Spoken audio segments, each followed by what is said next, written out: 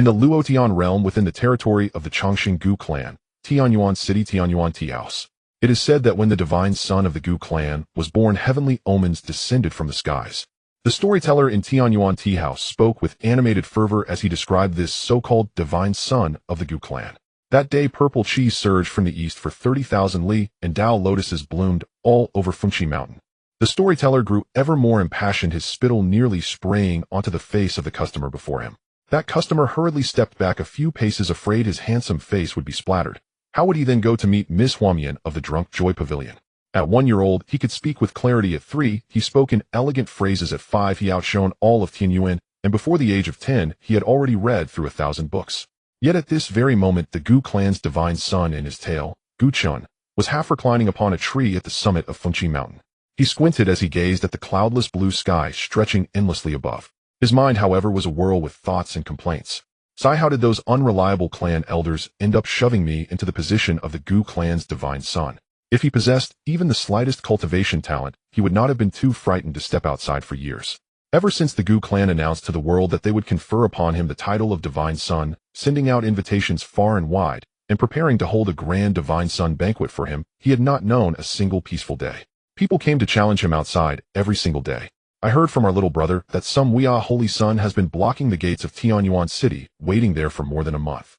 Gu Chen had originally been a doctoral student in literature on Blue Star, but by accident, he transmigrated into this world.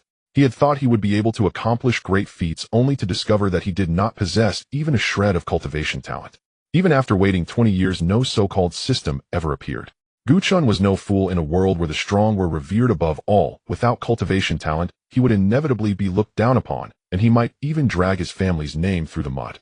In order to make his clan take him seriously, he began to toy with the 5,000-year cultural heritage of his previous. Perhaps due to the effects of transmigration, his comprehension was extraordinarily formidable. No matter what peerless art or secret technique it was in his eyes, it would be dissected into its most primitive, most easily understood words. Even the Gu clan's inheritance cultivation methods failed to stump Gu Chen. Though he had not a trace of cultivation aptitude, he could stand before the great figures of the Gu clan and explain their cultivation methods and martial arts with thorough clarity. No one expected that his act would go too far. The old antiques within the clan chose to believe the outside rumors about a hidden genius of the Gu clan. Despite never seeing even a hint of his cultivation, they stubbornly joined forces to push him onto the seat of divine son. He knew that once he sat in that position, it would be no different from courting death. Thus, he braced himself and laid everything bare to the clan. He had no cultivation aptitude whatsoever. His comprehension was merely a bit stronger than most. Yet alas, no one believed him. Sigh.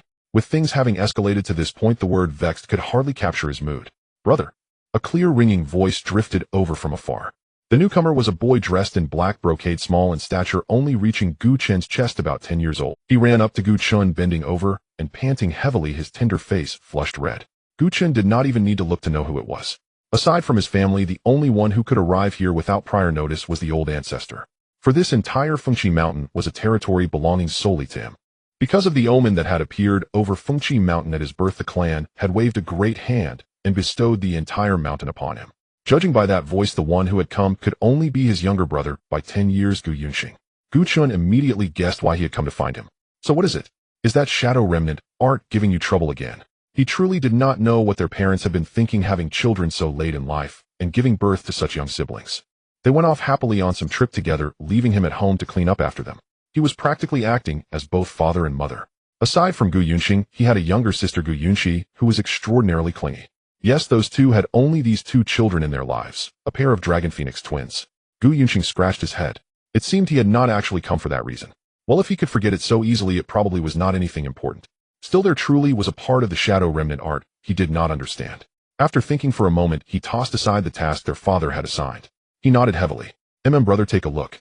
Gu Chen sat up, signaling for Gu Yunxing to begin. Several afterimages appeared in place. The surrounding blades of grass were nearly blown flat by the spiritual energy radiating from Gu Yunxing. As Gu Chen watched his spirited younger brother, his gaze gradually turned vacant. He did not blink for a long while, even his breathing slowed by half a beat, as though all sound around him had been cut off. At only 10 years old, Gu Yunxing had already reached the 3rd realm of cultivation, the Yukong realm, a truly peerless prodigy.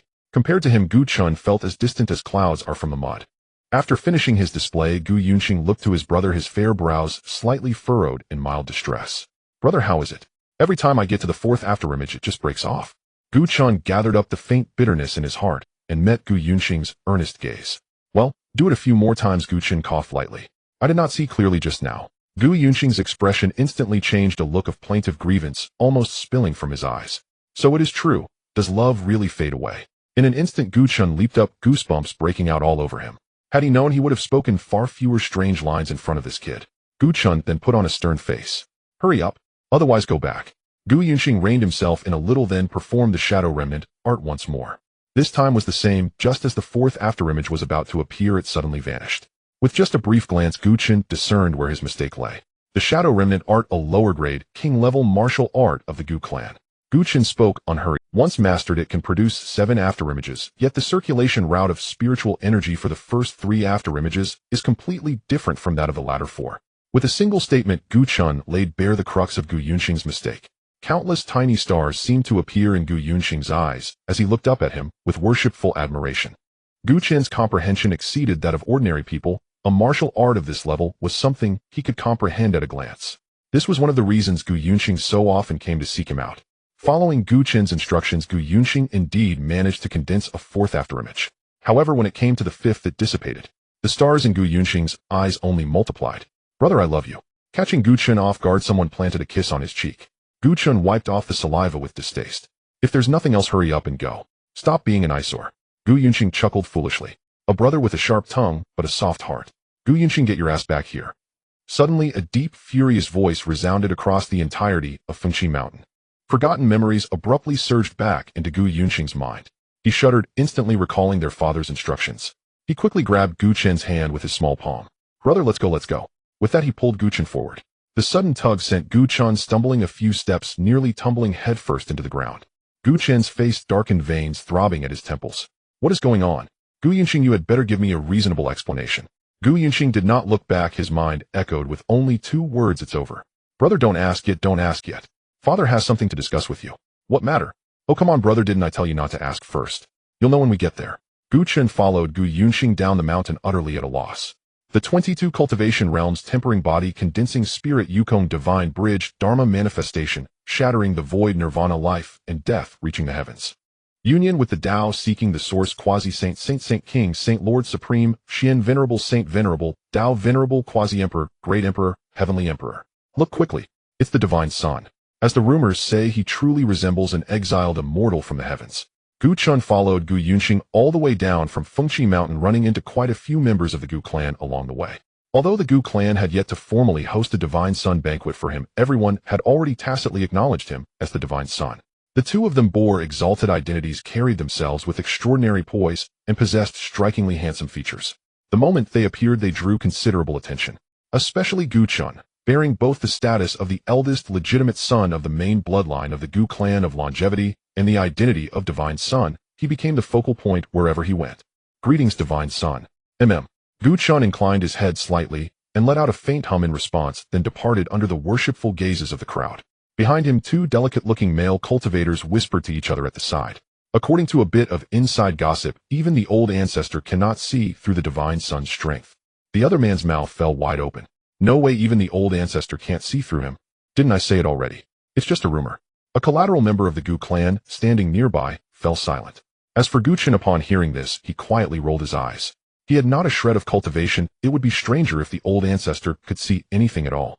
A short while later, the 2 of them arrived at a grand hall suffused with billowing spiritual energy. The chi around the hall was incomparably dense, faintly condensing into illusory immortal deer and immortal cranes frolicking around the hall. Cultivating here, even a pig could step into the tempering body realm. Of course, Gu Chen was an exception. Passing by a lotus pond, Gu Chen walked into the great hall. Seeing his younger brother behind him shrinking in on himself like a quail, Gu Chen stepped forward and bowed to a middle-aged man seated ahead. Father. He then turned to the beautiful woman beside the middle-aged man. Mother. Every time he saw these 2 cheap parents of his, Gu Chen could not help but sigh inwardly. How had his mother ever taken a fancy to his father back then? Though his father could not be called ugly when compared to the beautiful woman leaning against him, he was utterly outclassed. Their faces were simply not in the same league. Whenever they appeared in the same frame, the pairing looked indescribably mismatched. His mother possessed the classic features of a Jiangnan woman, who every frown and every smile brimmed with. As for his father, he resembled a refined farmer. Gu Chen secretly felt fortunate that the looks of the 3 siblings had not taken after their father. Otherwise, he would have to seriously consider being remade from scratch. Somewhat comically, a petite and adorable little girl was sitting on her father's shoulders. Her features were 7 parts similar to those of her mother. At such a young age, her smile bloomed like a flower. One could only imagine how stunningly captivating she would be when grown. The moment the little girl saw Gu Chun, her bright, beautiful eyes lit up. Big brother. She hastily leapt down from Gu Qingtian's shoulders, startling him into catching her in midair before placing her on the ground. The little girl scrambled toward Gu Chun, then suddenly jumped, hurling herself into his arms like a tiny cannon. The little girl in his arms, as delicate as a porcelain doll, clutched tightly at the front of Gu Chen's robes, savoring the reassuring presence he exuded. Gu Chen gently patted her hair. This was his little sister Gu Yunxi. He still remembered that the first word she ever spoke was big brother. That soft, milky voice had nearly melted Gu Chen on the spot. Her first complete sentence had been, "Big brother, you look so good." It was undeniable. She was a full-fledged face gone. So long as no one was more handsome than he would never have to worry about some flashy little brat outside stealing her away. As Gu Chen looked at his parents were likewise observing them. Gu Qingtian gazed at his outstanding eldest son with evident pride. After all, such an exceptional child was his own flesh and blood. As a father, he basked in this glory. However, when his gaze fell upon Gu Yunxing hiding behind Gu Chen, irritation flared sharply in his heart. Just calling someone over, and he had managed to delay for so long. And then there was last time and the time before that. Coupled with his daughter's decisive abandonment of him, his simmering anger only grew stronger. Gu Yunxing, get out here this instant. I told you to call your brother. Did you go all the way to the heavens to call him? Startled, Gu Yunxing shuddered. Instead of stepping out, he shrank his neck even further and clutched at the hem of Gu Chen's robe more tightly. Gu Qingtian flashed forward in an instant to Gu Yunxing's side. Grabbing him by the ear with one hand, he hauled him out. The pain made Gu Yunxing suck in a sharp breath. Mother, save me. Tears welled in Gu Yunxing's eyes as he looked pitifully at Qin Zhiro. Though she knew perfectly well that her younger son was putting on an act, she still could not bear the sight of his aggrieved expression. Qingtian, a light scolding will suffice. Qin Zhiro's voice was soft and gentle, every word carrying an innate tenderness that made one's ears tingle. Hearing his wife speak up, Gu Qingtian finally withdrew his hand. However, just as he did so, he caught Gu Yunxing giving him a cheeky grin. The anger he had just managed to suppress flared anew. He secretly gave the boy's ear a vicious tweak before truly letting go. This time the pain made Gu Yunxing hiss aloud, and the fake tears in his eyes were forced into a real drop. Watching this little farce unfold, Gu Chen felt both helpless and warmed at heart. In his previous life as a solitary, rootless man, he had never known such a family. However, Gu Chen snuck a glance at Qin Zhiro. His mother's true temperament was nothing like her gentle name. When he was young, he had once been fortunate enough to witness her real side. Calling her a she-tyrant would not be an exaggeration. From then on, he understood who truly ruled this household. After being lectured, Gu Yunxing stood off to the side, like an eggplant battered by frost, thoroughly subdued. At this moment, Gu Chen also set his little sister down from his arms. Though Gu Yunxi was reluctant, she could only let go, standing beside Gu Chen and leaning very close to him. Father, mother, may I ask why you have summoned your child here? Gu Chen finally voiced the doubt in his heart. Gu Qingtian cleared his throat. Zhiro, you should explain. Qin Zhiro cast him a sidelong glare. Before you were born, your father and I met a couple while traveling outside. We got along very well, and your father and the man eventually became sworn brothers. We agreed that if both families had sons, they would become sworn brothers. If both had daughters, they would become sworn sisters. And if one had a son and the other a daughter, a marriage engagement would be set between them. Then Qin Zhiro changed the tone of her words. Of course, if either of you is unwilling, the engagement can be dissolved at any time. Seeing that his wife had finished speaking, Gu Qingtian interjected, Zhiro, take out the engagement contract. The delicate fist that Qin Zhiro had secretly relaxed tightened once more. A hint of displeasure flickered across her brows, though she concealed it well. A red contract with golden edges appeared in her hand. Gu Chen set his little sister down completely, then took the engagement contract. In all his 20 years of life, he had never known that he actually had a fiancée. Given his present condition, would the other party come to withdraw the engagement? Would he then rise from being a waste, swaggering all the way as he slapped faces? But that was not the script he intended to follow. He was the eldest legitimate son of the main bloodline of the Gu clan, the most noble among the Luotian realm's upper echelons. Even without any cultivation to his name, his parents were his greatest backing. Yet the instant Gu Chen took hold of the engagement contract, his body stiffened, his gaze froze, and even his heartbeat slowed by half a beat. All because, ding, condition detected. Sign-in system activated. You may perform a random daily sign-in. The richer the spiritual energy of the location, the higher the chance of obtaining a treasure. Note: each location can only be signed in at once. The items acquired are related to the sign-in location. System in. Gu Chen startled, again and again. Not only after verifying it several times did he finally confirm he was not hallucinating. Host, would you like to check in? The voice long yearned for, trembling with excitement, heard only in dreams for countless days, had at last manifested. An inexplicable surge of emotion welled up within Gu Chun, bringing tears to his eyes. System, do you know how long I've waited for you? 20 years. I thought of you every single moment of those 20 years. And now, you're finally here. And inside his mind, a tiny figure collapsed onto the ground, arms thrust high toward the heavens, tears blurring his vision as he roared into the sky. Apologies, host. The traffic was heavy. I arrived somewhat late. Gu Chun. Where had that poignant, heartfelt atmosphere vanished? System, surely there's a compensation gift package. Gu Chun seized the opportunity, bargaining boldly. Acknowledging host feedback. Compensation gift package granted. Gu Chun suppressed a chuckle inwardly, so it truly existed. This was the advantage of having a tongue, and knowing how to use it. Congratulations, host. You have acquired the Blood God Palace, the Blood God Physique, and the Blood God Scripture. Would you like to extract them? Suddenly, a blood-red palace materialized within Gu Chun's mind, a structure radiating overwhelming, awe-inspiring pressure. Above its grand entrance hung a plaque inscribed with the characters Blood God Palace, written in bold dragon-like calligraphy, exuding majestic force. As for the Blood God Physique, Gu Chun vaguely recalled encountering it in some ancient text. It must be exceedingly formidable, given the word God in its name. After all, anything bearing the term God Physique was inherently extraordinary. No extraction. He wasn't foolish enough to activate it here. Surely not.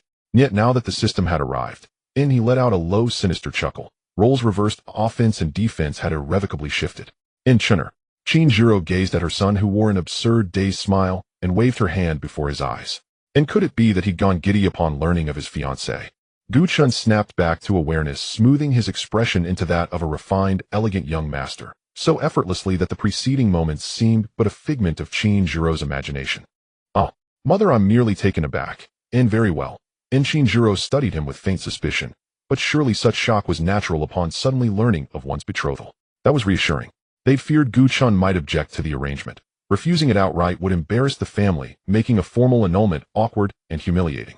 Then Gu Chun glanced at the bottom section of the marriage contract, and his pupils contracted sharply, heart pounding with astonishment. Groom Gu Chun, eldest legitimate heir of the Chongqing Gu clan. Bride Luo Qingyan, holy maiden of the Xian Frost Immortal sect. Like Gu Chun, Luo Qingyan had been born amid celestial omens. Her auspicious signs rivaled his without yielding an inch. Rumors claimed that on the day of her birth, ethereal sages knelt in reverence while immortal beings descended to bestow enlightenment.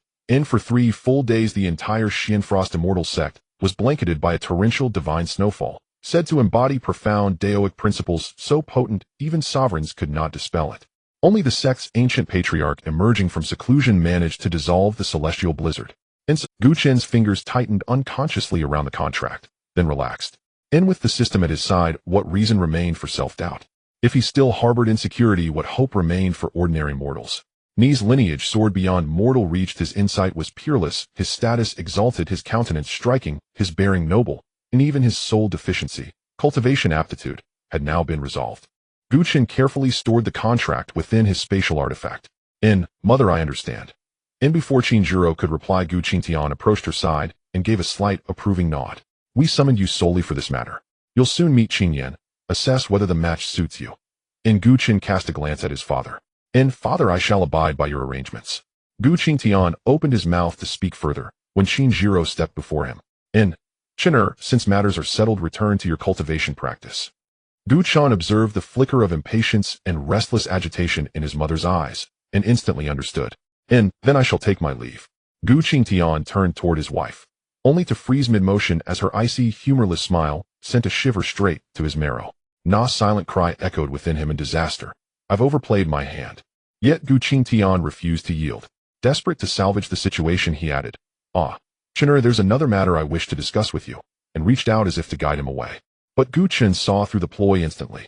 He stepped back 2 paces and declined firmly. Father, I've just recalled an urgent matter. I shall certainly speak with you in detail another time.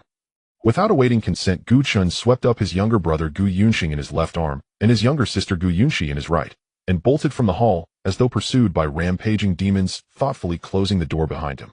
Setting the siblings down, he wiped sweat from his brow. Just as the door clicked shut, a translucent barrier shimmered into place. Gu Chun sighed inwardly. Thank the heavens he'd fled in time. And inside the hall, Gu Qingtian felt the chill creeping up his spine and stiffly turned his head. Chinjiro approached with a smile that held no warmth. and gently adjusted his collar. My dear husband, was it amusing?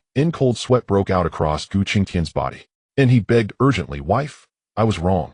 Utterly wrong, alas. Jiro, don't twist my ear. It hurts. Gently. I'll never dare again, never again. You mistake my forbearance for weakness, and presume yourself indispensable. Oh, don't strike my face. I must appear presentable at the divine air banquet. Faint muffled sounds drifted through the sealed door, making Gu Chen's pulse quicken with dread. Thank heavens, thank heavens. Gu Yunxing tilted his head upward, eyes wide with innocent bewilderment. Brother, why did you rush off? I hadn't even spoken much with mother yet. Gu Yunxi clung tightly to his arm, gazing up at him with identical unspoken expectation. Gu Chen cleared his throat and spoke with deliberate, enigmatic gravity. You'll understand when you're older. Gu Yunxing pouted. Clearly he simply didn't want to explain, and offered an excuse instead. Yet his body betrayed him. He instinctively grasped Gu Chen's other hand. Only as they neared departure did Gu Chen recall he hadn't yet checked in. And this opportunity couldn't be missed. Ni's parents' residence ranked among the finest within the entire Gu clan. Its spiritual energy density required no elaboration. Gu Chen silently commanded system. Check in ding. Congratulations, host. You have successfully checked in and received 12 blood servants. Instantly 12 figures clad in crimson hooded robes appeared within Gu Chen's mind, kneeling on one knee in solemn formation. Na cerulean holographic interface materialized before him in Shui Peak Sage Realm, in Shui Air Peak Sage Realm, and in Shui Shurer Peak Sage Realm. Gu Chen drew a sharp breath. 12 Peak Sage Realm cultivators arriving all at once. The 13th Cultivation Realm, the Sage Realm, formed the backbone of even the most powerful clans. In weaker top-tier sects, such masters were revered as ancestral patriarchs. Gu Chen marveled inwardly. With 12 such paragons at his command, and provided he avoided provoking supreme powers, he could stride unchallenged across the Luotian domain. His spirits soared. Taking his two younger siblings by the hand, he headed toward Fengqi Mountain, the mountain where he dwelled. When the clan had declared him divine heir, they'd planned to construct a divine air palace for him. Yet Gu Chen had declined, for two reasons. First, lacking innate cultivation talent, prolonged exposure risked exposing his anomaly to the Gu clan's elite. Second, he cherished solitude, and Fengqi Mountain offered perfect seclusion. Though technically part of Gu clan territory, few ever ventured there uninvited. He thus enjoyed undisturbed tranquility. Soon the trio arrived at the foot of Fengqi Mountain. Well then, brother must return to cultivation. You both should head home too. Gu Yunxing reluctantly released his grip, while Gu Yunxi tightened hers so fiercely Gu Chen felt actual pain. Ni's younger sister was no ordinary talent either. Her cultivation aptitude was equally prodigious, matching Gu Yunxing's without concession. She stood already at the third realm, the sky-soaring realm. With luminous clear eyes fixed on him, Gu Yunxi whispered, Big brother. That single syllable shattered every boundary he'd erected. He'd intended a prolonged, focused seclusion, to fully assimilate the system's gifts. But now, so will you accompany me to Tianyuan City for shopping 3 days later, brother? Gu Chen found it hard to resist the little girl's act of cuteness. Gu Yunxi's eyes widened, filled with surprise. Really? Gu Chen nodded helplessly. He then broke free from her arm and hurried away, fearing what other requests the little girl might make if he stayed any longer. After all, he had zero resistance towards her. At the foot of the mountain, Gu Yunxing looked disdainfully at his younger sister, who was 2 minutes younger than him. Humph, just a little brat, who can only act cute. Gu Yunxi, however, was no longer the obedient girl from before. She waved her hand at Gu Yunxing, fanning the air. Oh dear, what's with this sour smell? Gu Yunxing jumped up, pointing at Gu Yunxi. Gu Yunxi made a face, leaving behind a remark. 3 days later, brother will accompany me to Tianyuan City, and you can only stay at home to cultivate. Like the wind, Gu Yunxi slipped down Fengqi Mountain. Only an angry Gu Yunxing remained at the original spot. Upon reaching the mountainside of Fengqi Mountain, there was a courtyard that Gu Chen had personally overseen the construction of. Rounding it off, one could say he built it. Gu Chen pushed open the wooden door where a young man, broad-shouldered and stocky, was watering a 7-pointed flower beside him. The nearby Xiling bamboo was not to be outdone, emitting a faint purple glow. The Xiling bamboo has the ability to gather spiritual energy, its power comparable to a small spirit-gathering formation. While such a sight is rare in the outside world, Gu Chen's courtyard boasted a large patch of it. Beneath the Xiling bamboo, there was a spiritual spring exuding a large amount of spiritual energy, with dew formed from condensed qi hanging on the nearby leaves. Master! Wang Hu's eyes lit up at the sight of Gu Chen as he dropped the bamboo jug and ran over. The ground trembled slightly from his vigorous movements combined with his fierce-looking demeanor. Anyone unfamiliar would surely think he was here to cause trouble. Even Gu Chun, who was well acquainted with Wang He's character, instinctively took 2 steps back, fearing he might be throttled at any moment. After all, he had experienced such things before. Wang Hu stopped a foot away from Gu Chun, the wind stirred up by his movement, blowing a couple of strands of hair from Gu Chen's face. Looking at the towering figure before him, Gu Chun instinctively swallowed hard, yet who would have thought that this big man was actually 2 years younger than him? Gu Chun suppressed his unusual thoughts and said helplessly, "Didn't I say no need to call me master? You can just call me by my name, or Gudage, or even Divine Son." Wang Hu scratched his head foolishly. "Master, I understand. Gu Chun." Wang Hu was picked up by Gu Chun from the street. Looking back at how thin and bony he used to be, it was astonishing to see how much he had changed in just a few years. After bringing him back, his father personally tested his aptitude. To everyone's surprise, he was one of the top 30 in the 3000 physique rankings, the Battle Saint body. This divine body was born for battle, growing stronger with each fight. Challenging higher realms felt as easy as eating or drinking. Such aptitude was more than sufficient to be the successor of an immortal lineage. Gu Chen particularly recalled the choice he had offered Wang Hu back then, to stay with him or to remain with the Gu family. However, the teenage Wang Hu thumped his chest. "My mother said gratitude is above all. One must not forget their roots." This statement stirred ripples in Gu Chen's heart, truly accepting him. Over the years, due to anomalies in his body, he had been unable to absorb any spiritual energy, and all those precious spirit stones sent over had been given to Wang Hu. With the support of these treasures, Wang Hu could be said to have made progress by leaps and bounds. By now he had already reached the 7th realm of a cultivator, the Nirvana realm. The boundless holy sun outside trying to block him was only at the 8th realm, the life and death realm, and the boundless holy sun was much older than Wang Hu. "Who's he guard me? I'm going into seclusion for 3 days. Wang He's expression turned serious as he surveyed his surroundings. "Master, don't worry, not a single fly will get in." Soon Wang He's words materialized. Buzz! A black fly that hadn't even made it close was directly crushed by a giant hand. Indeed, not a single fly would be spared. In the scorching summer, Gu Chen's courtyard was littered with fly corpses. Sitting cross-legged on the bed in the bamboo building's 3rd floor, Gu Chun said, "System, extract the blood god body." Does the host wish to conceal the manifestation of the divine body? Without a second thought, Gu Chun replied, "Conceal." In an instant, the world around Gu Chun flipped upside down, and he found himself in another space. Here a blood moon hung high in the sky, and the ground was covered in corpses with blood pooling into streams that flowed slowly beneath Gu Chen's feet. Gu Chen looked in horror at the scene before him. On the vast earth, blood energy lingered, and corpses lay scattered everywhere, leaving him as the only living person.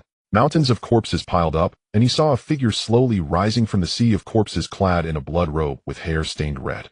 Suddenly the figure turned around, and its blood-red eyes locked onto Gu Chun, sending chills down his spine and causing every hair on his body to stand on end as if he were being targeted by a great terror.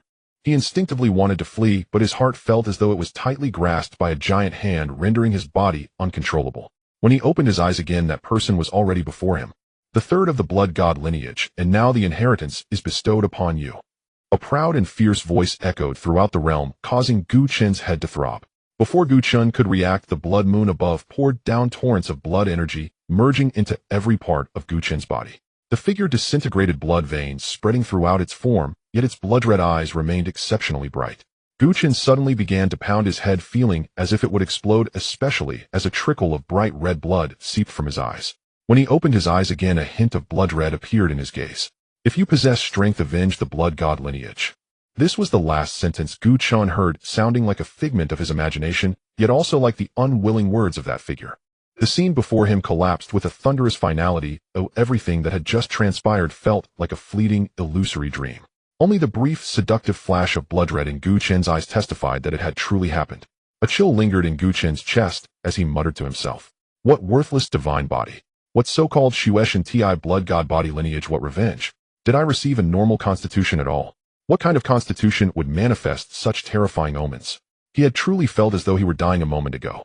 Slowly calming, Gu Chun collected himself. After all, it was still a divine body, albeit an abnormal one. Surely he could still cultivate. With that thought, Gu Chun circulated the Gu family's ancestral method, and then inhaled the dense spiritual energy around him in a single violent draft. And then, nothing. Gu Chun stared in disbelief. He refused to accept it. He must have opened it. He sat up, then stood to run his exercises. After a while, he opened his eyes, frowned, and decided to try again, lying down. Anything to make it work. 15 minutes later, Gu Chun lay on the floor, face ashen, sprawled like a character carved into a single stroke. The room bore the traces of his frantic attempts everywhere. The window, the floor, beneath the bed. He had even tried inside the wardrobe. He utterly collapsed. He still could not absorb spiritual energy. He still could not cultivate. Just then a glimmer sparked in his mind. That ancient book. He ransacked the room like a madman, clawing through every hidden space, and at last found it tucked beneath a table. Hair disheveled, and looking like a roadside beggar, Chen held the book aloft and laughed aloud. Ha! Found it, finally found it. He tore the cover open with impatient hands. At the speed at which he flipped the pages rivaled that of a student cramming. When he reached the 3 characters Ti, his eyes flared, and he read each word as if his life depended on it. An hour later he set the book down, still ashen, staring up at the ceiling. This time a faint light had returned to his gaze, but only a sliver. Ti, also called Bounty Treasure Body, is likewise known as a calamity body. It absorbs blood chi into the dantian to raise cultivation. Aptitude unknown, potential unknown, combat strength unknown. Within the boundless reserve of blood there are treasures as Ti's. Every drop of blood can rival the rarest of heavenly materials. The last line sent gooseflesh along Chen's scalp, an utter tonic of unparalleled potency. Marginal notes on the final page also recorded further accounts of the Ti. The first generation of Ti appeared 1,000,000 years ago. By the time it was discovered, it had already ascended to become a Dadi great emperor, though newly entered and unstable in its power. 3 immortal powers ambushed and slew at its flesh and blood, harvested and absorbed for use by those forces. Over 10 millennia those 3 immortal powers produced successive Dadi and came to dominate the realm. The second generation of Ti was discovered 100,000 years ago, but was imprisoned by the 3 powers. News of that discovery spread like wildfire, and the entire Luotian realm fell into frenzy. Under public pressure, the 3 great powers were forced to release the youth. Countless factions, notorious recluses, and sleeping monsters emerged to contend for him, igniting a war the likes of which the world had never seen. That battle shook heaven and earth, blood flowed for leagues, and corpses lay in every field. Even sages became cannon fodder. Dadi were not spared. Dozens perished on the spot. The Gu family was one of the few forces that did not join that war. The youth disappeared unexpectedly, and the millennia-long conflict drew to a close. Thereafter the 3 immortal powers gave rise to 3 Tian D realms, heavenly emperor realms. They came to hold sway over the domain, rivaling the ancient unbowed longevity of the Gu family. Which side held the advantage was plain to see. So cultivation is possible, but you mean to tell me my enemies stretch across the entire realm? Chen swallowed the shock that the Ti had thrust into him. Wait, perhaps there is a way. He reminded himself he had a system. Chen rubbed his hands together and called out, Tongzi, can we talk? Host, speak plainly. This Tongzi is not accustomed to such stalls. The system replied. Can this Ti be traded? He asked. Once traded, no returns, came the curt answer. Chen fell silent for a beat, feeling both absurd and furious. Still he pressed on. Can the constitution be stripped from me? It can. He sprang to his feet, joy surging so fierce it spilled from his eyes. Unless the host dies. The system added. The anxious knot in Chen's chest finally unraveled, and his heart danced with wild relief. He collapsed back to the floor, laughing with disbelief. An hour later, after much self-persuasion, he steadied himself. The 3 great powers. Mere chickens and dogs. With this overlordish aid and the system's help, how could he not defeat them? He flung himself upright, newly filled with fighting spirit. System, extract the Midian blood god's secret tome. At his command, a blood-red book dropped into his palm, its edges etched with mysterious patterns and runes. The figure seen in that omen must have been the first Ti, and the transmission he offered were fragments of memory, battle experience, insights, and the lineage of his arts. He also bestowed a grand gift, Shuang Modong Blood Shadow Demon, an ocular technique of many uses and terrifying power. And then there was the Midian itself. The tome, the note said, was a heaven-bestowed grimoire by which its bearer had cultivated to Dadi. Thereafter the Midian vanished. Now the system had placed it in his hands, an absolute cheat of fate, and something he welcomed wholeheartedly. Chen opened the first page. Bloodlight welled forth, and his consciousness was drawn inside. When he reopened his eyes, he found himself standing upon the page itself, surrounded by countless mystic scriptures. Chen's pupils contracted. The page was an entire world. One flower, one universe, one leaf, one Bodhi. The old saying was true. Even by his limited experience, he could tell these scriptures were leagues beyond any art he had encountered. Perhaps only the Gu family's transmission could be a match. At that moment, blood-tinted verses drifted forth and fused into the space between his brows. The name that appeared in his mind was Chu Blood God Mantra. A single technique, supremely potent, and more importantly, perfectly suited to him. As the crimson script slipped into his brow, the Midian expelled him. He tried to turn to the second page, and to his surprise it opened, only to reveal a blank sheet utterly empty. A bloodlight flashed from the Midian. Chen froze, then stared hard at the book. He understood the purpose of the remaining 6 blank pages. They were spaces for summoning, slots reserved for the binding of attendants. Recruit Shuesher, summon blood attendants. Gu Chen sat beside the table, his fingertips unconsciously tapping on the surface. A series of rhythmic sounds filled the air. Those who knew Gu Chen well would recognize this as his instinctive gesture when deep in thought. After a stick of incense had burned down, Gu Chen ceased his movements. Since the blood god body could not be exchanged or removed, he had gained the confidence and means to confront future enemies. The only shortcoming was that he was still too weak. Once the existence of the blood god body was exposed, it would signal the beginning of an indomitable battle that would engulf the entire Luotian realm. Even if the Gu family could withstand the onslaught due to their heritage, it would still incur severe losses, significantly weakening their strength. If those forces below caught a whiff of the Gu family's impending downfall, they would pounce like hungry wolves. This was under the premise that the entire Gu family was united in their protection of him. With so many members in the Gu family, opinions would inevitably differ. If a few elders were to voice dissent, it wouldn't be impossible for Gu Chen to be backstabbed. After all, possessing a supreme medicinal pill would allow the Gu family to elevate their strength several levels. The temptation was simply too great. Even though the probability of this happening was nearly zero, Gu Chen had to prepare for the worst. Gu Chen shook his head, murmuring, "It seems I must plan ahead." Leaving the Gu family would be the best choice for both them. With a vacant expression, Gu Chen clenched his fist. A period of time is enough to turn the world upside down. Gu Chen set a time frame in his mind. After the Divine Sun banquet would be the best time. He could also use this time to sign in at the Gu family, accumulating treasures. Gu Chen gazed out the window at the burly man diligently searching for traces of flies, a smile forming on his face. With such a companion by his side, he surely wouldn't feel lonely. "Huzi, come here for a moment now. I have something to discuss with you." Huzi lowered his guard and looked towards the window. "Master, have you finished your seclusion?" Come here." Hearing Gu Chen's unusual tone, Wang, who thought something was amiss, and hurriedly rushed over. He pushed open the door and walked to Gu Chen's side. Standing over 2 meters tall, Gu Chen could only look up at him. "Sit down and talk." Gu Chen's expression was slightly unnatural. "Oh." Wang, who let out a roar before sitting down. However, even sitting, Gu Chen was still not much taller. Then, with a thought, the blood god's secret manual appeared on the table. It opened by itself to the blank second page. Gu Chen said solemnly, "Wang, who I will give you another choice.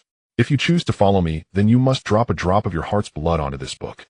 If you refuse, I will let you go, and from then on you will be the only external member of the Gu family.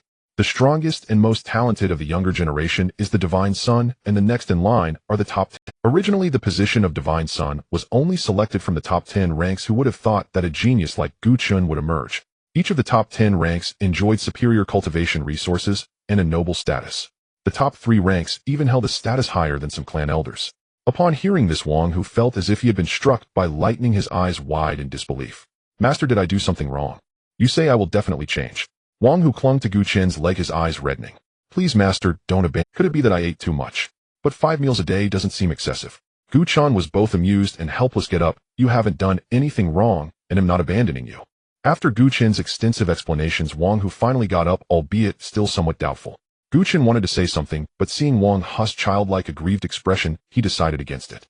A child over 200 months old, he could still understand. "I have some troubles now, and will be leaving the Gu family for a while, so I wanted to ask your opinion." Gu Chen rubbed his forehead, feeling troubled, facing an adult with a childlike demeanor. However, Wang Hu's simple and honest nature was also what attracted Gu Chen the most. "If you don't want to leave, just drop your blood on this page." Wang, who let out a sigh of relief, not uttering a word, and with a finger like a knife, he made a cut on his chest, blood immediately spilling out. Just as the drop of blood was about to fall onto the blank page, wait. Gu Chen inexplicably moved the blood god's secret manual slightly, which caused the blood not to land on the page. After all was said and done, Gu Chen surprisingly breathed a sigh of relief. Perhaps subconsciously, he didn't want this fool to take risks with him. Facing Wang Hu's puzzled gaze, Gu Chen reminded again, "If I say by following me, everything about you, including your body, soul, and cultivation, will completely belong to me. The enemies in the future could be the Supreme Heavenly Emperor, or perhaps beings from all realms." At this point, Gu Chen's voice trembled slightly. "So, do you still wish to? The benefactor is greater than the heavens. One must not forget their roots." Without any hesitation, Wang, who dropped a drop of heart's blood onto the blank page before Gu Chen could react. Again this phrase. At that moment, the blank page was no longer blank. Lines of blood characters appeared. "Blood servant Wang Hu. Realm, Nirvana, 7th heaven." At that moment, Wang Hu suddenly felt that something had been added to his mind. As he watched Gu Chen's figure grow taller, admiration swelled within him. An overwhelming urge enveloped his heart, and Wang Hu knelt on one knee, stating solemnly, "I pay my respects to the Blood Lord." Years ago, that weak, shadowy figure now stood alongside the towering man before Gu Chen. The two figures seemed to merge at this moment. From this moment on, Wang Hu's life was bound to Gu Chen's. If Gu Chen died, Wang Hu would also perish. If Wang Hu died, Gu Chen would inherit all of Wang Hu's being, including his soul and cultivation. Naturally, Gu Chen would not act in such a manner. At this moment, the blood god's secret manual flipped open to the first page, and a blood-colored scripture floated out, merging into Wang Hu's brow. Gu Chen's heart was extremely complicated as he looked at Wang Hu, who had just gained his opportunity. He let out a light sigh, and countless thoughts were expelled with that breath. So be it, his fists could crush all enemies. Never before had Gu Chen desired strength as much as he did now. An hour later, Wang Hu opened his eyes, a hint of wickedness gleaming within them. Gu Chen cautiously asked, "Huzi, do you feel any changes in yourself?" "That earlier, I pay my respects to the Blood Lord," startled Gu Chen. He did not want Wang Hu to undergo a drastic personality change due to the blood god's secret manual becoming someone entirely different. Wang Hu stood up, scratching his head in a clumsy manner. It seems that there's suddenly a greater respect for my master in my mind, and also an additional cultivation method. Gu Chen let out a heavy sigh of relief. Fortunately, Wang Hu did not turn out to be what he had feared. However, Gu Chen still felt puzzled. "What did you mean by blood master just now?" Wang Hu replied, "I don't know either. It was just a sudden impulse in my heart, and those words slipped out." Gu Chen pondered secretly. Wang Hu's abnormality should be the work of the blood mysterious canon. On the surface, he still held the identity of the Gu family's divine son, but in the shadows, blood master seemed like a fitting title. "Alright, I understand now. You should cultivate the method in your mind from now on." With that, Gu Chen waved his hand. "It's getting late, you should rest now." "Yes, master." Wang Hu stood up, Gulula. At that moment, an untimely sound emerged. Guyan casually glanced at Wang Hu's belly. Wang Hu's face turned red. "Master, I'm going to eat something first." After saying that, Wang Hu hurriedly fled. Strangely enough, cultivators of Wang Hu's realm had long since stopped eating grains. Absorbing the spiritual energy of heaven and earth was sufficient to satiate them, and they wouldn't feel hunger at all. For this reason, Gu Chen could only attribute it to Wang Hu's unique physique. And that sound also awakened the cravings in Gu Chen's belly. Gu Chen also stood up and called out to Wang Hu, "Wait for me, let's go together." Wang Hu paused his steps, as eating was indeed a matter of great significance. Wang Hu could almost talk to Gu Chen for 3 days and 3 nights. "Master, let me tell you, the fried chicken we had yesterday was incredibly delicious," he exclaimed. The skin was crispy and fragrant, the meat tender and juicy. As they spoke, the two arrived in the courtyard. Coincidentally, a spirit chicken raised by Gu Chen appeared before them. Gulay. Upon meeting those two hungry gazes, the spirit chicken trembled slightly. "Spirit chicken family, do you think I can survive today?" Time seemed to freeze for a moment as the spirit chicken took a tentative step, glancing at the two, only to find no movement. Then it turned and ran, its chicken feet moving swiftly. "Ghoul, ghoul, gulu." Wang Hu swallowed hard and exchanged a glance with Gu Chen. Seeing the expressions in each other's eyes, they both smiled. Half an hour later, under the sparse moonlight, a beam of moonlight illuminated the chicken leg held by Wang Hu. He then handed it to Gu Chen. "Master, try this. Since this chicken ran so fast, its legs must be delicious." Gu Chen took a bite and exclaimed, "The meat is well developed indeed, not bad. Tiger, your cooking skills have improved quite a bit." Wang Hu held another leg and chuckled. At this moment, at the Xian Shuang fairy sect in the Holy Maiden Palace, a stunning figure gazed at the moonlight, holding a marriage contract. Her red lips parted slightly. "Gu Chen." Her voice was faint, making it impossible to discern her tone. 3 days later, in Gu Chen's courtyard, a tall man with sword-like eyebrows stood holding a spear, while a burly man opposite him took a defensive stance. The man in white narrowed his eyes and shouted, "Cold radiance." The blood spear's tip emitted a flash of red light, thrusting forward like a blood dragon ready to devour its prey. The burly man in dark clothing revealed a glint in his eyes and unleashed his fists. Bang! Wang Hu stepped back a step, his fist trembling slightly. Gu Chen retracted the spear tip, resting it behind his back. Gu Chen furrowed his brows, looking at the man across from him.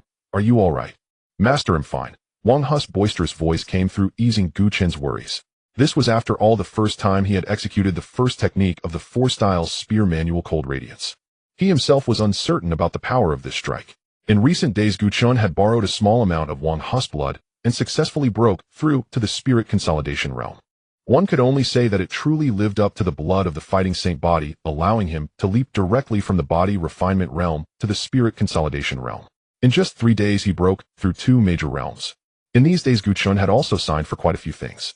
The Blood God Spear and the 4-style spear manual were among them. The Blood God Spear was originally a supreme divine weapon, but due to Gu Chen's strength, the system directly sealed it. As Gu Chen's strength grew, the seal would gradually be lifted. As for the 4-style spear manual, it was a spear technique comprising 4 styles: Cold Radiance, Soul Severing, Star Shattering, and Annihilation. With Gu Chen's current strength, he could only execute the first style. As for its rank, even Gu Chen did not dare to make an easy judgment. Suddenly a spatial rift appeared not far from Gu Chen, and an old man stepped out. Yo, not bad, little Chenzi. Seeing this old man holding a chicken leg, and with a wine gourd at his waist, the old man swiftly appeared beside Gu Chen, the mixed sense of meat, alcohol, and a hint of decay, rushing into Gu Chen's nostrils. The overwhelming stench nearly made Gu Chen faint. Gu Chen's expression darkened. 18th Ancestor, your entrance is still as unique as ever. No choice, my strength is too great. I can't be Loki. The 18th Ancestor waved his hand dismissively. Gu Chen was speechless. Who would have thought this scruffy old man was actually the 18th Ancestor of the Gu family? One of the 18 ancestors. Over the years, he had picked up quite a few internet slang terms while following Gu Chen. After taking a sip of wine, the 18th Ancestor spoke with a mouthful of alcohol, speaking of which, this is the first time I felt the aura on you in these years. Then the 18th Ancestor's gaze turned sharp. I didn't expect you to cultivate devil arts. This statement caused Gu Chen's expression to change slightly. Oh, just as he was about to explain, he was interrupted by the 18th Ancestor. I wonder what you were thinking. Isn't the Gu family's inherited cultivation method fragrant enough? Why waste time on cultivating something like devil arts? The 18th Ancestor tapped Gu Chen's head. Gu Chen took a step back and retorted, 18th Ancestor, that's not quite right. Although the Gu family's inherited cultivation method is strong, other methods also have their unique merits. True. The 18th Ancestor squinted. All methods are interconnected. Mastering one method may yield unexpected gains from others. Having said that, the 18th Ancestor did not inquire further about other matters, such as what realm Gu Chen had cultivated to or the level of his technique. This was also one of the Gu family's ancestral teachings. One of the ancestors of the Gu family was the Heavenly Emperor. Before he became an emperor, the Heavenly Emperor had no reputation and was unknown to anyone. It was only on the day he achieved the title of emperor that the world learned he was actually an old six. He deliberately concealed his astonishing talent to avoid drawing attention, allowing the other geniuses of the Gu family to attract the attention of other forces while he developed in the shadows. Thus, he secretly became an emperor. On the day he became an emperor, he established a rule. That is, the elders of the Gu family are not allowed to press the juniors about their realm or talent, nor inquire about their secrets. Perhaps before becoming an emperor, he had suffered some unknown difficulties which led him to establish this rule. This was also the primary reason the clan elders pushed Gu Chen to the position of divine son. In their eyes, the more ordinary Gu Chen seemed the more extraordinary he was. Even if Gu Chen voluntarily gave up the position of divine son, the elders would earnestly advise him, and even the ancestors would come out of seclusion. In the end, Gu Chen had no choice but to agree. Let's cut the chatter. I came this time to inform you of something, the 18th Ancestor said with a slightly solemn tone. There will likely be some unexpected occurrences at the upcoming Divine Sun banquet. Gu Chen slightly tilted his head. Is there still someone daring enough to cause trouble? Yes, the ancient dragon pool has been restless lately. The sun's banquet might be an opportunity for them. A glint of darkness flashed in Gu Chen's eyes. The ancient dragon pool is one of the 3 immortal powers that surrounded and killed the first-generation blood god body. At the same time, it is also one of the opposing forces to the Gu family. Then the 18th Ancestor spoke casually. But you need not worry, you only need to handle the young prodigies from various powers. As for those old fellows, if they dare to stretch out their claws, I wouldn't mind treating them to a barbecue. The tone of the 18th Ancestor shifted, and his face suddenly turned frosty. Hearing this, Gu Chen felt a bit embarrassed. The 18th Ancestor patted Gu Chen's somewhat stiff shoulder. Relax, those so-called prodigies, although a few years older than you, and with slightly higher cultivation, have very weak, true combat power. With your strength, you will definitely dominate them. Gu Chen chuckled inwardly. Was he supposed to use his head to fight them? However, this notion was soon replaced by a completely opposite thought. Don't worry, 18th Ancestor, I was just a bit surprised. Gu Chen smiled, exuding an air of calmness. 18th Ancestor, when is the sun's banquet held? Had this been in the past, he would have immediately fled or found an excuse to go into seclusion, generally aiming to avoid people. But now, with the system in his left hand and the blood god body in his right, given enough time and blood energy, he would be synonymous with invincibility. The 18th Ancestor nodded, calculating briefly. The invitations have all been sent out. They will all arrive in about 3 months. All right, I understand. Thank you for informing me, 18th Ancestor. Gu Chen cupped his hands in gratitude. The 18th Ancestor, however, looked somewhat surprised. When did you become so polite? You aren't hiding any bad intentions, are you? As he spoke, the 18th Ancestor took a few steps back, eyeing Gu Chen suspiciously. Gu Chen felt a wave of awkwardness. Am I that kind of person? The 18th Ancestor smirked. The last time you were acting strangely, you tricked me into giving you an extraordinary holy herb. Gu Chen's face blushed. He was only 3 years old at that time, under the protection period for novices. He had harbored mischievous thoughts towards this formidable ancestor and managed to get a rare holy herb from him.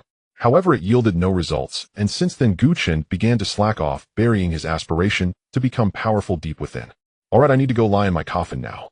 The 18th ancestor then shattered a piece of space and entered it saying, I'm off. After the 18th ancestor left, Gu Chen pondered to himself. 3 months. If there is enough blood energy, there might not be a completely hopeless chance. Brother. Gu Yunxi knocked on the bamboo door, and without waiting for Gu Chen to respond, walked in. Seeing Wang, who was also present, she greeted him, brother who. Wang, who looked a bit awkward and forced a scary smile, Miss Yunxi, hello. Gu Yunxi had already grown accustomed to such a Wang, who then pointed at Gu Chen, indicating what was wrong with him. However, before Wang, who could respond, Gu Chen snapped back from his thoughts. Sierra. Brother. Gu Yunxi ran over and leaped into Gu Chen's arms. Gu Chen hurriedly caught her, supporting her with his hands to prevent her from falling. Is there something you need? Upon hearing this, Gu Yunxi's eyes widened in disbelief as she looked at Gu Chen. What do you mean? Gu Yunxi's voice suddenly rose several decibels, almost piercing through Gu Chen's eardrum. This sound also brought Gu Chen's memory back. Gu Chen quickly remedied the situation, gently patting Gu Yunxi's back. I promised to go shopping with you, brother was just joking earlier. Gu Yunxi angrily jumped down, her cheeks puffed up like a little pufferfish. Humph. Gu Yunxi huffed softly, turned her face away, and ignored Gu Chen. Gu Chen rubbed his nose. Indeed, it was his fault. Sierra brother was wrong, very wrong. Gu Chen circled around Gu Yunxi, continuously apologizing. This time you can buy whatever you want. Gu Chen made a heart-wrenching expression. Gu Yunxi was indeed appeased. Alright, I want 2 dresses. Gu Yunxi held up 2 fingers, then shook her head. No, wait. Then she put her hands on her hips and held up 5 fingers. I want 5 dresses. Alright, brother promises. Finally, he managed to appease this little ancestor. 5 dresses wouldn't cost much at all. What Gu Chen didn't know was that he was genuinely in for a hefty expenditure. These dresses are not just ordinary dresses. A glint of cunning flashed in Gu Yunxi's eyes as she pulled Gu Chen's arm. Let's go, brother. Gu Chen, feeling helpless, abandoned the thought of cultivation. Wang, who followed closely behind them, acting like a personal bodyguard. Outside, Gu Yunxi took out her Yunxi sword. This was a growth-type magic sword personally crafted for Gu Yunxi by Gu Qingtian. She then stood on the sword and extended her hand to invite Gu Chen. Brother, come on, this time Sierra will take you. Filled with excitement, Gu Yunxi began to fly with the sword. It was her first flight since breaking through to the sky riding realm. Gu Chen hesitated for a moment, then reached out, standing on the flying sword. He glanced silently at Wang Hu. Gu Chen's eyes said, brother, my life depends on you. Wang Hu exchanged a glance with him. Master, don't worry. Gu Chen grasped the corner of Gu Yunxi's clothing. This girl should have practiced sword flying well, otherwise she wouldn't dare to take her older brother with her. Gu Yunxi thought to herself, this was the perfect opportunity for brother to see how well she could fly with the sword. The next moment, the flying sword activated and slowly ascended. Gu Chen observed the constantly swaying flying sword and the sweat beads forming on Gu Yunxi's forehead. He swallowed hard. It shouldn't, right? Gu Chen took one last look at Wang, who nodded heavily. Wang, who stood in midair beside them, vigilant and ready to provide rescue at any moment. Before Gu Chen could calm down, Gu Yunxi swiftly formed a seal with her hands. The flying sword shot past Wang, who at lightning speed. Gu Chen tightly embraced Gu Yunxi's body, fearing that they might fall. Sierra slowed down. As they flew ahead, his soul chased behind. At that moment, the flying sword controlled by Gu Yunxi became even more unstable. Brother, the spiritual energy is in chaos. What should we do? Gu Yunxi anxiously asked Gu Chen. Gu Chen had no thoughts to respond to Gu Yunxi's words. He was completely in a daze, with the northwest wind filling his senses. Even if he heard her, he had no solution. He was not yet at the Sky Sovereign realm and did not understand the spiritual energy circulation of Sky Sovereign practitioners. Gu Chen remained silent for a long time, causing Gu Yunxi's breath to become erratic. With a misstep, the flying sword flipped, and the 2 of them fell midair. Both cried out in alarm. Who's he? Come save me. Unlike Gu Chen's panic, Gu Yunxi even stuck out her tongue while holding on to Gu Chen's arm. Wang Hu rushed over quickly, using his spiritual energy to support them in the air. Gu Chen patted his chest, looking visibly shaken. He almost became the first godson in the Gu family history to die from a fall. Looking at the instigator of all this, Gu Chen ground his molars. Gu Yunxi. Gu Yunxi instantly stopped her playful demeanor, realizing her brother was genuinely angry. She quickly apologized. Oh, brother Sierra, I shouldn't have taken you flying on my first time controlling the sword. How about punishing me by buying 2 fewer skirts? Gu Chen almost choked on his breath. First time. This girl. If it weren't for Wang Hu accompanying us, I would probably have been recorded in the Gu family history in another way. In the year XX, Gu Chen, the eldest legitimate son of the Gu family and godson, died from a fall while flying a sword. Future generations of the Gu family should take heed. Only 2 at most. Gu Chen snorted lightly. Gu Yunxi pouted and muttered, fine, 2 it is. Who's he? Take us away. Wang Hu activated his spiritual energy surrounding the 3 of them, and transforming into a shooting star as they flew past the Gu family. The people of the Gu family looked at the streak of light in the sky with envy. Those who could soar above the Gu family either belonged to the Gu family's elite or were high-status descendants. As Gu Chen and the others stepped out of the Gu family in the Tianji pavilion, the white-haired yet youthful Tianji Zi was seated on a luxurious chair made of heavenly blue vine, leisurely savoring a cup of exquisite spiritual tea. He sighed in admiration. Indeed, the tea leaves from the Snow Heart Mother Tea Tree are truly exceptional. Suddenly, the palace door was violently pushed open. A young man wearing a Bagua Dao robe embroidered with stars and moons hurriedly ran in. Just as he approached Tianji Zi, he suddenly stumbled and made close contact with the ground. Governor. The Starry Sky Platform, the Starry Sky Platform. The young man spoke with visible panic, stumbling over his words. Tianji Zi frowned at the young man's panicked appearance. Before the boy could finish, he interrupted him. How many times have I told you? The people of Tianji Pavilion are tasked with probing the heavenly mysteries. It cannot be taken lightly. One must be humble and calm, facing any situation with composure and steady resolve. Tianji Zi scolded, listing a barrage of admonitions. Hearing Tianji Zi's words, the young man's ears turned slightly red, wishing he could dig a hole and bury himself. He felt he had let down the governor's teachings. Once Tianji Zi finished speaking, he felt parched and took a sip of spiritual tea to alleviate it slightly. He then slowly said, "This will be the last time. Now tell me what happened." Reporting to the governor, a blood-red star has appeared on the star map of the Starry Sky Platform, seemingly indicating the blood god has manifested in the world. The young man calmly stated the words he had yet to fully express. Upon hearing the words, blood god manifested in the world, Tianji Zi suddenly stood up, his teacup exploding with a loud bang, shattering into countless pieces. That was his favorite teacup, one he had used for decades. Yet now he had no mind to care about it. What did you say? Blood god body. Tianji Zi's voice trembled as he fixed his gaze on the young man thought, calm and composed, humble and steady. Shouldn't one at least avoid such double standards? Of course he only dared to think this. He spoke.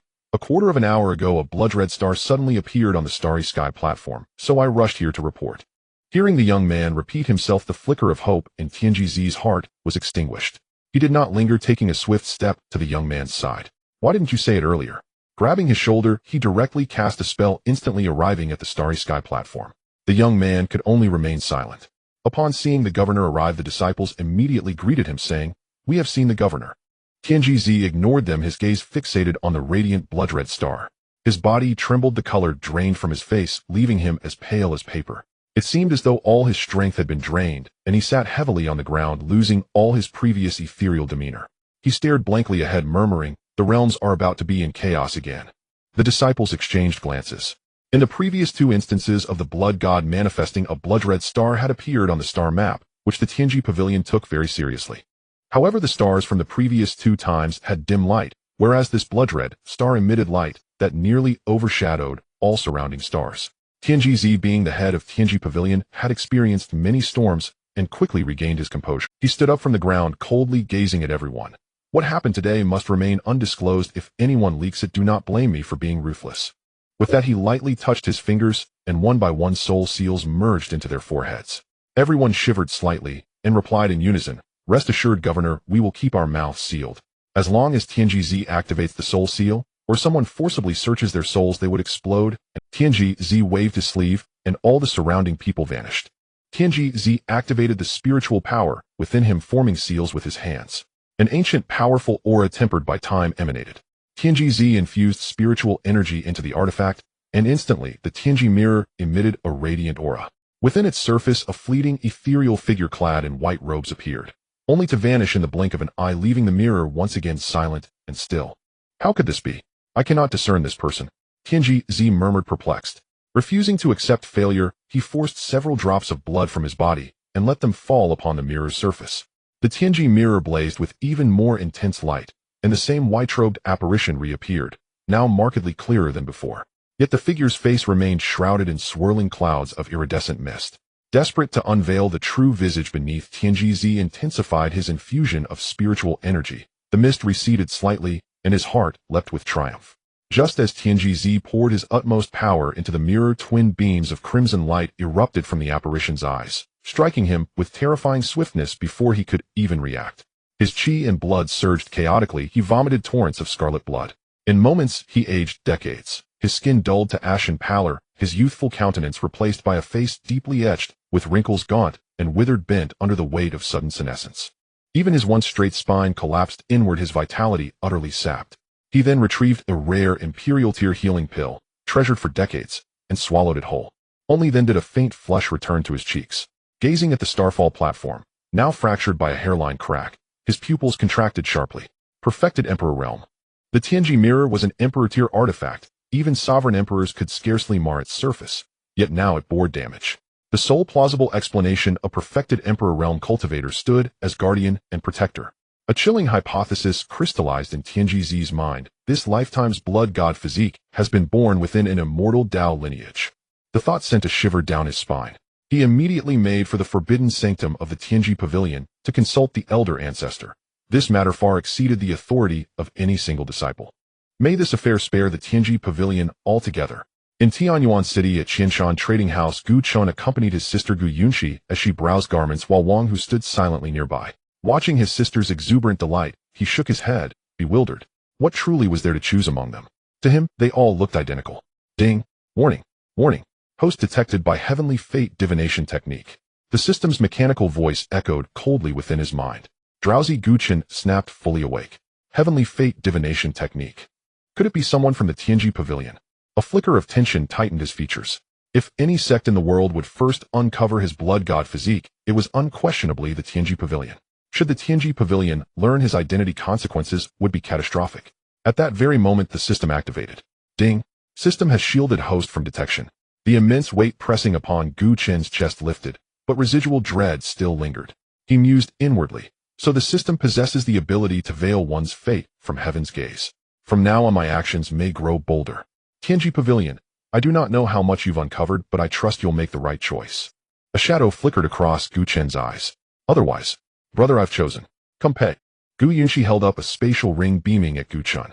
He smiled faintly, rose, and approached the shopkeeper. How much? Young master, young miss. The total is 3,000 high-grade spirit stones.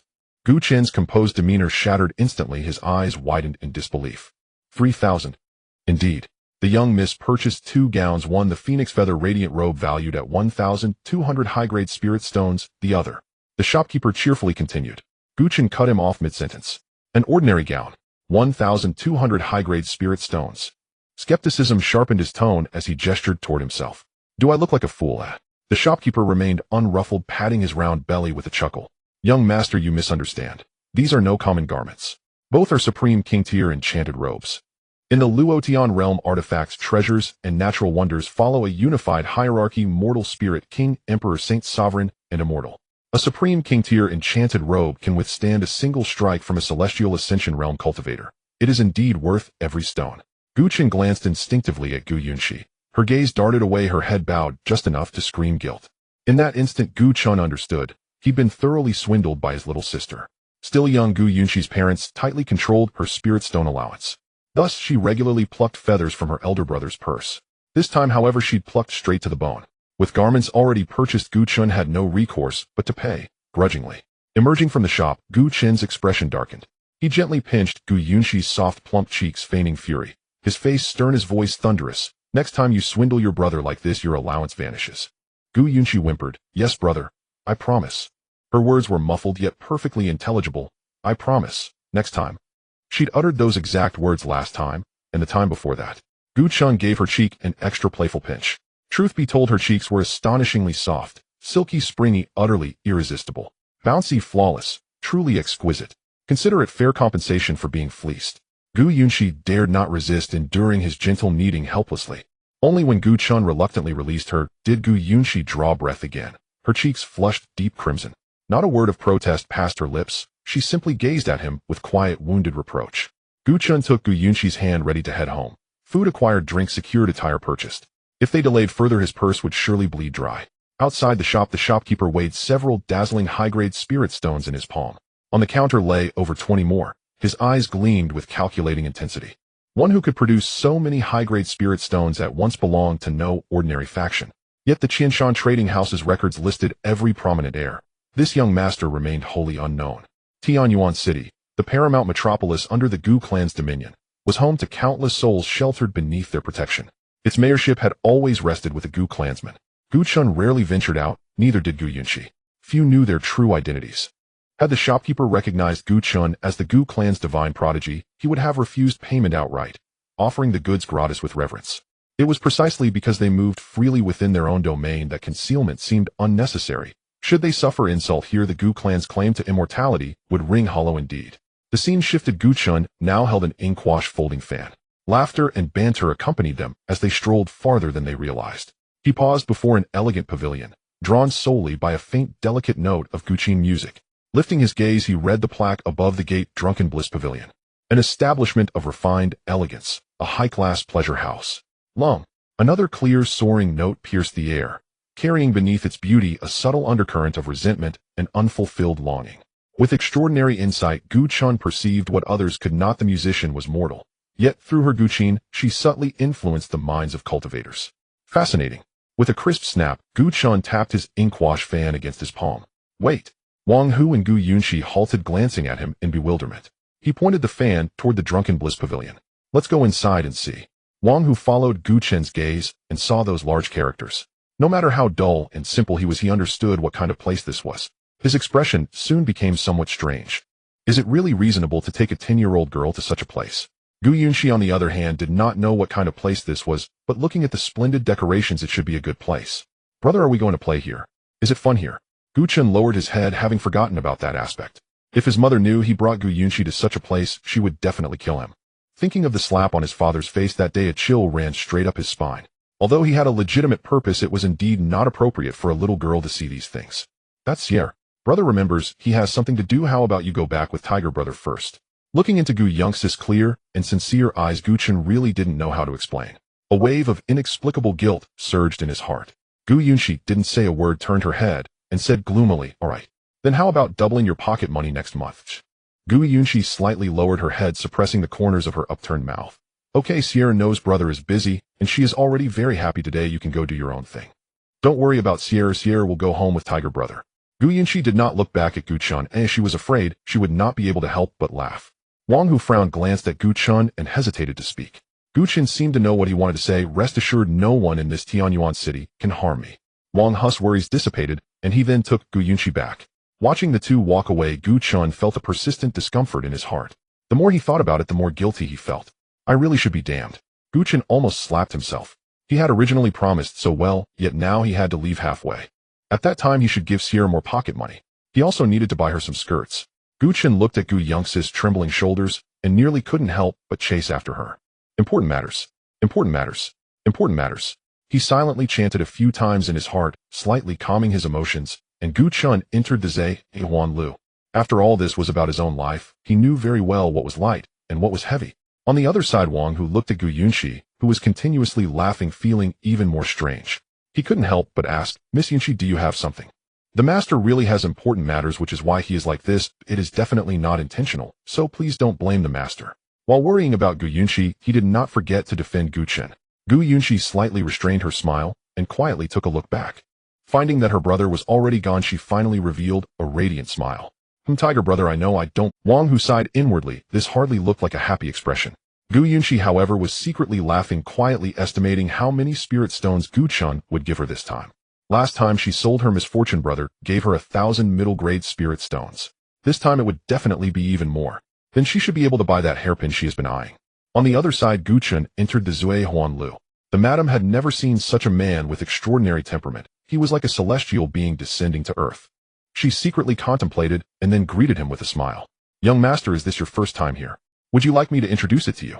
Seeing Gu Chun looking around, she immediately knew he was a newcomer in this place. Gu Chun raised his eyes to the madam of Zhe Huan Lu was dressed in a bright red qipao. Although she was over 50, time had left no trace. The qipao perfectly outlined her exquisite figure. What should be prominent was prominent, and what should be concave was concave. It shattered Gu Chen's image of a plump, old woman. That Zhe Huan Lu could thrive in Tianyuan City and become the leader in this industry was not without reason. This madam was also a cultivator, and a cultivator of considerable level, at least higher than Gu Chun. This also made Gu Chen even more interested in the musician. If nothing unexpected happened, she should also be one of the people in Zhe Huan Lu, and moreover immortal, without cultivation. Usually the women in such upscale brothels are cultivators, and generally of the first 3 realms, allowing them to maintain their youthful appearance for a long time, while greatly satisfying men's egos, thus encouraging them to spend. It was interesting for a mortal to survive in such an environment. Gu Gu Chen did not pay much attention to the madam, but rather got straight to the point. Who is the musician? The madam was clearly taken aback for a moment, but quickly reacted. She was very enthusiastic, taking a step closer, almost pressing against Gu Chen. Gu Chen's nose twitched at the unpleasant smell, and he stepped back mercilessly, using his folding fan to cover his nose, frowning slightly, and his tone turned cold. I ask you, answer. Don't do anything unnecessary. As the son of Gu Chen, he had the capital to be arrogant, even if Zui, the Huan Lao's background was equally complicated. The madam did not expect him to be so unkind. Her expression was awkward for a moment. However, she was not angry, but rather more excited, validating her thoughts. He was definitely a noble young master of extraordinary identity. It was my impudence. That lady is meowing, the madam smiled. If the young master wishes to know more, please follow me. Then Gu Chen followed the madam upstairs. Sister, look quickly. That young master behind mother is really handsome. Don't say it's about paying. Even if they asked me to pay them, I would be willing. He is more handsome than any man I have ever seen. Oh, what a pity. All the way faced with those sticky and fiery gazes, Gu Chen frowned tightly, feeling nauseated. If it weren't for his genuine interest in the musician, Gu Chen wouldn't have stepped into this place. Upon reaching the second floor, it finally became a bit quieter, and the sticky gazes diminished. From a higher vantage point, Gu Chen clearly saw the musician. She was a white-clad woman who appeared elegant and serene, wearing a veil that not only did not diminish her beauty, but added a touch of hazy allure. Her figure was slender, and the bit of pale wrist exposed was as white as jade. The only flaw was her A-cup chest. Next was the madam's personal performance time. Young master, this is meowing. Her incessant chatter drowned out the elegant and tranquil sound of the Guqin. Gu Chen was genuinely annoyed by the incessant chatter and tossed a premium spirit stone to the madam. The madam quickly accepted it, her heart shocked. Premium spirit stone. He had never seen a premium spirit stone in his life. This person's identity was definitely not ordinary, and she collected her fleeting thoughts of luck. Today is the day when the girls of Zui Huan Lu auction their virginity, and Miaoyin is one of them. Gu Chen understood it all. No wonder a faint sorrow lingered in her delicate brows. As the melody concluded, thunderous applause erupted. Wave upon wave of clapping echoed through the hall. A notorious young scion from Tianyuan City raised his hand and declared 300 mid-grade spirit stones. Young Master Su, is that all you dare offer? 1,000 mid-grade spirit stones.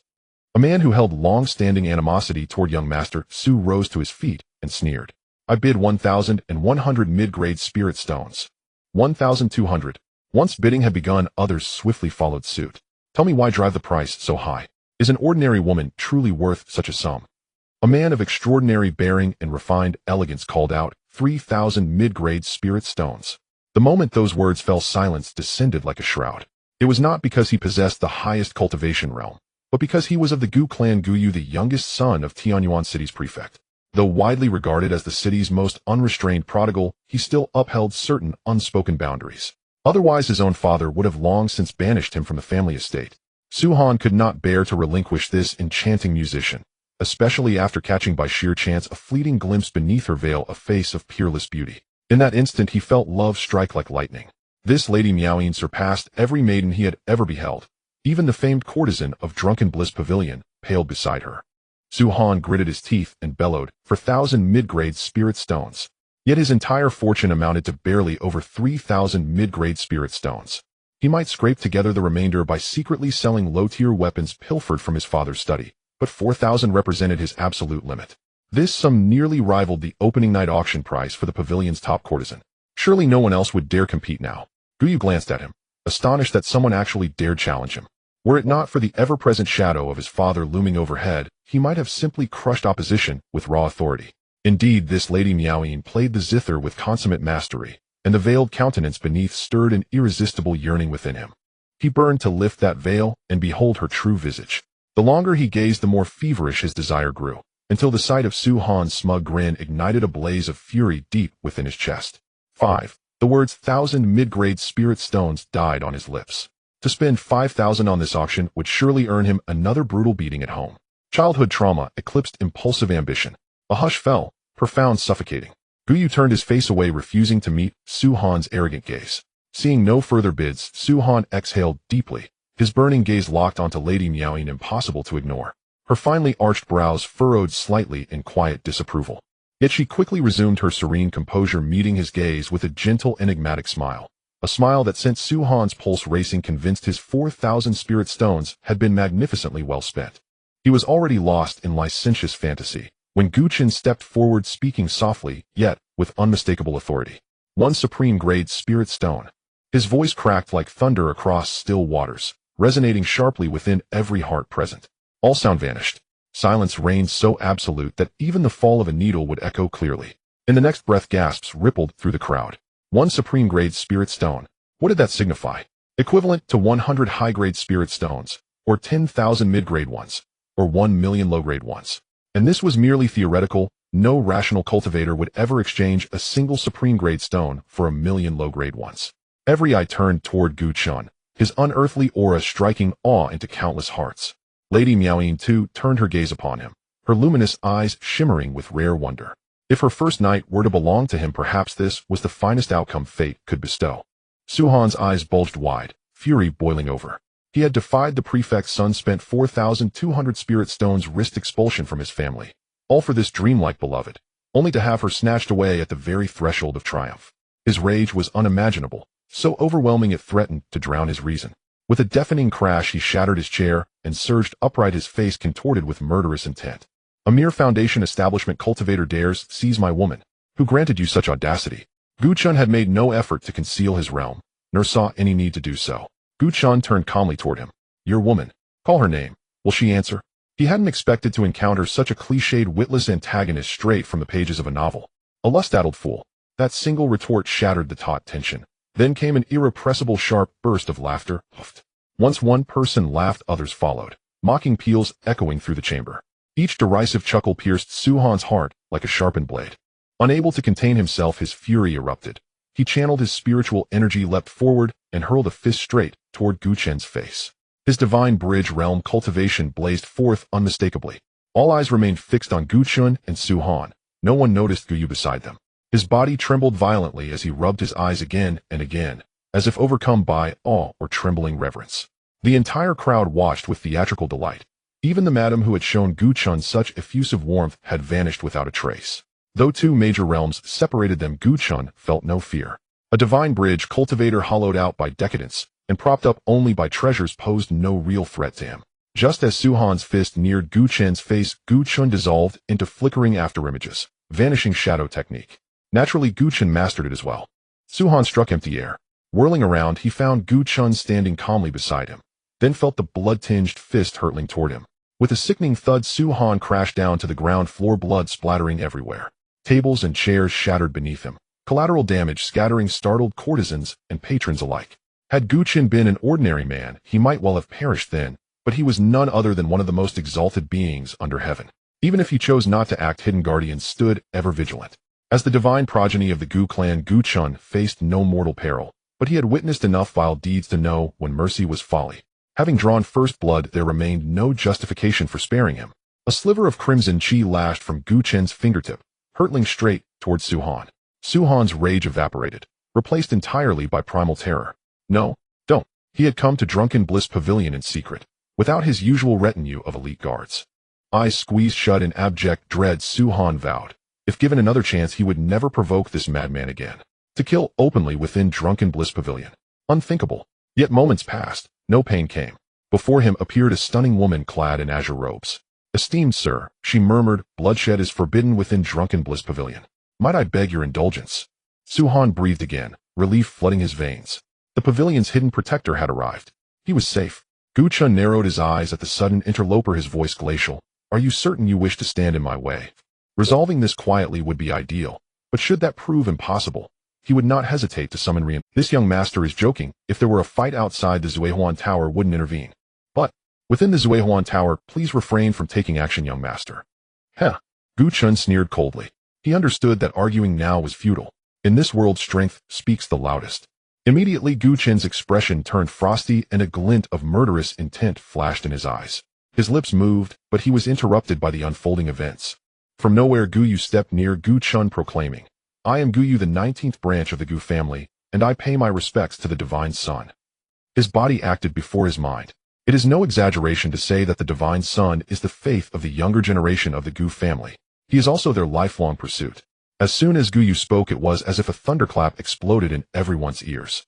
All around there was a buzzing sound, rendering them unable to hear anything clearly. The air around them instantly froze. Deathly silence.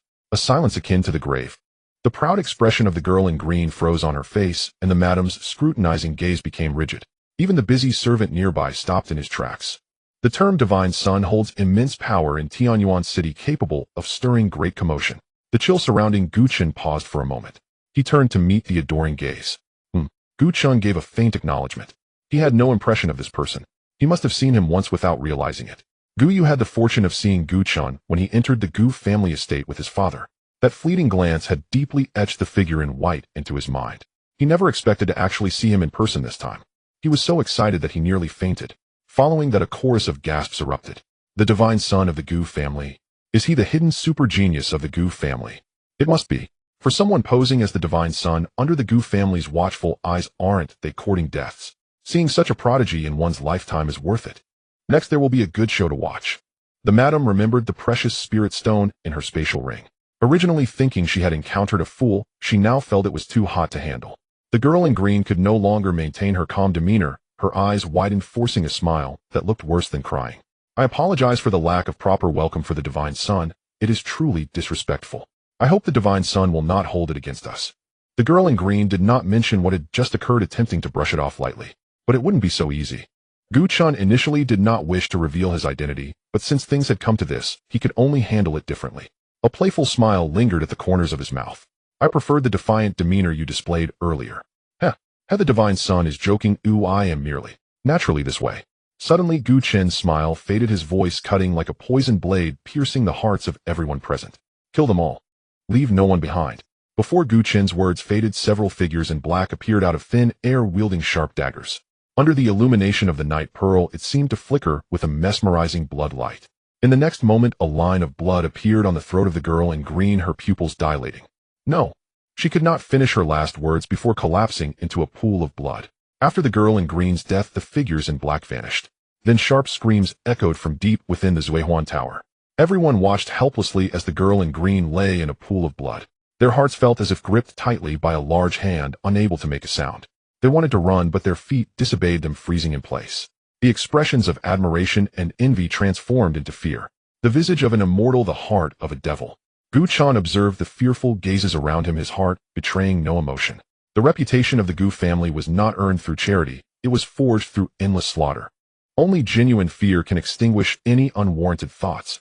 Gu Chen looked towards the madam huddled in the corner, and said calmly, "Tell those behind you that this is just a warning this time." The madam trembled in fear. "Yes. I will definitely inform them." Gu Chen turned to the girl named Miaoying, only to find that she did not exhibit any fear. Instead, her gaze was earnest with a hidden glint of desire, or rather ambition. An ambition for power, authority, and freedom. "Follow me." Without needing Gu Chen to call her out, Miaoying, holding her Guqin, stepped out gracefully, and the crowd instinctively parted to make way. Watching Miaoying's retreating figure, the women revealed expressions of envy and jealousy. She has soared to become a phoenix.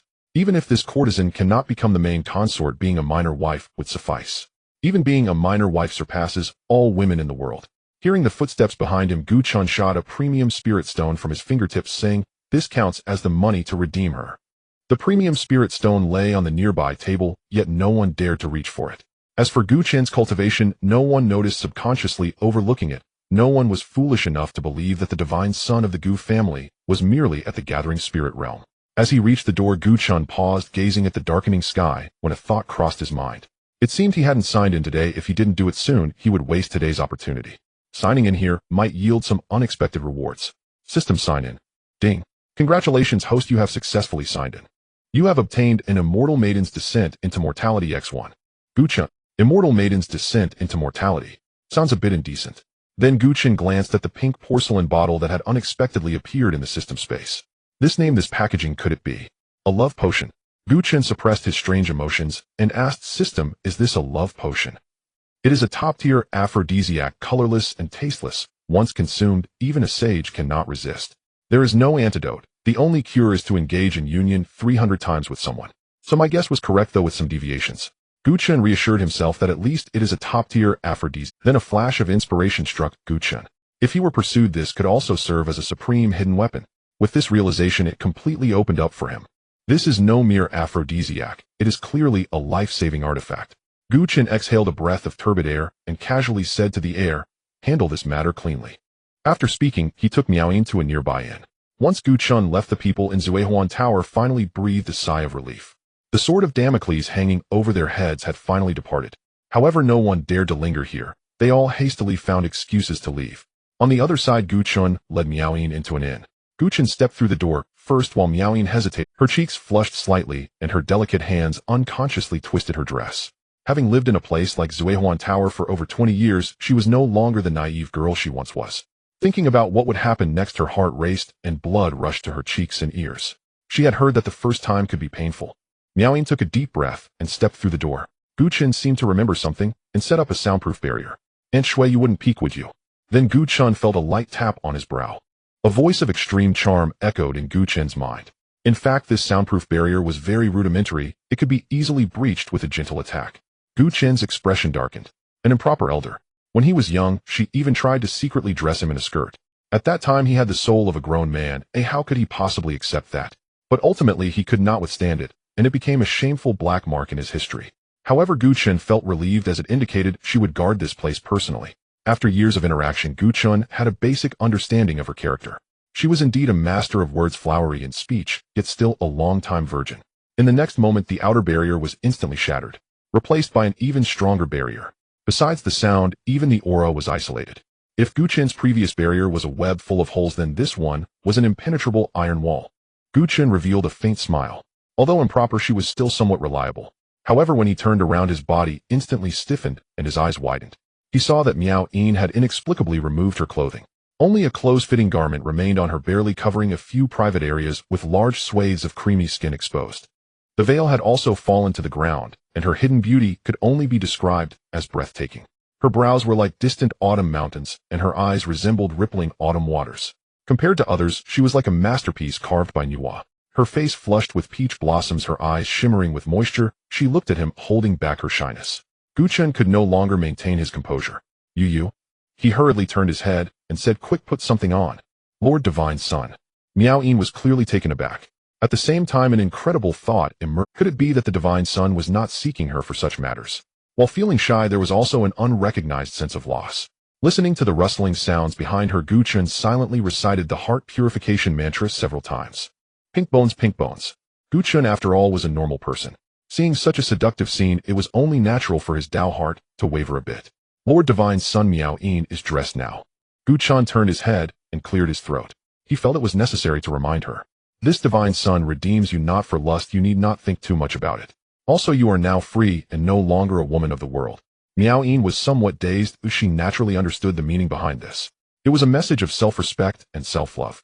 She was no longer a man's plaything, she was simply herself. The blush of shyness on Miao Yin's face faded quietly, and her expression became serious. "Thank you for the warning, Divine Son." Miao Yin understands. "Now please play a tune on the guqin that you are best at for this Divine Son." Gu Chun sat on the bed. Yes. Although he was uncertain about what this esteemed Divine Son of the Gu family intended to do, he could only proceed step by step. Miao Yin sat cross-legged on the ground, her hands caressing the guqin. Her jade hands plucked the strings and a series of pleasant sounds emerged. This was still the piece Gu Chun had heard before, but it was infused with a more cheerful melody. The music of the guqin seemed to soothe Gu Chun's inner turmoil.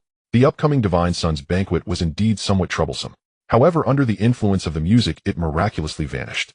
The turbulent lake of his heart became calm and serene. This also confirmed one thing for Gu Chun. When he regained his senses, a stick of incense had already burned down. Miao Yin plucked the strings one last time, producing a final clear note. Gu Chun opened his eyes, fixated on Miao Yin.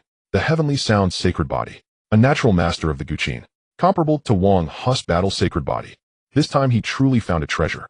"Do you wish to become mine, this Divine Son's person?" Gu Chun cut straight to the chase without wasting words. Miao Yin, clearly having misunderstood again, felt two shades of red rise on her face, and even her ears were tinged with pink. Her voice was as soft as a mosquito's buzz. "Miao Yin is willing." Gu Chun couldn't help but rub his forehead. It seemed that education, no transformation, still had a long way to go. After all, she had just emerged from that big dive. That patience was necessary. Gu Chun stated more directly, to become a weapon in this Divine Son's hand. Miao Yin's body visibly stiffened, her beautiful eyes widening slightly. She was merely a mortal who could not cultivate. Now the Divine Son wanted her to become his subordinate. Did she have that qualification? Of course, when the time comes, you will realize a rebirth from within, and all that you desire will be fulfilled. Power, strength, freedom, dignity. Everything will be reclaimed by your own hands.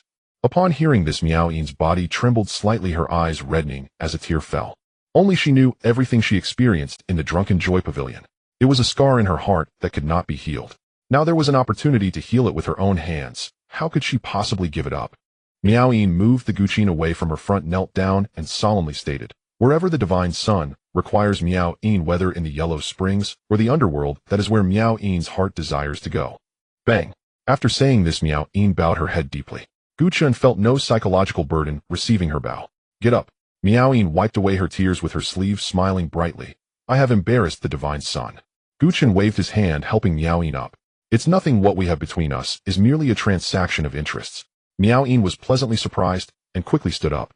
"Thank you, Lord Divine Sun." Although Chen's voice was gentle, Miao Yin still keenly sensed a faint sense. This also calmed the ripples in her heart. To him it may have been mere charity, but to her it was liberation from captivity. Repaying this with her life was not too much. Then Chen frowned. "Is Miao Yin your real name?" "No, I was sold here by my parents. It was the madam, the brothel keeper, who gave me this name in the drunken joy pavilion." She slightly lowered her head, making it hard to see her expression, but her voice was somewhat heavy. "If that's the case, if you don't want to use this name, then change it.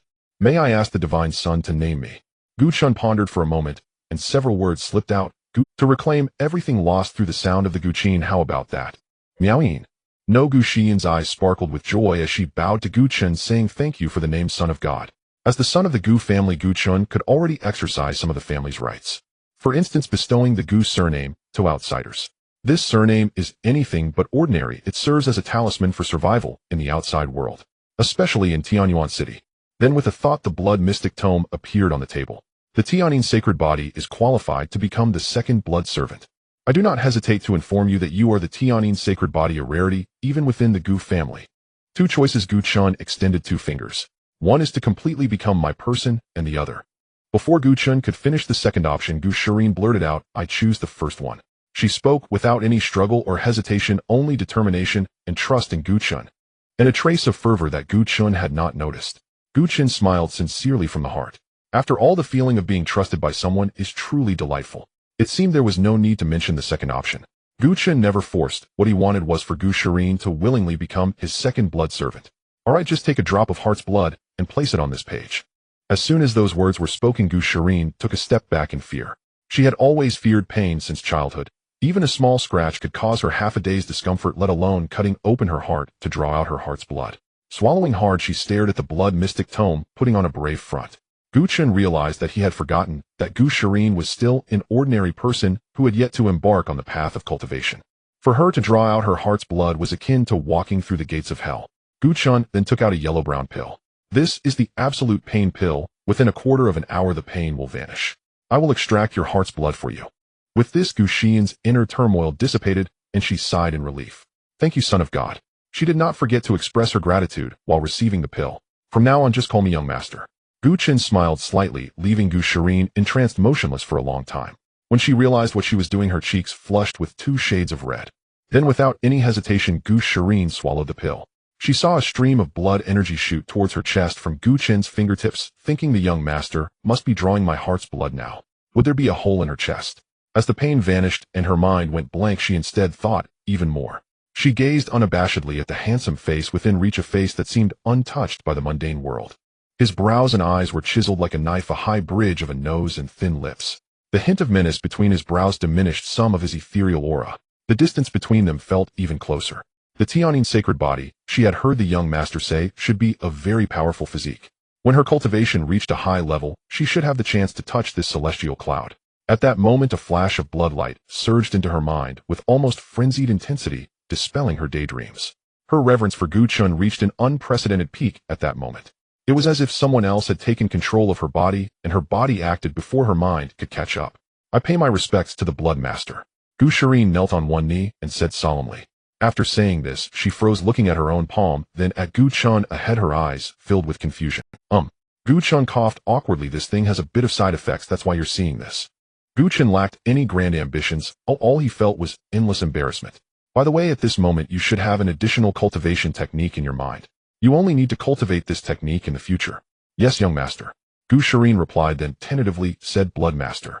Chen, who was strategically sipping tea, choked, almost spitting it out. Shireen seemed to have forgotten that Chen was a cultivator. Hurriedly patting Chen's back, her beautiful eyes sparkling, she realized he had this side to him. Chen quickly composed himself. and said from now on still call me young master. That title is unnecessary. Alright, young master. In front of outsiders, just pretend to be my maid. There's no need to expose your cultivation talent. Though Gu Shirin was puzzled, she was clever enough not to ask anything. Her more than 20 years of life in the Drunken Joy Tower had long honed her ability to read people's expressions. Gu Chun lightly tapped the bedboard. Gu Shirin was an ambitious woman, but she was also the easiest to control. He could fully satisfy all her ambitions. For instance, providing her with the finest cultivation resources, helping her find her parents to sell them, and so on.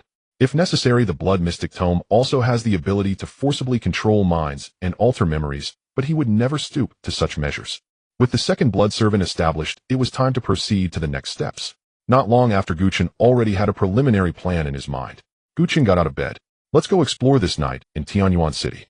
Gu Shirin remained silent, following behind Gu Chun. Though they had only known each other for a short half-day, based on what she knew of Gu Chun, this outing could not possibly be for mere shopping. As soon as Gu Chun touched that layer of barrier, the green barrier vanished instantly, and at the same time a teasing voice echoed in his mind. Oh wow, little Chen Chun, it hasn't even been half an hour. You wouldn't be unable, would you? If so, I'll have Sister Ro give you a good supplement when you return. Gu Chen's face darkened, unwilling to back down. Shui, no wonder you don't have a partner with such flowery words who would be with you. He could tolerate anything, but that topic was his absolute taboo. He was quite capable. If it weren't for, he would definitely show her just how capable he was. Gu Chen quickly extinguished that thought. He didn't dare to truly provoke that woman. Oh, the little guy can fight back now, that's progress. However, as for me, Shui, I am not interested in those stinky men. Do you believe that if I waved my hand, the men chasing after me could line up from the Gu family to the Chen family? Shui joked, but there was a change in her tone this time, seemingly carrying a bit of heaviness. Gu Chen's eyes darkened. He had heard his mother say that Shui had suffered from unrequited love in her youth. If she encountered an unfaithful man, she would chop off his third leg. Thinking this way, Gu Chun felt a chill between his legs and couldn't help but clamp them together. At that time, he had no cultivation, but now that his cultivation surpassed that of that man, no matter his background, he would personally bring that man before Shui. But those are all matters for later. Right now, there are still pressing matters. Gu Chen tentatively asked Shui, could you leave for a little while, just a little while? After waiting for a while, no one spoke. After waiting a bit longer, still no one spoke. Gu Chen's heart sank. If Shui didn't leave, he wouldn't be able to unleash his power. Alas, after all, the child has grown up, the ant is of no use anymore. Forget it, the ant shall leave. A voice filled with sorrow reached Gu Chen's ears. Upon hearing this voice, Gu Chen couldn't help but shiver, goosebumps rising all over. However, he felt much more at ease. The next moment, Gu Chen tentatively asked Shui, what about those shadow guards? After a long while. So long that Gu Chen thought Aunt Shui hadn't heard him. Alright, I know you have secrets. Aunt Shui will help you resolve them, but you must pay attention to your safety. A warm current flowed through Gu Chen's heart. Thank you, Aunt Shui. Who told you I'm your aunt? Aunt Shui replied with a hint of annoyance. However, you must never remove the Gu family's Divine Sun token. That is the final bottom line. Rest assured. Gu Chen nodded. The Divine Sun token of the Gu family is a symbol of the Divine Sun's identity, and it is also a treasure that combines offense and defense. It contains the full power of an Emperor's strike, and can also block an attack from an Emperor. When the Divine Sun token is activated, the ancestral patriarch of the Gu family will sense it and protect the Divine Sun. Additionally, the token is equipped with tracking capabilities. This means that wherever he is, the Gu family will know. It is a protective measure for their top-tier genius. Throughout history, the Gu family has only faced sequential deaths, and there has never been a Divine Sun who died prematurely. This relies on the Divine Sun token. At most 1 hour, Aunt Shui's final voice came through. Gu Chen naturally understood what that meant. The shadow guards beside Gu Chen were all sent by Gu Qingtian, Gu Chen's father. They are not considered part of the Gu family, but rather Gu Qingshan's private forces. Therefore, aside from Gu Qingshan's orders, they do not listen to anyone else's commands, not even the patriarch. It is said that the lowest among them is at the Saint Realm. Moreover, Gu Chen suspects that among those protecting him, there are also peerless supremes. Delaying for an hour is already quite difficult. The night market of Tianyuan City is bustling, rivaling the daytime. Walking on the street, the sounds of hawkers abound. Some are bargaining, some are speaking on behalf of others, and some are trading. For example, a middle-aged man in front of Gu Chen said, "Have you heard? The Su family in Tianyuan City was wiped out overnight." Beside him was a burly man with a bushy beard, his eyes wide open like copper bells. Is that true? The Su family, which had a saint guarding it, was wiped out overnight. I know a bit of the inside story, but... A scholar rubbed his fingers, his meaning was implicit. Gu Chen looked over. He seemed to recognize a person from the Zue Huan building that day. Gu family Divine Sun portrait. 1 medium spirit stone for a set. TCHU scammer bringing 3 portraits in 2 days. Are you trying to fool ghosts? A group of deceived people surrounded the portrait seller, disdainful and mocking. This time it's true.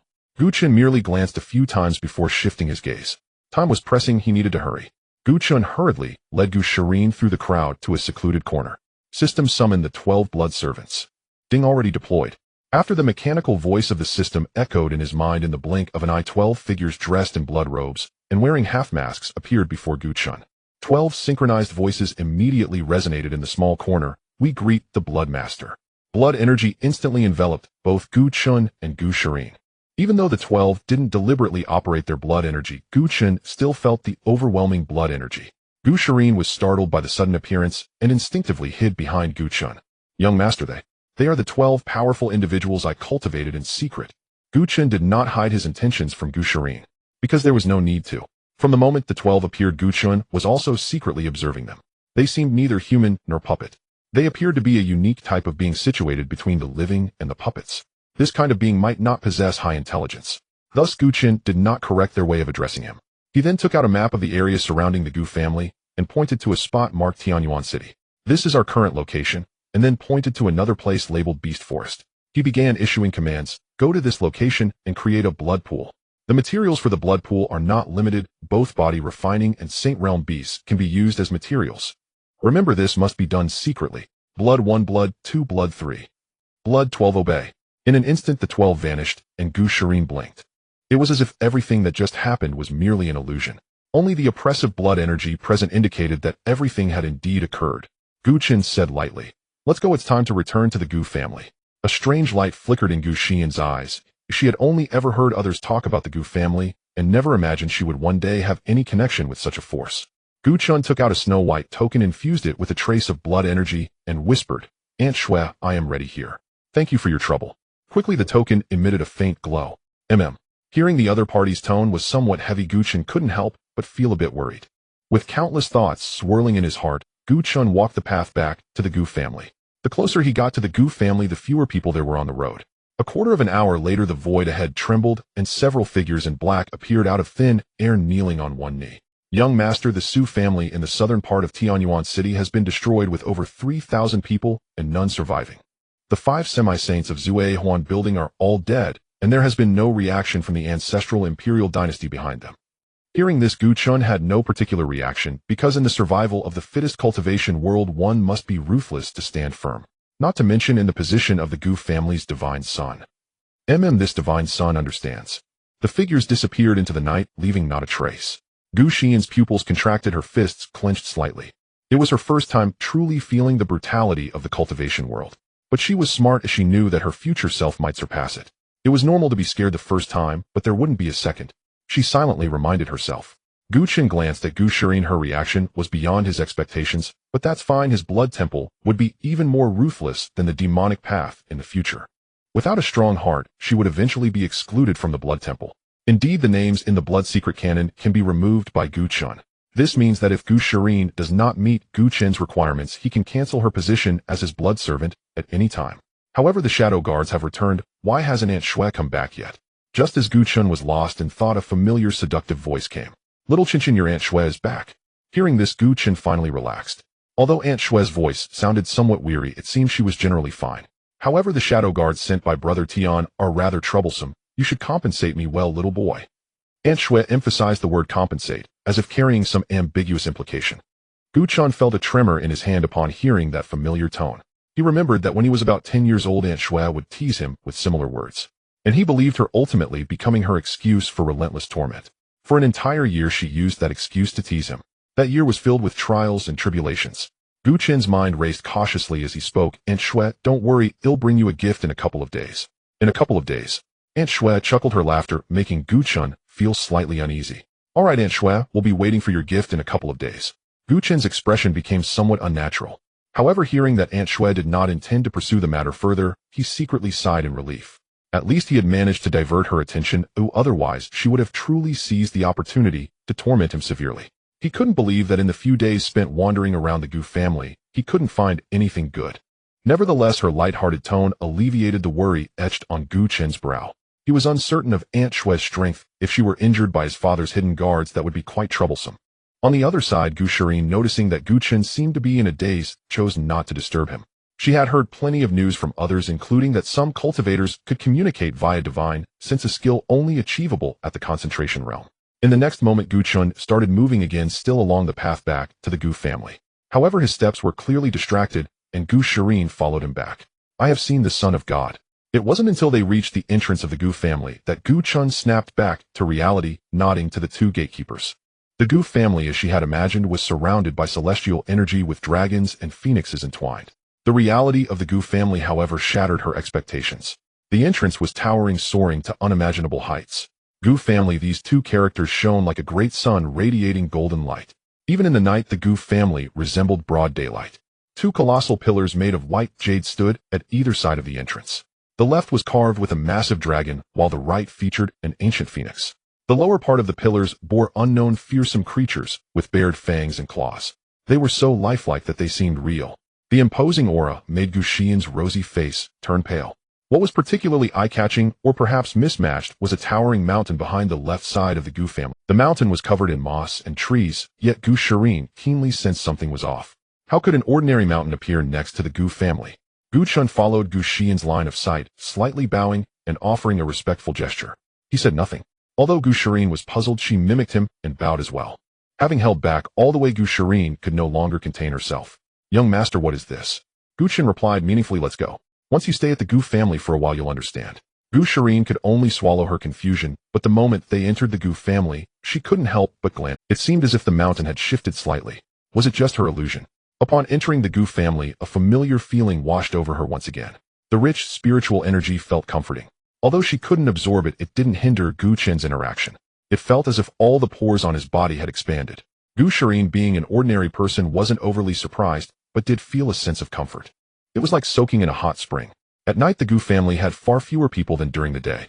Gu Chun hardly encountered anyone before returning to his Fengqi mountain. Upon stepping into Fengqi mountain, Gu Shirin paused, her hair standing on end as a fine sweat beaded on her forehead. It felt as if she was being watched by some terrifying presence. However, that feeling only lasted a moment, washing over her like a tide before receding. Gu Shirin glanced around, rubbed her arms, and quickened her pace to catch up with Gu Chun. Gu Shirin naturally had no idea that since the moment she followed Gu Chun into the Gu family, she had been under the gaze of countless powerful beings. This was especially true at Fengqi Mountain. After all, it was the place where the Son of God resided, and the guards were exceptionally strong and densely concentrated. However, they weren't always watching. They had their own trivial matters to attend to. They merely kept a thread of divine sense alert, ready to respond immediately should anything unusual occur. Gu Chun led Gu Shirin all the way to his residence. To Gu Xian's surprise, the residence of the Gu family's Son of God turned out to be an ordinary bamboo house. After all, the various sights along the way had deeply shocked her and amplified her feelings of inferiority. This simple bamboo house, in contrast, brought her a sense of comfort. As soon as Gu Chen opened the door, he saw Wang He's robust figure. Master. This is Gu Shirin, one of us. You two can get to know each other. Gu Shirin instinctively took a step back upon seeing Wang, who stood over 2 meters tall. In front of him, she felt like a child. Finally mustering her courage, she said softly, hello, I'm Gu Shirin. This was Wang He's first close encounter with a girl, and he felt even more awkward. I am Wang Hu. You can call me Wang Hu. Wang Hu was so nervous that he nearly bit his tongue. He added, you can call me however you like. Gu Shirin then looked up at Wang Hu with confusion as she noticed his dark face seemed to have turned slightly red. His neck also appeared a bit flushed. Gu Chun observed this peculiar sight and thought of a few words, pure-hearted boy. Gu Shirin felt that the other party seemed even more nervous than she was, and her inner anxiety dissipated a little. Her first impression of him was indeed that he was fierce and difficult to approach. But now she couldn't help but think that her companion was somewhat adorable. Gu Shirin confidently extended her hand. Hello, brother Hu. I'm Gu Shirin, 22 years old, a Tianyin sacred body, and the young master's maid. Wang Hu imitated her. He quickly wiped his hands on his sleeve, although they were not dirty at all. Hello, sisterine. I am Wang Hu, 18 years old, a fighting saint body, and the master's guard. He virtually grasped Gu Xian's hand, merely touching it briefly before releasing it. Gu Chen stifled a laugh, desperately holding back his amusement. One called him brother Hu and the other sisterine. Was this how it was going to be? Gu Shirin was also a bit surprised. 18. However, after this incident, the barrier between the two had effectively vanished. Gu Chun cleared his throat. Twice who's he take Shirin upstairs to pick a room. With that, Gu Chen slipped away, unable to contain himself any longer. If he stayed any longer, he would surely burst into laughter. The two behind him chatted cheerfully, with Gu Shirin asking most of the questions, and Wang Hu answering. A smile crept onto Gu Chen's lips, a subtle curve that went unnoticed. Such peaceful times were truly captivating. Upon ascending to the third floor, Gu Chen began to reflect on the events of the past couple of days. This was his habit, planned thoroughly before acting. The 12 blood servants had already set out for the beast forest. Within a month the blood pool should take shape. As for today's events, he certainly couldn't keep it from his father, he would need to explain it to him tomorrow. Moreover, Gu Xian's Tianyin sacred body had not awakened innately, thus requiring stimulation from the outside. When the time comes, he would have his father explode some gold coins. Right, he was cultivating blood energy. The stronger the blood of the powerful, the better for him. In the entire Luotian realm, the Gu family was the place with the most powerful beings. And he was still the son of the Gu family. If he did not take advantage of this, it would be a waste of great resources. As he contemplated this, the light in Gu Chen's eyes grew brighter. He rose from his bed. Why not take the initiative to expose it, putting everything out in the open to gain the maximum benefit? As long as the matter of the blood god body remains concealed, everything else is manageable. Gu Chen lightly tapped his head. His mind had been too chaotic these past few days, only thinking about the dangers of exposing the blood god body and wanting to leave the Gu family as soon as possible. Little did he know he had made a grave mistake. Resources the Gu family had plenty. Power he himself was a... However, he needed to grasp the right measure. Language is also a skill. He still needed to attend the Divine Sun Banquet in 3 months. In a short time, practicing the demonic arts could be explained through researching techniques. But over a longer period, it would be difficult to explain. Gu Chen sat on the bed pondering for an entire night. As night turned to day, he stretched lazily when the horizon began to lighten. Looking out the window, his voice slightly hoarse, he said it's dawn time to set off. Upon exiting the bamboo house, he saw 2 individuals practicing in the open space. Wang, who seemed to be guiding Gu Shirin in her cultivation. The beginning of the cultivation path is the most challenging. Without guidance from predecessors, one would suffer great losses and waste a lot of time. Though Wang Hu and Gu Shirin practiced different techniques, with Wang Hu's current level, it was more than sufficient for him to teach Gu Shirin the basics. Gu Chen briefly greeted the 2 before leaving the bamboo courtyard. As he approached his parents' residence, he hesitated just before pushing the door open. What if he saw something he shouldn't? He then knocked on the door. "Father, are you in there?" A few moments later, a voice came from Chen, "Come in." Gu Chen pushed the door open only to see Gu Qing Tian sitting in the central chair sipping tea. However, his face was obscured by a layer of mist. A flicker of realization crossed Gu Chen's eyes as if he understood what was going on. Yet he did not ask. After all, he had matters to request, and it was unwise to offend his father. "Father, I had something to attend to that day, so I avoided the dark guards and Aunt Shui." Gu Chen plainly explained the events of yesterday. Gu Qing Tian clearly knew about this matter, or rather he must have known when Aunt Shui blocked the dark guards. However, everyone has their own secrets, and asking too much might backfire. "I understand," Gu Qing Tian casually said. "I heard you brought that girl who plays the zither back to the bamboo courtyard." Indeed, the old man knew. Gu Chen was secretly astonished. "She is the Tianyin sacred body. Now she is my servant." Gu Qing Tian paused in his tea-drinking action. "You have quite an eye, my boy." If he could see through that mist now, Gu Chen guessed Gu Qing Tian would surely have a look of surprise. At that moment, Gu Chen flattered, "Isn't it? Because my father has keen eyesight. That's why I have only a fraction of your talent." Gu Qing Tian almost spat out the water he was about to swallow. Turning to look at Gu Chen, he wondered if this was still his good son. His skill in flattery was truly remarkable. Something unusual must have happened. This kid's mind and courage were not ordinary. At 3 years old, he dared to swindle even the ancestors, let alone him. Rather than being controlled by others, it is better to take the initiative.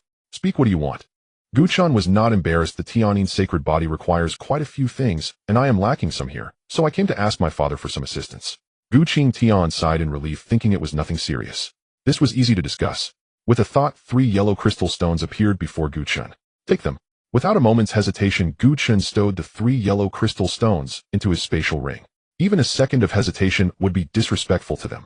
The Gu family's treasury contained all the treasures collected since the ancient era. The rarity is unimaginable.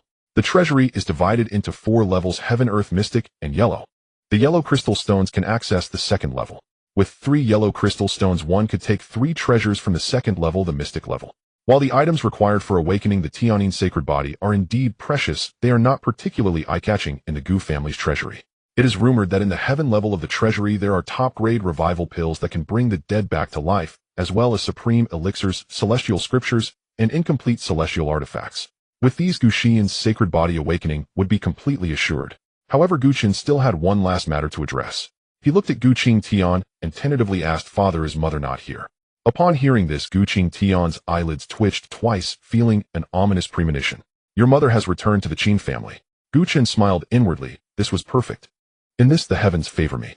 Father, while passing by Mother's flower garden, I noticed that the petals of her favorite Yaodai fairy flower were somewhat damaged. Gu Qingtian's cup cracked as he held it, and the mist surrounding him seemed to dissipate significantly. Gu Chen caught a glimpse of Gu Qingtian's face, which seemed slightly swollen, though not very clear. Only his wide-open eyes were clear. Gu Chen glanced at them before lowering his head. He wanted to spare his father some face so as not to scheme against him, but to ensure a good meeting in the future. Gu Qingtian still appeared composed, feigning indifference. Is that so? I will go take a look later.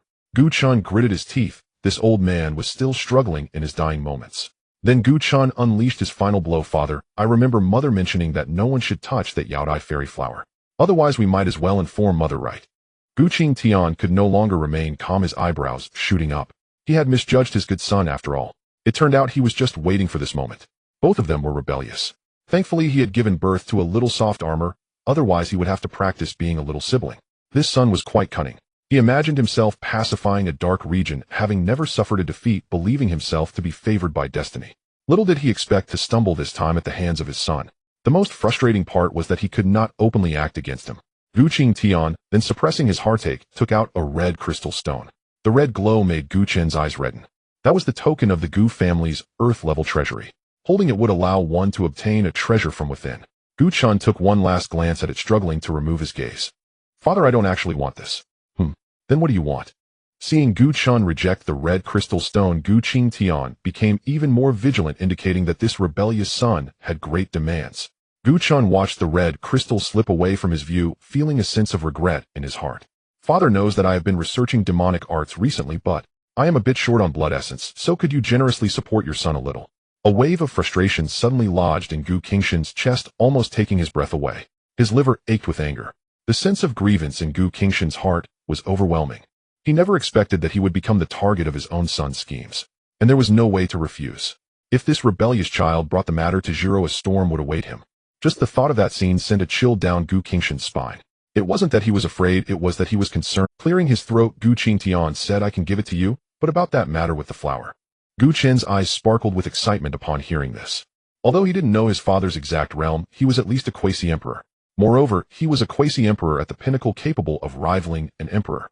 Coupled with his extraordinary physique, the effect of that blood made Gu Chen's mouth water. Even if he could only watch for now, he could still absorb the spiritual essence emanating from it. Just that alone would be sufficient for him to cultivate for a while. Without a hint of embarrassment, Gu Chen said, Father, I don't know what you're referring to. Could you clarify a bit?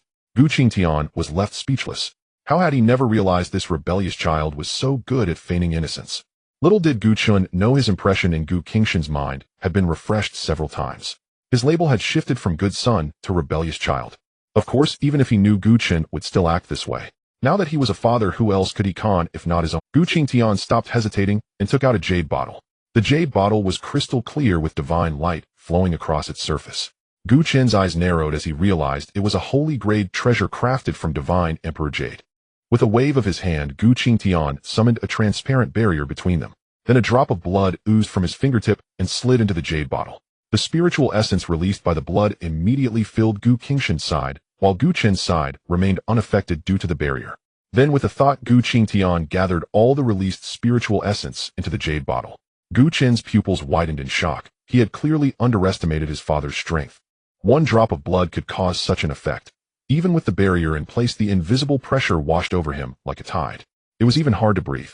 Perhaps Gu Qingtian thought highly of his strength and didn't pay attention to this detail. Fortunately, everything happened very quickly. In the blink of an eye, the barrier vanished, and the jade bottle was pushed right in front of Gu Chen. Let me remind you, do not attempt to use this drop of blood until you reach the sage realm. Gu Chen stared at the jade bottle within arm's reach and swallowed hard. Father, I understand. Moreover, there is a restriction set by me at the bottle's mouth, which cannot be broken unless one reaches the sage realm. There seemed to be a hint of pride in Gu Qingshan's tone, as if he had finally scored a point against Gu Chen. At this moment, Gu Chen wanted to ask, was that previous statement even meaningful? Answer me. Yet he didn't dare to ask. He couldn't let this opportunity slip away. Gu Chen hurriedly stored it in his spatial ring, fearing that Gu Qingtian would take it back. And this drop of blood must not fall into the hands of others, even if it means destroying it. Gu Chen paused for a moment before nodding in agreement. In the realm of Luotian, there were countless witchcraft techniques, many of which used blood to cast curses. As the head of the Gu family, if his blood fell into the hands of someone with ill intentions, it would be hard to ensure they wouldn't do something dangerous. At that time, the consequences would not only affect him, but the entire Gu family. Thank you, Father. I shall take my leave now. Hurry up and go, seeing you is annoying. Finally sending off this plague god, Gu Qingtian also breathed a sigh of relief. However, he still didn't understand how this kid found out about this matter. He had accidentally shattered a blue flower at that time. Upon closer inspection, it turned out to be the Yao Tai fairy blossom, which his wife cherished the most. At that moment, he felt as if the sky had collapsed. Fortunately, the flower was resilient and survived after being nourished by countless treasures. However, it was no longer as vibrant as before. My lord, recently a being suspected to be an ancient dragon in the Tianyuan city has been hiding. At this moment, a shadow floated in from the window, transforming into a black, three-dimensional figure kneeling before Gu Qingtian. Gu Qingshan's gaze sharpened, and his aura underwent a tremendous change, exuding a commanding presence. He was like a different person from before. After observing the shadow before him for a while, Gu Qingtian coldly said, "Send Shadow 7 to monitor report at all times. If necessary, there's no need to report, you can act directly." His tone was chilling, piercing the heart, like an ice. Understood. The shadow then transformed and slipped away from the window. Gu Qingshan's gaze remained fixed on the spot where the shadow had just been. His eyes were deep lost in thought. Bang! As Gu Chen walked back to the bamboo courtyard, suddenly a person appeared in front of him. Gu Chen looked around and realized he had unknowingly arrived at the Gu family's martial arts platform. He guessed that the person before him must be from the defeated side. He quickly helped the person up and asked, "Are you alright?" Seeing that it was Gu Chen, the person was instantly overwhelmed with excitement, stumbling over their words. "I have seen." "Thank you, Divine Son." Gu Chen glanced ahead. Today's martial arts platform seemed unusually crowded. Why are there so many people at the martial arts platform today? It is said that the 10th sequence is challenging the 9th, so nearly all the younger generation of the Gu family are here except those who are out or in seclusion. I heard that a few of the top sequences are secretly watching. Speaking of the sequence competition, the person's face lit up with excitement. The Gu family sequence has never been fixed at all, depends on strength. As long as one has strength, even distant relatives have a chance to obtain a position in the first sequence. However, the position of the Divine Son has many restrictions. In fact, the Gu family hasn't had a Divine Son for several generations. The limitation of direct lineage has barred 99% of people from this opportunity. Bang! The largest martial arts platform emitted a loud sound. Smoke enveloped the center of the platform, and before Gu Chen could approach, cheers resounded throughout the sky. Heavens, the 10th sequence has won. So strong. One person had blood at the corner of their mouth, yet there was a hint of defiance in their eyes, radiating vitality. Another person clutched their chest, continuously coughing blood, their aura disordered and weak. It was evident who had won and who had lost. Although Gu Yaotian had been defeated, he remained composed, stating, "Cousin Gu Hao is indeed impressive. I yield." Gu Hao looked at the defeated opponent, slightly raising his chin, a sense of pride evident in his eyes. "Now you know who the 9th sequence is, right?" Gu Yaotian clenched his other hand, tightly suppressing his inner anger. "Of course it rightfully belongs to my cousin. His grandfather was an elder of the Gu family, and resources were never a concern. In contrast, he had no father or mother, and he had to rely entirely on his own hands to obtain any resources.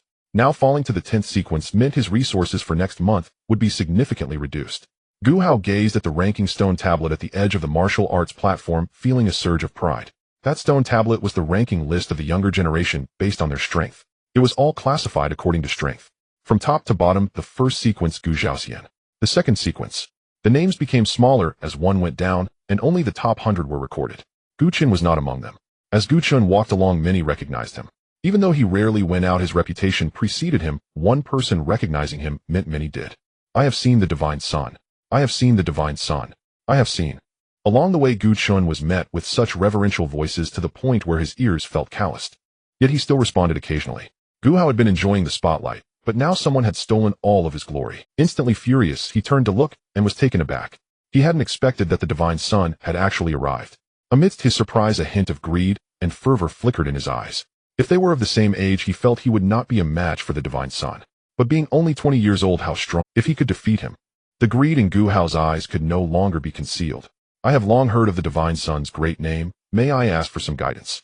A different voice emerged amidst the clamor. The crowd seemed to have pressed the pause button, and the noise instantly vanished. The scene fell into silence. Countless gazes swept over the two individuals. They had never seen the Son of God take action and wondered what level of power he had reached. Would they be fortunate enough to witness it this time? Even the few who were observing from the shadows couldn't help but shake their heads. Being associated with such a fool was an insult to the Gu family's lineage. However, they did not leave wanting to see what kind of sparks would fly between the two. Especially the Son of God's strength. What level had it truly reached? This was undoubtedly the most sought-after knowledge by the younger generation of the Gu family. There was no contention, no discussion. The clan elders unanimously agreed to appoint him as the son of God. Gu Chen's gaze swept over Gu Hao, clearly perceiving the calculations in Gu Hao's eyes. It was nothing more than using him to ascend the heavenly ladder for the family's resource allocation. Little did he know, with this one utterance today, he would personally destroy Gu Hao's path. A fool blinded by bloodlust and greed was not even worthy of a second glance from him. With a light sweep over Gu Hao, Gu Chen's gaze shifted to the stone tablet. It was said that this stone tablet was a rare artifact in the Forbidden Zone, impervious even to the Emperor. Signing in next to it would surely yield great rewards. Ignoring Gu Hao completely, Gu Chen stepped onto the martial stage, turning to walk towards the stone tablet. This left the crowd exchanging glances, expecting to witness some of the Son of God's power today. They did not anticipate that he wouldn't even acknowledge Gu Hao, as if he had seen a fly by the roadside, turning away without a second thought. Gu Hao, however, burned with rage. Since his birth, he had always been the center of attention, and no one had ever dared to treat him this way. Blinded by anger, he directly swung his sword towards Gu Chen's back. "Son of God, please enlighten me." The sword was enveloped in flames, resembling a coiling dragon opening its bloody maw as it lunged at Gu Chen. The crowd clearly did not foresee this turn of events and gasped in shock. "Gu Hao, are you crazy? Son of God, quickly dodge." The hidden observers also lost their composure. If anything were to happen to the Son of God, even though they did not participate, they would still be held accountable. However, in the next moment, Gu Chen turned, facing the impending terrifying attack without a trace of fear. At his level 1 strike would surely mean death, yet the shadow guards were not to be trifled with. "Sever his arm." As the command fell, a black light shot forth. Oh! Gu Hao's right arm was severed at the shoulder, blood gushing forth. The arm was engulfed by the black light, crushed into a mist of blood that vanished into the air. Gu Hao convulsed, instinctively clutching his severed arm, but even after swallowing a healing pill, the wound continued to bleed, proving useless. For a cultivator at the sage level, each strike carried the power of laws. With such a blow, healing was only possible if a top-tier healing pill or someone stronger than the attacker intervened. Considering you are a member of the Gu family, this is a small punishment, and take care of yourself. The cold, emotionless gaze sent shivers down everyone's spine. Gu Chen turned away, no longer involving himself in this matter. Indeed, a successor of a top-tier power would undoubtedly have protectors by their side. They too were blinded by rage. The looks directed at Gu Chen were no longer just filled with admiration and curiosity, there was also a hint of fear.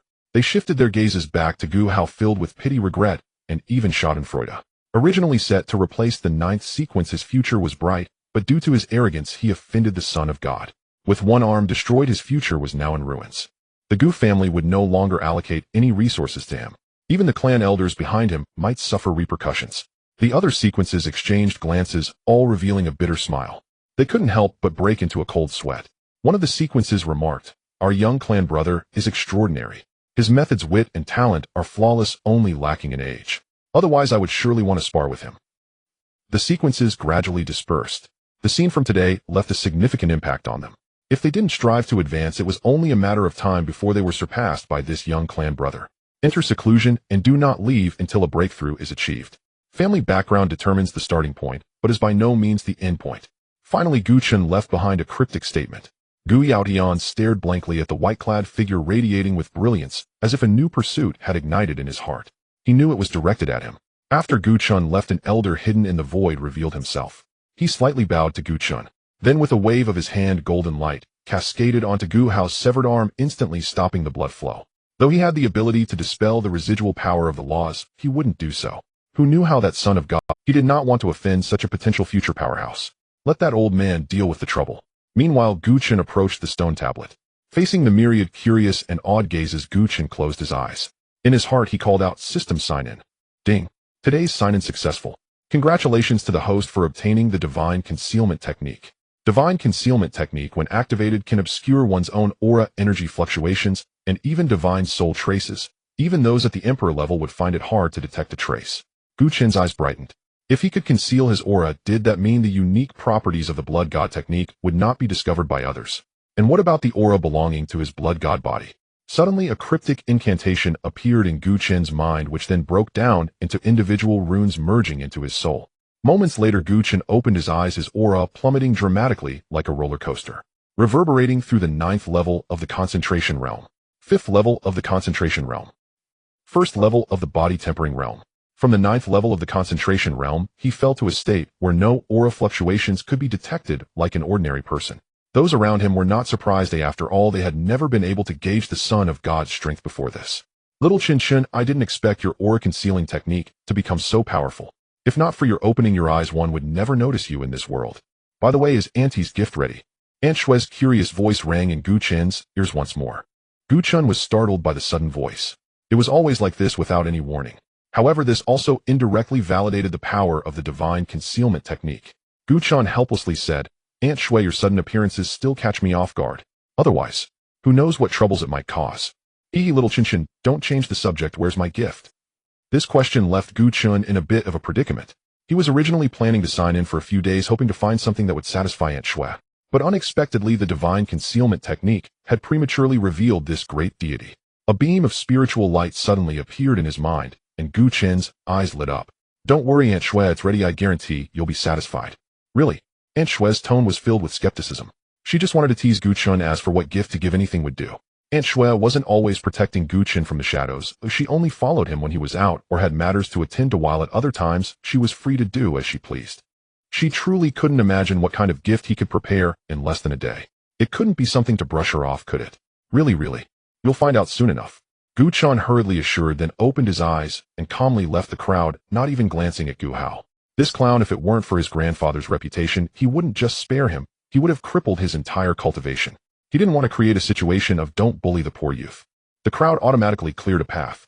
As Gu Chen walked through, their breaths slowed, slightly fearing to draw attention to themselves. The bloody scene from earlier had left an indelible impression on them. Only after Gu Chen had distanced himself did they dare to whisper among themselves. Half an hour later, Gu Chen arrived near the family treasury. The one guarding the treasury was an unkempt old man with a long goatee. He emitted no aura whatsoever, resembling a mortal on the verge of death. However, Gu Chen did not underestimate him in the slightest. This was someone even Gu Tian had to show respect to. He was like the legendary sweeping monk. Gu Chen slightly bowed, saying, Elder Tian. Just then a beautiful woman in a purple gauze dress appeared. She was unlike the flirtatious madams from the Zue Huan building, exuding a mature charm from within like a ripe peach, with every movement seemingly possessing captivating magic. Her figure was graceful, radiating an imperial presence, contrasting starkly with Gu Shirin. At least among the women Gu Chen had seen, none had a stature greater than Aunt Shui's. Her natural allure was her trademark, and her seductive glances were her identifiers. She was like a fox spirit that had cultivated for 1,000 years, enchanting and captivating. Shui Zime also bowed, saying, I greet Elder Tian. Unlike the playful demeanor she had when teasing Gu Chen, her expression was entirely serious. Meanwhile, she glanced at the little brat beside her. She hadn't expected him to have obtained a pass to the treasury. He showed some sincerity. Elder Tian slightly opened his eyes and glanced at the two of them, lingering on Gu Chen for 3 breaths. This undeniable gaze made Gu Chen feel exposed, as if he were stripped bare in front of him with no secret. Gu Chen's heartbeat slowed slightly, and unfavorable thoughts began to arise in his mind. Soon the gaze moved away, and Gu Chen let out a slight sigh of relief. Spirit stones. Elder Tian's voice was like sandpaper, as if he had never recognized the two. He maintained an official demeanor, showing no intent for small talk. Faced with this nuclear-grade old fossil, Gu Chen didn't dare to delay in the slightest, handing over 2 yellow spirit stones to the old man. Elder Tian, I'm going in with her. The old man waved his sleeve, storing the spirit stones away. Gu Chen's eyes slightly contracted, his heart secretly shocked. Top-tier divine abilities. The ability to manipulate space. He had only seen this ability at the top of the family scripture repository, but it was so complex that he had only glanced at it and given up. He hadn't expected to witness it here today. Elder Tian shifted his footsteps, his hands moving in complex seals, and immediately a hollow appeared beneath his feet, followed by a staircase leading down into the depths. Go ahead, 1 item each. Elder Tian pinched 2 hexagram seals and placed them in the palms of the two. They exchanged glances at the seals, and their palms bowed again to Elder Tian, and then entered the family treasury. As Gu Chen stepped onto the first step, his body trembled. He widened his eyes to look at Shui Zime, who shrugged back at him with a look that said, it's just as you think. The further Gu Chen walked, the more astonished he became. This wasn't a staircase, it was clearly a convergence of the power of laws. Moreover, it was formed by the intersection of the laws of time and space. Enjoying such exceptional treatment, Gu Chen was naturally aware of various aspects of cultivation. As far as he knew, there were a total of 21 major realms, from the body refinement realm to the heavenly emperor realm. Among them, the 9 realms from body refinement to heavenly passage were referred to as lower realms. Above them were the upper realms. From the Tao integration realm to the heavenly emperor realm, each realm was a watershed. One of the hallmarks of the saint realm was the ability to skillfully wield the power of laws. And the laws of time and space were among the 10 supreme laws. The distance of a single step on this staircase woven with such power could represent half a domain or a glimpse of the time-space river.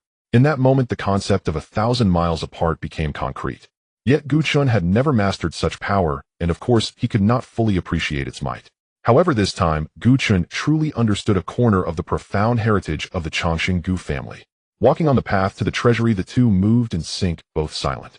Gu Chun formed a bold speculation in his heart. In a place like this, signing in would surely yield great rewards. But unfortunately, today's opportunity for signing in was lost. Only after completing the last step did Gu Chun finally step onto the white jade floor of the treasury, and his tense body relaxed. Seeing Xue Zimai's teasing gaze, Gu Chun's face turned slightly red. So embarrassing. But why didn't she react? "Aunt Xue, have you been here before?" "I've been here once or twice." Xue Zimai looked around the treasury, her eyes sparkling with excitement. Ever since her first visit, she wished she could take everything here back with her. Suddenly, Xue Zimai stood on tiptoe and kissed Gu Chun on the cheek. It was a fleeting touch. "Little Chen, I really like this gift. This is a small return gift. See you later." That damp touch made Gu Chun stiffen all over, and his mind went blank. Although he had been kissed by Aunt Xue when he was younger, it hadn't happened since he turned 10. This time, Gu Chun touched his slightly damp cheek, staring blankly for a moment. With vacant eyes, he watched Aunt Xue's departing figure, forming a speculation in his heart. With her playful nature, she must have wanted to see him flustered. She really was a teasing elder. However, Gu Chun did not notice the faint blush at the roots of Xue Zimai's ears when she turned around. Gu Chun collected his myriad thoughts and began searching in the treasure vault. The first thing he saw was a holy herb, dragon blood marrow star. It is a sacred herb that can only grow on the corpses of dragon-type monster beasts at the supreme level. This holy herb gathers the essence of the dragon's body, making it an invaluable tonic for him, a demonic cultivator who relies on blood energy as a resource. Gu Chun reluctantly shifted his gaze away from it. For the second glance, he spotted a fragmentary imperial weapon.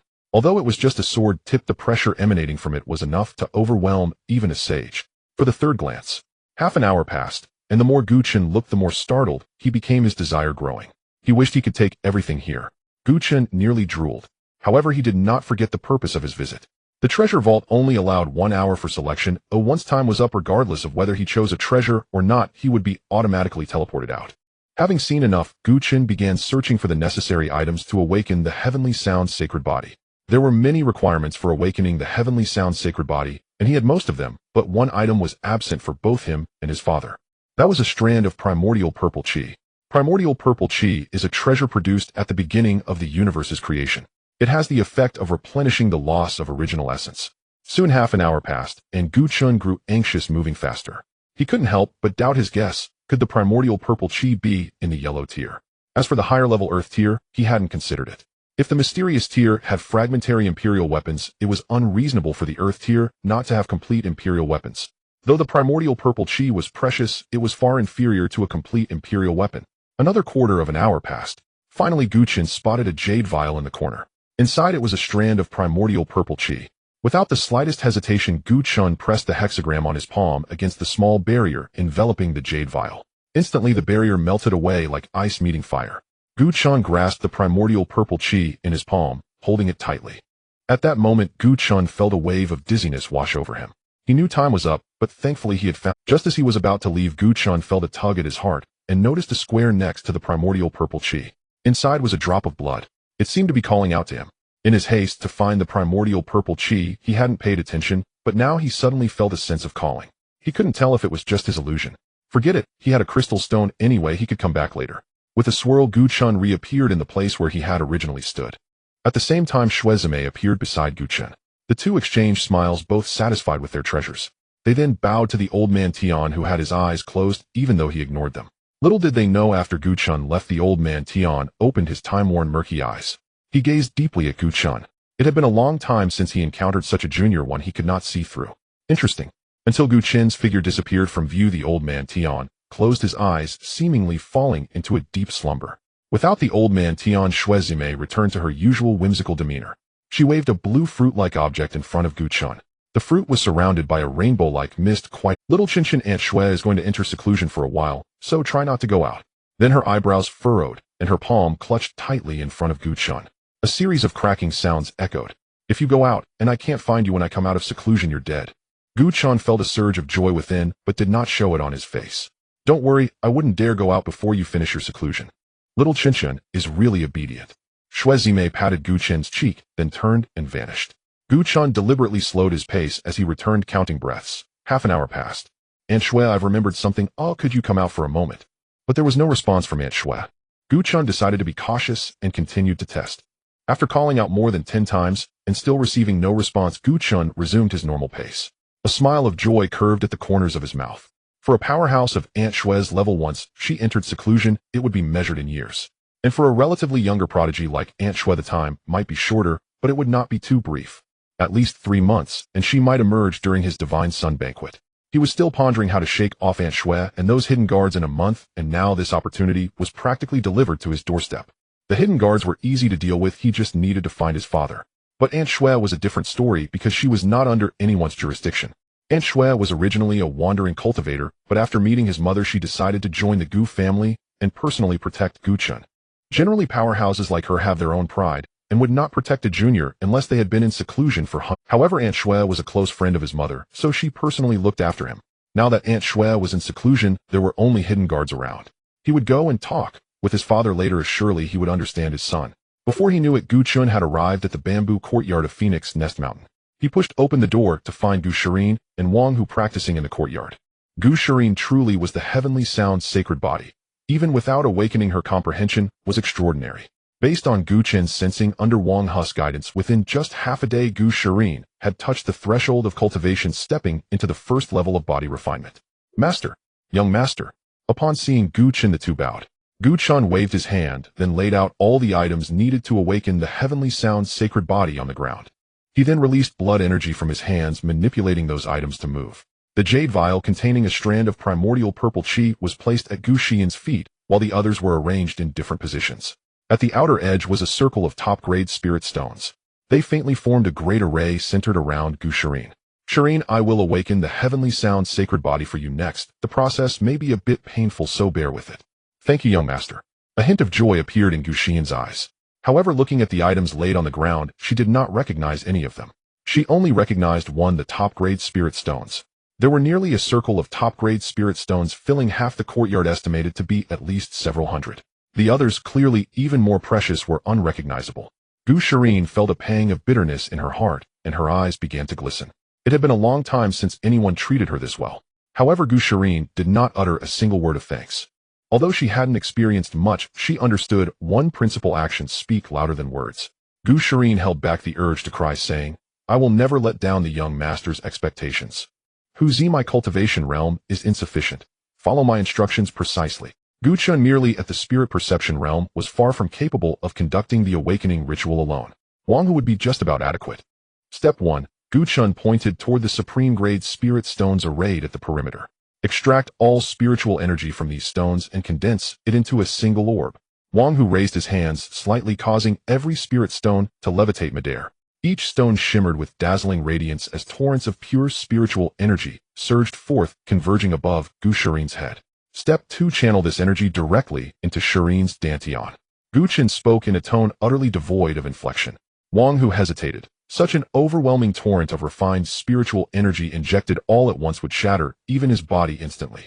How much more so for Gu Shirin, a novice who had only just stepped onto the cultivation path. Wang Hu glanced again at Gu Chen's impassive face, clenched his teeth, and resolved his master must have profound intent behind this. He would obey without question.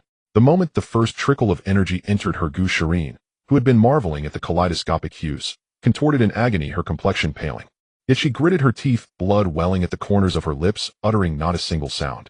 As more energy flooded in, she lost all balance and collapsed to the ground. Blood gushed from her mouth.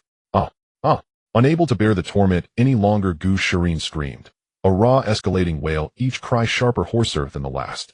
Wang Hu calculated at this rate, she would explode within 10 breaths. Master, shall we continue? Gu Chen's voice remained calm, but beneath its stillness lay an ironclad command. With every surge of energy Wang Hu channeled, Gu Shirin's screams grew louder, more desperate. Cracks spiderwebbed across her skin, oozing thin rivulets of blood. Her exquisite face now fractured like shattered porcelain, twisted in excruciating pain. Within moments, the earth beneath her turned crimson with blood. Gu Chen thought it was time. With a flick of his wrist, a violet flower, glowing with ethereal luminescence, drifted into Gu Shirin's mind. Simultaneously, his voice echoed within her consciousness. Hold on. Do not lose consciousness. To faint is to perish utterly. Your body will rupture, your soul dissolve. Every sacrifice wasted. The instant the violet bloom entered her, her agony eased, just slightly, and her screams softened. How? A single syllable forced itself from her throat, rasping, broken beyond recognition. This was the soul-preserving flower, capable of anchoring the soul against annihilation. Its worth rivaling that of a strand of primordial violet chi. From the outset, Gu Chen had never sought merely to awaken Gu Shirin's celestial sound body. Such a feat would squander her extraordinary innate talent. In this life, she would never keep pace with him. At 22, she had only just begun cultivation, lagging far behind her peers both in speed and strength. Having missed the optimal foundation establishment phase, her potential was irrevocably constrained. What Gu Chen intended was twofold: awaken her physique and forge her an entirely new vessel. Salvation through extremity. Such a deluge of spiritual energy would inevitably obliterate her, were it not for extraordinary measures. Her current frailty, however, worked in their favor, preserving her soul, while reshaping her body, posed no insurmountable challenge. Coupled with the myriad treasures he had prepared, he could lay the most impeccable foundation for her. Yet all hinged upon one condition: Gu Shirin must retain lucidity, no lapse into unconsciousness. Should her soul sink into slumber, even the soul-preserving flower could not retrieve it. Thus she must endure agony beyond mortal endurance. Her body was being scoured, inside and out, layer by layer. Boom. A thunderous detonation tore her apart into a crimson mist. Her garments vaporized into smoke. Only a translucent orb, bathed in soft violet light, hovered in midair. Within it curled a naked girl, miniature, yet unmistakably Gu Shirin. This was her soul. Gu Chen's gaze sharpened. He extended his hand, releasing a filament of primordial violet chi, and guided it gently into her soul. Only then did he exhale, relieved. The most critical step was complete. Now all that remained was to wait. Huzi, once Shirin's soul stabilizes, you must. Gu Chen instructed Wang Hu on key precautions. These minutiae were tedious and demanded constant vigilance beside Gu Shirin. Meanwhile, Gu Chen himself needed to shuttle across the Gu clan estates for mandatory attendance rituals. Entrusting this task to Wang Hu was ideal. Master, entrust it to me. Wang Hu thumped his chest, resolute. Good, you stand watch. I'll cultivate for a while. Understood. Yet as Gu Chen neared the bamboo pavilion's threshold, he paused. His reserves of blood seemed depleted, and his father's gifted essence remained unused for now. Gu Chen turned back, rubbing his nose awkwardly. Huzi, give me a few more drops of your vital blood. Last batch is exhausted. Strangely, asking his father for blood had caused no such discomfort. Why then did soliciting it from Wang Hu stir this peculiar unease? Wang Hu blinked, then immediately forced forth his vital blood drop by drop. Gu Chen watched Wang Hu, still straining to produce more, and swiftly seized his wrist. Enough. A jade vial appeared in his palm, catching every drop, nearly filling the vessel. Noting Wang Hu's pallor, Gu Chen felt a pang of guilt, like coaxing a child. After brief reflection, he decided to offer the dragon blood orchid to replenish him. And with the orchid's potency amplified by the ambient spiritual energy, breakthrough might well follow. Huzi, use this time to transcend into the life and death realm. In 1 month things will grow hectic. Gu Chen handed over the dragon blood orchid, his expression grave. Wang Hu swallowed his protest. Yes, thank you, master. Tears welled in Gu Yunxing's eyes as he looked pitifully at Qin Juro. Though she knew perfectly well that her younger son was putting on an act, she still could not bear the Then with effortless grace he strode back into the bamboo pavilion. His activity had stirred the hidden guardians sworn to protect him, but under the 9th Patriarch's silent decree, they made no move. Time flows like a white steed across a crevice, swift, unbidden, imperceptible. 1 month passed in the blink of an eye. Throughout, Gu Chen attended every designated estate, without fail fulfilling his clan's attendance rights. The rewards from each sign-in left him grinning uncontrollably. He visited nearly every spiritually rich locale across the Gu clan lands, except the Forbidden Sanctums. The clan treasury, however, he dared not approach, not until his strength was assured. He sensed something uncanny in Elder Tian Lao's eyes. Standing before him felt like being laid bare, soul and sinew exposed. Wang Hu meanwhile had ascended to the life and death realm days earlier. A breakthrough Gu Chen personally safeguarded for failure would have been catastrophic. Today too held singular significance. For Gu Shirin's awakening had reached its culmination. As winds stirred the heavens, the essence of every artifact coalesced above Gu Shirin's soul, a swirling prismatic nebula. Before their rapt gaze the mist condensed into human form. Then like silk unfurling in the breeze a cascade of black hair billowed forth. Features emerged, eyes, nose, lips, then torso, limbs, until flawless luminous skin filled their vision. Gu Chen and Wang Hu turned away in unison, yet anticipation swelled pulse by pulse. Naked Gu Shirin surveyed the scene, the fog of disorientation in her eyes gradually melted into warmth, into recognition. Only she knew what this month entailed. hour upon hour of soul-rending agony. Gradually, after some indeterminate span, the pain dulled into numbness. Her soul drifted untethered across a desolate void, until now it had returned. Bare feet touched earth. She gazed upon the two figures seated with backs turned. A smile, captivating serene, lit her face. "Young master, brother Hu." Her voice bore a husky timbre layered with ancient resonance. "I am back." Wang Hu nearly turned around immediately, but was firmly held back by Gu Chen. "That, she absorbed the spiritual energy first, then put on your clothes before calling us. If it weren't for the preparations made in advance, he definitely wouldn't have been able to restrain this guy." Wang Hu also thought of Gu Shi's current situation, and his body stiffened, his cheeks flushed. Yes, I'm not in a hurry." Gu Shi glanced down and understood why everyone had their backs turned to her. However, she didn't think too much about it. If it were before, she would have been shocked or embarrassed. But now she was only a bit surprised. After going through all this, it seemed she had changed a lot. Gu Shi looked up at the pure spiritual energy above her. A trace of her previous aura had tormented her to the brink of death, but now it would turn into her nourishment. Truly, life is a strange twist of fate. Gu Shi waved her hand, and the spiritual energy like a great sun transformed into countless specks of starlight streaming into her body. At the same time, Gu Shi's aura surged like a rocket. Body Refinement Realm First Stage. Body Refinement Realm Fifth Stage. Concentration Realm First Stage. Life and Death Realm Ninth Stage. In just a moment, Gu Shi transformed from a mortal into a powerhouse of the Life and Death Realm. Her realm was several minor levels higher than Wang Hu. Gu Shi instinctively waved her hand, gathering the heaven and earth's spiritual energy. It transformed into a green dress, fitting her perfectly. It perfectly outlined her beautiful figure. "Young Master Tiger Brother, I'm ready." Gu Chen and Wang Hu turned around simultaneously, both showing a hint of astonishment in their eyes. "Very beautiful." Gu Chen's gaze held no hint of desire, only appreciation, not sparing any praise. Who wouldn't like a beautiful lady? Compared to the previous Gu Shi, she was now several layers more beautiful, perhaps due to her cultivation. The saying that spiritual energy nourishes people and youth is eternal is no mere rumor. Wang Hu was momentarily stunned, his gaze drifting, not daring to meet hers. This was not because Wang Hu harbored any thoughts about Gu Shi, but rather due to his personality. "You're too kind, young master," Gu Shi chuckled. "This is not flattery, it's the truth." After exchanging pleasantries, Gu Chen began discussing the matter at hand. "She, in the next few days, practice with Huzi more to quickly familiarize yourself with your powers. In a few days we will go out to train." Although Gu Shi's cultivation had surged, she lacked the actual combat power of her current realm. She was merely an empty shell devoid of flesh, blood, and soul. Next, what Gu Shi needed to do was to complete this empty shell. Gu Shi and Wang Hu both set aside other thoughts and responded earnestly. "Yes, young master. Also, this set of incantations you both should diligently practice, aiming to reach the entry level within 3 days." Gu Chen then handed over the incantation of the hidden god technique to the two of them. They wrote it down and then acknowledged it. Cultivation methods also have tiered classifications: entry, minor accomplishment, major accomplishment, perfection, and completion. A total of 5 levels.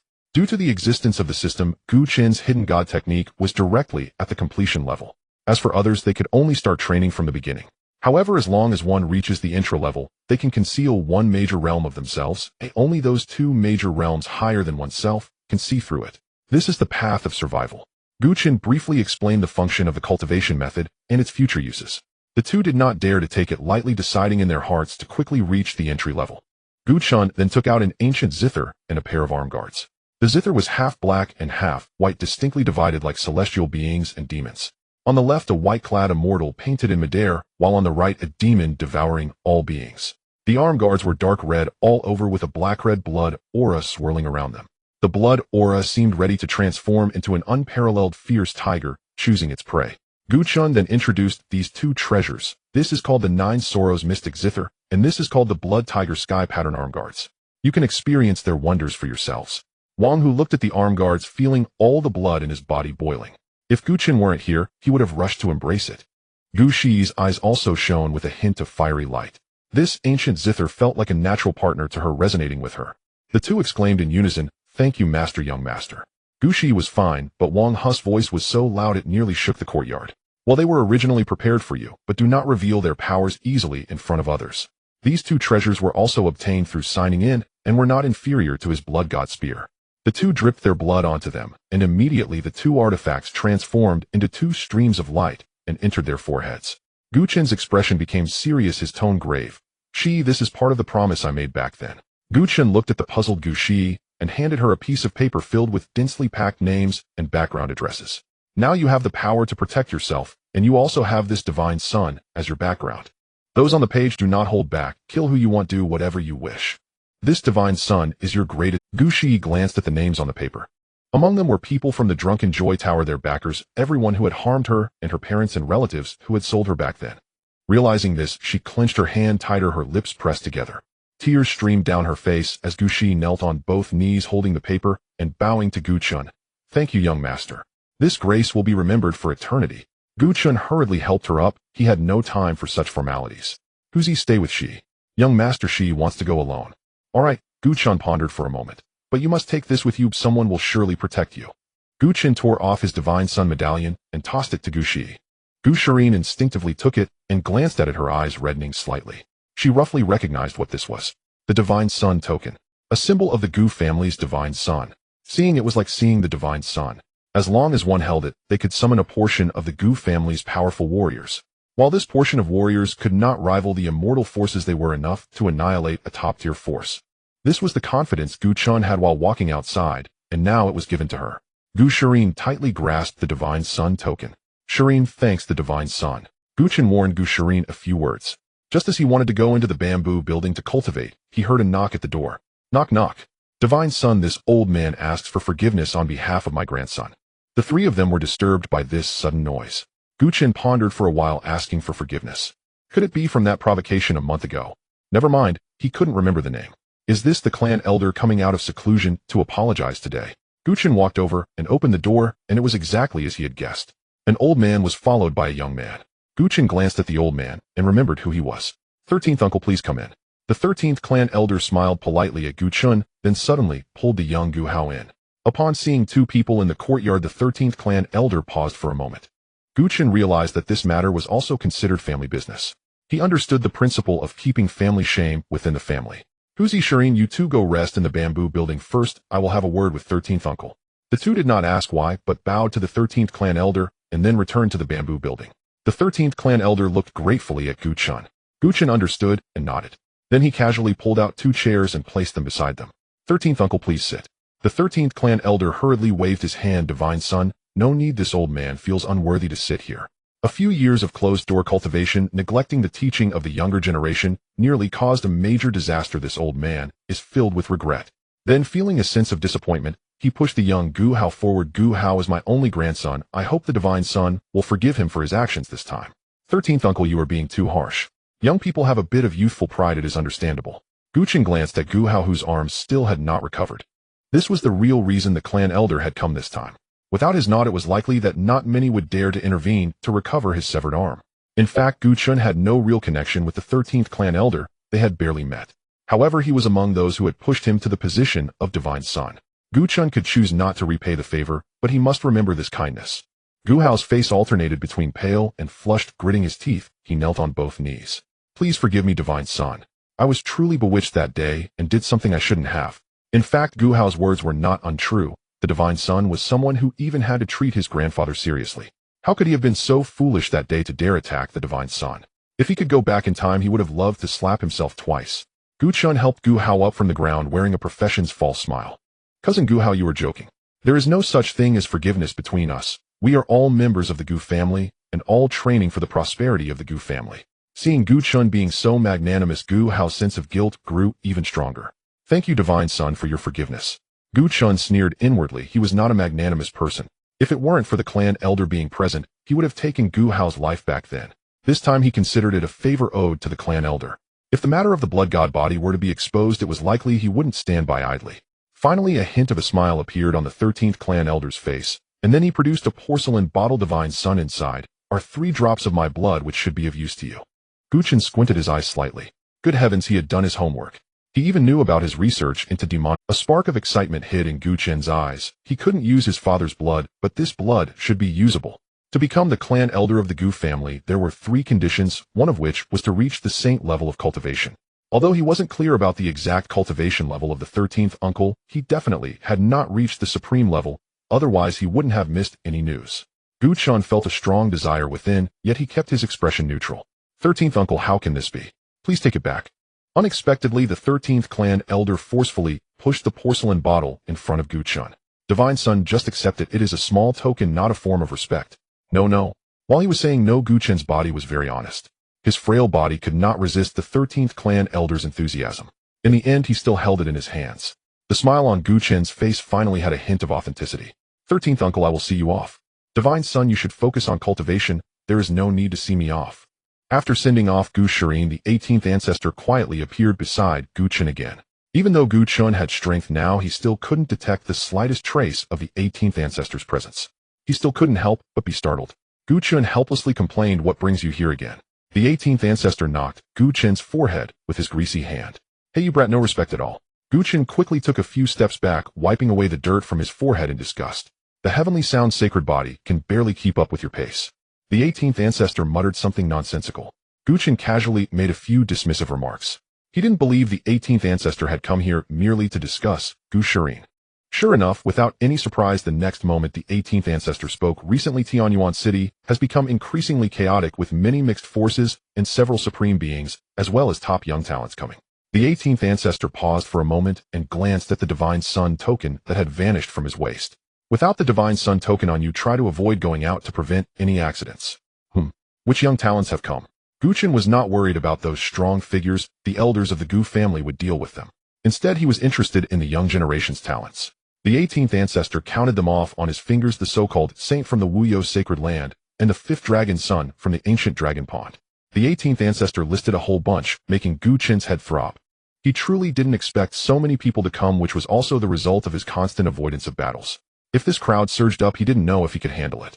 By the way, I've heard your little fiancé is also coming. Gu Chen was taken aback for a moment. Fiancé? He had no fiancé. Luo Qingyan. She is coming. Surely she wouldn't come to annul the engagement. Most likely she just wanted to see how strong he really was, whether he was just a facade. It's too early to say. Let's see if there's a spark first. The 18th ancestor took a sip of wine, casting an unexpected glance at Gu Chen, and laughed heartily. You boys see things clearly. Gu Chen pouted. To be honest, he had only met Luo Qingyan once when he was a child. She was incredibly beautiful with white hair and blue eyes, a perfect beauty. He wondered if she had grown crooked over the years. But her personality was quite domineering. Since Gu Chen was a month or two younger, she always compelled him to call her sister. In Gu Chen's small body resided the soul of an adult. How could he possibly call her that? But he couldn't resist her generosity. She offered a holy herb for a day's worth of calling her sister.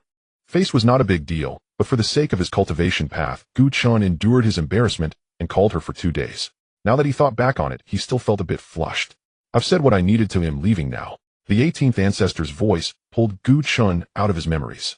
He quickly grabbed the 18th ancestor's arm. The 18th ancestor paused as he prepared to open a spatial rift. He glanced at Gu Chen. Is there something else? Gu Chen hesitated for a moment, then released the 18th ancestor's hand, chuckling awkwardly. No, nothing. Don't pull on me if there's nothing. With that, he snorted and left.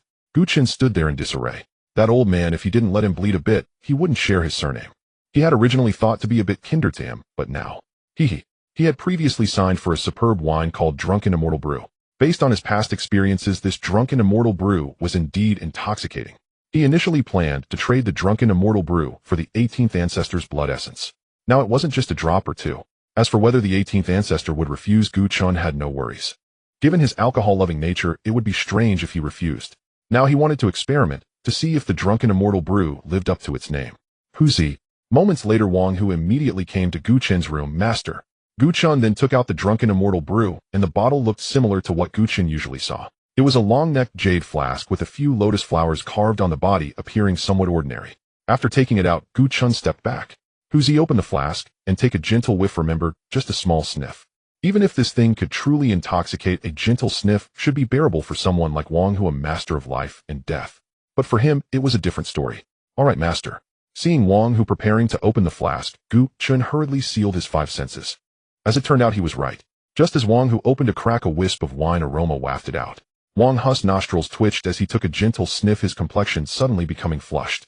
Gu Chen was puzzled as to why Wang Hu had stopped when he suddenly swayed unsteadily, his steps faltering as mumbling, fragrant, so fragrant. Before he reached Gu Chen with a smack, Wang Hu collapsed straight down. If Gu Chen had not been quick to react, Wang Hu would have directly met the floor. But even in Gu Chen's arms, he was still unruly, kicking about and mumbling, bad person. Go away. Mom, I miss you. However, Gu Chen caught a few words and sighed silently. Being drunk was not necessarily a bad thing. After carrying Wang Hu to bed, Gu Chen carefully examined the seemingly ordinary wine.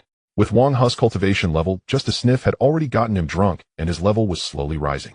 When he woke up, he would likely break through several small realms. If it were him, wouldn't he be completely drunk for half a month? The drunken immortal brew truly lived up to its name.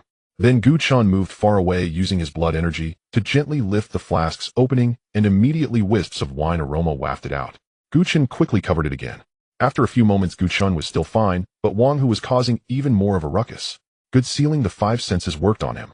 Chen straightened Wang Hu's body and then exited his room with the wine flask.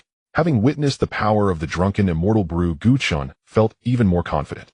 He then carefully took out a drop for separate storage and placed the remaining drunken immortal brew into his spatial ring. Walking into the courtyard, 18th Ancestor. 18th Ancestor. Coming, you're going to wear this old bone of mine out eventually. The familiar grumbling voice and the spatial rift appeared not far from Chen. As soon as the 18th Ancestor emerged, his expression changed, and he hurried over to sniff the wine here and there. Wonderful, wonderful. Where did you find such exquisite wine, you boy? He looked as if he were admiring some rare treasure. That gaze made Chen shiver. Chen hurriedly took out the jade bottle containing a drop of drunken immortal brew. 18th Ancestor, would you like to taste it?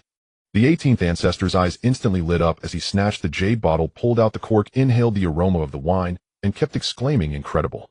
He then drank it down, smacking his lips, as if savoring the taste from before. Seeing that the timing was right, Chen took out the entire flask of drunken immortal brew.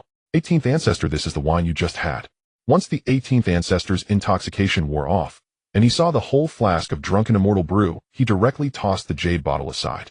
He quickly moved to Chen's side, and Chen took the opportunity to hand the drunken immortal brew to the 18th Ancestor.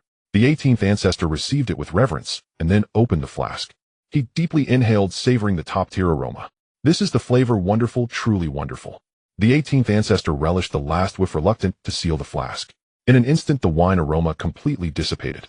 Sitting by the stone table without dignity, he irritably said, "Now tell me, boy, what do you want the old man to help you with? I don't believe that with your character you'd simply offer good wine to honor me." Chen coughed a couple of times. 18th Ancestor, am I that kind of person? The 18th Ancestor did not refuse, holding the drunken immortal brew and casually opening a new spatial rift, stepping inside.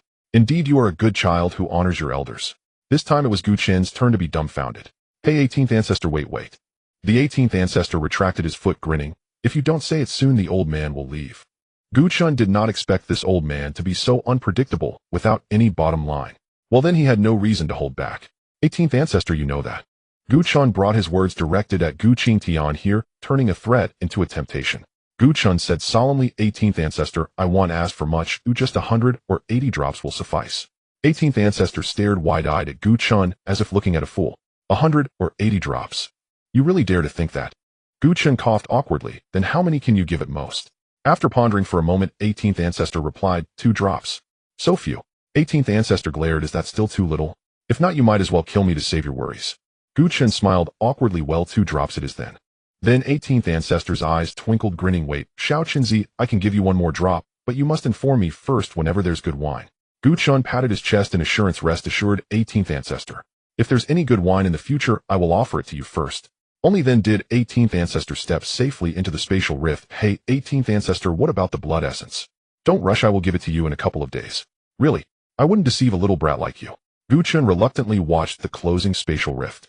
It's not that he didn't trust 18th Ancestor. He just wanted to see what 18th Ancestor's blood essence was like. 18th Ancestor murmured to himself, anyway, that old fellow next door would wake up soon. Moreover, after a month his father should have nearly recovered. Chen arrived again at Qingshan's residence, and as expected, Tian was resting in the inner hall. Moreover, after a month his father should have nearly recovered. Chen arrived again at Qingshan's residence, and as expected, Tian was resting in the inner hall. But an unexpected event occurred. Uncle Yang, did my father go out? In front of Chen stood a middle-aged man. He was guarding the gate of Qingshan's hall. This man was Yang Yu, one of Qingshan's followers who remained beside Tian as a guard due to serious injuries. He must have gone out on business since Chen hadn't seen him in the last few visits. Yang Yu smiled upon seeing Chen, as in some sense Chen had grown up under his watch. The Lord has gone out on business and won't be back for 2 months. 2 months. Such a coincidence. Chen looked at Yang Yu suspiciously. Uncle Yang, you wouldn't be lying to me. Yang Yu maintained a calm expression, repeating, no, the Lord only said he was out on business and wouldn't return for 2. Looking at his uncle who had never lied to him, Chen believed most of it. They couldn't possibly be off on some honeymoon. Chen muttered to himself as he walked out. Yang Yu relaxed his tense body, having told a lie in front of the young master for the first time. Inside the main hall, upon seeing Gu Chen leave, Gu Qingtian disdainfully remarked, "I'm still your father. What is this? When has a son ever worried about his father's blood?" Half a month later, a heavy rain came and the sky darkened. In Gu Chen's small courtyard, a misty rain fell. Although there was a barrier to block it, Gu Chen did not activate it, allowing the heavy rain to beat down on the solitary bamboo in the courtyard. Bamboo building's misty rain, fine wine, one of life's great pleasures. Inside the bamboo building, Gu Chen sat opposite Wang, who with a pot of wine and 2 cups on the table. After experiencing that drunken episode, Wang Hu's cultivation surged, reaching the pinnacle of the life and death realm. As long as he closed himself off for a while, he would have a high chance of breaking through to the heavenly realm. Gu Chen also successfully broke through to the 4th realm, the divine bridge realm, thanks to Wang Hu's blood. Clink. The 2 glasses clinked as they drank the fine wine. Half a month has passed. I wonder if Shirin has finished her business. A hint of worry crossed Gu Chen's brow, as half a month had far exceeded his expectations. He wasn't worried about Gu Xian's safety. With the divine son's order, it would be hard for her to come to harm. Yet she was still a girl who had never shed blood. Gu Chen regretted not having Wang Hu accompany her. Before Wang Hu could respond, the door of the bamboo courtyard was opened. The 2 looked at each other. They saw an exceptionally beautiful woman standing outside the bamboo courtyard. The raindrops falling around her evaporated automatically, showing no sign of being wet. However, there was no sparkle in her eyes, only a sense of desolation. Gu Chen and Wang Hu exchanged glances and quickly stood up. Gu Chen walked over with the wine pot, smiling. "Shirin is back. Would you like to join us?" Gu Chen shook the wine pot, inviting Gu Shirin to drink together. Wang Hu said nothing, only feeling somewhat awkward. Both chose to ignore the faint smell of blood on Gu Shirin, and as she looked at the 2, a glimmer of light finally returned to her eyes. "Young master, brother Hu." She rushed over and hugged the 2.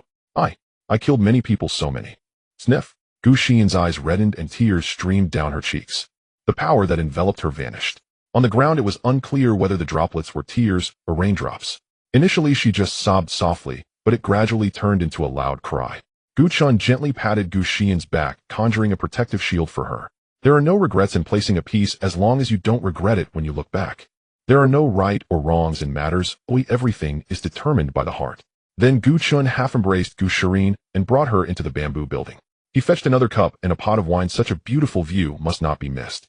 He poured her a cup of wine, and Gu Shirin drank it down in one go. The spiciness slid down her throat, causing her to frown slightly.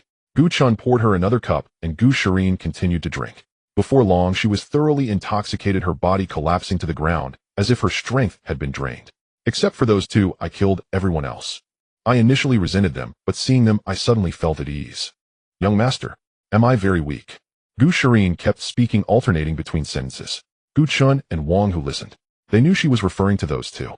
This is not weakness, it is inner growth. This world is but a cycle of cause and effect. They birthed you, but did not nurture you. Selling you to a brothel was their cause.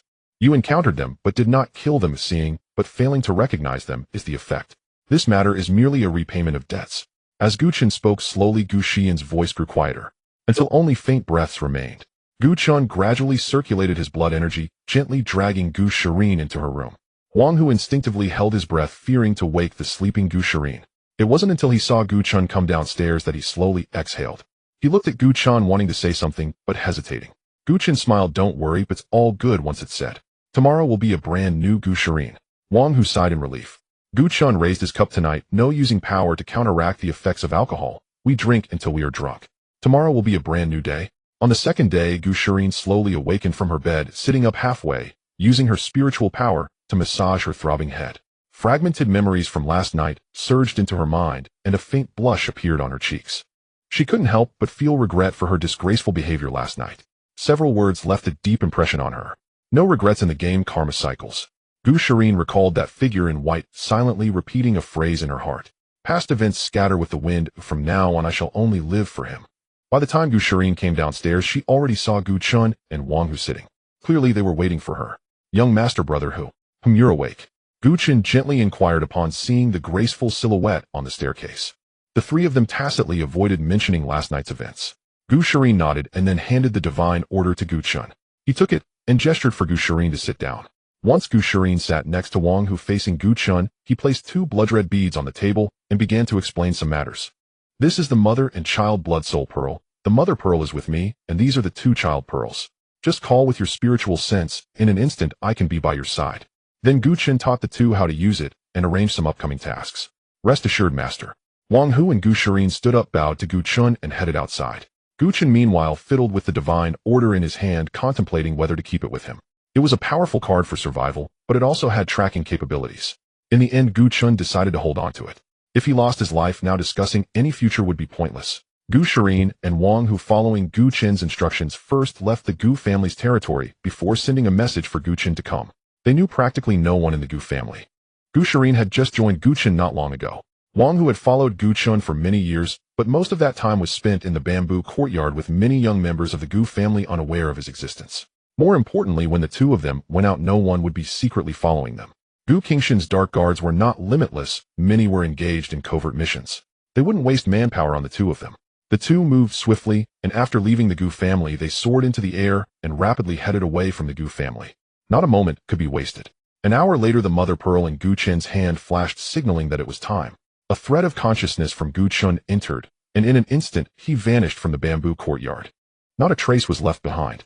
At that moment, 5 figures in black appeared at the very spot where Gu Chen had been. They began to use their spiritual energy to meticulously search for any possible traces. But in the end, there was still nothing.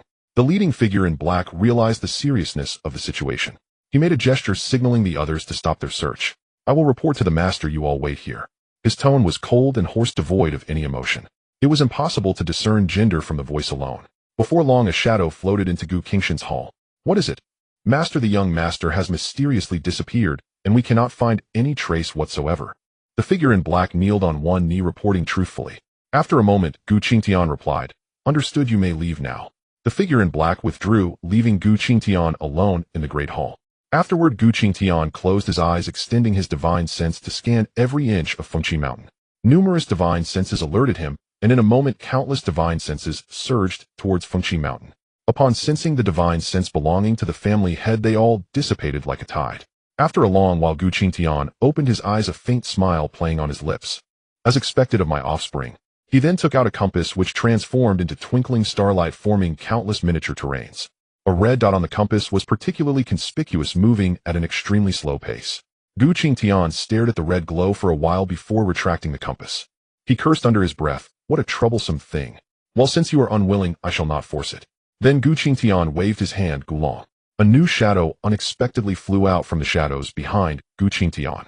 The shadow rose from the ground, taking on a human form, kneeling before Gu Qingtian, informing Jiao and the others that they are no longer needed to guard the divine sun from now on. Gu Qingtian pondered for a moment. "From now on, keep an eye on the demon heaven forbidden zone and report back with any developments." "Understood," Gulong replied before transforming into a shadow and departing. After Gulong left, Gu Qingtian recalled the slowly moving red, smiling faintly. It seems they are not that arrogant yet. Meanwhile, Gu Chun was enjoying the exhilaration of racing through the world. Today, several chains that had bound him were finally broken. Gu Chun was infatuated with the taste of freedom. Due to his low cultivation level, he could only be carried alternately by Wang Hu and Gu Shirin. The three of them sped towards the beast forest like shooting stars. 3 days later, despite rushing, they still reached the edge of the beast forest.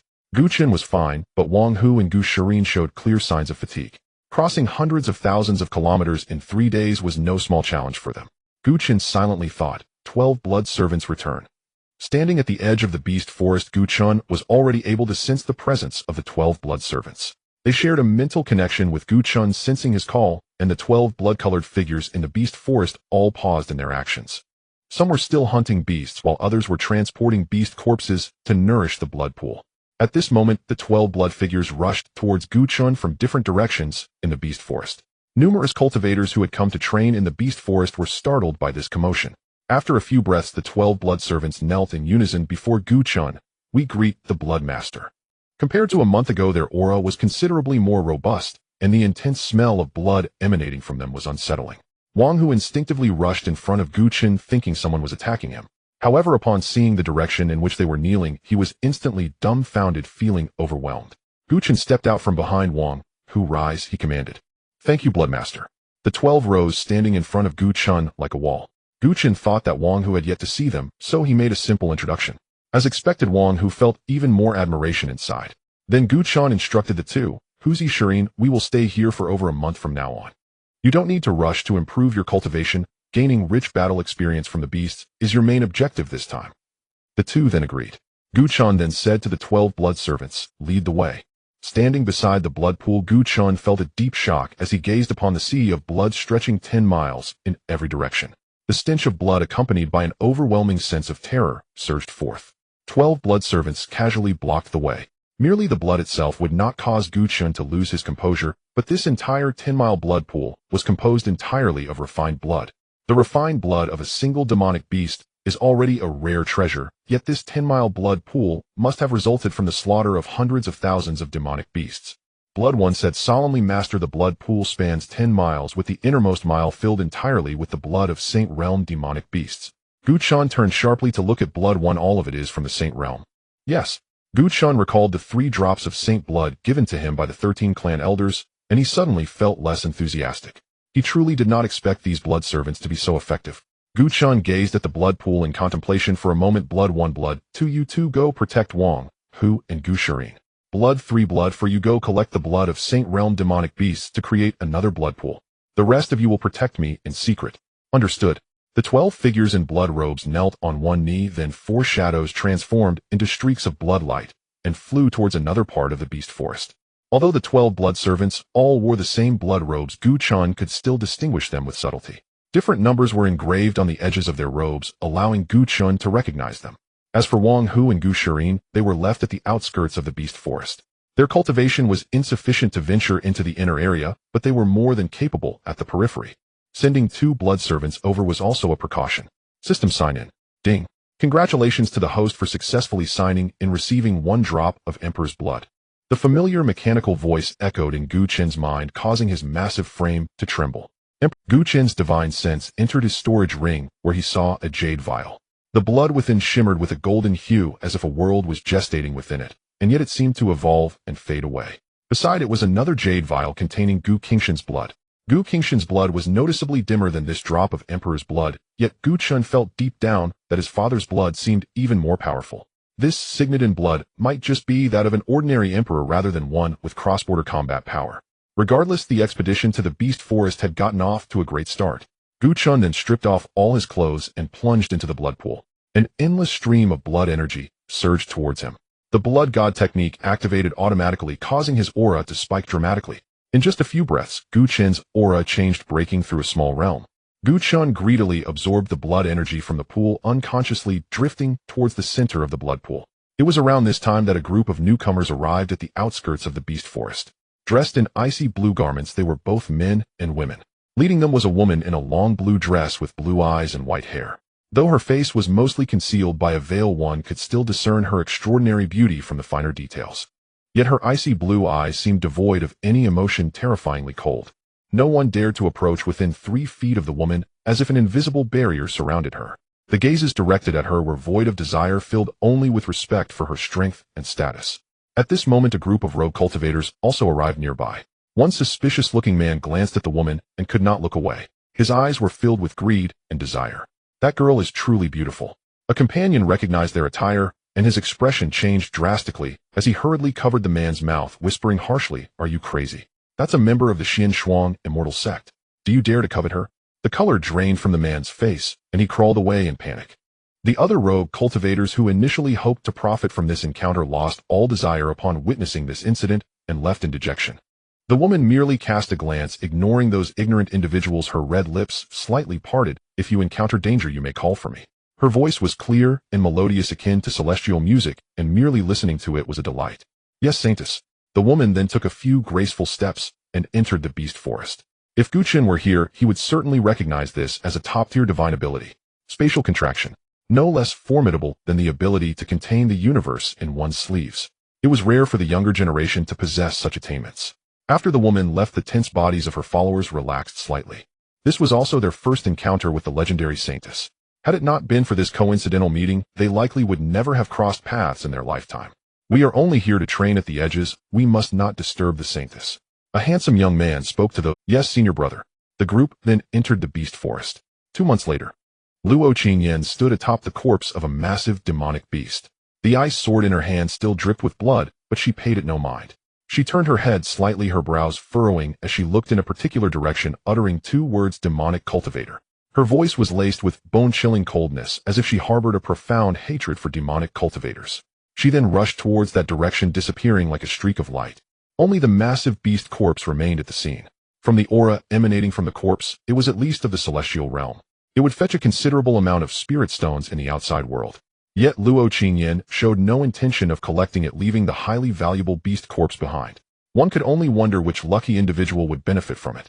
Meanwhile, Gu Chun absorbed the last drop of pinnacle saint blood from the blood pool. His momentum surged once more. Once he stabilized, his cultivation was revealed to be at the peak of the celestial realm. As long as he merges with the Tao seed, he could break through to the Tao integration realm at any time. During these 2 months, he did not solely rely on the absorption of blood to enhance his cultivation, but also continuously adapted to his surging power. He had already mastered the first 2 styles of the 4-style spear technique, the cold light and the soul sever. Their power was worlds apart compared to before. The demonic beast that helped Gu Chun adapt had become. After the excitement, Gu Chun restrained his aura and looked in the direction of the Gu family. It was time to return. It had been nearly 2 months since he last saw those 2 little ones. They must be missing him by now. At this moment, Gu Chun's expression turned grave as a chilling aura rushed towards him, carrying cold, killing intent. It was at the same peak of the celestial realm as his own. However, her aura was much denser, indicating she had honed her skills at this realm for quite some time. The gravity in Gu Chun's eyes transformed into a flicker of battle intent. Just as he had broken through to the peak of the celestial realm, wasn't this a perfect opportunity for tempering? The memories passed down from the first generation of Blood God body also included combat experience. This was an excellent opportunity for honing. Gu Chun immediately informed the 10 blood servants hidden in the shadows, "Do not interfere, just protect me secretly." Understood. 10 nearly identical voices echoed in Gu Chun's mind. Almost as soon as Gu Chun finished giving orders, a streak of icy blue sword energy came flying toward him. In an instant, it was right before his eyes. Gu Chun's pupils constricted, and his body reacted instinctively, narrowly grazing past the sword energy. He had underestimated his opponent.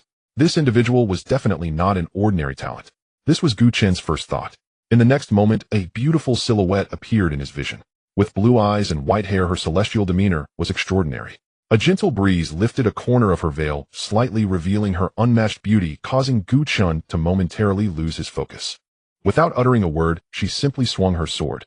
The sword energy surged forward, accompanied by a torrent of majestic sword light. Gu Chun dared not be careless. A flash of blood light appeared as the blood god's spear manifested in his hand. Cold light. A burst of blood light erupted as the spear tip collided with the sword light. A tremendous roar resonated throughout the heavens and earth. The violent energy transformed into a storm that swept across the land. The surrounding trees and boulders were all shattered by this terrifying power. This was certainly not a battle between 2 celestial realm cultivators. One could even believe it was a fight between 2 quasi-saints. As the storm subsided, Gu Chun glanced at the beautiful silhouette standing still. His brows furrowed slightly. Her first strike was a lethal move. This was certainly not a friendly spar. "I have no enmity with you, fair maiden, do I?" Luo Qingyan did not respond, merely staring intently at Gu Chun as if wanting to remember his appearance. After a long pause, she said, "I remember you." The previous strike had already tested the opponent's strength. Although she was somewhat inferior, one could not be sure if the opponent had any hidden trump cards. Such a prodigy of the demonic path was certainly not an unknown figure. There might be protectors nearby. Continuing further would only waste time. The future will bring encounters. There is no need to rush. Luo Qingyan wanted to leave, but Gu Chun was unwilling, wanting to fight her while she sought to escape. Such good fortune in the world is rare. "Who are you, and why do you harbor murderous intent towards me?" Luo Qingyan paused for a moment. "Demonic cultivators deserve to die." Gu Chun shrugged. "The righteous path and the demonic path are merely 2 forms of power. The distinction between righteousness and evil is but a thought. Being overly biased is not a good thing." Gu Chun did not know why he spoke so much to her. Perhaps it was due to the memory of her similarly blue eyes. However, she was not this murderer. Luo Qingyan paused for a moment and repeated, "Demonic cultivators deserve to die." After saying this, she crushed a blue orb and vanished from the spot. This stubborn personality was quite similar to hers. One could not tell which faction she belonged to. Would she attend the Divine Sun banquet? Gu Chun was not worried about whether his identity as a demonic cultivator would be exposed. Who among the Gu family's elders did not know he was researching demonic arts? The Divine Sun banquet was approaching. It was time to return. Gu Chun took one last glance in the direction Luo Qingyan had vanished, murmuring, "What a strange woman." Immediately after, his divine sense expanded, sensing Gu Shirin and Wang Hu's location.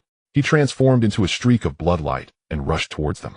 At that moment, Gu Shirin was facing off against a source-seeking beast alongside Wang Hu. Although they had spent most of the month honing their combat skills, they had also been training in the blood pool for some time. Both were at the same realm as Gu Chun, at the peak of the heavenly connection realm. This beast was 2 major realms above them. The battle was quite strenuous.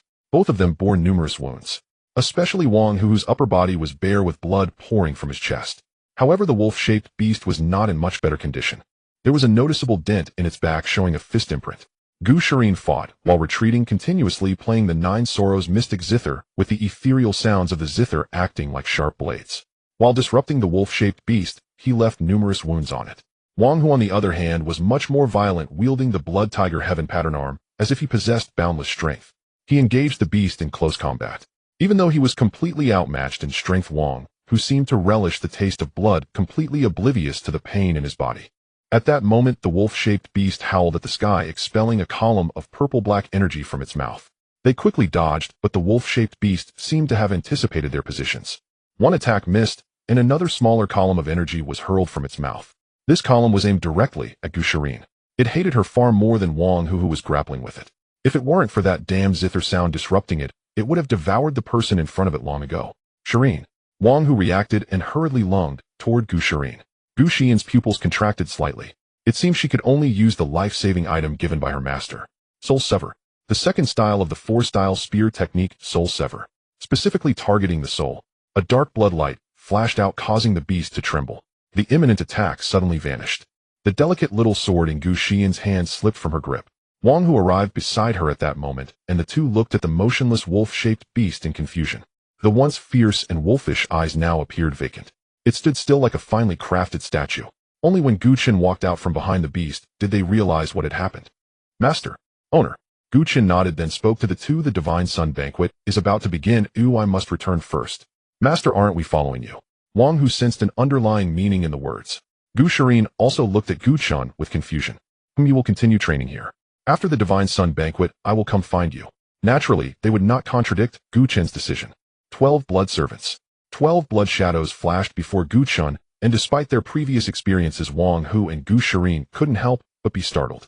They felt awe towards these elusive, blood-clad figures. Master. Gu Chen then took out a pile of jade vials along with various pills, each vial containing several drops of essence blood, some with over 10 drops, others with 1 or 2. The pills were all meant to replenish vitality. These treasures were obtained by Gu Chen during his time in the blood pool, all of which were supreme or quasi-emperor level essence blood, along with a few drops of saint level essence blood. There was no other choice. He had been in the blood pool or its vicinity for most of these days. Naturally, the treasures he signed in for were related to essence blood. Gu Chen did not take out any emperor level essence blood, as that level could manifest phenomena, and if exposed it would certainly attract unwanted attention. He gave all the essence blood below the emperor level he had obtained in these days to the blood servants, leaving not a drop for himself. He had already reached the peak of the heavenly connection realm, and next was the harmonization realm. At this critical moment, breaking through his cultivation was secondary, refining his foundation and seeking the Tao seed was paramount. This relates to his future cultivation path. This is also why most prodigies today remain at this realm. For instance, the woman Gu Chen encountered earlier could have broken through to the harmonization realm long ago with her strength, yet she was still refining her foundation. You all should absorb the blood within to the fullest. Remember, do not let your aura leak out. Thank you, Bloodmaster. After giving these instructions, Gu Chen turned to Blood 3. Take me to the sacred blood pool you crafted for the Saint Realm. Wang Hu and Gu Shirin watched Gu Chen's departing figure silently, making a vow in their hearts that when they next met their master they would surely meet his expectations. This time, Gu Chen's rescue not only filled them with gratitude, but also a sense of guilt.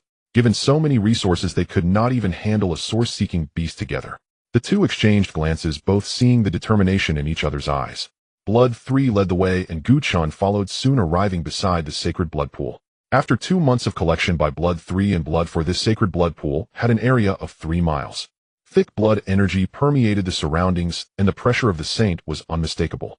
Several fresh corpses of beasts lay nearby, seemingly drawn in by this overwhelming blood energy, but lacking the strength, they were crushed to death by the saint's pressure. Gu Chen focused his gaze on the blood pool, his eyes gleaming with excitement. This blood pool was sure to bring him many surprises. Blood Shadow Demon Eye. Gu Chen parted his thin lips, and his bright eyes instantly became bloodshot, the original whites of his eyes completely replaced by crimson, with thin streams of blood-like energy faintly spilling from the corners. Crimson patterns spread from the corners of his eyes across his entire face. Pat pat. At that moment, a faint sound of footsteps approached, a sound that did not seem human, but rather like a beast. Gu Chen turned to look, and found a source-seeking Qinghua silver wolf. It slightly opened its blood-red maw, revealing sharp fangs, drool dripping from its mouth, and a hint of human-like desire in its eyes. It seemed to have been attracted by this blood pool. The blood servants moved to attack it, but Chen stopped them. Let's use you to test this unparalleled eye technique inherited from the first-generation blood god. Let's see how you fare with this unparalleled eye technique inherited from the first generation of the blood god body. Chen's eyes shimmered with a blood-red divine light, and a slender blood-red beam shot out from his eye sockets, moving as swiftly as a crimson lightning bolt piercing through the head of the Qingyue silver wolf, leaving a tiny blood hole that was nearly imperceptible. Then the Qingyue silver wolf's body stiffened, its pupils gradually losing focus. Boom! With a loud explosion, the Qingyue silver wolf's body suddenly burst apart like a watermelon. Red and white matter splattered everywhere, and blood stained the ground beneath it. Even the surrounding flowers, grass, and trees were not spared, getting splattered with drops of blood. A beast at the source-seeking realm was thus stared to death by Chen. It is worth noting that Chen was merely at the peak of the heavenly realm, while this Qingyue silver wolf was 2 major realms above him. If outsiders were to know, they would be utterly astonished. A smile curled at the corner of Chen's mouth. The power of the blood shadow magic eye is truly formidable. Now it's time to test the second ability of the blood shadow magic eye. Chen slightly raised his hand towards the blood pool, and the essence blood within began to churn violently, as if hot oil met cold water. Bubbles of blood popped up one after another. Summon. As the word was uttered, droplets of sacred blood from the blood pool shot out one by one, hovering in front of Chen. The droplets began to move in an orderly manner, gradually forming a rough shape.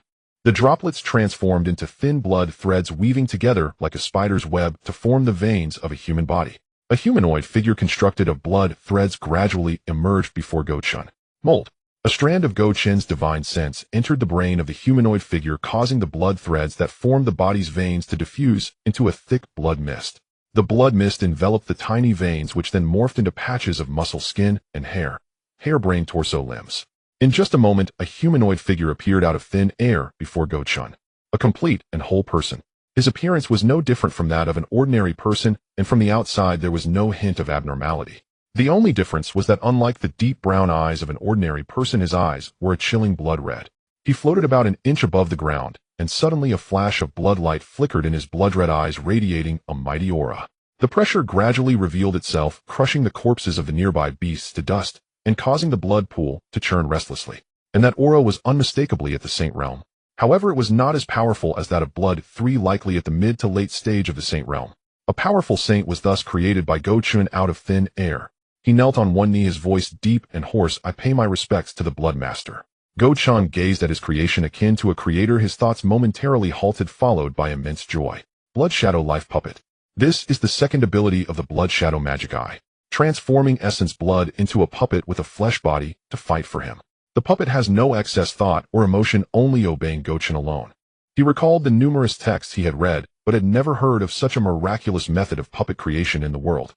To create a powerful puppet solely from essence blood. He roughly estimated that creating such a blood shadow life puppet at the Saint Realm consumed about 1,000 drops of essence blood, equivalent to the effort of killing dozens of Saint Realm cultivators. The physique of beasts is inherently much stronger than that of humans, yet it would still require at least 10 Saint Realm beasts to create such a blood shadow life puppet at the Saint Realm. However, this method is not without its drawbacks. The cultivation of these blood shadow life puppets is fixed from the moment they are created. They cannot advance further unless they are dismantled and rebuilt. Though the cost is considerable, it pales in comparison to the final result. What an extraordinary technique! Chen couldn't help but murmur. Then a question arose in Chen's heart. Since the effect of the blood shadow magic eye is so extraordinary, why did the first generation of the blood god body, who broke through to the Emperor realm, meet such a tragic end at his hands?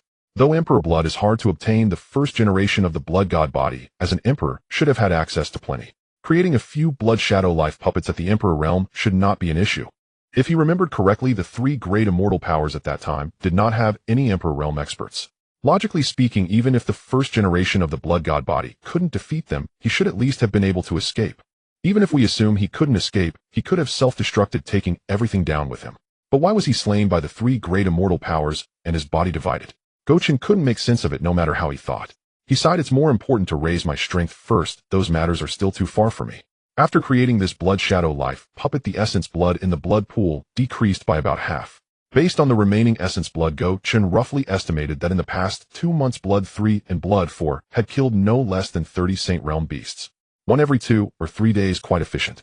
It seems he can create another blood shadow life puppet at the Saint Realm. With the experience from the first time, Chen's technique was more refined for the second. In less than a quarter of an hour, the second blood shadow life puppet appeared before him. At this moment, the essence blood in the blood pool was completely exhausted, not a single drop left. Chen was very satisfied. He pointed at the two blood shadow life puppets before him. From now on, you will secretly protect Wang, Hu, and Gu Shirin.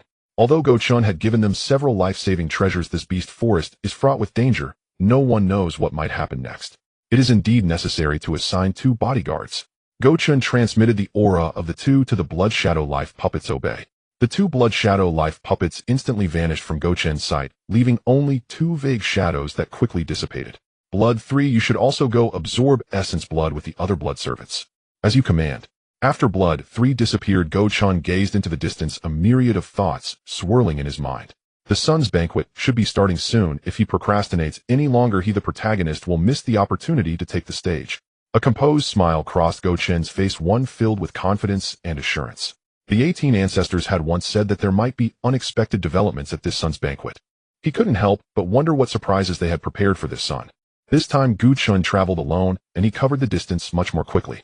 In just half a day's time, he had already traversed 200,000 miles. In another half day, he would surely reach the Gu family. However, while flying, Chen sensed a familiar aura, one that felt very recognizable, yet he could not recall it. Nevertheless, he believed that the other party had sensed him as well. Demon, dare you pursue? Seeking death. Luo Qingyan coldly snorted, and the cold sword in her hand erupted with a brilliance that pierced the heavens, overwhelming Chen with its tremendous might. Chen's heart raced, his body reacting faster than his mind. In the blink of an eye, the blood god's spear was already in his hand. Cold radiance. A flash of cold light appeared, the tip of the blood god's spear aimed at the sword's gleam. Bang! The 2 powerful energies collided violently, sending ripples through the air as if they were about to tear the heavens apart. The clash of red and blue energies gradually showed the blue power gaining the upper hand, suppressing the red energy. Chen's expression changed, and he exerted force with his wrist, thrusting the spear forward by an inch. Bang! A thunderous explosion echoed through the skies, nearly piercing human eardrums. After the explosion, Chen stood holding his spear, gazing at the icy blue figure with an extremely grave expression. He remembered who this woman was, the one who had fought him in the beast forest over a trivial matter. This woman was certainly no ordinary genius. She was the foremost among the geniuses. Just now, his attack of cold radiance could easily overwhelm an average source realm beast with a single strike. He was confident that even against those so-called geniuses, he could maintain the upper hand. Since obtaining the system, this was the first time someone made him feel a sense of crisis. Hey, I shouldn't have offended you. Why bother? Why not sit down and talk? Perhaps there's some misunderstanding. Chen shouted. To his surprise, Luo Qingyan completely ignored him, her expression unchanged. With a cold sword in hand, she charged straight at Chen. Clang. Clang. In the briefest moment, the 2 had already exchanged blows hundreds of times. Each clash stirred up tumultuous winds, shaking the space and creating ripples that disrupted the heavens and earth. The grandeur of their confrontation was simply astonishing. Bang! After a loud crash, the 2 pulled apart, and Chen's earlier ease was replaced by profound seriousness. This woman. He had thought that after obtaining the system, he would be invincible, but this first battle was proving to be so arduous, showing he had underestimated the heroes of the world. However, he did not worry excessively. Having had the system for only 3 months, his foundation was far too shallow compared to those top-tier geniuses who had been cultivating since birth. Luo Qingyan's eyes were filled with caution. Such a demonic genius could not be left unchecked, as they would become a future calamity, wreaking havoc upon the world. Luo Qingyan slightly parted her crimson lips. Frost sword domain. Luo Qingyan raised the icy blue sword, causing the heavens to change color. Dark clouds gathered, and snowflakes fell in a flurry. Snowflakes landed on Chen's shoulders, making him involuntarily shiver. He felt a bone-chilling cold, a cold that pierced to the core, as if someone had thrown snow into his bones. With Chen's current cultivation, he had long transcended the mortal realm and was not afraid of cold. Yet now the chill hindered his blood circulation. Chen's expression changed entirely. This woman couldn't possibly be an old monster reincarnated, could she? She had mastered the laws of the sage realm at the celestial realm level. What a ridiculous joke. Extreme cold sword soul. Luo Qingyan's lips parted slightly, and a frigid voice echoed through the heavens and earth. A massive phantom of a cold sword with overwhelming pressure swung down towards Chen, seemingly intent on cleaving him in 2. Unbeknownst to her, this act completely enraged Chen, who didn't have a bit of anger to open with such a powerful move. Clearly she intended to eliminate him as swiftly as possible. He had originally intended to retreat, but now he decided to fight fiercely. Who was afraid of whom? Gu Chen chuckled coldly, then swallowed several red pills. These pills could temporarily double one's power, but the cost was that after the effect wore off one would fall into extreme weakness. Now Gu Chen could not care less. After consuming the pills, his aura surged violently, a blood-red light wrapped around his entire body. This sudden change caused Luo Qingyan to slightly furrow her brows, but merely a little. Gu Chen's eyes turned blood-red, blood-colored patterns crawling across his entire face, even his pupils engulfed in red, as if his eyeballs were soaked in blood. Blood Shadow Demon Eye. It sounded as if no one had a signature move of their own. Gu Chen roared, his eyes shining with piercing blood light. Suddenly a pair of massive red eyes appeared behind him, revealing a divine light that was soul-stirring. With the emergence of these gigantic eye phantoms, Luo Qingyan's domain seemed to weaken, at least no more snowflakes fell on Gu Chen's side. This time the demon eye was vastly more powerful than when he had slain the silver wolf. Just as Luo Qingyan's cold sword phantom was about to make contact with Gu Chen, the blood-red eyes behind him suddenly opened wide, and two towering blood-red beams erupted from them. These two beams raged like enraged beasts, wildly stirring everything around them. The entire space seemed on the verge of being torn apart, producing deafening roars. Boom, boom. The light beams struck the cold sword phantom, creating a thunderous noise that resonated through the heavens and earth. The massive sound was enough to leave one temporarily deaf. Unexpectedly, the cold sword phantom did not last long before it crumbled into dust. Like shattered glass, irregular fragments of the sword burst and scattered into the skies, ultimately vanishing into nothingness. The light beams continued to surge towards Luo Qingyan with an unstoppable force. Luo Qingyan's expression, which had seemed unchanging for ages, finally shifted, filled with grave concern. Extreme Cold Sword Heart. A transparent cold sword shot forth from Luo Qingyan's body, charging towards the two blood-red beams like a freshly fired cannonball. Boom. Following another massive sound, the cold sword still shattered into fragments, but the blood-red beams remained undissolved, merely dimmed, as if a large portion of their energy had been expended. At this moment, a trace of fresh blood seeped from the corner of Luo Qingyan's mouth. She gritted her teeth tightly, her brows knitted together, her complexion exceedingly grim. Bang! The blood-red beam struck Luo Qingyan with a thunderous force. She flew backward like a kite, with its string cut piercing through several layers of clouds. When she finally stopped, she could barely stand, coughing continuously and spitting out bright red blood, staining her immaculate icy blue dress with clusters of plum blossoms. At that moment, a powerful aura abruptly appeared at the battleground of the two, as if the residual energy ignored her entirely, swirling past her. Gu Chen felt a sweet taste in his throat, a mouthful of fresh blood spewed from him. He lifted his heavy eyelids to glance at the other party, only to see her glance back at him. With a step, she reached Luo Qingyan's side, supporting her body, and then vanished in the blink of an eye. Gu Chen was momentarily stunned. He had originally thought she would attack him, yet unexpectedly, she left. Gu Chen took out a positioning teleportation talisman, thinking to teleport directly to the Gu family.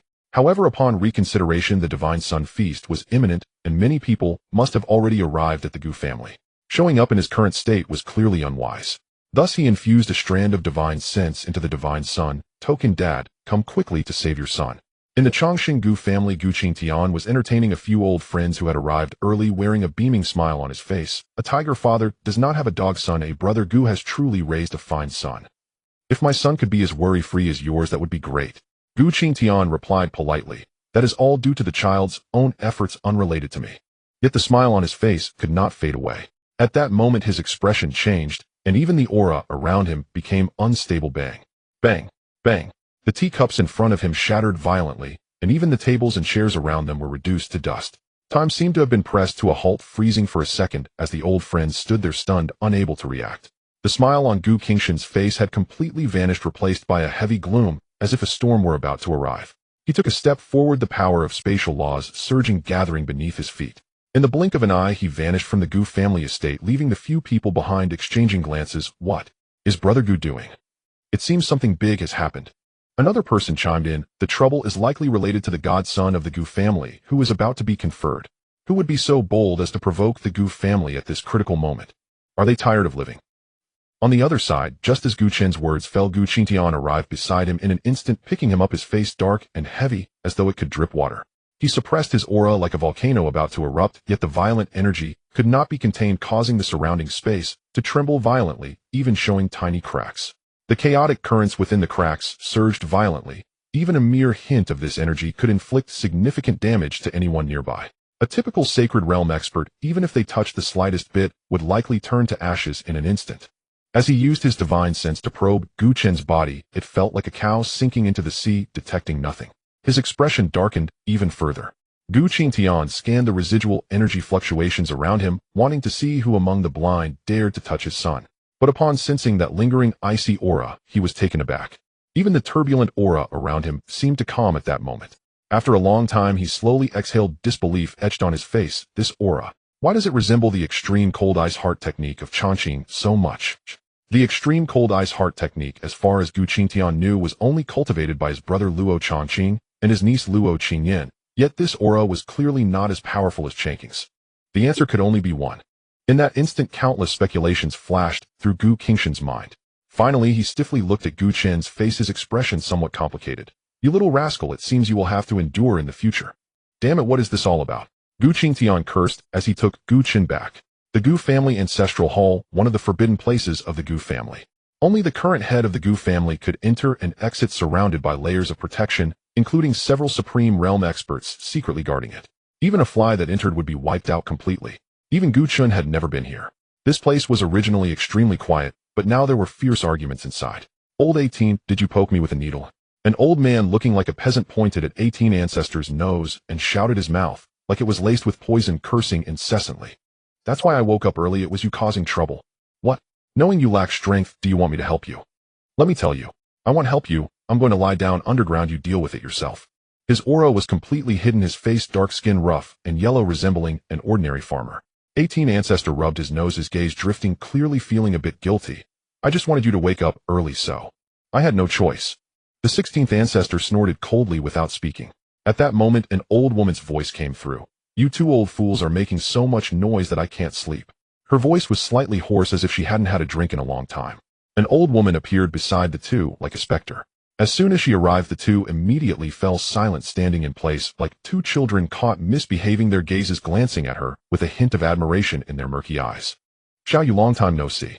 18 ancestor greeted, awkwardly, unconsciously tidying up his messy hair. The 16th ancestor also chimed in, "Xiao Yu, long time no see, you, sorry for disturbing your sleep." Then he shifted the topic. "It's all this old guy's fault for poking me with a needle, causing me to wake up early and making you unable to sleep." At this moment, the 16th ancestor sounded like a child reporting the misdeeds of another. 18 ancestor was displeased. "What do you mean I caused it? I woke you up out of good intentions. If you don't appreciate it, that's fine, but don't bite back." "All right, stop talking, my head is spinning."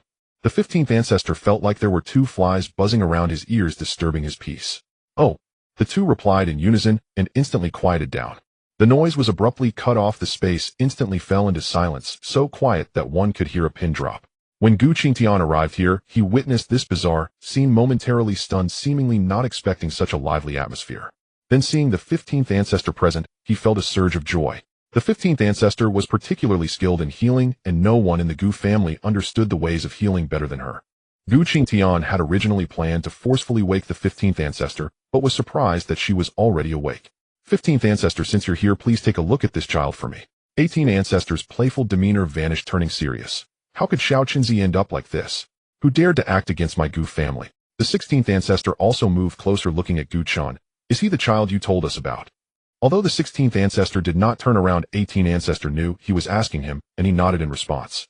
"However, this child's condition is indeed strange. My divine sense cannot probe him at all." The 15th ancestor said nothing and took Gu Chen. Gathering a heavy mass of green spiritual energy in her hand, she slowly infused it into Gu Chen's body. This mass of spiritual energy enveloped Gu Chen completely, even dyeing the edges of his clothes in green light. This glow made the 15th ancestor appear a few years younger. 18 ancestor and 16th ancestor were left dumbfounded. They hadn't seen such a scene in thousands of years. Back in the day, the 15th ancestor was the most beautiful woman of the Gu family, pursued by countless suitors, among whom the most fervent were certainly 18 ancestor and 16th ancestor. Though she no longer possessed the beauty of her youth in the eyes of 18 ancestor and 16th ancestor, she remained the gentle and extraordinary woman she once was. After a long while, the 15th ancestor finally spoke. "This child possesses a mysterious aura that blocks my probing." Just as Gu Qingtian was feeling anxious and wanted to speak, the 15th ancestor continued. "However, although I can't probe him based on his injuries and symptoms, it should be due to the backlash from the medicinal pill and the depletion of spiritual power. He just needs to rest and recuperate to awaken. With the Godson banquet approaching, let him stay by this old woman's side to recover for now." Gu Qingtian finally breathed a sigh of relief. A heavy stone lifted from his heart. Thank you 15th. Though Gu Qingshan's cultivation now exceeds that of most ancestors, their seniority far surpasses his almost to the point of being untraceable. It was only proper to treat them with some respect. It's no trouble, oh, just got out stretching my limbs is also good. The 15th ancestor turned to Gu Qingtian, her eyes still carrying a soft light, but her voice grew slightly colder. Do you know who did this? Gu Qingshan's expression was complicated. He hesitated to speak, ultimately not voicing it.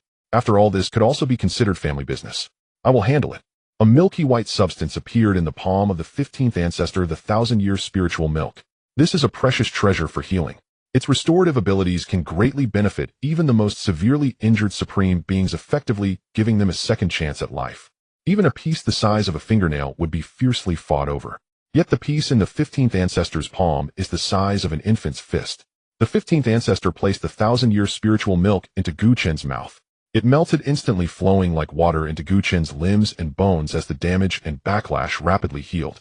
The other two ancestors stood quietly by the sides of the 15th ancestor, watching with eyes full of nostalgia and affection. 3 days later, Gu Chen's eyelashes fluttered slightly as he awakened from the chaos, slowly opening his eyelids. Upon opening his eyes, he saw two enlarged old faces staring at him. Startled, he nearly threw a punch. Hey, you're awake. This kid is awake. The 16th ancestor took a step back, not forgetting to praise the 15th ancestor. Little you is still impressive. He made this kid wake up in just 3 days. The 18th ancestor glanced at him disdainfully. Little Chen, now that you're awake, see if there's anywhere else you feel unwell. Gu Chen stood up and turned his divine sense inward, discovering that his injuries had healed completely, or even gone beyond that. The blood energy in his dantian seemed to be more condensed. Gu Chen stood up and turned his divine sense inward, discovering that his injuries had healed completely, or even. Gu Chen's face lit up with joy as he surveyed the ancestral hall and saw those tablets directly in front of him.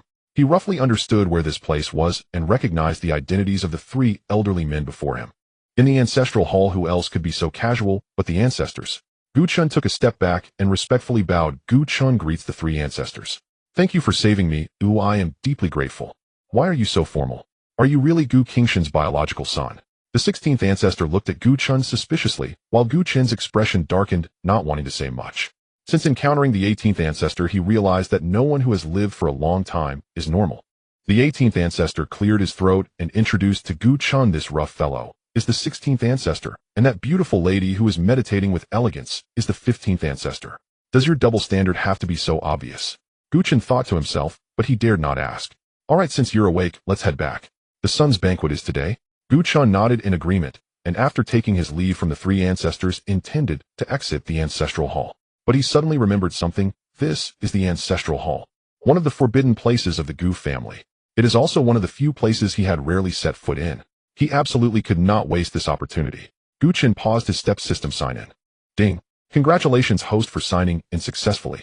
Obtain the Ancient Battle Monument. Ancient Battle Monument contains 3 layers of seals. Each layer unlocked doubles your combat power.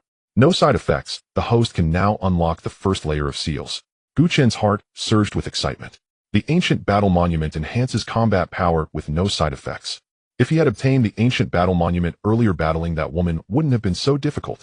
At the very least, he would have been in an undefeated position.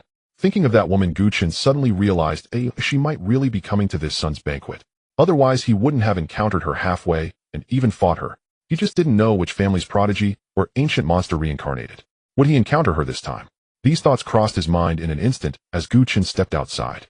After Gu Chen left, the 18th ancestor leaned towards the 16th ancestor. Hey, what do you think? This kid is... This time the 16th ancestor did not refute him, nodding slightly. Yes, indeed. There are many mysteries surrounding him, but isn't that also a manifestation of strength and talent? In this lifetime, the fate still lies with my Gu family. Haha. It's rare that we can share a unified opinion. The 18th ancestor laughed heartily, while the 15th ancestor, who had just closed his eyes, frowned at the noisy sound, clearly impatient. If you two are so idle, go outside for a walk to avoid causing trouble. The 2 ancestors exchanged a glance, both seeing the helplessness in each other's eyes. As you command, Lady Goddess. The 18th ancestor waved his hand, leading the 16th ancestor out of the ancestral hall. The corner of the 15th ancestor's mouth curled into a slight smile. 2 old fools. Not even a bit of shame in their speech. When Gu Chen emerged from around the ancestral hall, the Gu family was particularly lively today. It was evident that there were many more people than usual. Even the elders and prodigies of the Gu family, who usually seclude themselves, had come to join the festivities. When Gu Chen arrived at the Gu family plaza, it was even more bustling. Everywhere he looked was a crowd. Each table was beautifully arranged, filled with various delicacies and fine wines. The crystal-clear fine liquor emitted an alluring fragrance, seeming to intoxicate anyone nearby. The spiritual fruits and delicacies made one's appetite soar. Everything here was a precious treasure in the outside world. Just the glass lamps casually placed on the tables were made from royal-grade miracle stone glass crystals, with palm-sized glass crystals fetching tens of thousands of low-grade spirit stones, not to mention the glass lamps made from these crystals. As for those delicious dishes, each was made from at least royal-grade medicinal materials combined with celestial beasts from the heaven-reaching realm. This was not just eating food, it was clearly eating money. Chen clicked his tongue, admiring this luxurious scene. To be honest, he had never experienced the grandeur of the Gu family so closely since his birth. The extreme heavenly Tao sect has come to congratulate, presenting a gift for the son: 9 volumes of Tao scriptures. Look, the extreme heavenly Tao sect has arrived. I've heard they have a gifted Daozi this generation. I wonder if he came this time. Some already arrived forces began to discuss. The endless sacred land has come to congratulate, presenting 10 bottles of divine source pills. Divine source pills. Those are treasures that even supreme beings envy. Now they are being given away in bottles. Just one of these gifts could cause a frenzy among the outside world, leading to chaos. And now all of it has been generously offered to the Gu family's son. Following this, numerous forces continually came to the Gu family to congratulate and present gifts. There were those from the snowy sacred land in the northernmost part of the Luotian realm, and those from the extreme Tao Academy in the southernmost part. These forces were undoubtedly above first-rate. Those receiving invitations from the Gu family this time were all at least first-rate forces. The vast majority were immortal forces. As for the second-rate and even third-rate forces, they couldn't even step into the Gu family's threshold, let alone receive an invitation from the Gu family. The Xianshuang immortal sect has come to congratulate, offering a resurrection herb, 3 supreme artifacts, and 100 breaking saint pills. The voice of the Gu family disciple receiving the gifts suddenly rose several levels, almost wanting to broadcast it throughout the Gu family. A resurrection herb, supreme artifacts, and breaking saint pills. Did I hear that right? A breaking saint pill is equivalent to a saint. The first 2 are priceless treasures. This is the foundation of a top-tier immortal force. The crowd erupted in excitement. Just hearing the names of those treasures made them salivate with envy. Gu Chen's gaze was drawn in not by those treasures, but by the 4 characters: Xianshuang immortal sect. Will she come too? Gu Chen couldn't help but ponder. Look, the renowned saintess has arrived. It is said that on the day she was born, the shadows of saints knelt in reverence. Immortals descended to enlighten her, and the laws of nature brought down snow for 3 consecutive days. Akini Prodigy recognized the saintess of the Xianshuang immortal sect, cloaked in a pure white veil, her 3,000 silver strands cascading down to her alluring figure, her features exquisite and her skin as fair as jade. Her figure was graceful and curvaceous, her blue eyes seemingly nurturing a river of stars, beautiful and colorful. She appeared as though she were a masterpiece meticulously carved by the heavens, yet it was a pity that her true visage remained hidden beneath the veil. However, one could deduce from other aspects that beneath that veil lay an unparalleled beauty. Gu Chen followed the direction of the gaze, and upon seeing her it felt as though he had been struck by an invisible bolt of lightning, leaving his mind blank. His eyes widened more than bronze bells, and his thin lips parted unconsciously, as if he could swallow an egg whole. How could it be her? She is actually Luo Qingyan, Gu Chen murmured unconsciously. He was completely silenced, unsure of what to say. Even before the marriage, a life-and-death struggle had already begun. What would happen if they were to marry? He could not allow himself to be subjected to daily domestic violence. No, this marriage must be called off. Gu Chen hurriedly left to discuss this matter with his father in the main hall. Meanwhile, Luo Qingyan felt a sense of awareness and instinctively turned her head to glance in Gu Chen. Upon making eye contact with that figure, a hint of imperceptible coldness flashed in her eyes. On the other side, before Gu Chen could reach the main hall, he was intercepted by Gu Qingtian. "Shana, you are awake. Come, let us go. Most of the guests have arrived." Gu Chen's lips moved slightly, wanting to say something, but ultimately, he swallowed his words. He decided to wait until after the sun's banquet. Gu Qingtian brought Gu Chen to hover in midair, saying, "Thank you all for taking the time to attend my Gu family's son's banquet. Delightful delicacies and divine brews have been prepared for everyone. I hope you all enjoy yourselves. Now please allow me to introduce my son." Gu Chen nodded slightly to the powerful figures present and uttered a few polite words, quickly drawing everyone's gaze onto the 2 of them, or more accurately onto Gu Chen. This hidden super genius of the Gu family had rarely been known to the outside world since birth, and had never shown himself before outsiders. Even the members of the Gu family knew very little about this so-called son. Gu Chen was dressed in a moon-white long robe, standing tall and upright like bamboo, his brow and eyes calm, with the corners of his eyes slightly raised in a nonchalant manner. His appearance was strikingly handsome, and under the sunlight he appeared to be enveloped in a layer of celestial light, captivating the attention of all. Though he seemed like a gentle and refined young master, there was an unapproachable aura of killing intent lurking beneath, creating a stark contrast that made others eager to uncover which aspect of him was the true self. The men instinctively compared themselves to him only to feel inadequate, while the women blushed and frequently stole glances at Chen. Chen remained unaffected. Such an aura had been destined since his birth. Amidst countless gazes he keenly sensed a particularly sharp gaze fixated upon him, seemingly scrutinizing him. Without needing to think much, he already knew whose gaze it was. In the boundless sacred land, Xiao Mo wishes to learn from the sun. May I ask if that is permissible? A figure stood up from the crowd, half holding a jade wine cup, proclaiming loudly. Chen shifted his gaze and discovered that this person was clad in a golden-edged dark robe with an air of arrogance about him. It turned out to be the boundless Saint Sun. Chen pondered for a moment. Since he was going to leave anyway, the Gu family had raised him thus far, so it was only right that he should do something for the Gu family before departing. He leaped down from the air, landing on the ground, and said sure. Immediately the crowd erupted in excitement. The Gu family's son has finally made his move. We can finally witness his true strength. I just wonder if he is merely a facade or truly remarkable. There were also a few members from the Gu family present. How about a bet? A bet on what?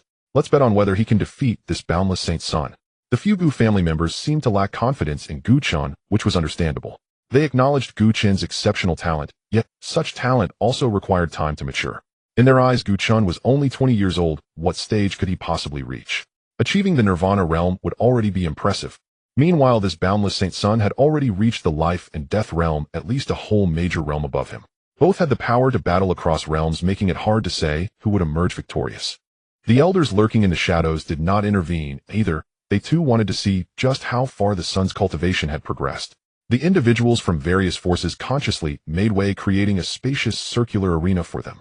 An elder from the clan volunteered to act as the referee, and once they were all prepared, he declared begin. Neither of them moved immediately. Xiao Mo's eyes sparkled with excitement as he understood that Chen was still young and had low cultivation, which was why he repeatedly provoked him. If he could defeat the son of the long-life Gu family, then fame, status, and resources would be within his grasp. The heir of the boundless sacred land was not limited to him alone. Besides him, there was also a saintess. If he were to win this time, he would be the sole inheritor of the sacred land. After you, son. Chen, wise-minded, naturally perceived the ambition in Xiao Mo's eyes. With a light chuckle, he offered no face to him. If I were to strike first, you might not even have the chance to move. Upon hearing this, the crowd erupted into a stir. Some muttered about his overconfidence, while others secretly attempted to probe Chen's aura. But their efforts were in vain. The divine concealment technique was beyond their comprehension.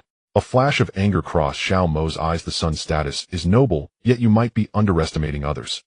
Chen said nothing more. A mere smile conveyed his meaning. Xiao Mo dropped all pretense, taking the initiative to unsheath a fiery red sword, which was clearly a precious treasure, radiating a red glow that distorted the temperature around it.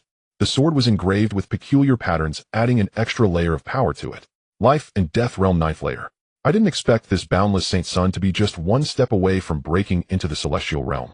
Truly worthy of being cultivated by the boundless sacred land. Xiao Mo, hearing the praises from around him, displayed a hint of pride. He then swung the sword towards Chen, yet remarkably, Chen's expression remained unchanged, not retreating an inch, his eyes calm and undisturbed, as if he were merely watching a clown's performance.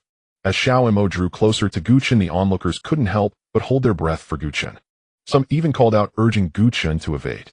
However, Chen paid them no mind, merely lifting his gaze to glance at Xiao Mo. In that instant, a flash of crimson light flickered in Xiao Mo's eyes, causing his heart to feel as if it were gripped by an invisible hand, freezing him in place. The world in his eyes seemed to change in an instant. Blood-red suns hung in the sky, blood mist swirled in the air, and corpses littered the ground. Streams of blood coalesced beneath his feet, while countless blood-red eyes emerged in the sky, staring ominously at him. Xiao Mo's eyes were filled with terror, his eyes wide open, as if he had witnessed some great horror. In that moment, he forgot where he was, and that he was in battle. The sword he was about to strike fell to the ground as he curled up, even retreating, his voice trembling. No. Get lost. Like a madman, he flailed at the air around him. Chen remained standing still, quietly observing Xiao Mo's madness. Chen's eyes shimmered with bloodlight, while the blood-colored world in Xiao Mo's eyes collapsed. Returning to reality, he glanced around, let out a bitter smile, and then knelt on the ground, saying, "It is my fault. I deserve to die for provoking the holy sun." Silence. An eerie silence. Following that was a wave of uproar. How is this possible? Just one glance, and the limitless holy sun has been defeated. The members of the Gu family's lineage exchanged glances unsure of what to say. This power seemed to rival. Brother is amazing, brother is so handsome. Gu Yunxi standing beside Gu Qingtian waved her fists and shouted loudly. On the other side Gu Yunxing remained silent, but her eyes sparkled like stars, her fists tightly clenched, clearly very excited. At that moment countless dragon shadows obscured the sky above the Gu family, spiraling around. The ancient dragon pool sends the fifth dragon sun to congratulate the Gu family on the enshrinement of the holy sun, presenting a holy artifact, the morning bell. The arrogant voice echoed throughout the heavens and the earth, and the overwhelming pressure descended like a giant stone thudding down. After a loud bang, a pitch-black giant bell crashed down before the Gu family's mountain gate, emanating the aura of a holy artifact.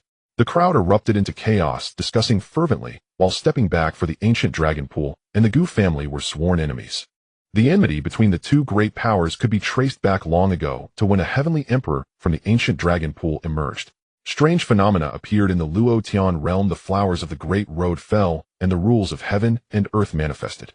In a moment they became renowned, and their clan members grew proud and unruly, but they provoked the Gu family, who without hesitation dug into their ancestral shrine, awakening several powerful ancestors. They came to visit the ancient dragon pool with the supreme imperial weapons.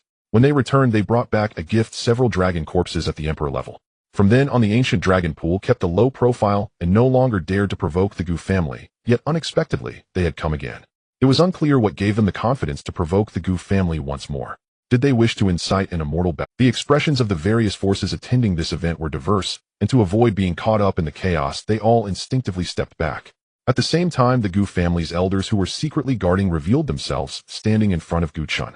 Gu Qingtian used his power to shield the two little ones beside him, as they could not withstand this pressure. In an instant the dragon shadows disappeared, transforming into several figures appearing in the Gu family. They wore golden robes and had two dragon horns on their heads. The young man leading them looked disdainfully at Gu Chen, saying, "What?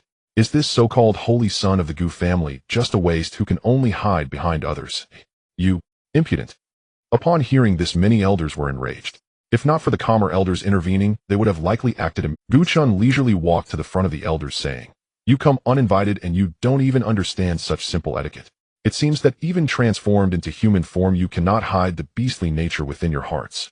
The fifth dragon son did not catch on, but some guests realized that the Gu family's holy son was indirectly insulting them as uncivilized beasts. Seeing the amused expressions of those behind him, the fifth dragon son's anger surged, his face turning red, and the surrounding atmosphere became volatile. "Bastard, come here and face death." With a roar the fifth dragon son's arms transformed, revealing powerful muscles beneath, faint dragon scales appearing beside the muscles, and even his fingertips elongated slightly. The phantom of dragon claws emerged before his palms, exuding a violent aura. Peak of the celestial realm. Gu Chen narrowed his eyes slightly. He had not forgotten the fight he had with Lu. He dared not underestimate these prodigies at the peak of the celestial realm. Everyone was startled by this turn of events, and the elders quickly activated their techniques to stop the fifth dragon son from succeeding. But Gu Chen blocked them, saying, "Elders, it's fine, let him come. I want to see what these pests are capable of." Gu Chen showed no signs of carelessness, gripping the blood god's spear ready to strike. The Gu family elders chose to heed Gu Chen's advice, and took a few steps back to give space for the two. However, they continued to circulate their spiritual power, prepared to intervene at any moment in case of an unexpected turn of events.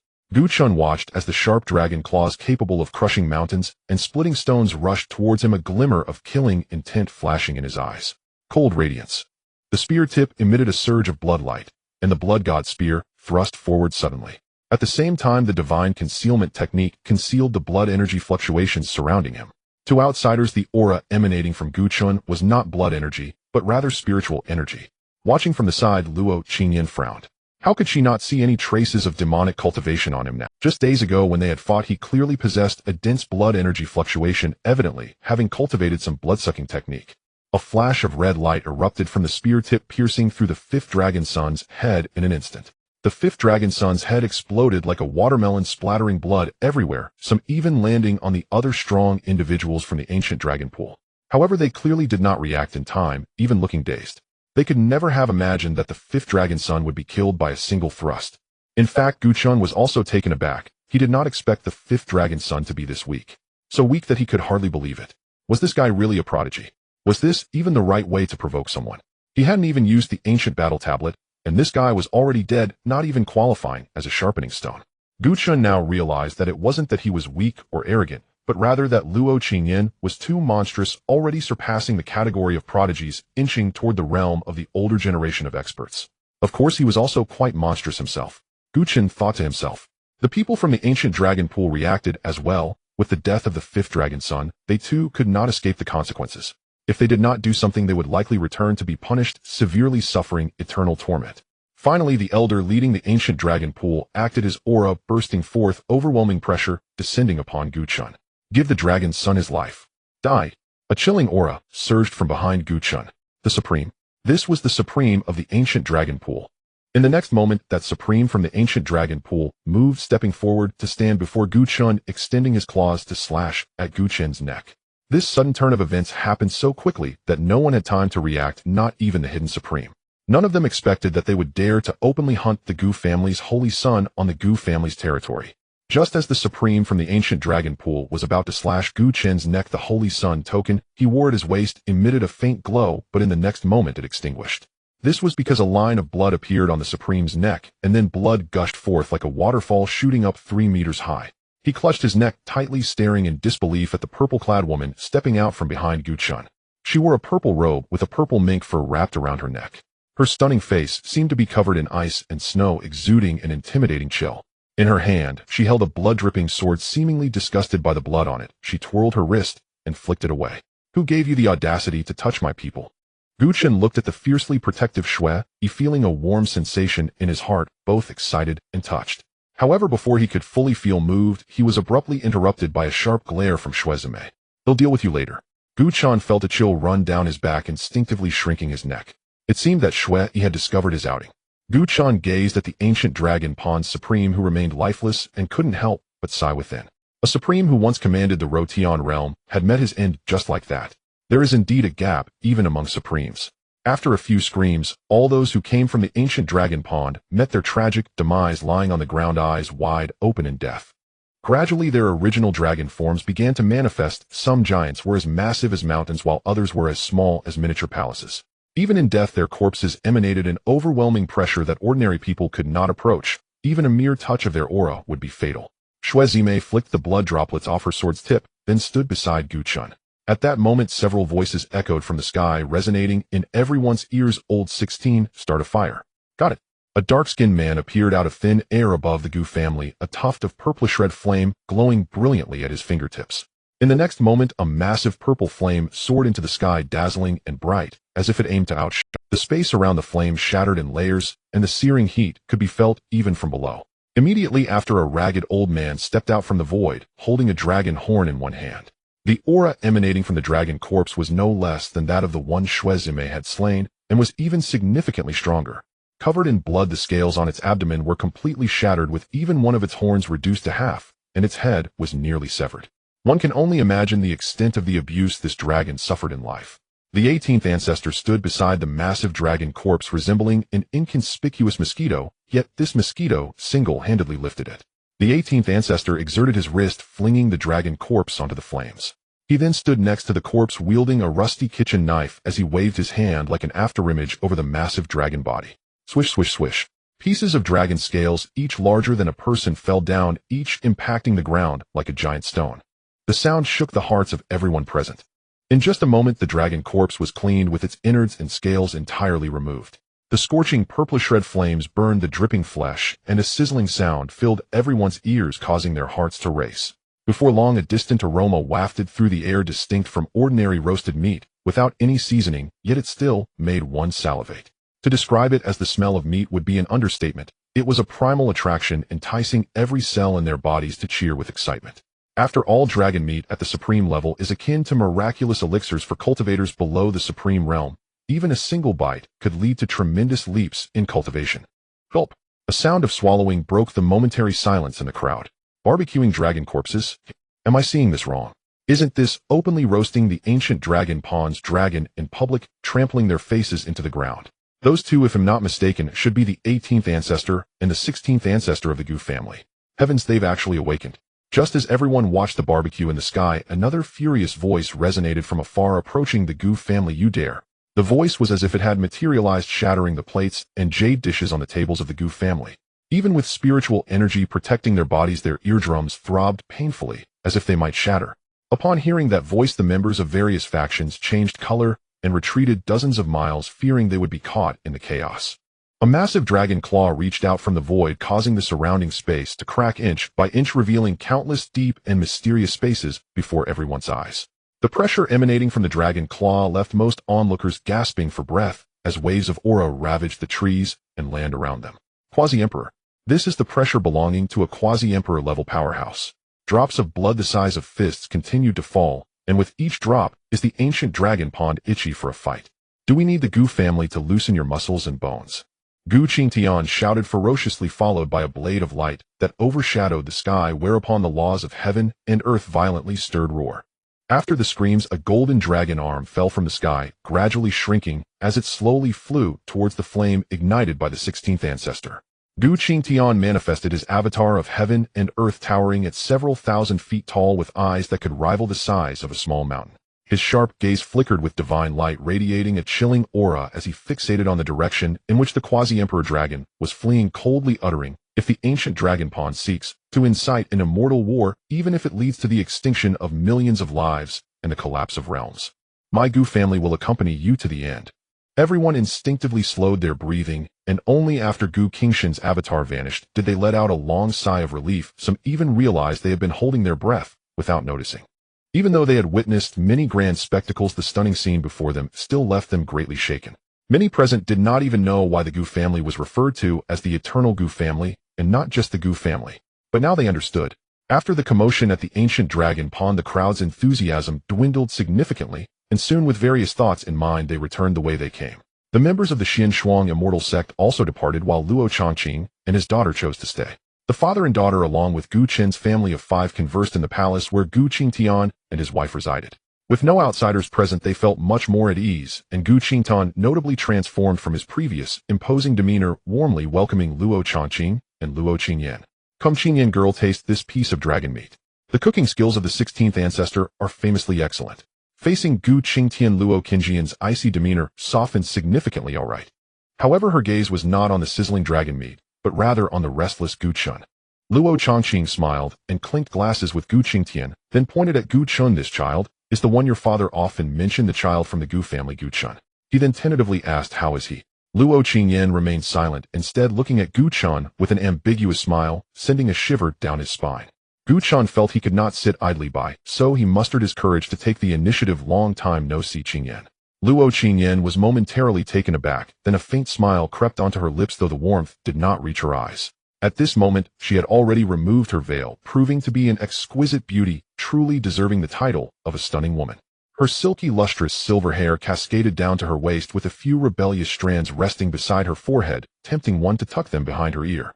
Her eyes were like autumn waters, her brows a distant mountain, and her slight smile rendered her even more captivating, making it hard for anyone to look away. Her crystal blue eyes sparkled like a deep ocean, radiating a mysterious and enchanting light, as if specks of light were scattered within. Her enchanting smile momentarily left Gu Chun dazed, causing him to breathe more softly. By the time he snapped back to reality, his ears had flushed with warmth, as he had never imagined he would lose composure due to a woman's beauty. Luo Qingyan unabashedly exposed Gu Chen's lie, a playful smile dancing on her lips. "Didn't we just meet a few days ago? Is this a long time?" A chill ran through Gu Chen's heart, yet his expression remained perfectly composed. So much so that a subtle, artfully calibrated flicker of confusion and bewilderment even graced his face. Have we met before? I haven't left the estate these past few days." "Yes, we've met, and crossed swords twice, once in the Beastwood and again on the road leading to the Gu residence." Luo Qingyan spoke with serene detachment. Gu Chen's eyelid twitched, even his famed eloquence failed him utterly. Silence hung thick in the air for a breath. Then Gu Yunxi tilted her head upward, gazing at Gu Chun with the guileless innocence of childhood. "Brother sister Qingyan says she's met you. Why do you say you've never seen her?" Gu Chen opted for selective deafness and resorted to tactical sipping, hoping to drown the matter in tea. But Luo Qingyan would not relent. "Indeed, why do you claim you've never met?" It was as though she sought to dismantle his defenses thread by thread. Gu Chun fell mute. Not even he could fathom why he denied it from the start. This flimsy, riddled lie unraveled at the slightest tug. So why had he denied it? He himself seemed unsure. Perhaps he feared she would despise him. He recalled her words, "I will slay every demon cultivator," a vow that betrayed profound, visceral hatred. Yet why then did such a thought even arise within him? Feeling 6 pairs of eyes fix upon him, each gaze layered with its own unspoken weight. Gu Chen's scalp prickled. The charade was over. He rubbed his temple awkwardly. Well yes, that did happen. On my mind still fogged after those days of unconsciousness, he feigned distress. Suddenly Luo Qingyan rose and addressed Gu Qingtian. Uncle Gu, I wish to speak with Gu Chun, alone. Gu Qingtian's gaze turned complex, shifting between them, his thoughts drifting back to the harrowing scene just days prior when he'd rushed to rescue his eldest son. A dull ache throbbed behind his temples. What rift lay between these two youths? One grave enough to drive them to life-or-death combat. In the end, he ignored Gu Chen's desperate pleading glance and nodded. Very well. The side hall is empty. No one will disturb you there. Luo Chongqing parted his lips, yet said nothing. Better to let the younger generation resolve their affairs themselves. Besides, he knew his daughter well. She would never overstep. A cold dread seeped into Gu Chen's chest. He sighed inwardly. Come, I'll take you to the side hall. Shoulders slumped, he led Luo Qingyan there, listless and silent. Uncharacteristically, she too walked without uttering a word. Gu Qingtian watched their retreating figures, shaking his head in quiet resignation. Turning back, he found 4 pairs of eyes fixed unblinkingly upon him. So he sighed again and began recounting what he'd witnessed 3 days prior, 3 days ago. Meanwhile, in the side hall, Gu Chun and Luo Qingyan stood facing one another in heavy silence, each weighing how best to begin, one pondering how to ask the other how to answer. Luo Qingyan broke the stillness, her voice soft yet incisive. Why did you choose the demonic path? Gu Chun deployed the polished, rehearsed reply he reserved for elders. I merely sought to study demonic cultivation arts, to overcome a bottleneck in my cultivation. Demonic arts constitute an alternate cultivation system, one that might yield unexpected insights. Thus I practiced them for a time. Her brows drew together faintly. Coldly she declared, you're lying. She dismissed his explanation outright. After 2 duels, the sheer density of his blood key and killing intent defied any claim of mere scholarly inquiry. No one in this world understood demonic cultivators better than she. In her past life in the western wastelands of the Luotian realm, a monstrous demonic sovereign erupted onto the stage, plunging the entire realm into chaos, drowning mortals in endless suffering. Countless great sects fell beneath his reign of terror, including the entire Xuanchuang immortal sect. She alone survived. Fueled by bone-deep hatred, she ventured into the forbidden wastes, the most desolate, lethal void known, and ascended step by bloody step to the celestial emperor realm. Billions of demonic cultivators perished beneath her hand. Only by uniting with other celestial emperors did she finally slay that peerless demonic sovereign, though the victory cost her grievous Tao wounds. Within a century, her essence dissolved entirely into heaven and earth. Yet throughout those 100 years, she returned again and again to the ruins of Xuanchuang immortal sect, until while sorting through her father's relics, she uncovered the truth: her mother too had been slaughtered by a demonic cultivator, not lost to some tragic accident as her father claimed. The sect responsible belonged to one of the supreme immortal lineages, an eternal, unshakable orthodoxy. She chose annihilation, detonating her very being to obliterate them utterly. Then, without warning, she awakened anew, reborn at the age of 10. Everything appeared unchanged, except for one startling anomaly: a prearranged marriage pact. In her past life, Uncle Gu had only 2 children, son and daughter. Gu Chun had never existed. I don't know how you've masked your demonic aura, but my instincts do not deceive me. So, why have you cultivated the demonic path? Circling back to her original question, Luo Qingyan pressed. Gu Chun exhaled resignedly, and inwardly marveled, does this woman possess a hound's nose? And why do you hate demonic cultivators so fiercely? Recalling their first encounter, Gu Chen countered. Though he avoided declaring himself outright, his implication hung unmistakably in the air, and stirred something deep within her, leaving Luo Qingyan momentarily stunned. Her past life flashed before her eyes like a reel of sorrowful film, her sect massacred disciples falling one by one before her gaze. Her father drenched in blood gripping her hand, live well, and expending his final breath to hurl her beyond the gates. Grief for kin, agony of the wastes. Luo Qingyan closed her eyes, then opened them. A flash of crimson murder gleamed within. All demonic cultivators deserve death. Again, those same words. This girl's conviction ran perilously deep. Gu Chun shook his head, then straightened, his demeanor shifting from casual to solemn, his voice gaining gravity. Very well, let me ask you. Suppose a demonic cultivator has slain no innocent soul, drawing only upon fellow demonic cultivators as resources for cultivation. Does he still deserve death? Suppose a demonic cultivator walks that path solely to eradicate every demonic cultivator across the realm. Does he deserve death? Suppose an immortal cultivator's family is slaughtered by demonic cultivators, and he embraces the demonic path purely for vengeance. Does he deserve death? 3 questions, delivered without pause. Gu Chun held her gaze unwavering. Luo Qingyan's eyes filled with disorientation and inner turmoil, as if those 3 questions had shattered her lifelong compass, dissolving the very purpose that drove her strength. Since her rebirth, her unwavering sense of justice, her immutable moral axioms, all had crumbled beneath those questions. Her ironclad Tao heart now bore a hairline fracture, nearly invisible, yet undeniably there. Seeing her falter, Gu Chen abandoned further examples. Conviction may fuel cultivation, but when obsession eclipses reason, it becomes your undoing. Blind, unyielding dogma, deaf to nuance, indifferent to right or wrong, leads only to ruin. He meant to continue, but the raw struggle in her eyes tightened something in his chest. He hesitated, unable to press further. His tone softened. Yes, demonic cultivators deserve death. Luo Qingyan lifted her gaze toward him, eyes clouded with confusion, as if silently asking, why do your words contradict themselves? But the ones who deserve death are those who slaughter innocents without mercy, for personal gain. Those who kill without cause, without judgment. Cruel, wanton, merciless. Gu Chen paused for a moment before glancing at Luo Qingyan, noticing she still wore the same expression. He cleared his throat and continued, of course I do not understand why you harbor such hatred for demonic cultivators, nor do I know the reason for your stubbornness. I comprehend the principle of not advising others to do good without having suffered themselves, so I merely express my viewpoint. Also, Gu Chen quickly stole a glance at Luo Qingyan, who now appeared somewhat adorably dazed, a stark contrast to her usual cold demeanor. A hint of discomfort crossed Gu Chen's face. To resolve the misunderstanding between us. Luo Qingyan looked up at Gu Chen, her eyes swirling with intense emotions that he could not decipher. She pursed her lips, understood. Her voice remained cool, but it seemed to carry a touch more warmth. Luo Qingyan lowered her gaze, her long eyelashes concealing all the myriad thoughts within her eyes. No one had ever spoken such words to her, nor had anyone shared so much reasoning with her. Understood. Was it truly understanding or not? Luo Qingyan was uncertain of the answer, and Gu Chen was even more so. After a moment of silence, she lifted her beautiful crystal blue eyes resembling the finest glass in the world. It seemed as if she had made a certain resolve.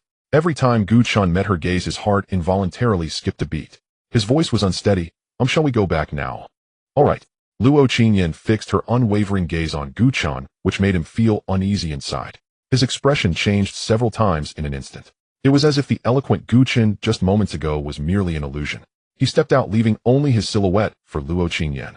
A barely perceptible smile crept upon Luo Qingyan's lips, a genuine smile that perhaps even she herself was unaware of. The bowtie's radiant smile surpassed the myriad blossoms of the world, blooming, even more dazzlingly captivating all who beheld it. Unfortunately, Gu Chen could not see it. The confusion in Luo Qingyan's eyes gradually faded, replaced by a newfound light. Since you speak so reasonably, then let me see what kind of demonic cultivator you are. Luo Qingyan quickly caught up with Gu Chen's pace. Qingyan, you two are back, come sit over here. Qin Zhiro keenly sensed the subtle change in the relationship between the two, from previous hostility to a more amicable rapport, making it the perfect time to discuss that matter. Gu Qingtian exchanged a glance with Luo Changqing, both seeing a trace of relief in each other's eyes, indicating that the misunderstanding had been resolved. Gu Yunqing and his sister made space, leaning their arms on the table, their round, wide eyes scanning the two.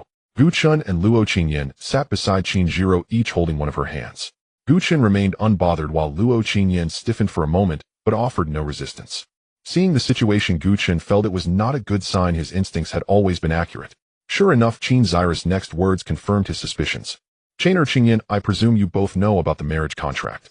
They nodded. Qin Zhiro secretly observed their expressions. If you have no objections, shall we agree on this? Gu Chen quietly glanced at Luo Qingyan and noticed she had no reaction at all, causing him to feel anxious inside. Logically, shouldn't she refuse outright? Even though Gu Chen had explained a lot of reasoning to her, while it had some effect, it shouldn't have completely changed such a stubborn person's mind, right? Even if she had resolved the misunderstanding with him, he was still a demonic cultivator. How could someone who detested demonic cultivators possibly marry one? As for her liking him, that was even more absurd. Or was she simply embarrassed to refuse in front of their elders? But right now Luo Qingyan remained silent, and Gu Chen was visibly anxious. If he really married her, who knows how many times he would be beaten in 3 days, or how many times in 5 days. Was that her intention? Although she was truly beautiful, more stunning than the heavenly beings, Gu Chen's small frame could hardly withstand it. Gu Chen's thoughts spiraled into fear. He swallowed hard. Ahem, mother, I think it would be better to have freedom in marriage, as everyone has their own aspirations, right? The last sentence was directed at Luo Qingyan, and Qin Zhiro was also looking at her. To his surprise, Luo Qingyan broke the norm and smiled lightly. And I am willing. Willing? What nonsense. Gu Chun felt as if a little person in his heart was dancing wildly and shouting. Chen Zyra's eyes curved into a smile as she exclaimed, "Good, and is very happy. Then shall we discuss a date?" Everyone present had smiles on their faces, genuine joy radiating from them. Even the two little ones were smiling happily. Watching the room full of laughter, Gu Chun felt like crying without tears. Didn't anyone care about his opinion? He was growing restless and could not sit still lest everything would be ruined. But as soon as he uttered a word, a sharp pain shot through his thigh. Though it wasn't severe, it was undeniable. Gu Chun followed the gaze downward. He found Chen Zyra's hand had somehow loosened and was now pinching his thigh painfully. With a smile, Chen Zhiro turned to Gu Chun. "Chener, what's wrong?" Gu Chun looked at his mother, who remained expressionless, yet still bore a hint of a smile. Although there was a smile in her eyes, it did not reach the depths of her gaze. Gu Chun understood the meaning behind that smile. "If you dare to say no, you are done for." Recalling the horrific scene he had accidentally witnessed with his father, a chill ran through Gu Chun's heart. Under the mother's love, he found himself unable to utter a single word.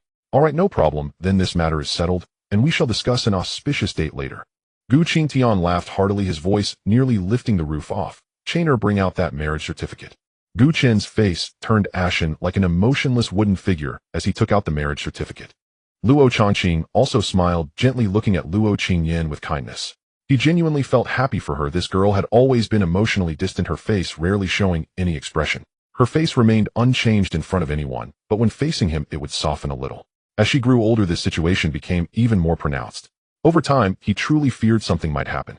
Now that someone could stir her emotions had appeared, he was Moreover, he believed he had a good eye for people, able to see the goodness or wickedness in a person at a glance. There is a saying, it is better to marry someone who is inherently good rather than someone who treats you well. Gu Chun might not be the husband Luo Qingyan desired, but he was undoubtedly the most suitable one for her. Luo Changqing looked at Luo Qingyan gently. "Qingyan, you should also take out that marriage certificate." Luo Qingyan placed her certificate on the table very close to Gu Chen's. Chen Zhiro arranged the two marriage certificates neatly and smiled as she spoke. "These marriage certificates may look simple, but they are actually made from the ancient soul wood, with intricate patterns carved by an ancestor of the family containing the power of causality." Gu Chun was taken aback, his gaze towards the two certificates shifting dramatically. Since his crossing, he had no cultivation aptitude and could not explore the outside world, so he spent his time in the family's scripture pavilion reading numerous ancient texts and miscellaneous books. Among them was the ancient soulwood, said to have originated from a peculiar tree from beyond the realm during the ancient era, attracting countless individuals to seek it. It contained an immensely rich power of the soul. Those who were weak would be obliterated upon approach, and only those above the quasi-emperor level could safely come near. There was once someone who obtained a fragment of this tree, using it to strike down a quasi-emperor, annihilating their soul, which made the world recognize the value of this tree. From then on, a cataclysmic war erupted over this tree, rivaling the fierce battles surrounding the second-generation blood god body. It only ceased when the tree was partitioned among the major powers. Since then, indomitable forces have paid a hefty price to have Tianji Pavilion calculate the whereabouts of this tree, but no news has surfaced indicating that this tree is unique in the world. Unexpectedly, these two seemingly ordinary marriage certificates were entirely made from ancient soulwood, which was truly incredible. The two marriage certificates are actually two interlinked top-tier defensive soul treasures. If one party is in danger, the other can sense it immediately and can even vaguely confirm the other's location. Having finished speaking, Shinjiro took both of their hands and crossed them on their respective marriage certificates. With paper as the contract, following causality bound by life and death and recognizing each other's souls, a ghostly light flashed, and the two marriage certificates shrank into the center of their brows. Until everything was completed, Gu Chen still hadn't reacted, staring blankly at the vanished marriage certificates, a chill brushing against his brow that pulled him back to reality. He looked at his palm. I pressed down on it. It just disappeared so effortlessly. Gu Chen's mouth twitched. He slightly sensed the particularly prominent marriage certificate within his spiritual sense, vaguely feeling the location of the other certificate, even able to sense it with his eyes closed. Gu Chen's heart sank completely. He slumped in his seat, appearing utterly disinterested in life. By chance, he caught sight of Luo Qingyan, who seemed to smile at him.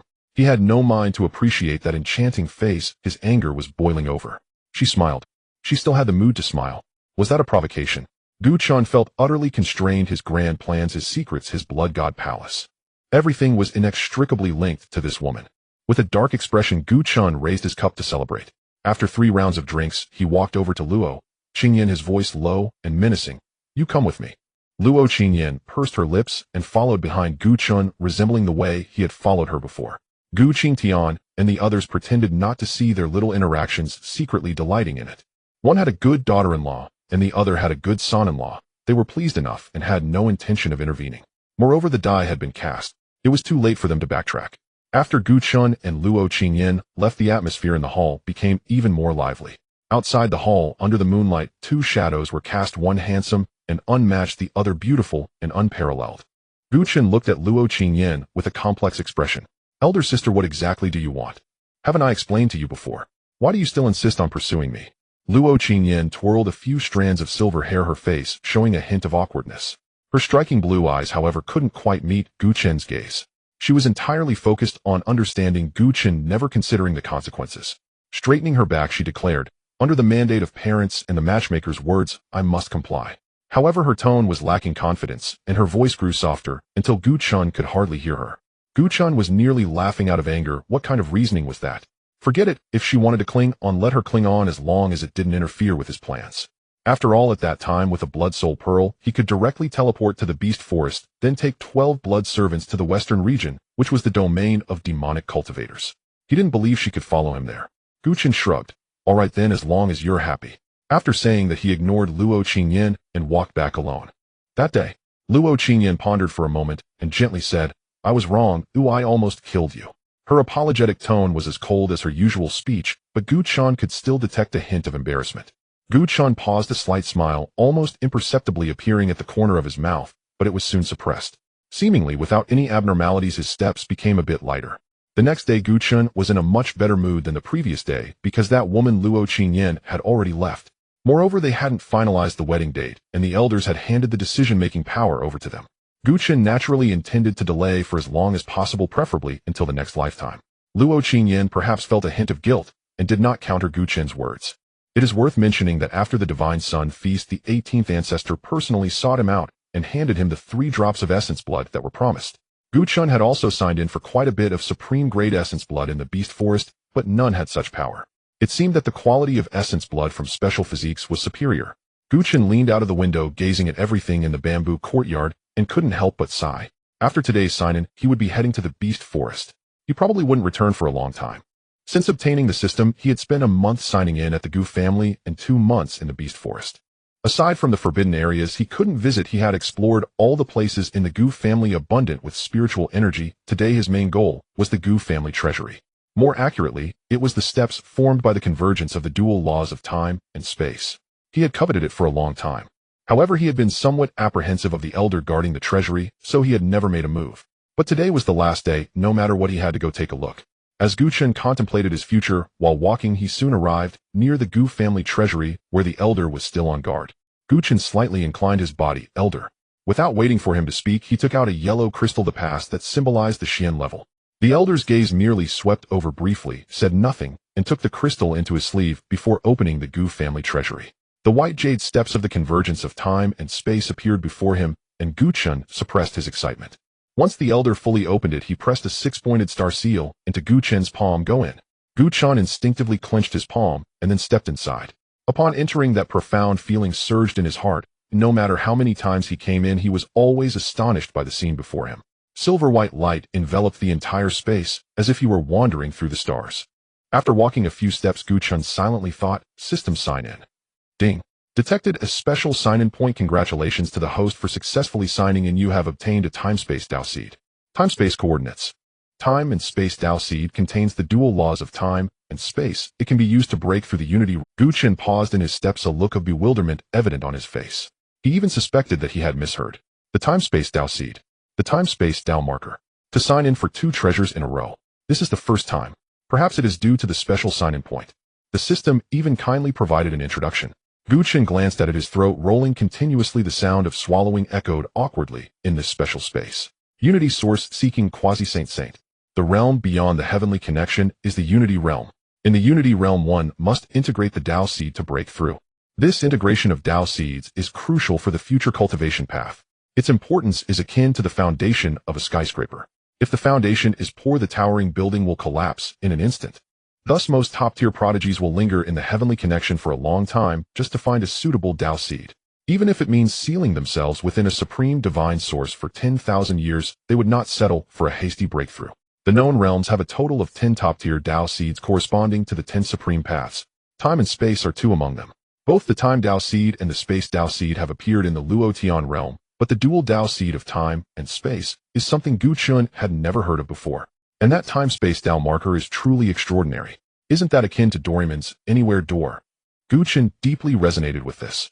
If one day he completely masters the power of the time-space Dao seed, would it be possible to intercept a wave from the river of time influencing the past without affecting the future?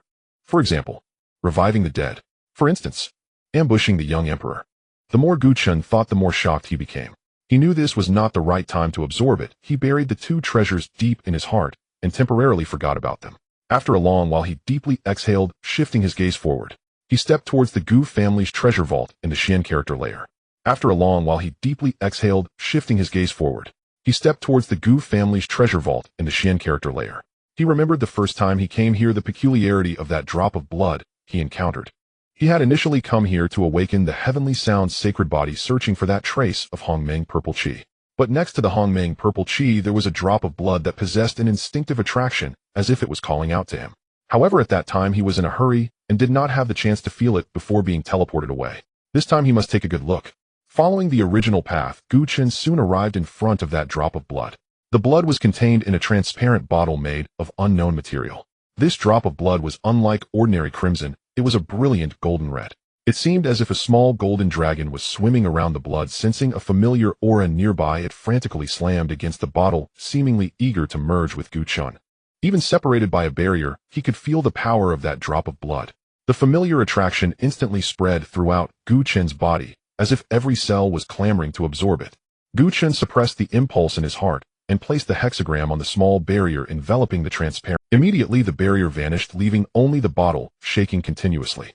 Gu Chen unconsciously held it in his palm. Perhaps he didn't even realize that his hand was trembling. Just as Gu Chen was about to remove the bottle stopper and absorb this drop of blood, without hesitation, the wedding contract in his divine sea trembled. A flash of red light passed, and Gu Chen's mind suddenly cleared. He gritted his teeth and bit down on his tongue. The taste of iron spread in his mouth. That sharp pain completely pulled him back.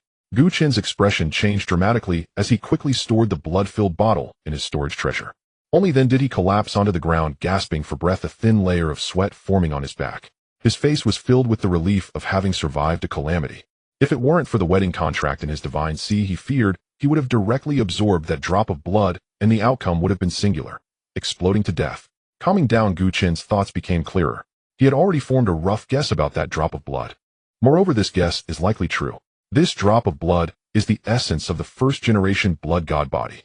Otherwise, it would not explain everything that just happened. After resting for a while, he stood up, his palm suddenly feeling hot. He knew that the time had come. Another wave of familiar dizziness struck, and when Gu Chen opened his eyes, he was already back in the outside world. As for Tian Lao, he was still sitting on that lounge chair, seemingly meditating. Gu Chen did not disturb him. Instead, he silently bowed and left. Not long after, Tian Lao opened his murky eyes, gazing at the sky, his eyes filled with weariness and some emotions that were hard to interpret. Blood god body. His voice was rough and hoarse, as if it had been sanded down. Should I kill him, or? Tian Lao stood up from the lounge chair. His murky eyes seemed a bit clearer at this moment, and his hunched back appeared to straighten somewhat. With a wave of his wrinkled hand, the surrounding spatial laws surged, and an invisible barrier appeared around the Gu family treasure vault. Then his figure vanished. Only the sound of leaves rustling remained. After returning from the Gu family treasure vault, Gu Chen did not return to the bamboo courtyard, nor did he go out, but instead headed to the residence of the two little ones. Since they were still young, Gu Qingtian did not assign them separate living quarters, but allowed them to reside in the western side hall. Gu Yunxing, watch out. Haha, watch my shadow technique. Hey, you can't hit me, you can't hit me. If you have the ability, face me directly. As Gu Chen approached, he heard the two of them arguing. He shook his head. It had been many years, and they were still like this. Gu Chen walked to the door without disturbing them. A rare look of reluctance appeared in Gu Chen's eyes. He was about to leave soon and wondered if he would ever see this scene again. Brother. Gu Yunxing suddenly spoke, but Gu Yunxi huffed. You dare to deceive me. Watch me not beat your, but till it blooms. Gu Yunxing's eyes turned plotting. Gu Yunxi, with brother not around, are you this unruly? If brother finds out, let's see how he deals with you. You still dare to threaten me. I'm going to beat you until you can't get out of bed for 3 days. Seeing that he had achieved his goal, Gu Yunxing darted to Gu Chen's side, throwing himself into his embrace like a pillow. Brother, hurry, and look, if you don't intervene, Gu Yunxi is going to heaven. Gu Chen smiled indulgently, patting Gu Yunxing's back. All right, stop messing around, I have serious business this time. Hearing the familiar voice, Gu Yunxi turned her head, as if her strings had been pulled like a puppet.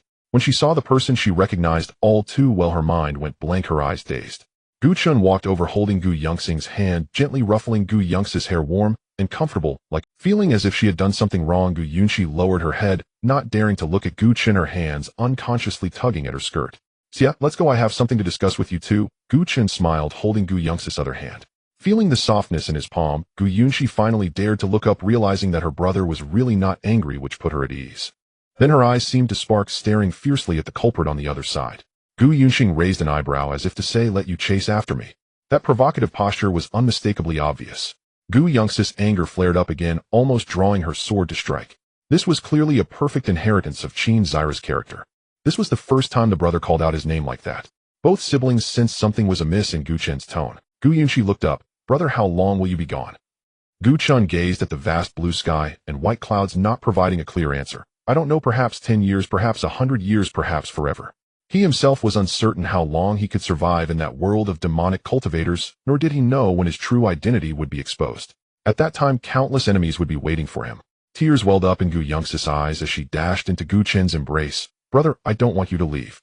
Please don't go, okay?" Her petite figure trembled, her voice tinged with a sob. Gu Chun remained silent, gently stroking her head over and over. Gu Yunxing felt a pang in his nose. "Brother, are you really leaving?" "Why?" "Brother has his unavoidable reasons for leaving, but I promise when you both turn 18, I will definitely come back to see you. If not, I will at least send a message." Gu Chun felt a bitterness in his heart. He had practically raised these two little ones himself, watching them grow from infants and swaddling to their current youthful forms.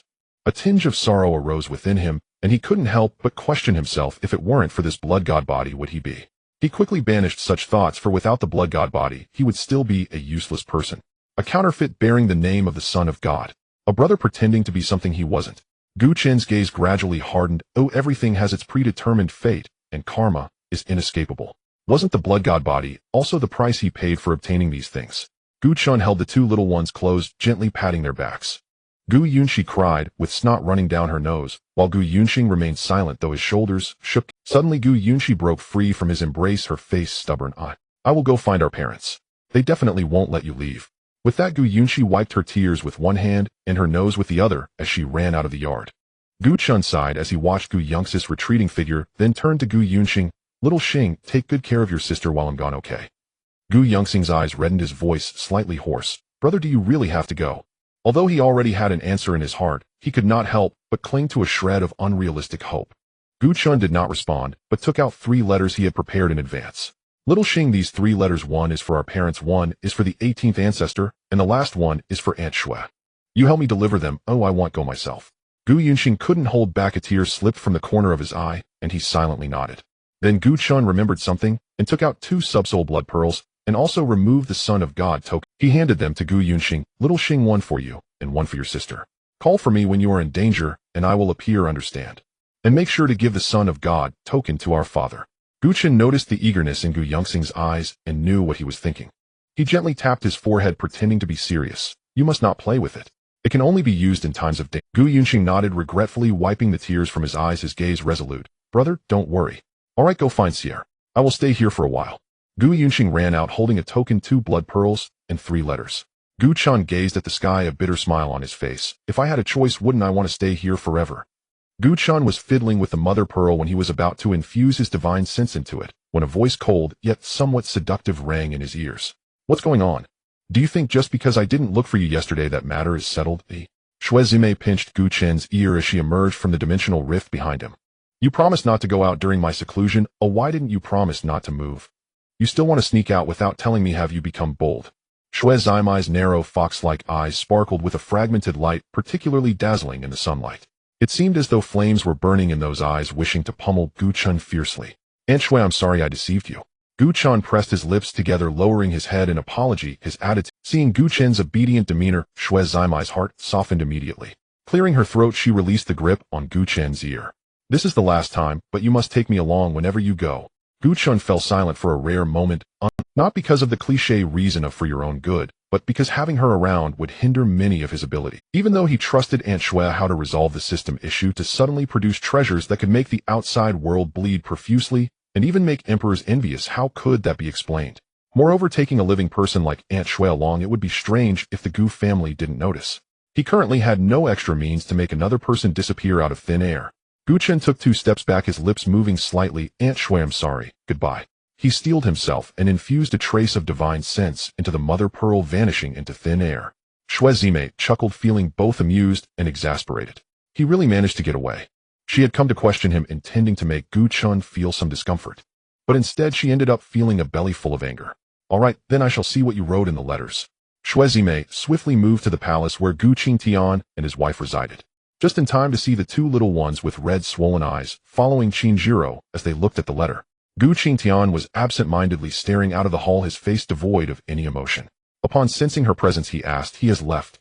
His tone bore no hint of doubt, but rather sounded like a statement. That ungrateful little thing. Hey Tiangu, you seem not surprised at all. I guessed it. Shui Zime swiftly moved to the table, picking up the letter that had her name on it. Upon opening it, the round, full characters filled the entire page, making it quite packed. Shui Zime's lips curled into a smile. Well, it's not that heartless. Xiaoro, let me see what that guy wrote to you. Dear Dad and Mom, I have left. Don't worry. When Xiaoxing and Sierra turn 18, I will try to return. Just this line. Her letter was a whole page. Shui Zime felt as if she had eaten honey, sweet and delightful, and all her displeasure seemed to dissipate. Seeing the letter Gu Chen wrote to the 18th ancestor, Shui Zime felt an itch in her heart. Tiangu, I will go deliver this to the 18th ancestor. Shui Zime then moved to Gu Chen's bamboo courtyard. Here the 18th ancestor had set up an array, but as long as someone called for him, he would sense it. However, calling for the 18th ancestor elsewhere, he would not be able to sense it unless one went to the ancestral hall, but she couldn't go there. 18th ancestor. Snow Girl. The 18th ancestor arrived, glancing around, but failing to spot another figure. Where's that kid? He left. The 18th ancestor looked puzzled, then Shui Zime handed him a letter. He opened it curiously, and his expression twitched. One should not have any expectations of this kid. Old man, I'm leaving. Don't think too much of me. I will come back to see you in a few years, Em. That's it, just this. In the beast forest, upon seeing Gu Chen's appearance, both of them were momentarily taken aback, then excitedly exclaimed, Master. Young Master. Gu Chen nodded slightly, using his divine sense to scan their auras. Although they were still at the peak of the celestial realm, they were now many times stronger than before. It was roughly 1 punch per 5th dragon son. The 2 blood shadow puppets secretly protecting them also revealed themselves, kneeling on one knee. We greet the Blood Master. Gu Chen glanced at them and silently thought 12 blood servants. In a vast cave deep within the beast forest, 12 strong individuals clad in blood robes sat cross-legged in a circle, absorbing the essence blood floating in the center. The essence blood transformed into wisps of blood mist, merging into their bodies, and their auras slowly began to rise at a visible pace. Suddenly the 12 individuals opened their eyes wide, a flash of blood light passed, and their auras rapidly converged. One of them collected the unabsorbed blood into a jade vial, and in the blink of an eye the 12 disappeared. We greet the Blood Master. The 12 blood servants knelt on one knee. Gu Chen nodded, then checked their panels. Blood 1 peak of the Saint, Blood 2 peak of the Saint King realm. Blood 12 peak of the Saint King realm. Gu Chen nodded in satisfaction, a smile unconsciously forming at the corners of his mouth. The Saint realm is divided into 3 major realms, Saint King, and Saint Master. Only by mastering the power of the laws can one break through the Saint realm and enter the Saint realm. The Saint Master is the last great hurdle to entering the Supreme realm. Only by transforming the laws into the power of the Tao and achieving the Tao fruit can one break through to the Supreme realm. In just a few days, the 12 blood servants had broken through from the peak of the Saint realm to the peak of the Saint King realm, crossing an entire major realm in succession, and a further step would make them Saint Masters. It was simply astonishing. Even if this were to spread, it would likely be dismissed as a joke. Such a great improvement, while unexpected, was still with the essence blood of those Saints Supremes, and even quasi-emperors, is no joke. Although it is merely essence blood, it contains rich laws and the power of the Tao, making it the perfect substance for the blood servants to break through. Blood 1 took out the unabsorbed essence blood, and to Gu Chen's surprise, there was still more than half left. Looking at this powerful essence blood, Gu Chen could only watch without being able to do anything. If it weren't for his limited strength, he would have used the blood shadow magic eyes to create several quasi-emperor and emperor-level blood shadow puppets. At that time, he could really stop eating beef. You continue to absorb this. Gu Chen shifted his gaze away from the essence blood. Next stopped the realm of demonic cultivators, the western region. The last sentence was almost suppressed by Gu Chen's inner excitement, and his heart was uncontrollably racing. He could almost hear the sound of his heartbeat and the roaring voice of his bloodline urging him to hurry towards their death. Wang Hu and Gu Shirin exchanged a glance, both seeing the long-awaited excitement in each other's eyes. 3 years later, 15 blood-red lights arrived at the boundary of the western region of the Luotian realm. The 12 were dressed in blood robes, one in white, one in black, and one in blue. Gu Chun looked at the vast and boundless world before him, then glanced at the people around him. He laughed softly and couldn't help but exclaim, "We finally arrived." System, open the character panel. Host, Gu Chun Realm, early quasi-saint. Martial arts techniques, blood god technique, time space, secret canon, blood shadow, magic eyes, 4-style spear, spectrum, Kanglan spear technique. Treasures, blood god, temple, time space, Dao marker, several drops of emperor essence, blood, several Dao fruits. Gu Chun looked at Wang Hu and Gu Shirin again. After 3 years of training, having crossed more than half of the Luotian realm, the two had shed their youthful innocence and gained a touch of resilience and maturity. Wang Hu, peak of the source-seeking realm. Gu Shirin, peak of the source-seeking realm. 12 blood servants, peak of the supreme realm. In the 3 years, Gu Chun and the others trained while on the move. During this time, he successfully absorbed that time-space Dao seed, and with the essence blood obtained from signing in his cultivation, has also soared. Gu Chun also signed in for many Dao seeds, including those suitable for Wang Hu and Gu Shirin. As a result, both of them broke through in their cultivation, greatly increasing their combat power. As for the 12 blood servants, they had already broken through to the supreme realm 2 years ago, but their subsequent cultivation improvements had slowed significantly, and over 2 years they had only reached the peak of the supreme realm. It is worth mentioning that once they unfortunately provoked a Xianzun strongman, who was a powerful being above the supreme realm. 2 blood shadow puppets at the Saint Realm self-destructed to intercept him for a moment, and in that instant Gu Chun activated the time-space Dao marker, leading everyone away from there. The original time-space Dao marker could only teleport one person, but as Gu Chun deepened his understanding of the time-space laws, he could now teleport dozens of people at once without issue. Let's find a place to ask for directions. The 15 blood shadows crossed into the territory of the western region, transforming into streaks of light that vanished into the horizon. Before long, a small town appeared before them. Gu Chun used his divine sense to probe, and found that the town was bustling with people, lively and vibrant. The sounds of vendors bargaining with customers were heard one after another, and quarrels between cultivators due to minor grievances occasionally broke out. It looked like an ordinary and mundane town, but how could there be such a town in the realm of demonic cultivators? The blood shadow magic eyes illusion-breaking secret technique activated instantly, and the town in Gu Chun's eyes transformed into a different appearance. The originally bustling town, filled with the aroma of smoke and fire, turned into a dead city with bones scattered all over the ground and resentment soaring to the skies. Where was the previous liveliness? Gu Chun raised an eyebrow, a playful smile appearing on his face. Let's go. The first battle in the western region is as Gu Chun's first battle in the western region commenced far away in the Xianshuang immortal sect, hundreds of millions of miles away. Luo Qingyan sat cross-legged on a mat with divine light flickering within her tightly closed beautiful eyes. Her aura surged like a volcano erupting, and her 3,000 strands of silver hair danced wildly behind her, rising without wind. If someone were here, they would surely swallow their own head in disbelief. Because Luo Qingyan's cultivation had already reached the peak of quasi-saint, and she was rapidly advancing towards the saint realm. Luo Qingyan had not been idle over the past 3 years. She secretly visited the forbidden zone from her previous life, keeping it from Luo Chongqing. In her past life, she had gained immense fortune there. Mysterious Dao seeds, half a volume of immortal scripture, extreme imperial weapons. This time she only obtained the Dao seeds and immortal scripture, while the others lay deep within the forbidden zone. With her current strength, entering would be tantamount to seeking death. After a long while, Luo Qingyan opened her crystal blue eyes and exhaled a breath of turbid air, circulating her spiritual power around her body several times to stabilize her saint realm cultivation. She sensed the location indicated by the marriage certificate in her divine sea and murmured, "So you really went to the western region? I want to see what kind of demonic cultivator you are." Time is like a wallet, looking spacious but soon emptying away. 5 years have swiftly passed, and it has been 8 years since Gu Chun left the Gu family. His younger siblings have now reached 18. Today, a handsome young scholar, unfamiliar yet striking, arrived at the entrance of the Gu family. Dressed in a green robe, his clear and refined features carried a softness reminiscent of scholarly charm. He exuded a gentle aura akin to the bamboo that has endured the trials of nature for decades in the mountain stream. Holding a folding fan adorned with a landscape ink painting, a subtle smile graced his face. To outsiders, the imposing Gu family entrance appeared magnificent, but to him it seemed as fleeting as a cloud, as if nothing warranted any expression beyond indifference. He paused momentarily beside the towering jade pillar, but it was merely a fleeting glance.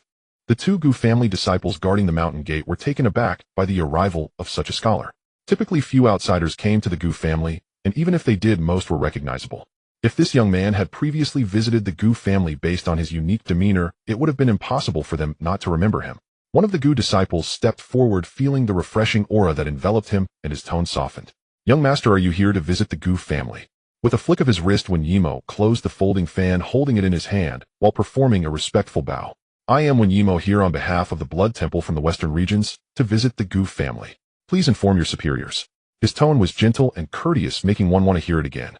However, those words caused the Gu disciple's face to change dramatically, retreating several steps in shock. With a trembling voice and a pale face, he stammered, Please wait, I will go immediately. Saying this, the Gu disciple fled into the Gu family, as if escaping from a flood. The remaining Gu disciple swallowed hard, gripping his weapon tightly, as if that would provide him some sense of security. His eyes were fixed on Wen Yimo, while Wen Yimo seemed oblivious, instead taking an interest in the flowers and grasses surrounding the Gu family. The Blood Temple from the Western regions has been making headlines in recent years, transforming from an obscure power into a formidable force that has steadily consumed the demonic factions of the region, growing to rival even the most prestigious Dao sects. Their methods are mysterious and terrifying, known throughout the entire realm of Luotian. Their rise to fame occurred just a year ago when the immortal sects of the Western regions attempted to eliminate them in their infancy, sending countless powerful cultivators. Among them were not a few supreme beings and quasi-emperors. Yet the Blood Temple sent only one person who annihilated them all. Following that, the immortal sects suffered a massacre overnight. Even the only elder among them perished on the spot, leaving no trace. Since then, the reputation of the Blood Temple has spread across the entire Luotian realm. They have been known for their infamous deeds, claiming to have wiped out various factions and seized numerous treasures. Among them, the most renowned and legendary are the 6 blood servants. Each one is at least of supreme rank. It is said that the strongest among them is an emperor.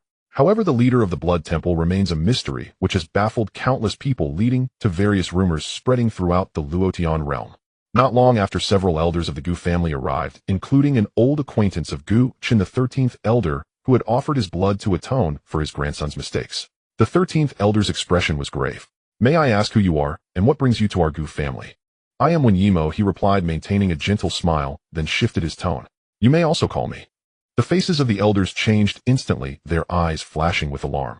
Yama, the leader of the 6 blood servants, rumored to be an emperor. The elders exchanged glances, and the 13th elder cleared his throat twice. Please follow me inside. I will have someone inform the family head immediately. Wen Yimo sauntered behind them, showing no signs of tension, as if he were merely strolling through his own garden. Wen Yimo was led by the 13th elder to the Gu family's conference hall. He quietly sat on a chair, savoring the tea offered by the family servant. As he waited, however, Gu Qingtian did not arrive. Instead, he encountered the 18th ancestor. The 18th ancestor retained his casual demeanor, holding a wine gourd and occasionally taking a sip. The family head is not here, so speak to me if you have something to discuss. Upon hearing this, Wen Yimo appeared unperturbed, nodding in agreement with the 18th ancestor. Yes, my Blood Temple seeks the Gu family's assistance in eliminating the demonic heaven sacred land. Wen Yimo got straight to the point without any preamble. The demonic heaven sacred land has a notorious reputation, even in the Western regions, being infamous for its malevolence. Yet, as one of the top immortal sects, its strength is unfathomable. To this day, no one dares to provoke them. The 18th ancestor's hand, poised to pour wine, suddenly paused. He looked at Wen Yimo with a smile. Oh, what can you offer? The 18th ancestor neither agreed nor refused, but countered with a question. Wen Yimo tapped the table with his fingertip, and a dragon-shaped elixir appeared on its surface. The elixir resembled a dragon, with colorful mist swirling around it, exuding an extraordinary aura. Yin and yang energy was drawn from the void, coiling around the elixir and gradually forming a Taiji diagram. The elixir seemed to possess its own consciousness, twisting on the table as if attempting to escape. The wine in the 18th ancestor's mouth was instantly spat out, his eyes nearly bulging with disbelief. The Yin-Yang Emperor Dragon Immortal Pill. Goodness, to see something that only appears in ancient texts in my lifetime. The 18th ancestor hurried over to the elixir, his eyes wide as he inspected it closely. The Yin-Yang Emperor Dragon Immortal Pill is one of the finest amongst immortal pills. It can revive the dead and restore flesh and bone. That is no exaggeration. It might even be considered modest. One could say its value is sufficient to purchase several immortal sects. The texts record that the Yin-Yang Emperor Dragon Immortal Pill is exceedingly rare, almost impossible to find, and has miraculous effects for breaking through to the Emperor realm. A few simple sentences encapsulated this immortal pill's introduction, and it was precisely because of this brevity that it seemed all the more precious. Upon seeing this immortal pill, the 18th ancestor lost any inclination to negotiate and readily agreed. Of course, he did have his own ulterior motives, but they merely flashed through his mind and were gone.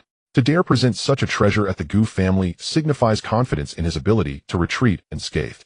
Seeing the 18th ancestor's agreement, Wen Yimo directly stated the plan established by Gu Chen. Your Gu family must send at least 3 emperors to battle meeting at the eastern boundary of the western regions in 10 years. Alright, no problem. Wen Yimo turned to leave showing no hesitation whatsoever, nor did he take the Yin-Yang Emperor Dragon Immortal Pill with him, demonstrating no fear that the Gu family would renege on their word. Even after he left, the 18th ancestor couldn't help but mutter, "He truly trusts us." Just after Wen Yimo departed, several elders silently appeared in the Gu family conference hall. An elder with completely white hair exuding an aura of death said, "Little 15, investigate and see if there is any hidden meaning behind this." The 15th elder stepped forward, a faint green light flashing in his hand, which fell upon the elixir. A moment later he reported, "Ninth brother, there's no issue. It is indeed the Yin-Yang Emperor Dragon Immortal Pill." At this, smiles crept onto everyone's faces, their wrinkles bunching together. The 9th elder nodded. "All right, awaken 11th, 12th, and 13th to prepare for 10 years from now." When Yimo, under the guidance of several elders, exited the Gu family's mountain gate. After traveling tens of thousands of miles toward the western regions, he activated his divine sense to investigate. No one from the Gu family followed him. He then produced a peculiar stone in his hand. The stone resembled a hexagram inscribed with mysterious patterns, with a silvery liquid seemingly coursing along the lines. Around it, time appeared to slow down and speed up simultaneously. The surrounding space fluctuated, at times fragile like a paper layer that could be pierced, and at other times as solid as an indestructible shield. The time-space beacon. Before sending Wen Yimo to the Gu family, Chen infused it with time-space power. Although it was not as effective as a personal teleportation, traveling 100 to 200,000 miles was more than sufficient. Wen Yimo gently squeezed the time-space beacon, vanishing from the spot, as if he had never existed, leaving no trace whatsoever, not even a ripple of spiritual energy or law power. When Wen Yimo reappeared, he found himself in a side hall. Inside, a man and a woman were sparring, the man handsome and the woman beautiful. They bore some resemblance to Chen, being the grown-up Gu Yunxing and Gu Yunxi. Yet the two did not sense the presence of an additional person nearby. Wen Yimo made no sound to interrupt, simply watching quietly. He was curious to see how the relatives of old Gu. Is this book finished? This question has been frequently asked, so I will clarify it here. This book is far from finished. I plan to write until it reaches 1,000,000 words before concluding. This is merely a transition, and the world I am building will gradually unfold in the following chapters. The changes in Gu Yunxi and Gu Yunxing over the years have been remarkable. Since Gu Chen's departure, the two have transformed from their previous carefree demeanor, focusing entirely on their cultivation. Gu Yunxi has grown from a soft little girl into a young lady, her features carrying the unique, gentle aura of Qin Zhiro. Her features are exquisitely sculpted, and her figure is graceful. Gu Yunxing has completely shed his baby fat, with sword-like brows and starry eyes, looking resolute and handsome, always bearing an expression of unyielding determination. As Wen Yimo watched the two fight endlessly, she flicked her folding fan, and with a clap, a voice suddenly broke the tension, pulling the two out of their battle. Both turned their gazes toward Wen Yimo, who smiled gently. Without hesitation, Gu Yunxing pulled Gu Yunxi back more than 10 meters, standing in front of her with a half-body's distance. He tightly gripped a fiery red sword, his voice deep and resonant as he asked, "Who are you?" Though it seemed he was inquiring about the person's origins, it was merely a tactic to buy time. He had never seen this person before and had not heard his parents mention anyone like him. It was unlikely that this person was a family acquaintance. After all, there was a barrier set in his parents' chambers, guarded by his father's former follower, Uncle Yan. Ordinary people could not enter. This person should not belong to the Gu family, and since he didn't, he must be here for them, likely to threaten their father. He glanced quickly at Gu Yunxi beside him, who understood his meaning. A delicate white hand stealthily reached behind her, quietly producing a white jade token. Just as she was about to activate the token, Wen Yimo exerted a slight force on her wrist, and the fan gently waved, creating a gust of air that stirred the strands of hair by her ear. Meanwhile, the two siblings' bodies stiffened instantly, as if bound by an invisible rope, unable to move. Wen Yimo decided to stop playing. If she wasted any more time, the Gu family might send someone. "I am Wen Yimo. There is no need for you two to be so defensive." Gu Yunxing took a deep breath, forcing himself to calm down. He did not act immediately. Their lives were safe for the moment, but his vigilance remained unwavering. "What is your business here?" "I am entrusted by someone to carry out a task." With a wave of her hand, a strange blue stone floated in the air. Gradually, the stone transformed into a faintly glowing blue liquid, slowly forming a human shape. When the liquid finally solidified, the siblings stood in stunned silence, their eyes filled with disbelief. For the person before them was none other than Gu Chen. Gu Chen still wore a moon-white brocade robe, his face slightly altered, having shed the sharpness of youth for a calm and reserved demeanor. 8 years of time had made him more mature. "Xingxier, long time no see, have you missed your brother?" Yet that familiar smile from memory had not changed, filled with a tenderness that was almost overflowing. Gu Yunxing felt a lump in his throat. "Brother, is it really you?" "Brother?" Gu Yong's eyes turned red, tears quickly gathering, as if she were about to cry at any moment. When Yimo smiled lightly, and the siblings were suddenly freed from their bindings. Gu Yong's tears flowed freely like a bird longing for its mother's return, wanting to rush into Gu Chen's embrace. However, she found herself passing right through him. Gu Chen gently ruffled her hair from a distance. It's just an illusion. Though there was no tactile sensation, she felt his warmth. Gu Yunqing stood beside Gu Chen, clearly more mature, managing to hold back his tears. He occasionally tensed his shoulders. When Yimo flicked her fan, placing 2 exquisite jade boxes on a nearby table. Old Gu, you two catch up, I need to leave. Alright, Gu Chen nodded at when Yimo. She then used a time-space marker to vanish without a trace. Gu Chen teased, you're all grown up, now still crying. It's all your fault. Gu Yunqi laughed through her tears, pouting, who told you not to come back all these years? Gu Chen shifted his gaze to the now mature Gu Yunqing has also grown up. Gu Yunqing felt a tightening in his throat, his voice hoarse, brother you. He had so much to say to Gu Chen, but now that he faced him, he didn't know how to start. Gu Chen seemed to sense Gu Yunqing's thoughts. I've encountered no dangers these years, and I've not been harmed. I am safe, there's no need to worry. The person earlier was a friend of mine. I am unable to move, so I asked him to go to the Gu family on my behalf. Each of those 2 boxes contains a Dao seed which you can use when you are ready to break through to the harmonization realm. However, Gu Yunqi did not want to hear this. She choked out, brother, where are you? When will you come back? I will come back to see you once I finish my tasks, alright. Gu Chen paused for a moment. Gu Yunqi forced out a painful smile, one more difficult to bear than tears. Okay.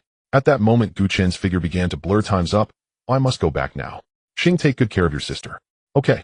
Just as Gu Chen's figure was about to dissipate, he added, Xing Xier, do not tell anyone about today, not even father or mother, understand?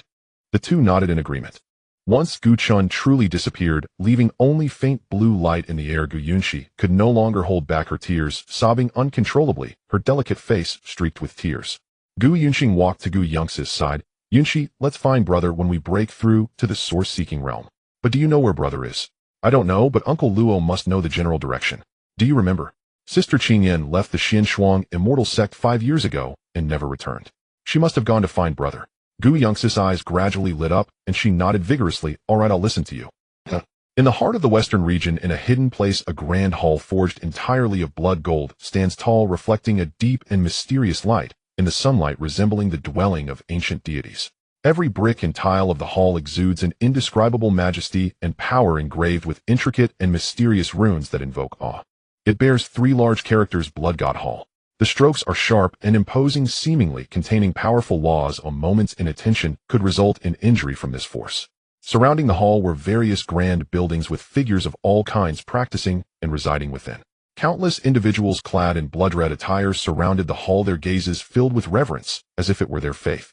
Gu Chen sat on the blood god, thrown a hint of melancholy in his eyes. Beside him, a peerless beauty, her crystalline blue eyes sparkling, and her fairy-like silver hair cascading down to her waist. You are not weak now, it wouldn't hurt to return for a visit. Her voice remained cold and ethereal, but a hint of tenderness was clearly evident. Gu Chen shook his head. It's better to avoid it. Unexpected events are likely to arise at such a critical moment. He then gazed at her exquisite profile. Yin Yin, I am grateful to have you these years. As he spoke, he held her snow-white arm and placed it in his palm. Luo Qingyan's face showed a hint of discomfort. Her cheeks flushed slightly. She quickly withdrew her hand, feigning annoyance. How many times do I have to tell you not to call me that? Yin Yin, Yin Yin, Yin Yin.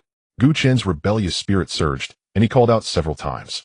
Luo Qingyan, flustered and angry, placed her sword against Gu Chen's neck. Try saying that again. Gu Chen raised his hands in surrender, saying, all right, I won't say it anymore. Luo Qingyan snorted lightly. She then became serious. Enough of the teasing. Let's discuss serious matters. Has the Gu family agreed?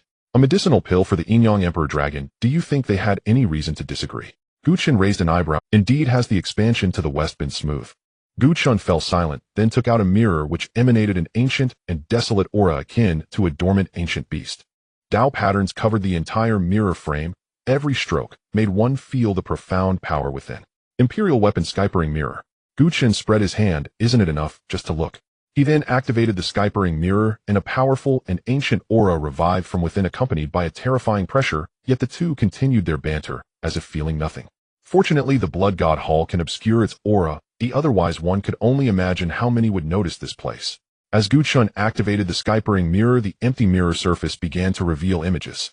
The images ran out from the mirror, floating before the 2. In an instant, 7 or 8 different scenes appeared before their eyes. In the land of Biluo, a fallen immortal force in the western region, though it had declined, it was still not to be underestimated, at least not something first-rate forces could provoke. Yet a fallen immortal force dares to provoke my blood god hall. They do not know their fate. A man in dark robes opened his tiger-like eyes, gazing at the grand structures not far away. A black-red light flickered on his arm, as if the black arm guard agreed with its master's statement. A masked woman holding a black and white ancient zither walked gracefully to the side of the burly man. She whispered, "Brother, who shall we begin? They must have acted long ago. We cannot fall behind too much." With a powerful shout, the man in dark robes waved his hand. Countless people in blood attire appeared around them, like phantoms unreservedly releasing their auras. The overwhelming pressure forced all demon cultivators within 1,000 miles to gasp for breath. Then that group of blood-clad individuals surged forward like a tide toward the fallen immortal force. The man in dark robes activated his powers, the laws of the Tao swirling around him, the ground beneath him cracking inch by inch like a spider web continuously spreading outward. He charged ahead, crashing into the protective formation like a gust of wind, causing the formation to appear as fragile as paper before him, the cracking sounds echoing for miles. The masked woman followed closely behind, sitting atop a tree, placing the ancient zither in front of her. Her slender fingers plucked the strings, and a mournful melody resonated, accompanied by her clear voice. The bridge of helplessness, the soup of forgetfulness, the footsteps of the ox-head and horseface are coming. As the masked woman finished speaking, a massive towering gate appeared, swirling with black mist unlike anything of the mortal realm, as if it had emerged from the depths of the underworld. Suddenly the mysterious gate opened, and a road of yellow springs flowed out, spreading across the earth. On either side of the road bloomed endless bright red flowers, their large petals swirling in the ghostly wind, the sweet and damp fragrance penetrating the nose, capable of evoking long-buried memories from the depths of the soul. From the portal emerged two creatures, one with the body of an ox and the head of a human, and the other with the body of a horse and the head of a human, radiating a chilling and dark aura. The Naiha bridge, the soup of forgetfulness, all past matters are forgotten. Suffered torture, cleansed sins. With each of the masked woman's words, ghostly figures emerged from the gate, walking along the road of yellow springs, charging into the fallen immortal force to engage in battle. The Wuji demon sect, a fallen immortal force in the western region, rumored to have an aging emperor in charge. Once at the peak of power, it had now turned into ruins, the blood-soaked ground almost drowning in corpses. A woman in plain clothes hovered in midair, indifferent to the cries below her, gray-white eyes devoid of emotion, as the light breeze tousled the blood-stained strands of hair hanging in front of her. The setting sun bathed her exquisite face in crimson light, visibly breathtaking, yet at this moment it appeared ominously chilling. An elderly man leaning on a cane approached her. "Weak water girl, let's go back and report." "Okay." The elderly man had kind features, making anyone who looked at him feel he was a good old man. If one were to overlook the Grand Emperor's blood contained within the cane. In Hanshui City, a name that sounds ordinary, yet it is a top-tier first-rate force. More accurately, it is a surface-level first-rate force, as Hanshui City's foundation far exceeds that of a first-rate force. Even a typical immortal force may not compare. It is said that its city lord was a quasi-emperor at least 10,000 years ago. As for its current strength, no one knows. In Hanshui City, a handsome young man strolled leisurely down the street, glancing left and right, as if he were truly enjoying a shopping trip. He murmured, "This hairpin Qinger will definitely like. If only Qinger were awake, she would surely want to eat from this place. This sugar figurine looks like Qinger, if only." The young man unconsciously arrived at the city lord's mansion, where two fierce-looking guards stood at the entrance. The man finally raised his head, his eyes filled with a sense of weariness that only those who have endured countless years could possess. In a tea house, the storyteller stroked his long beard and began, 10 years ago, the infamous Blood God Palace was at the height of its power, but now it has completely vanished without a trace. The battle from 10 years ago still sends chills down the spine. The sacred land of demons actually sparked an eternal war, sending out 3 emperors to completely annihilate the Blood God Palace. Such a once mighty Blood God Palace has now disappeared into the river of time, truly a lamentable Listening to the storyteller regurgitating old topics, the tea drinkers beneath couldn't help but express their displeasure. "Mister, your words have become monotonous. Please share something fresh." With his words, others joined in raising their voices. "Yes, let's not talk about events from 10 years ago. Tell us about recent happenings instead." "Indeed, we've heard this too many times. It's utterly uninteresting." The storyteller frowned, cleared his throat, and gestured to calm the crowd, which immediately quieted down, indicating that he still held some authority. "Since that's the case, let's discuss the Gu family's twin stars. 1 year ago, the Void Cave opened and countless talents surged into the realm of Luotian, including ancient freaks and the sons of emperors. The Gu family's twins, barely in their 20s, emerged brilliantly in the Void Cave, sweeping away numerous talents and seizing the treasures of the cave. in a vast small world. Inside the Blood God Palace, Gu Shirin was recounting the events of the Void Cave to Gu Chun, who listened as his younger siblings shone in their own right, and a smile unconsciously crept onto his lips. "All right, Shirin, let's pause for now," he said. "After 10 years of cultivation and seclusion, how has the strength of the Blood God Palace members fared?" Gu Shirin held multiple roles within the Blood God Palace. Not only was she Gu Chen's capable general, but she was also the chief administrator of the palace. There weren't many in the Blood God Palace that Gu Chen truly trusted, and women tended to be more meticulous than men. However, there were only Gu Shirin and Ruo Shui among the women. Luo Qingyan could also be considered half a member of the Blood God Palace, but she focused on her cultivation and paid no attention to these trivial matters. Ruo Shui was even less concerned. Her indifferent nature made her even less involved in such affairs. Thus, this heavy responsibility fell to Gu Shirin. After hearing Gu Chen's words, Gu Shirin nodded, a series of information flashing in her mind, and she replied without hesitation, "Excluding Yuan." The palace master, Gu Chen, paused slightly, but did not refute. After all, she was not here and couldn't hear. "There are 6 emperors, 12 quasi-emperors, 30 Dao lords, 67 saint lords, 200 Xian lords, and 1,000 supreme lords. As for the 3 realms of saints, I haven't done a complete count, but it's roughly around 3,000. We haven't recruited any new disciples in the last decade, so everyone in the Blood God Palace is at least at the saint level. Alright, there are also 10 mid-level quasi-emperor blood shadow puppets." Gu Chun was taken aback. He had focused on cultivation over the years, and had not kept track of such trivial matters. He hadn't expected the Blood God Palace to have grown so powerful. Gu Chun pondered for a moment, and asked, "Could you be more specific about the high-level combatants?" This stumped Gu Shirin, as she was unaware of everyone's exact cultivation levels. They hadn't sparred in years. She contemplated for a moment, and replied, "When Gu is likely at the peak of the emperor level, Nanju, Ruo Shui, and Rin Tu should be at mid-level emperors, while Wang Hu and I are at the lower level of emperors. All 12 blood servants are at the peak of quasi-emperors. The emperor level is divided into 9 small realms. The 1st to 3rd heavens are low-level, the 4th to 6th heavens are mid-level. The 7th to 9th heavens are high-level, and stepping just a little further from the 9th heaven of the emperor level leads to the peak of the emperor level. Such strong individuals only need the final source Dao to become a heavenly emperor. It's worth mentioning that a single source Dao can only lead to one heavenly emperor. If a peak emperor cultivating a similar Dao exists, they must defeat that heavenly emperor to become one themselves. Wen Yimo is one such individual. He practices the Yin-Yang Dao, and his understanding has reached perfection. However, there exists a heavenly emperor who also practices the Yin-Yang Dao. Only when that heavenly emperor falls can he become a heavenly emperor. Good. Gu Chen stood up from the blood god, throne, his eyes filled with a certain emotion. "One, named ambition. Gather the 5 of them, and send a message to the Gu family to prepare for action." Understood. Leaving the realm of Tian, one of the 9 major realms, which is also the closest realm to the Luotian realm. On a towering giant mountain, a young man in a blue robe stood with his hands clasped behind his back, holding a folding fan, engaging in light-hearted conversation with several emperors without a hint of fear. The auras among the 4 intertwined, stirring the skies, causing the heavens to change color, and the surrounding area was filled with countless small spatial cracks. Even a supreme could not withstand even a trace of this aura. At this moment, the young man in blue seemed to sense something glancing into the distance, murmuring, "Has the decade passed so quickly?"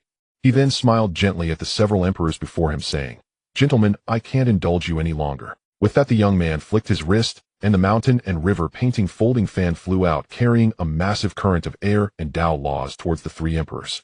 Wherever it passed, 2 divine fish, 1 yin and 1 yang, leaped out, forming small taiji diagrams.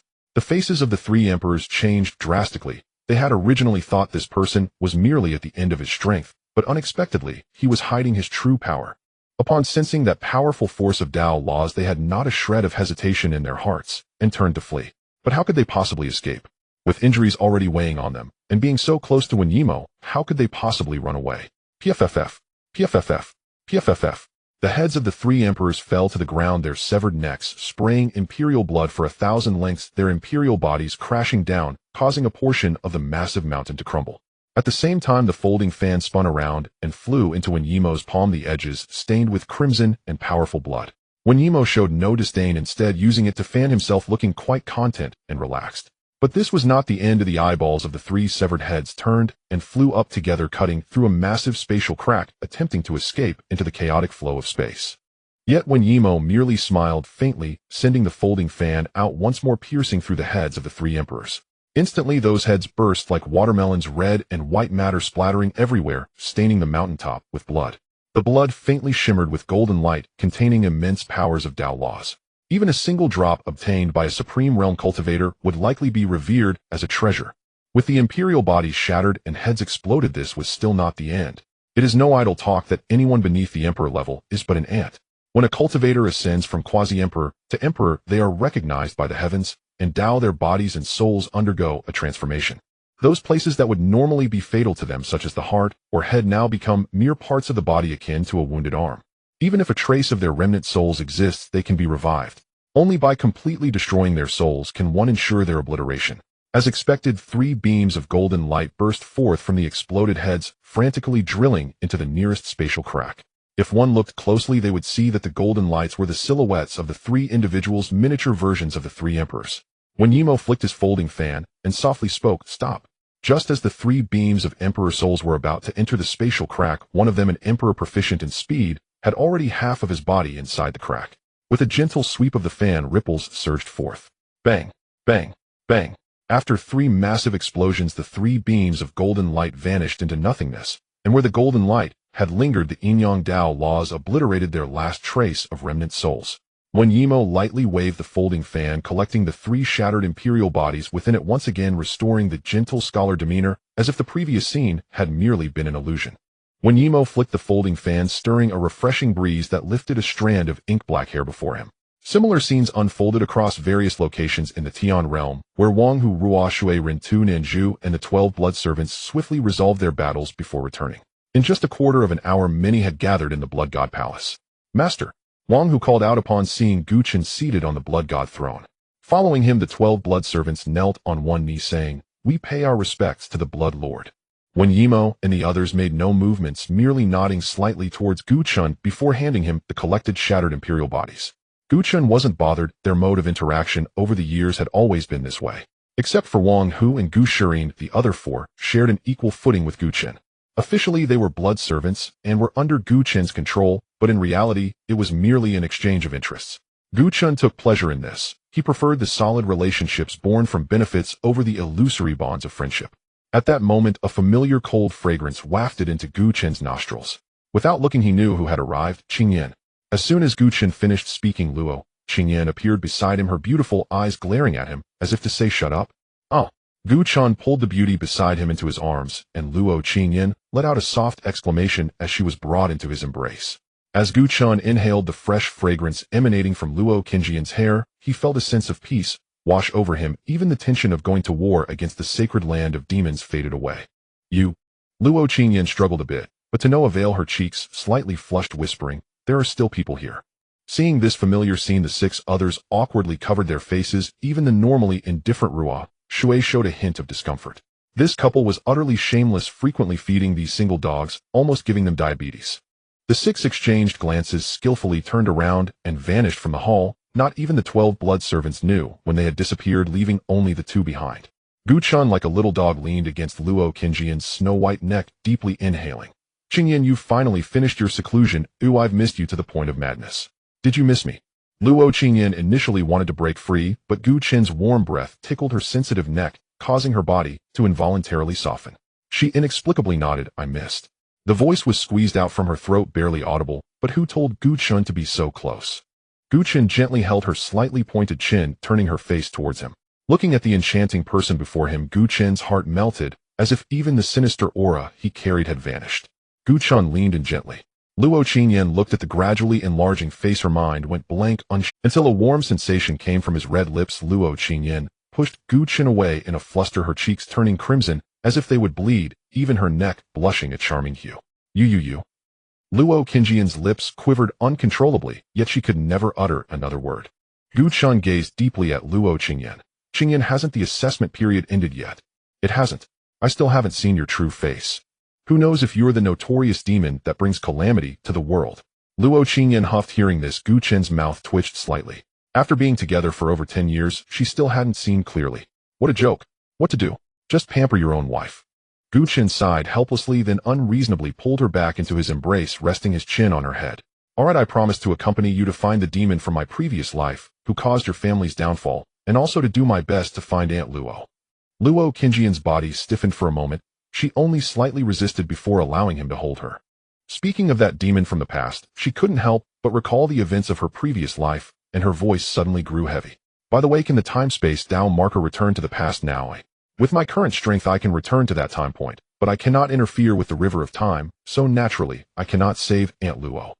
I estimate it will require reaching the Heavenly Emperor realm, or perhaps even stronger to achieve that. Luo Qingyan replied softly, evidently a bit disheartened. At this moment Luo Qingyan was full of life, no longer the aloofness she had when Gu Chun first met her, as if she were a piece of ice that had never melted over 10,000 years. Thinking of this, Gu Chun chuckled softly. What are you laughing at? Luo Qingyan pinched the soft flesh at Gu Chun's waist. Ouch! Gu Chun feigned pain, putting on a pitiful look. Although he knew she was acting, Luo Qingyan still involuntarily eased her grip a bit. Gu Chun stroked her smooth silver hair. I was laughing at our first meeting. Luo Qingyan was taken aback that 10 days later at the eastern border of the western region 11 figures appeared here. Gu Chun and the others were enveloped in a hazy glow obscuring their true appearances. The three elders from the Gu family were unrecognizable, to Gu Chun clearly just unearthed from the ancestral. Without any pleasantries, Gu Chun directly stated the plan. Esteemed Gu family emperors, all you need to do is intercept the three emperors and prevent them from intervening. One of the elders nodded, his hoarse voice echoing through the heavens. After speaking, Gu Chun promptly, a dazzling river of stars appeared before everyone, stretching across the sky with no end in sight, leaving them unaware of where it led. The boundless starry river stretched across much of the western region, its starlight cascading down upon the land and mountains. Countless demon cultivators gazed up at the sky, their exclamations rising like a chorus, most merely spectators sensing the immense energy flowing through the river where myriad paths and principles converged. Curiosity could lead them to unknowable peril. Even if it were a treasure, it was beyond their reach. Then 11 colossal figures appeared above the starry river, standing tall against the heavens, surrounded by a swirling aura of laws and principles. Each step they took covered millions, even billions of miles. While they were still in a daze, the figures had already crossed above them.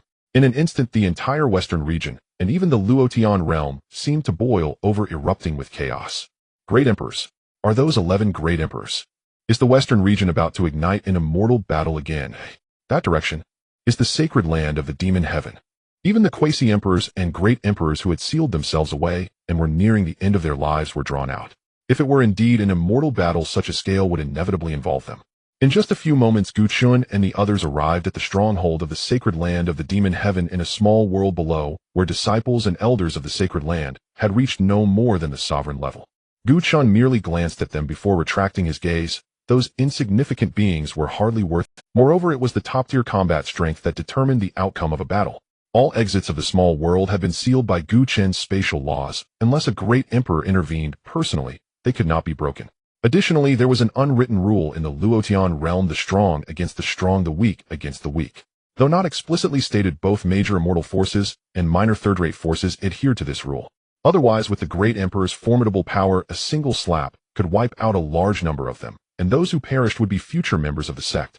Even when the sacred land of the demon heaven attacked the blood god temple 10 years ago, they respected this rule, with Gu Chun and his companions holding back 3 great emperors, preventing the blood god temple from being completely annihilated, preserving some of its vital forces.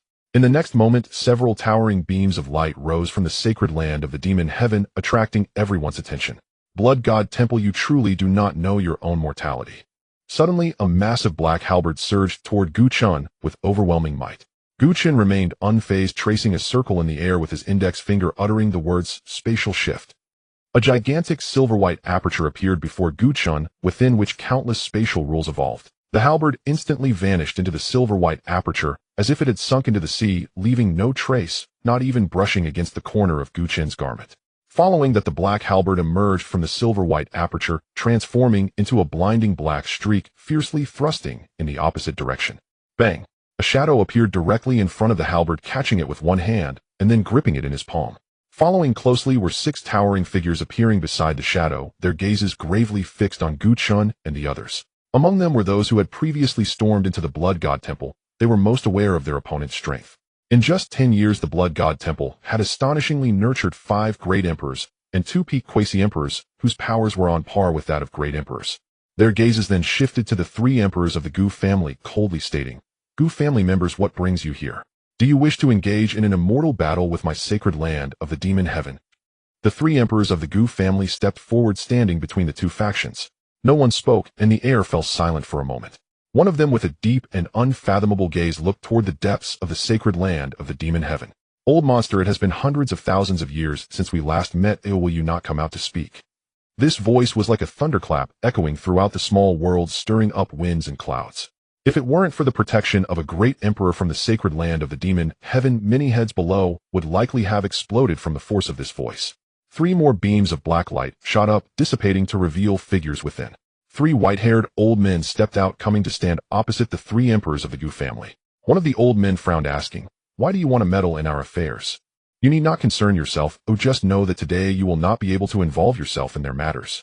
A great emperor from the Gu family pointed at the people behind the old man, speaking indifferently. An old man shouted angrily, "Such arrogance! It has been hundreds of thousands of years since we last met, and I want to see how strong you have become now." Bang! After a tremendous sound, a gigantic spatial crack appeared in the small world, large enough to accommodate a 10th of Sanshang mountain. The 3 emperors of the Gu family stepped into it one after another. The 3 great emperors of the sacred land of the demon heaven glanced at Gu Chen and the others. "They are in your hands now. We will deal with those 3 old geezers." The other great emperors nodded in agreement, and then the 3 great emperors of the sacred land of the demon heaven also entered the spatial crack. With the great emperor's immense power, a single strike possessed unimaginable might. If a battle broke out in the Luotian realm, it could sink the realm itself without settling the outcome. Only in the void could they unleash their full strength without restraint, and the might of their imperial bodies rivaled that of imperial artifacts, completely unafraid of so-called spatial turbulence. For them, even scratching an itch would be considered insignificant. After the 6 left, Gu Chun looked at the 6 great emperors of the sacred land of the demon heaven, raising an eyebrow. 6 against 8, are you that confident? You juniors, merely newly entered into the emperor realm, dare to speak so arrogantly. Gu Chun said nothing further, instead addressing the few people behind him. It seems they do not regard you at all. Wen Yimo, upon hearing this, smiled lightly, then stood in front of Gu Chun, staring directly at the 6 great emperors. With a snap, she closed her folding fan, holding it in one hand and pointing at them. "You can all come at once." Using the gentlest tone to utter the most audacious words, the 6 great emperors of the sacred land of the demon heaven were taken aback. They were evidently struck by Wen Yimo's audacity. Wang Hu immediately grew displeased, saying, "When this won't do, I want one too. I just broke through and am not yet familiar with my strength. I need a practice partner." Nanju followed up with similar words. The other 4 remained silent, but their expressions clearly bore the label, "Add one." Gu Chun, however, acted as the peacemaker, saying, "Do not rush, to line up one for each. And you, old one, is one not enough for you?" The 6 great emperors of the sacred land of the demon heaven were taken aback. "Arrogant. Presumptuous. How dare you, junior?" Their hundreds of thousands of years of cultivation were completely unraveled at this moment. What did they take them for? Thin air.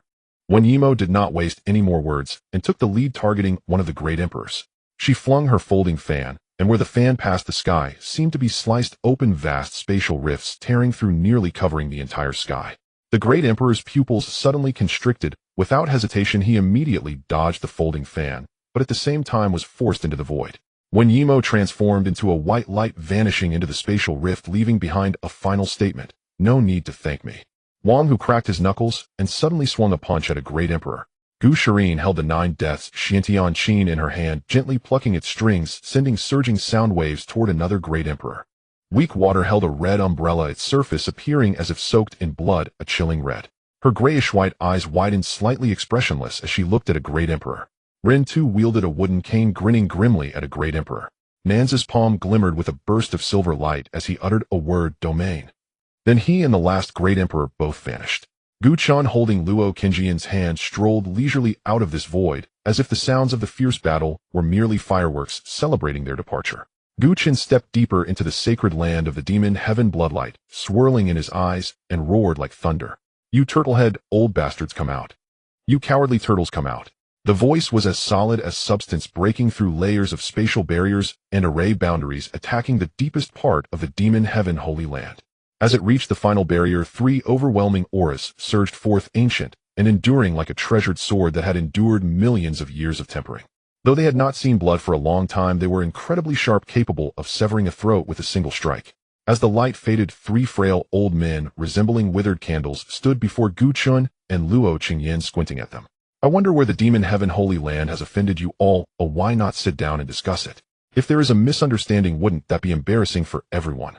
Although they were merely children of 2 quasi-emperors, they felt more dangerous than those seasoned emperors.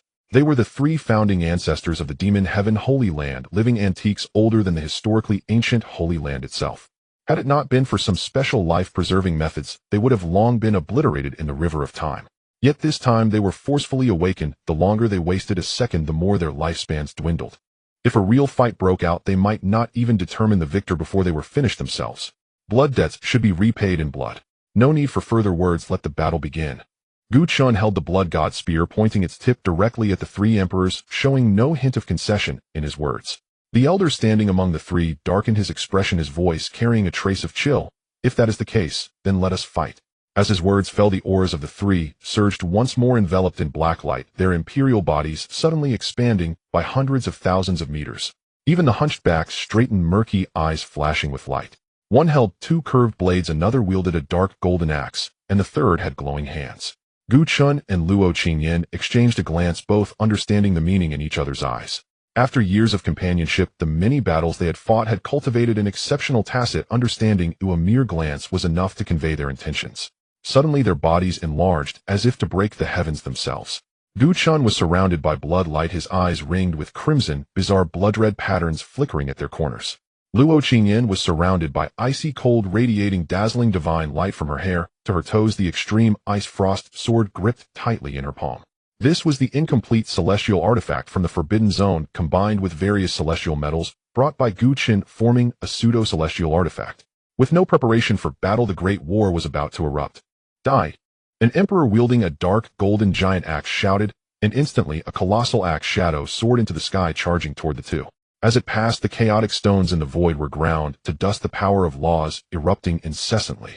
Chen glanced at Luo Qingyan, a silver light flashing in his palm as his fingers danced wildly, quickly forming seals in the air. Time rewind. With a command, the giant axe seemed to be pressed down on a rewind button, returning along its original path, transforming back into its original form in the emperor's hand. The emperor's face showed a hint of astonishment as he clearly recognized Chen's technique. This is the law of the path of time. The others exchanged glances, their faces grave. Not a single one of the great masters of the 10 supreme laws had appeared for several eras, yet today they had encountered one. The power of such a being could not be measured by realms. No wonder it brought them such a sense of crisis. Just then the emperor, holding the axe's back, glimmered, suddenly raising his hand to make a backward slash. Extreme cold sword soul. Luo Qingyan had somehow appeared behind him, brandishing the extreme ice frost sword, a magnificent sword, light swirling with the law of extreme cold, aimed at the heart of the axe-wielding emperor. Just as the axe and sword were about to collide, a silver light flickered in Chen's palm again, space condense. The axe-wielding emperor's body stiffened suddenly, and this moment of distraction provided Luo Qingyan with a perfect opportunity. Thud! The extreme ice frost sword pierced straight into the heart of the axe-wielding emperor, and in an instant imperial blood spilled, scattering through the dark void, each droplet resembling a mighty cannonball crashing onto a boulder thousands of meters wide and shattering it to pieces. Old third. Suddenly 2 exclamations resonated through the heavens and earth, the enormous change occurring in the blink of an eye. Even they hadn't reacted when the axe-wielding emperor had already taken a heavy blow. Luo Qingyan seized the opportunity, retracting the pseudo-celestial sword, the sword tip dripping with glistening golden blood. With the aid of Chen's spatial law, she arrived beside him in an instant. The axe-wielding emperor clutched his heart, spitting out a mouthful of fresh blood, his face pale, and even the surrounding black light dimmed considerably. The other 2 emperors hurried to help him staunch his wounds, removing the lingering law of extreme cold from the axe-wielding emperor's body. Their faces grew increasingly vigilant as they exchanged glances, both seeing the horror reflected in each other's eyes. This was the law of the path of time. He possessed both the laws of time and space. What kind of monster had they encountered this time? If he were to be at the same realm as them, he would likely not be able to last long under his hands. Moreover, that girl's law was also extraordinarily unique. Even with their power, it would be difficult to remove it in a short time. Seeing this, Chen did not stop them. First, they already understood his time and space law, and they would certainly be on guard. Achieving such an effect again was like a dream. Furthermore, the axe-wielding emperor was already nearing the end of his lifespan, his imperial body decayed. Being struck by Luo Qingyan's move would likely leave him heavily injured, even if he did not die. He was already devoid of combat capability. After the 2 emperors helped the axe-wielding emperor eliminate the law of extreme cold within him, their eyes surged with intense fury, like the foreboding of a volcano about to erupt. You really deserve to die. Chen showed no sense of urgency in facing their fury. Instead, he smiled gently at Luo Qingyan and said, Yen 1 each. Luo Qingyan silently nodded. Gu Chun tightly gripped the blood god spear, flipping the spear god and charging toward the Crescent Blade Emperor, while Luo Qingyan wielded the extreme ice frost sword, rushing toward the last emperor. A series of thunderous explosions echoed throughout the void space, obliterating everything around them. The fierce temporal spatial turbulence stirred violently, yet it had no effect on them. However, low-level cultivators who accidentally entered the void space suffered grievously. Within a mere breath of time, Gu Chun had exchanged thousands of strikes with the Crescent Blade Emperor. With a flick of his spear tip, he widened the distance between them and calmly said, "Are you sure you wish to continue the fight?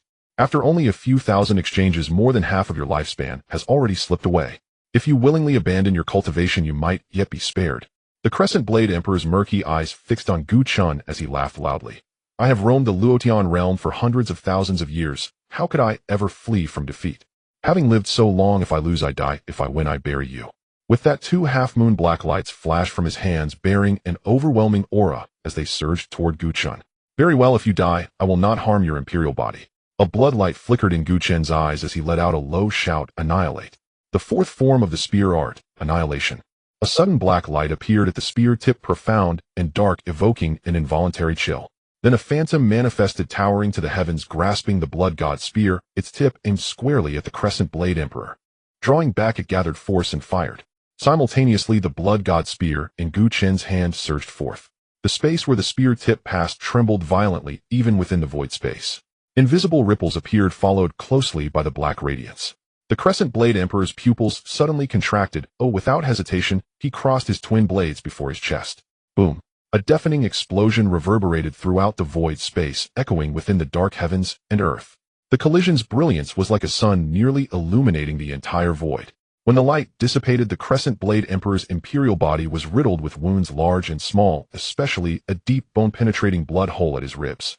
His garments were tattered, the upper half had long since turned to ashes, leaving only small fragments covering vital areas. Surprisingly, his physique belied his appearance. Though evidently an old man with 1 foot in the grave, his body was strong and robust. His exposed upper torso gleamed dark golden, resembling a celestial metal forged by a divine craftsman over millions of years. At this moment, Luo Qingyan also returned to Gu Chun's side. The last emperor was no better off, equally battered. The imperial blood soaked his clothes, obscuring their original color, leaving only a blood-stained garment. By appearance alone, this emperor was even more miserable than the Crescent Blade Emperor. Second brother. The two exchanged a bitter smile upon seeing each other's plight. Having enjoyed a glorious life, their twilight years were marred by 2 quasi-imperial youngsters. If acquaintances knew of this, it would be utterly humiliating. Whoosh, whoosh, whoosh. 6 streams of differently colored light approached Gu Chun and the others. None other than Wenyima, Wang Hu, and the rest. Their bodies and weapons were all stained to varying degrees with imperial blood. The 3 ancestral emperors of the Matian sacred land were startled upon seeing the 6 arrivals and sensing their familiar aura. The axe-wielding emperor staggered over to the 2, saying nothing, but his eyes conveyed everything. The 3 exchanged glances and shouted together, "Ultimate Ascension." Their imperial bodies suddenly enlarged several times over the deathly aura, vanishing, completely replaced by an immense vitality. Their aura surged like rockets blasting through the sky, surrounded by endless black radiance. Their graying hair darkened and shone visibly. Their bent and stooped bodies straightened. Wrinkles vanished from their faces, which now bore a youthful flush, truly the visage of youth. Their aura reached the pinnacle of the Emperor realm, just 1 step shy of ascending to the Celestial Emperor realm. Watching their transformation, Gu Chun felt an inexplicable wave of melancholy. He sighed softly. Their lifespans were already limited. Why go through so much? There was only a trace of regret, nothing more. Setting aside identities, he respected their desperate gamble. Yet Gu Chun did not wish to place himself in peril. Should the 3 peak emperors self-destruct, the resulting force could annihilate most of them.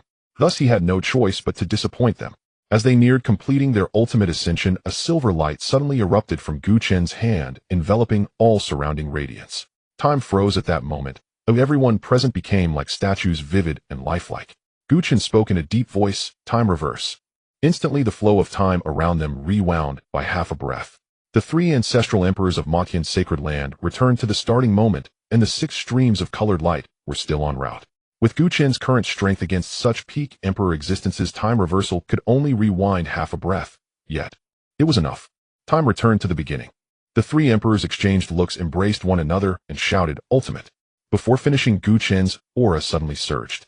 Though still at the peak quasi-emperor realm, his aura forced even mid-level emperors to yield. The second seal of the ancient war monument was unlocked.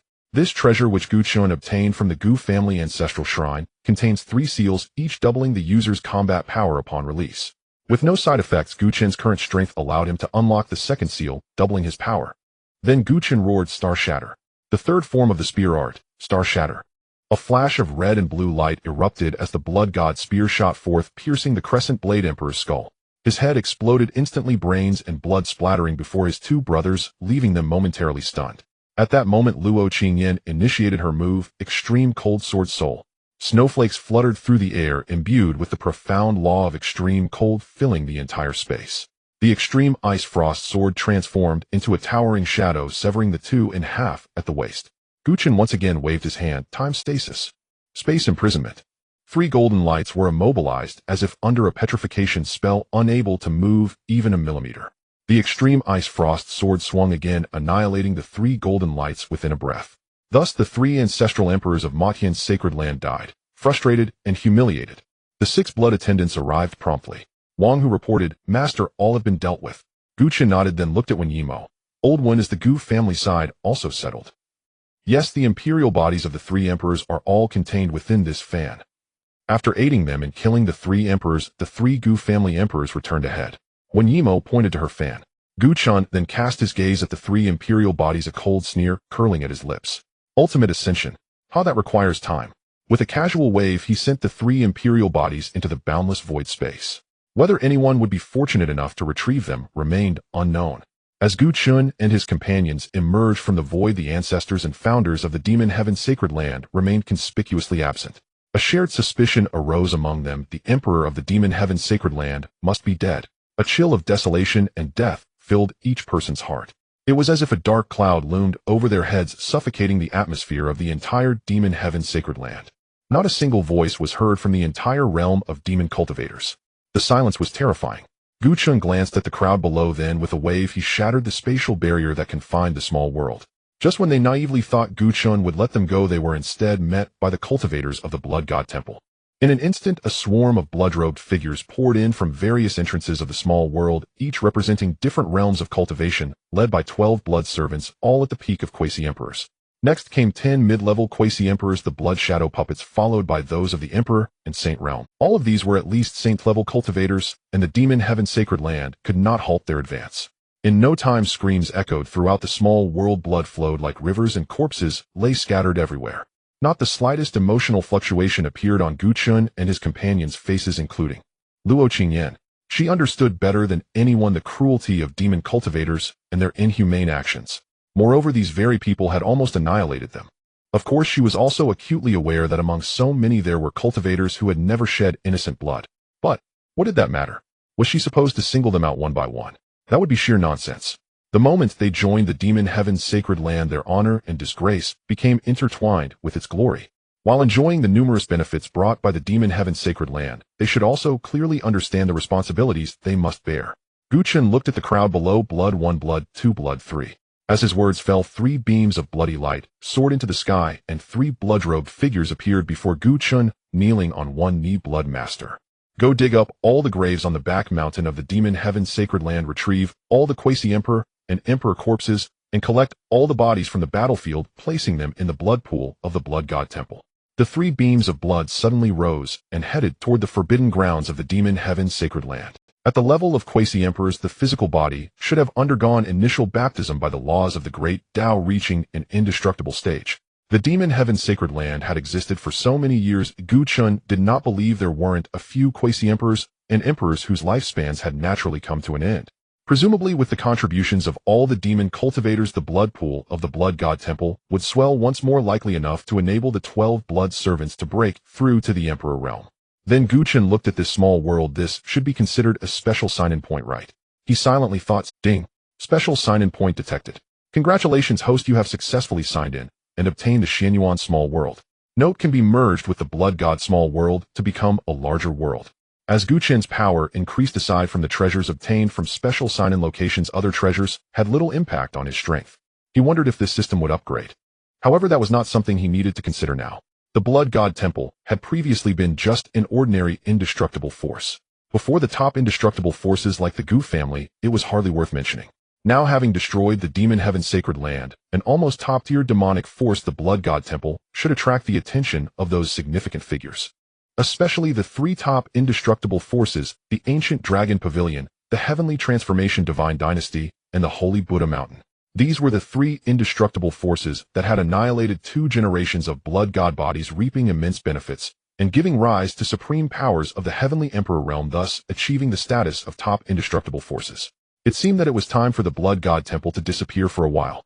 Soon the group exited this small world, and Chen turned his gaze towards the direction of the heavenly machine pavilion, coldness in his eyes, as if it could pierce through others' hearts. 10 years ago, it was this group of scoundrels that leaked the location of the Blood God Temple, nearly leading to its annihilation. They were even more infuriating than the demon heaven sacred land. Even more disgusting. Chen's lips parted slightly, and he said coldly, "Heavenly machine pavilion, if there is a next time, my Blood God Temple will ensure your destruction regardless of the cost." This voice was imbued with Chen's power, containing a hint of law power instantly spreading throughout the entire Luotian domain. With this voice echoing out, the Luotian domain would surely stir once more for some time. Chen had thought of swiftly annihilating the heavenly machine pavilion, but after considering various factors, he ultimately abandoned that decision. In front of numerous indestructible forces, the heavenly machine pavilion was at best considered mid-tier and comparable to a behemoth like the demon heaven sacred land. However, the abilities of the heavenly machine pavilion's members were quite unique. They had few disciples, yet each possessed the ability to glimpse into heavenly secrets. Their entanglements with the various indestructible forces were intricate, and their interests had long intertwined with most powers to the point of being inseparable. If they truly set their sights on them, it would be like pulling a thread that unravels the entire fabric. Better to wait until the Blood God Temple grew even stronger, strong enough to rival the top indestructible forces before acting against them. Let's go back to the Blood God Temple. Chen waved his hand, and the starry river above the western region shifted its course, allowing the group to step onto it. At the heavenly machine pavilion in Tianjai's residence, upon hearing Chen's words, a chill ran up his spine. He couldn't help but shiver, cold sweat beading on his brow. Normally a cultivator of his level would not experience such a situation, but this incident was simply too shocking. The revival of the Blood God Temple, the emergence of 9 emperors, the destruction of the demon heaven sacred land. These events, when gathered together, were bound to instill fear, especially since he was the indirect orchestrator of it all. Back then he had been bewitched thinking about the Blood God body, while also contemplating the Blood God Temple. Just then the demon heaven sacred land had asked him to investigate the location of the Blood God Temple, and he had simply gone along, doing them a favor. If the Blood God Temple was destroyed, it would indeed be a win-win situation. But ironically, it did not perish, instead it grew stronger. The emergence of 9 emperors had obliterated the demon heaven sacred land, which had stood for multiple epochs. This also indirectly validated a terrifying conjecture in his mind: the Blood God body, the Blood God Temple. He wiped the sweat from his brow and ultimately made up his mind to step outside. In 3 days, a piece of news would echo throughout the entire Luotian domain, the second major news following the Blood God Temple's annihilation of the demon heaven sacred land. From this day forth, the heavenly machine pavilion will seal its mountain with no one allowed to enter. Time to be determined. Meanwhile, back at the Blood God Temple, Chen sat on the Blood God Emperor's throne without any pleasantries, immediately discussing his plans. Next, the major top indestructible forces will take notice of us. The Blood God Temple needs to avoid the limelight until the emergence of the Heavenly Emperor. As he spoke, Chen looked towards Wenyi, and everyone's gaze shifted to her. "Don't look at me. Unless that Heavenly Emperor encounters a mishap, I will never become a Heavenly Emperor in my lifetime." Wenyi was taken aback, then shook her head with a bitter smile. A glint of red flashed in Chen's eyes as he solemnly asked, "Old Wen, do you know where that Heavenly Emperor is?" Although there was a hint of confusion in Wenyi's eyes, she still spoke up, for she was more concerned about this than anyone else in the desolate heavenly domain, the mountain of the gods, the Inyang Heavenly Emperor. "Once all of you break through to the peak of the Emperor realm, or if Qingyan and I reach that peak, we might just have a chance." The group was evidently shocked by Chen's words, all of them processing the content. Wenyi, rarely nervous, was instead filled with excitement. "You mean to say hunt down the Heavenly Emperor?" Chen nodded gently. "The Heavenly Emperor is also human. He lives and dies. It's just a matter of time. Why can't he be killed?" In an instant the crowd felt a surge of excitement. Even Ruoshui was no exception, for Chen's words were indeed astonishing. Throughout history, from ancient times to the present, there have been examples of quasi-emperors successfully hunting down emperors, but there has never been a case of an emperor successfully hunting down a heavenly emperor. There was a record in an ancient chronicle that during the ancient times an unparalleled emperor, who cultivated one of the 10 supreme paths, the reincarnation path, challenged his own heavenly emperor, but was defeated in one blow. After that his Tao heart shattered, and he became an ordinary mortal. However, if it could indeed be feasible, it would indicate that when they also cultivated to that level, if there was a massive mountain ahead, they could directly smash it and transform themselves into a mountain. They had been following this mysterious pavilion master for nearly 10 years, witnessing him create too many miracles and break through numerous impossibilities. In just 10 years, he had elevated them from supreme beings and quasi-emperors to emperors, which was simply astonishing. Even now, they still felt a sense of unreality. Old Gu, are you serious? You're not joking. Although when Yimo already had an answer in her heart, she couldn't help. Gu-chan helplessly nodded, but it depends on you. When you reach the peak of the Emperor realm, we can try it out. Next, Shireen, you arrange the relocation plan for the Blood God Temple. We can't stay in the Luotian domain, we need to go to the heavenly domain. Okay, Gu, Shireen replied. Gu-chun then handed the world core of the Xianyuan small world which he had just signed in for to Gu Shireen, and then gave her the world core of the Blood God small world. This series of actions left Gu Shireen bewildered. Young master, aren't you coming with us? Gu-chin glanced at the others and nodded. My method of enhancing the laws of time and space is unique and training isn't suitable for me. Then Gu-chin's gaze fell upon Luo Qingyan, just as she looked at him. Their eyes met, revealing what each other was thinking. Gu-chin stood up, reached out, and held Luo Qingyan's hand softly, saying, let's go, it's time to return after being away for over a decade. The Blood God Temple has revived, the demonic heaven Holy Land has been destroyed, and the Heavenly Secrets Pavilion has sealed its mountain. A series of news spread rapidly among various major forces. In the eastern region of the Luotian realm, within a hidden grand hall, 3 elders sat. One with dragon horns atop his head, clad in yellow robes, another with a shining bald head draped in a kasaya, and the last wearing an imperial crown exuding an aura of authority. The 3 men's gazes drifted apart, lost in their own thoughts. The master of the Tianyin divine dynasty looked at the other 2, his eyes deep. If you have any opinions, feel free to speak candidly. His voice carried the weight of years and the pressure of someone who has long held power. The Blood God body and the Blood God Temple, to say they have no connection is undoubtedly absurd. The Lord of the Ancient Dragon Pavilion snorted coldly. With the sealing of the Heavenly Secrets Pavilion, the Blood God body must have re-emerged. As he spoke, a hint of greed and desire flickered in his eyes. The previous generation's Dragon Lord ascended to the Emperor realm precisely because he obtained the Blood God body. If he were to acquire it as well. The host of the 10,000 Buddha Mountain clasped his hands together, his expression filled with compassion. In recent years, the realm has been chaotic, wars frequent, and the multitude of beings are likely to suffer. It is time for the 10,000 Buddha Mountain to descend and cleanse the evil and sinister, restoring purity to the world. The Dragon Lord couldn't help but scoff, but said nothing further. The master of Tianyin pondered for a moment. Without solid evidence, if we make a big move, it could lead to greater losses. Why don't we investigate first and then discuss further? Agreed. I also support this. The 2 consented to the master of Tianyin's proposal. A glint of brilliance flashed in the Dragon Lord's eyes. If it truly is the Blood God body, then what shall we do? The master of Tianyin and the host of 10,000 Buddha Mountain revealed a trace of killing intent in their eyes, their meaning unspoken. If the Blood God Temple still harbors strength strong enough that our 3 forces cannot break through in a short time, then we must request the Emperor's decree. Victory is certain. The master of Tianyin considered thoroughly. Since the Blood God Temple dared to confront the world, it must have some reliance, and its strength could not merely be what was visible on the surface. Thus it would be wise to prepare thoroughly to prevent others from reaping the benefits.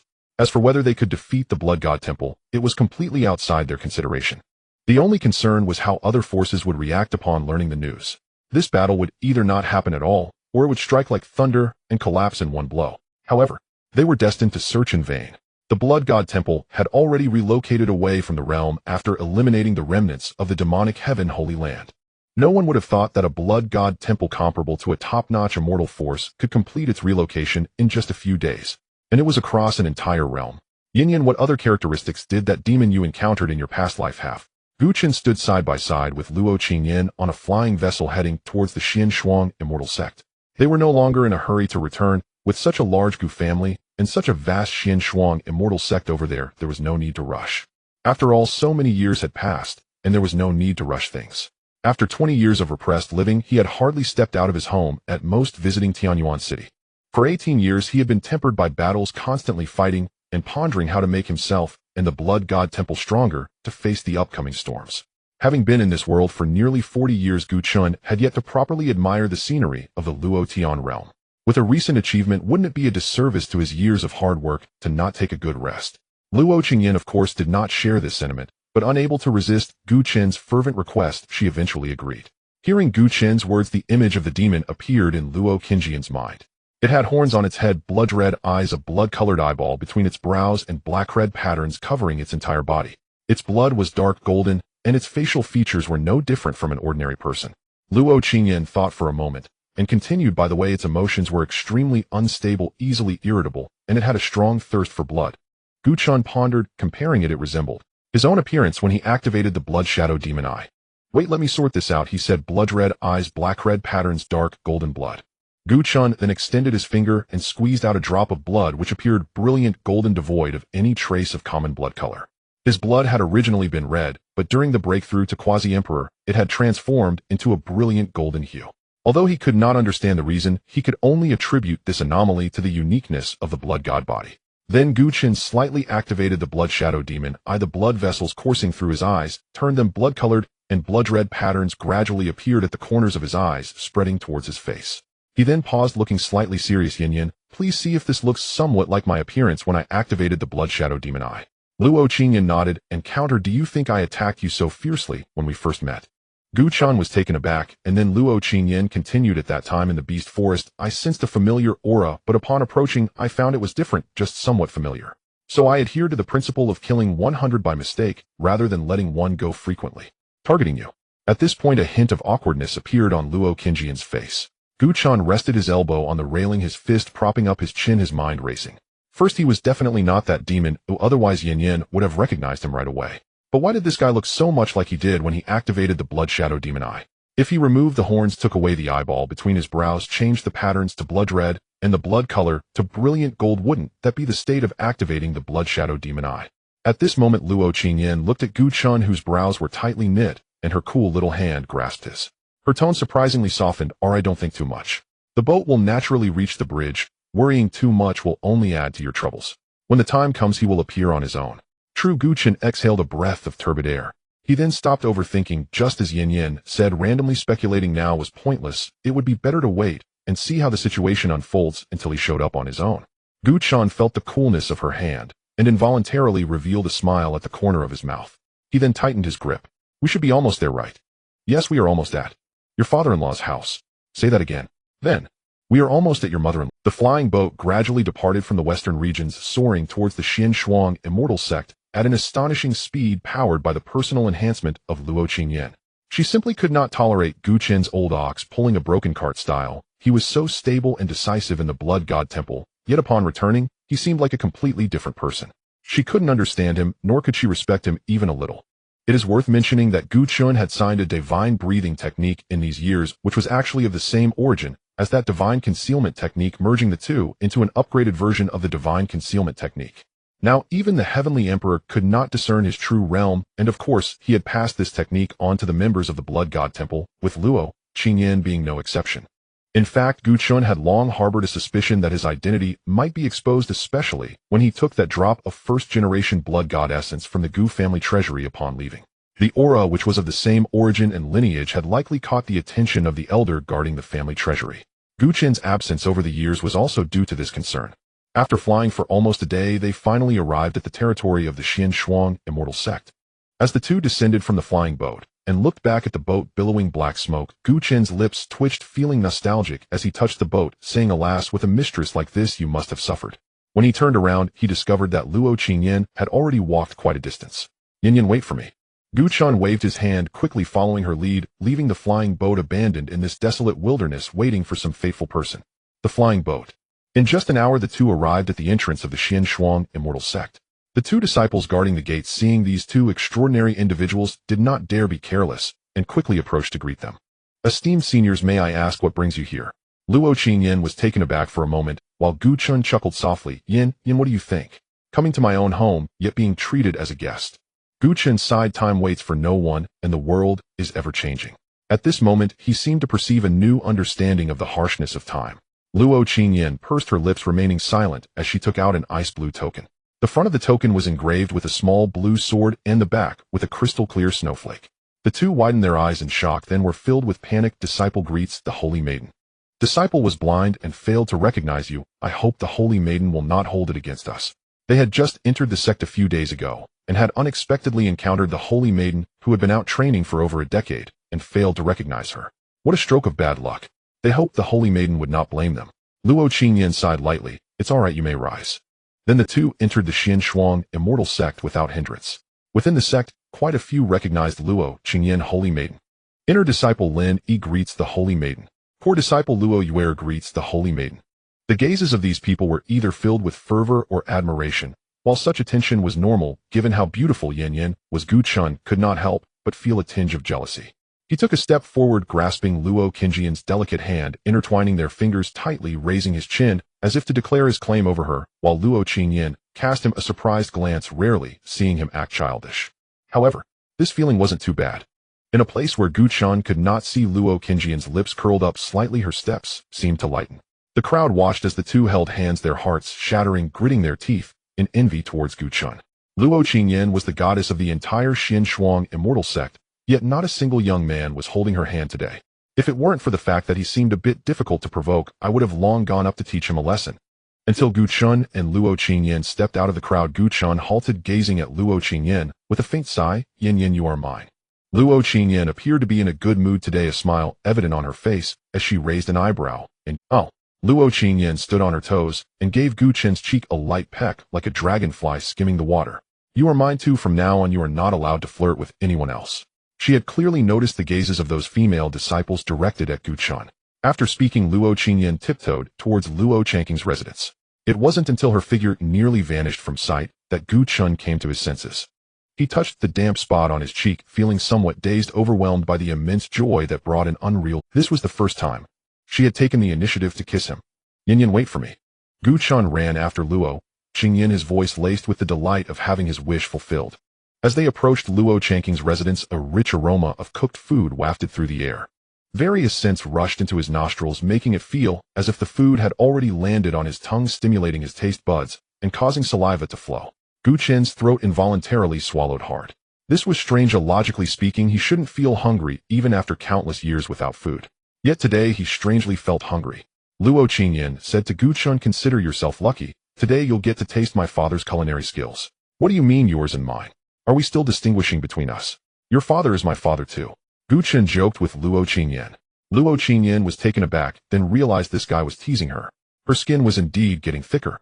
Luo Qingyan let out a light hum, releasing Gu Chen's hand and quickly walking into Luo Changqing's. After several rounds of drinks and meals, Luo Changqing took the initiative to mention Gu Chen's family.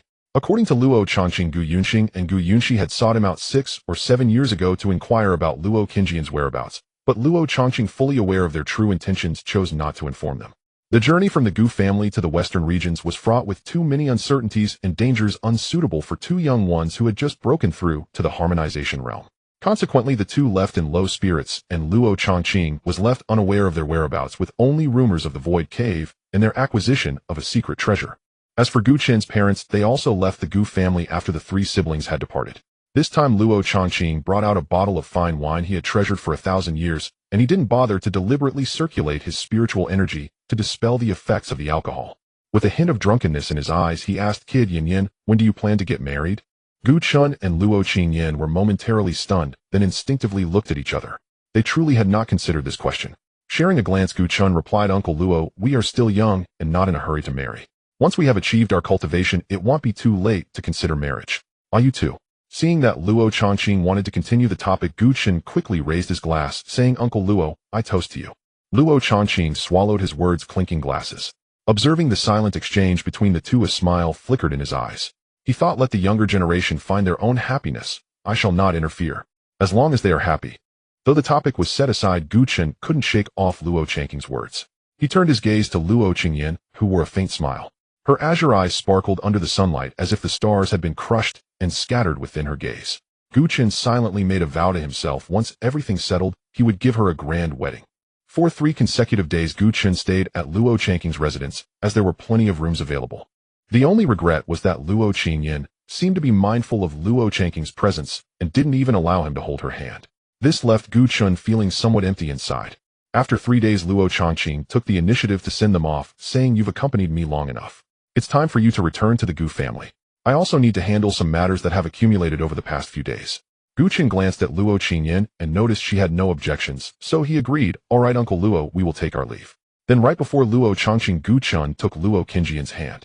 Luo Qingyan stiffened, instinctively wanting to pull her hand away, but Gu Chun, who had been longing for this moment, would not give her the chance. Gu Chen's hand felt like an unyielding force holding tightly onto Luo Qingyan's palm. Having not pulled away for a long time, Luo Qingyan shot Gu Chen a glare, but she did not resist further. Nevertheless, being in front of Luo Chongqing made her somewhat uneasy. Her body was tense, her expression devoid of any emotion, as if everything that had just happened was insignificant to her. Yet a faint blush of pink tinted her ears, barely noticeable if one did not look closely. Luo Chongqing watched the two holding hands, momentarily lost in thought, reminiscing about the time he had with her. A fleeting hint of sadness crossed his eyes. Then he smiled, saying, "All right, don't linger here. Hurry up and leave." With that, Gu Chun and Luo Qingyan exited the courtyard, walking along the path of the Xian Shuang immortal sect. Along the way, they encountered several disciples, but they had all heard about the return of their holy maiden with Gu Chun. Politely, they kept their distance, not daring to disturb them. Once they were out of Luo Changqing's sight, Luo Qingyan's tense body finally relaxed. When they were alone, Gu Chun suddenly asked, "Aren't you going to tell Uncle Luo about the possibility of reviving Aunt Luo? No, if she doesn't come back to life, wouldn't that just lead to my father being disappointed for nothing? It would only add to the sorrow." He added, "Besides, no amount of assurances is better than actually bringing my mother back to him." Luo Qingyan shook her head, seeing things clearly. That makes sense. Gu Chun was confident about whether the time and space Tao mark could revive beings. The time of death, the deceased's cultivation, and the karma they accumulated in life were the three keys to resurrection and the cost it entailed. With Gu Chen's current strength, he was still far from meeting those standards. Among the four blood servants apart from Wang Hu and Gu Shirin, one had reached an agreement with him willingly to become a blood servant and serve him. This time, Gu Chun and Luo Qingyan did not use a flying boat to reach the Gu family, as it was no longer needed. They traversed the void and arrived at the Gu family, landing on the ground. Gu Chun jokingly pointed to the two Gu family disciples guarding not far away and said, "Yin, do you think they will recognize me?" "How boring." Luo Qingyan replied flatly. The Gu family was different from the Xian Shuang immortal sect. They were an everlasting force based on family lineage and did not need to recruit disciples from the outside. Their internal stability was unmatched, so how could they possibly not recognize Gu Chun? In fact, Gu Chun could have flown directly into the Gu family from above, as the family's great formation could sense Luo Qingyan's aura. However, Gu Chen's gaze was drawn to the towering white jade pillar beside the great mountain. He thought to himself that this might also be a special sign-in point. Gu Chun led Luo Qingyan to the entrance of the Gu family. The two gatekeeping disciples recognized him and widened their eyes in disbelief. "Your Excellency, the Divine Son." They thought they might still be dreaming from not having slept the previous night, quickly rubbing their eyes to confirm they were not mistaken. He was really there. "We greet Your Excellency, the Divine Son," they exclaimed in unison, their voices trembling with excitement. The legend that had circulated in the Gu family for over a decade had finally been witnessed. What a stroke of luck. They were determined to win back the spirit stones they lost the previous night. Gu Chun nodded, then walked towards the great mountain. As he reached its side, he slightly bowed. Luo Qingyan looked on, puzzled, wondering if this mountain was a kind of faith for the Gu family. Until Gu Chun signaled her with his eyes, did she also mimic his gesture and bow. Gu Chun took a step forward, almost stepping on the mountain. He silently thought, "System sign-in." Ding. Special sign-in point detected. Congratulations, host, on successful sign-in. Congratulations on receiving 1 drop of Bixis essence blood. When Gu Chun saw the treasure obtained from signing in, he was secretly astonished. Truly, it was a special sign-in point. Blood of the Bishi. Bishi, the 6th son of the first dragon born from chaos, also known as the Baxi, with a dragon's head and a turtle's body, giant teeth, like chisels, limbs that reach the heavens, and a back that bears the monument of merit, suppressing the depths of the ocean. A creature from mythology, it is hard to believe it once truly existed. And the system actually gave him a drop of Bixis blood for signing in. Now breaking through to the Emperor realm seems promising. The Bishi was born from chaos and naturally carries the aura of various fundamental Tao paths, including time and space. By absorbing this drop of blood, it would undoubtedly allow his time and space laws to advance significantly. Perhaps he could completely evolve the time and space laws into the power of the Tao of time and space, directly breaking through to the Emperor. There's no need to spend effort comprehending the ethereal forces of time and space. Luo Qingyan glanced at the grinning Gu Chun, her face showing no surprise, as she had grown accustomed to it. He would occasionally break into silly laughter, and if she hadn't secretly probed his mind, she would have thought Gu Chun had some serious issue. When Gu Chun was overjoyed, he couldn't help but want to share it. As he thought of sharing, he recalled his fiancée beside him. His eyes flickered, and in a flash he left a mark on her fair face. It even made a pop sound. Luo Qingyan's face instantly flushed with 2 shades of crimson, and then her eyebrows furrowed, her aura suddenly turning cold. Just as she was about to stab him with a sword, she saw he had already slipped away without a trace. Luo Qingyan bit her silver teeth and cursed inwardly, "This bastard." As for the two disciples of the Gu family, upon sensing the coldness emanating from Luo Qingyan, they hurriedly lowered their heads, eyes observing their noses, and noses observing their hearts, pretending they had seen nothing. The scene shifted, and the two had already arrived at the foot of Fengqi Mountain. Gu Chun looked at the mountain, feeling a myriad of emotions, and sighed again, having returned to the starting point. But before he finished his lament, he was interrupted by Luo Qingyan's cold voice. "You still haven't told me what that mountain is all about."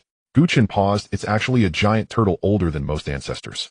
It is said to have stood at the Gu family's gate since ancient times, guarding the Gu family." Luo Qingyan was taken aback. "Then it has lived an entire era. What kind of cultivation must it have?" While that giant turtle is referred to by the ancestors as the sky-piercing giant turtle, said to possess a trace of Bishi bloodline with a long lifespan. As for whether it is alive or dead now, no one knows. Gu Chun shrugged. "Enough about that. Let me take you to see the small courtyard I built. You will definitely like it." Gu Chun led Luo Qingyan into Fengqi Mountain. Suddenly, countless divine senses swept across Fengqi Mountain, as if in a frenzy, then calmed down again. In just a moment, at the entrance of the small courtyard, the long-missed 18th ancestor blocked Gu Chun's way. "Little Chen, you really came back." The 18th ancestor saw Luo Qingyan beside Gu Chun and exclaimed, "Ah!" His murky eyes sparkled frighteningly as they swept back and forth between the two, revealing a meaningful. The 18th ancestor had never seen Luo Qingyan before, nor had he even met Luo Chongqing, so there was no question of recognition. If it weren't for Gu Chun, they probably would have remained asleep in their coffins forever. Luo Qingyan stepped forward, greeting Senior. "I am Xian Xuan." Before she could finish, she was interrupted by Gu Chun. "Hey, Yin, I must criticize you here. What is our relationship? My ancestor is also your ancestor, right?" Gu Chun cleared his throat and formally introduced Luo Qingyan to the 18th ancestor. "18th ancestor, this is my fiancé, Luo Qingyan." Luo Qingyan was momentarily taken aback, but did not refute. The 18th ancestor's eyes gleamed. "What more is there to say? Hurry and come in." As he spoke, the door to the small courtyard was opened by a gust of wind. Come sit here," he said. "Try the fine wine that little Chen brought for me last time." "Don't want wine. Tea is fine too. Didn't I tell you if it weren't for seeing you, I would have thought that kid didn't like women." The 18th ancestor warmly welcomed Luo Qingyan to sit on the stone bench and took out a pile of fine wine and fragrant tea, clearly afraid that Gu Chen's fiancé would run away. The 18th ancestor chattered on. The more he spoke, the more exaggerated it became, not stopping until he shocked everyone. "By the way, do you two have cough?" Luo Qingyan choked, nearly spitting out the tea. Her hand, holding the teacup, trembled, spilling a couple of drops of pale green tea. A hint of shock clearly flashed in her eyes, while Gu Chen's face darkened. "Hey, 18th ancestor, have you no shame?" The 18th ancestor, however, completely ignored this, having seen all kinds of storms over tens of thousands of years. "So, is there or isn't there?" "No." The 18th ancestor regretfully retracted his gaze and sighed softly. At his age, he just wanted to play with children, just like he did with Gu Chun when he was young. With both of them looking so handsome, it would be a shame if they didn't have a child. He couldn't help but imagine how beautiful their child would be. Then the 18th ancestor's gaze subtly shifted towards Gu Chun, slowly moving downward. The 18th ancestor's unabashed gaze made Gu Chen's face darken again, his forehead covered in dark lines. Gu Chun gritted his teeth and said, "I'm capable. I'm very capable." The 18th ancestor helplessly replied, "Those who aren't capable all say they are capable. This isn't a serious issue, you need to treat it. If this continues." Watching the 18th ancestor get more and more outrageous, Gu Chun could no longer contain his temper. Today he must teach him a lesson about his foul mouth. "In the past I was timid and did not dare to act. Now I am on the verge of becoming an emperor and can easily defeat you, old man." He could now sense the 18th ancestor's aura at the third stage of the respect realm. Holy respect. Evaluation: a street-side stray. The 18th ancestor having become different in offense and defense. Gu Chun stood up, his eyes instantly sharp, unleashing the aura of a supreme realm. Come, 18th ancestor, let's exchange a few moves." Gu Chun had long wanted to punch this old man. The 18th ancestor immediately fell silent, his mouth wide open, as if he could swallow a goose egg. He showed no concealment of his astonishment, his brain momentarily unable to process. "Wait, you little brat." After a brief astonishment, it was quickly followed by immense joy. "All right. Let me see if you are really capable." Then the two flew thousands of miles above the Gu family. Looking down from above, the enormous Gu family resembled a small courtyard. Luo Qingyan was also nearby, preparing to watch the show. The 18th ancestor snorted lightly. "I'll give you 3 moves. You strike first, lest someone says I'm bullying the young." "All right." Gu Chun wore a playful smile. Luo Qingyan, familiar with Gu Chun, flashed a hint of helplessness in her eyes, as she knew Gu Chun was about to cause trouble. Gu Chun did not take out the blood god spear, as it would be too unfair. Gu Chun gauged his strength, and with a swift punch the space trembled as the punch light passed. The 18th ancestor remained unfazed, fingers outstretched. A pale yellow light curtain appeared before him, ready to meet Gu Chen's punch light, but at that moment, an ill-intentioned laughter echoed time. Reverse. Time reversal. As Gu Chen's voice fell, the 18th ancestor was instantly surrounded by the laws of time. Suddenly, the faint yellow light curtain in front of him shrank and disappeared, and the 18th ancestor's hand returned to its original place, hanging beside his robe. Until Gu Chen's fist swung towards him, the look of astonishment in the 18th ancestor's eyes had yet to fade. Gu Chen sent the 18th ancestor flying with a punch. Watching the black dot fade into the distance, Gu Chen felt elated, and the pent-up frustration in his heart completely vanished. He waved his fist and winked at Luo Qingyan, as if to say, "How about it, Yin Yan? Am I handsome?" Luo Qingyan rolled her eyes beautifully and reproached, "Don't you know to hold back a bit? Are you not afraid of hurting the old man?" "Don't worry, that old man is tough, and I only exerted just a little extra strength." Gu Chen immediately retorted, pinching his thumb and index finger together, leaving a very thin gap in between. Before long, the 18th ancestor flew back, with a slight swelling on his left cheek, though it wasn't noticeable unless looked at closely. He still wore a ghostly expression on his face, his eyes wide open. Is this the law of time? Where did you find a seed of the time Tao?" The 18th ancestor stuttered slightly, a side of him rarely seen. This made Gu Chen secretly delighted as he feigned a sigh. "I didn't want it either. Unfortunately, I stumbled upon a seed of the time Tao while walking and absorbed it conveniently." Gu Chen was not lying. He did pick it up while walking, but that road was somewhat unusual. The 18th ancestor laughed in anger, realizing he had been taken advantage of. Truly a cunning and crafty little brat. Clearly, the 18th ancestor still remembered how Gu Chen tricked him into giving up that extraordinary sacred herb. Although this kid was only at the supreme level 2 great realms below him with the law of time in hand, he was still unable to deal with him. Since he couldn't win, the only option left was to use his trump card. The 18th ancestor chuckled, "Little Chenzi, do you think you're the only one with a killer move?" Gu Chen raised an eyebrow, genuinely unaware of what confidence the 18th ancestor had to think he could defeat him. He then saw the 18th ancestor shout downwards, "Old 16.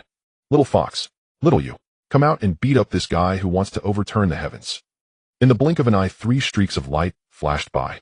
A dark-skinned farmer appeared, carrying a hoe and standing next to the 18th ancestor, his fierce eyes fixed on Gu Chen and the others.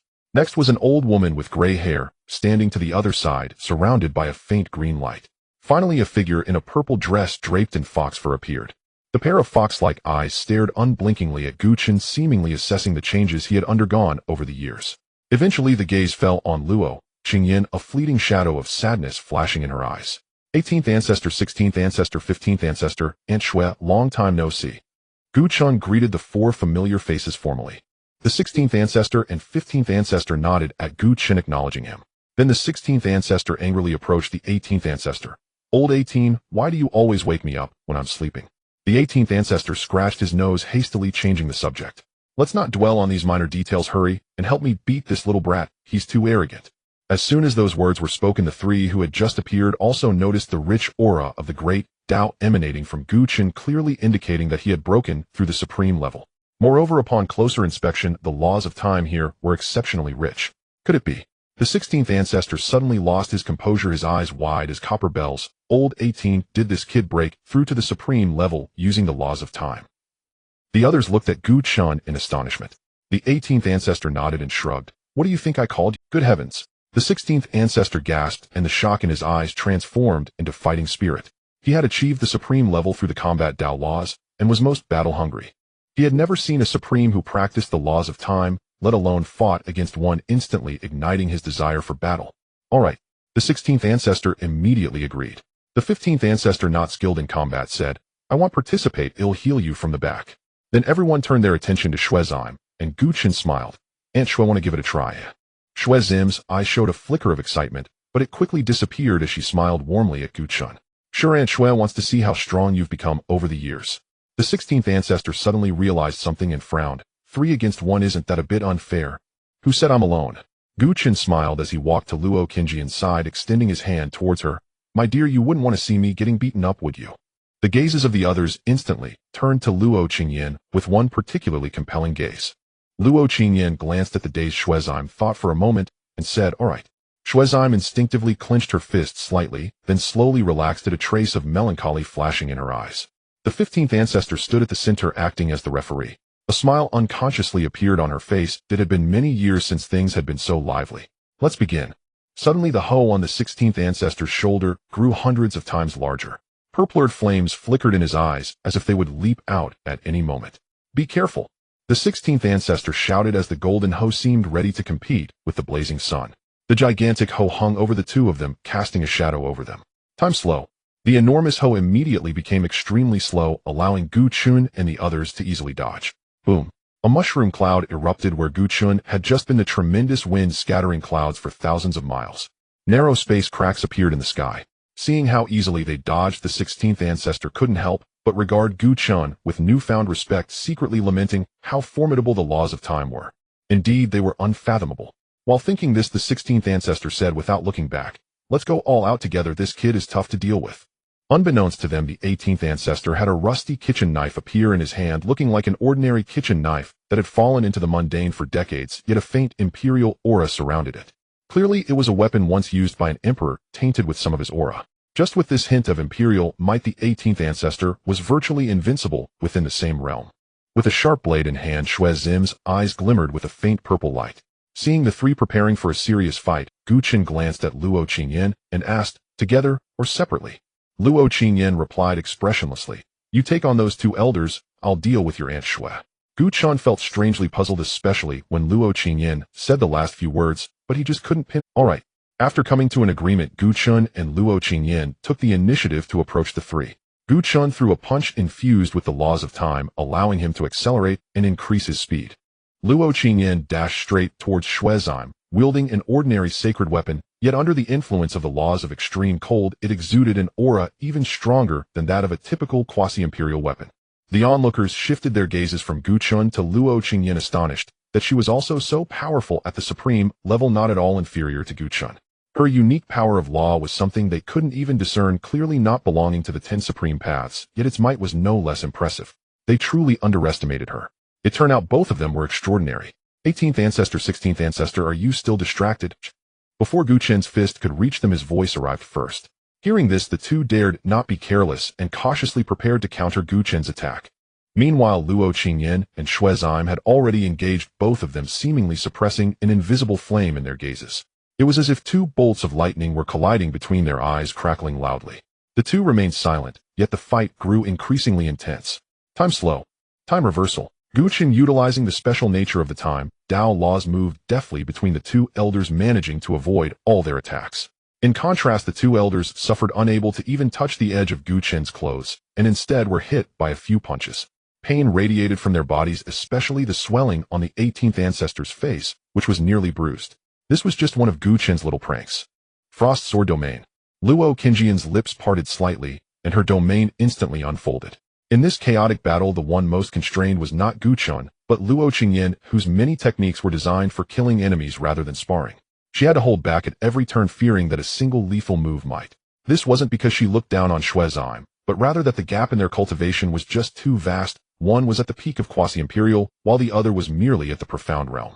Luo Qingyan's cultivation had already reached the peak of quasi-imperial, and the laws of extreme cold were approaching perfection.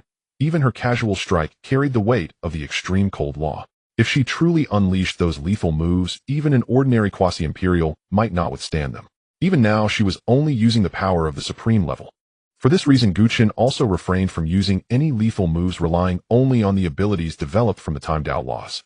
He merely landed a few light punches on the two elders, but those were just superficial injuries, unable to cause real harm. Naturally, Shue Zim sensed this, as well as she clenched her silver teeth in frustration, and once again clashed with Luo Qingyan, whose sacred weapon was infused with the laws of extreme cold.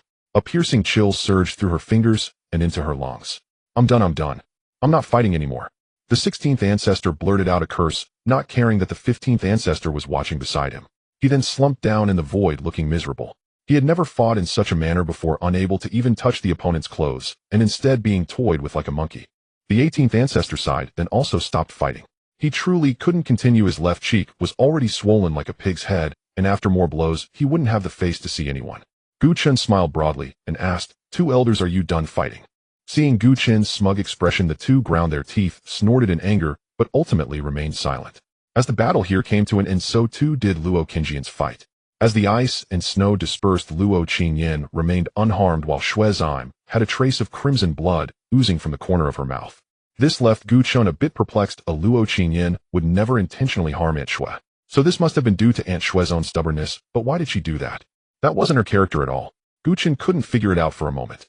After the 15th ancestor treated them, Gu Chun cleared his throat and formally introduced Luo Qingyan to everyone.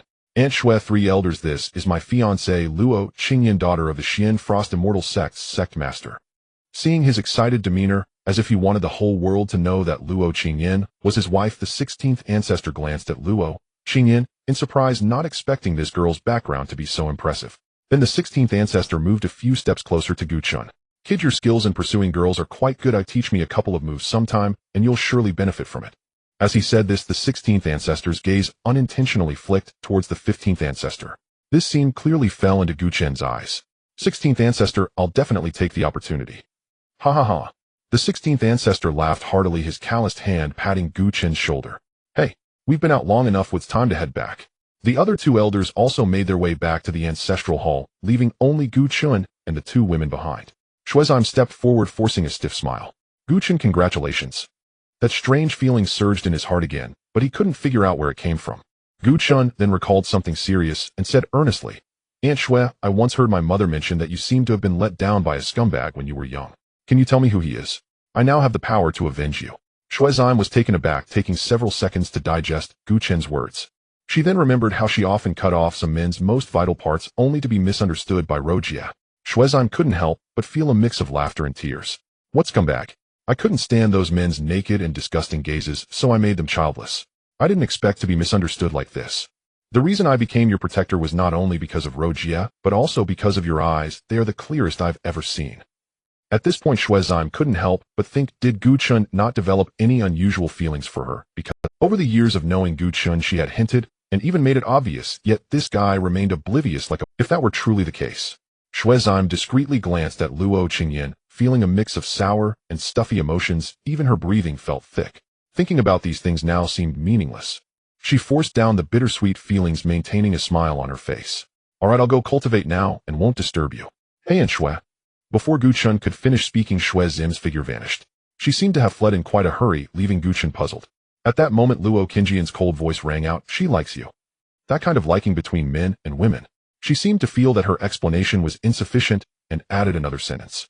A hint of astonishment flashed in Gu Chen's eyes as he instinctively retorted, how is that possible? Aunt Shui, she. Gu Chun recalled the various moments spent with Shuizime. He fell into rare silence. Seeing this, Luo Qingyan tightened her fingers slightly, her jawline tense, an inexplicable heaviness weighing on her heart. Yet she showed no emotion on her face, maintaining her usual cold indifference. What do you think? Gu Chun was taken aback, then smiled and said, what can I think? If Aunt Shui likes me, that's her business. I can't interfere. But Gu Chun took a big step forward, nearly pressing his nose against hers. I only have eyes for you in this life. He took Luo Qingyan's hand and placed it on his chest. Here. There's only room for you in this life, Gu Chun said, causing Luo Qingyan's tensed body to relax a little, and a beautiful smile unconsciously graced her lips. Time passed swiftly, and seasons changed once more. In the courtyard of Gu Chun, a cherry blossom tree had grown beneath, which hung a swing chair. The swing chair was spacious enough to hold 3 or 4 people. Gu Chun sat comfortably upon it, while Lin Weiner rested in his embrace, eyes half closed, savoring the leisurely afternoon. Gu Chun picked up a small red fruit and fed it to Lin Weiner. Weiner, when do you think we will descend to the mortal realm to find Xiao Xing and Sierra? From the 18th ancestor, he had learned that Gu Yunxing and Gu Yunxi unexpectedly ventured to the mortal realm after obtaining the secret treasure of the cave heaven. It was said to be within a small world called the Zhangshuan continent. As for his parents, the 18th ancestor clearly knew their whereabouts, but refused to tell him. Gu Chun was at a loss. After all, he could not just assault the man once again. During these 3 years, Gu Chun and Lin Weiner had mostly remained within this small courtyard. After learning of Gu Chen's strength, the 18th ancestor withdrew the guards around Fengqi Mountain, including the divine senses left by Gu family experts, so as not to disturb their lives. Naturally, Gu Chun and Lin Weiner welcomed this. He was generous with resources and treasures, giving all the useful items from the elder ancestors and Shui to them, whether for longevity, cultivation enhancement, or deepening insight. The assorted treasures obtained over these 3 years were all handed over. Their progress was rapid. A year ago, the 18th ancestor had reached the quasi-emperor rank, and Shui was now only a step away. The 18th ancestor's aura had ascended to a new level, even appearing a decade younger. When he broke through to quasi-emperor, he had hoped to regain his former status, but was crushed by the merciless reality. Lin Wainer bit into the fruit, releasing a burst of sweet and sour juice. Then let's wait until you break through to the great emperor. Gu Chen smiled, gently brushing aside a silver strand of hair from Lin Weiner's temple, and spoke softly. There's no need to rush. They will face no danger in the mortal realm. Let's first explore that uninhabited forbidden zone. Very well. Lin Wainer nodded lightly, curling herself slightly on Gu Chen's lap. According to her, the uninhabited forbidden zone was enigmatic and fraught with peril. When she reached the pinnacle of the great emperor realm in her past life and first stepped into the deepest part of the forbidden zone, an instinctive chill ran down her spine, and an indescribable terror swept over her, causing her to halt. She had never ventured into the deepest recesses of the forbidden zone and was unaware of what awaited there, but she vaguely sensed that the place seemed to be calling to her. It was likely connected to the treasures she had once obtained there: the extreme cold Tao seed, its matching immortal scripture, and a fragmented immortal artifact. If they did not go and see it, she would inevitably feel some regret. Lin Wainer had broken through to the great emperor realm a year ago, but lacked the confidence to emerge from the deepest part of the forbidden zone. So she waited for Gu Chen, whose mastery of the temporal spatial dual Tao was mysterious and unfathomable. Coupled with great emperor cultivation, she found it hard to imagine anything in this world that could detain them. At worst, they had temporal spatial markers. Unless they were instantly slain, they could always withdraw at will. My opportunity to break through to the great emperor realm should come within these days. 3 years ago, Gu Chen absorbed the essence blood of the Bishi turtle, achieving a tremendous breakthrough in the temporal spatial Tao. Yet a sliver of deficiency remained. He lived peacefully these past 3 years, refraining from battles solely to better comprehend the temporal spatial Tao and bridge that final gap. Gu Chen deeply felt the immense difficulty of refining the supreme Tao. Without that drop of Bishi essence blood, he would not know when he could break through. 7 days later, within the void space, Gu Chen sat cross-legged in midair, his expression solemn. Lin Wainer guarded him vigilantly, sweeping her spiritual sense repeatedly across millions of miles. Gu Chen took a deep breath and produced the long-sealed essence blood of the first-generation blood god body. The radiant golden-red blood added a splash of color to the desolate world, faintly revealing a tiny golden dragon resting atop the blood bead. Gazing upon the golden-red blood, Gu Chen pondered inwardly. His current blood was resplendent gold. He wondered if it would transform further after breaking through to the great emperor realm. He had long desired to absorb this essence blood, but each time he brought it out, a trace of unease stirred within his heart. It was as if absorbing this essence blood would cause his body to explode. Even when Gu Chen reached quasi-emperor, this feeling lingered faintly. Now that everything was nearing perfection, the unease no longer manifested. The moment to absorb it had. Harnessing this immense power, he would break through directly to the great emperor realm. Gu Chen no longer hesitated. A wisp of blood energy overflowed from his body, shattering the vial. Suddenly, the golden-red blood seemed sentient, transforming into a streak of light that entered Gu Chen's. At that moment, Gu Chen's eyes widened, and he let out a muffled groan before slowly closing them. A familiar scene unfolded before his eyes: mountains of corpses, seas of blood, towering skeletons, and a figure clad in a blood robe. The vision from when he first obtained the blood god body reappeared, still a crimson world beneath the blood sun. But this time the blood-robed figure stood atop the blood-covered corpse tower, his familiar blood-red eyes gazing directly at Gu Chen. A dazzling blood light flashed, and Gu Chen felt dizzy, as if the entire world was turning upside down. The blood-colored realm trembled violently, fracturing like glass shards. When Gu Chen opened his eyes again, the blood world had vanished, replaced by the outside world. Judging by the terrain, he was still in the western hinterlands of the Luotian domain. However, no one else was present except a middle-aged man. The man wore a dark robe edged with gold, exuding a proud and unyielding aura that seemed to suspend the very air, compelling all eyes to remain fixed upon him. The man looked at Gu Chen with a relieved smile. Greetings, third-generation blood god body. I am Song Yin, the first-generation blood god body. Gu Chen's pupils suddenly constricted. Of course, he recognized who he was. However, at this moment he appeared more like an ordinary person, with hair dark and luminous and a majestic golden robe. His eyes resembled those of any other person. He did not have the eerie appearance he had during their first encounter. Gu Chen suppressed the shock in his heart. The two appearances inevitably made Gu Chen think of something else. Judging by his demeanor, it seemed he had been waiting for a long time for Gu Chen to break through to the emperor realm, and he clearly knew which generation of blood god body he was. Song Yin shook his head. These are merely some of my special techniques. I have long since perished in the river of time. I am here to remind you of something. Please, senior, go ahead. Gu Chen gestured.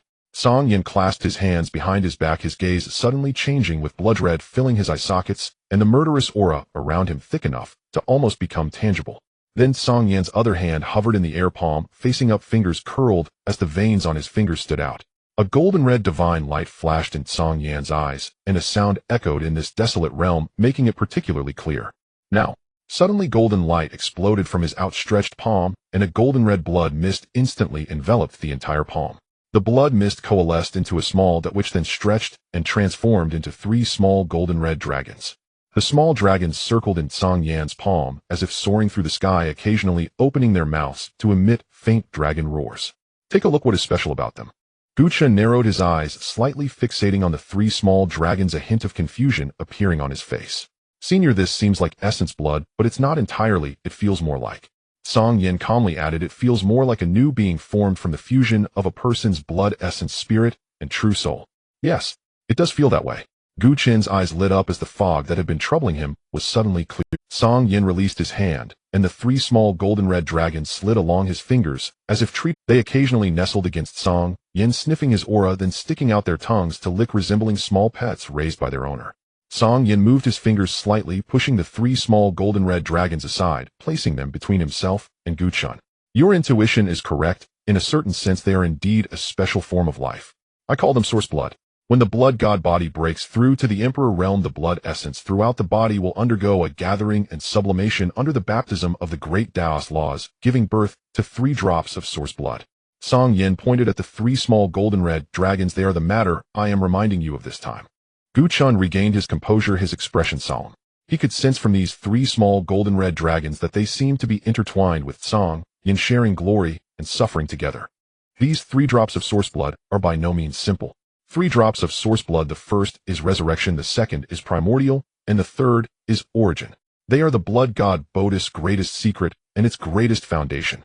Song Yan tapped each of the 3 small golden red dragons in succession. Resurrection means death within 3 days. As long as there is a drop of blood left, it can bring one back to life, extending their lifespan by 100,000 years for another life. Primordial can instantly restore all injuries and even advance one's strength. Origin is a formless, perfect, great Tao law that can elevate anyone's cultivation to the peak of the Emperor realm. It can be used by cultivators of the Heavenly Emperor level and below, ignoring the rules of the Heavenly Tao destiny and the order of yin and yang. The air instantly fell into silence, as if even the sound of the wind had vanished. Chen's pupils trembled, his heart beating uncontrollably, sounding exceptionally loud in this tranquil space. The fingertips beside his sleeve trembled unconsciously, seemingly dancing to the rhythm of his heartbeat. Senior, what is the price? His voice was slightly hoarse, akin to a traveler in the desert who hadn't had water for days. Though Chen was shocked by the effects of these 3 drops of source blood, he knew that cost and gain were inseparable. Song Yan looked at Chen with admiration. Source blood is born from the blood god body, so it naturally has a myriad of connections with its master. These 3 drops of source blood can be used for oneself, but also for others. Source blood cannot be regenerated. If used personally, there are no issues, but if it leaves the body. Song Yan's tone suddenly became heavy and restrained, causing an involuntary sense of panic. You will lose resurrection. Your lifespan will be reduced to 100 years. Losing primordial means losing all 5 senses. Losing origin means complete loss of cultivation. Song Yan's 3 statements struck Chen's heart like a heavy hammer, sending tumultuous waves rippling through his mind. Now he truly felt the incredible nature of the blood god body. He also felt the allure of the blood god. The blood of the blood god body was akin to a tonic for cultivators, which he understood. He often added a few drops of his essence blood to the immense blood pool in the blood god temple, allowing everyone there to break through rapidly. But that was merely a breakthrough in cultivation, a gradual process. How could it compare to the miraculous effects of these 3 drops of source blood? Claiming to soar to the heavens in one step would be an understatement. Senior, since you possess origin source blood, why were you still killed? Why was your emperor body divided by others? This was also a doubt in Chen's heart. Since he had reached the peak of the emperor realm, why was he ultimately besieged and killed by other emperors? Not to mention the subsequent 3 major forces that divided his emperor body. The heavenly emperor made his move. These 5 short words conveyed everything. Chen fell silent at this moment, as well, for only the heavenly emperor could explain all of this. Song Yan let out a self-deprecating laugh at that time. I couldn't even self-explode. How could I talk about escaping? But the source blood was not under the control of the heavenly emperor.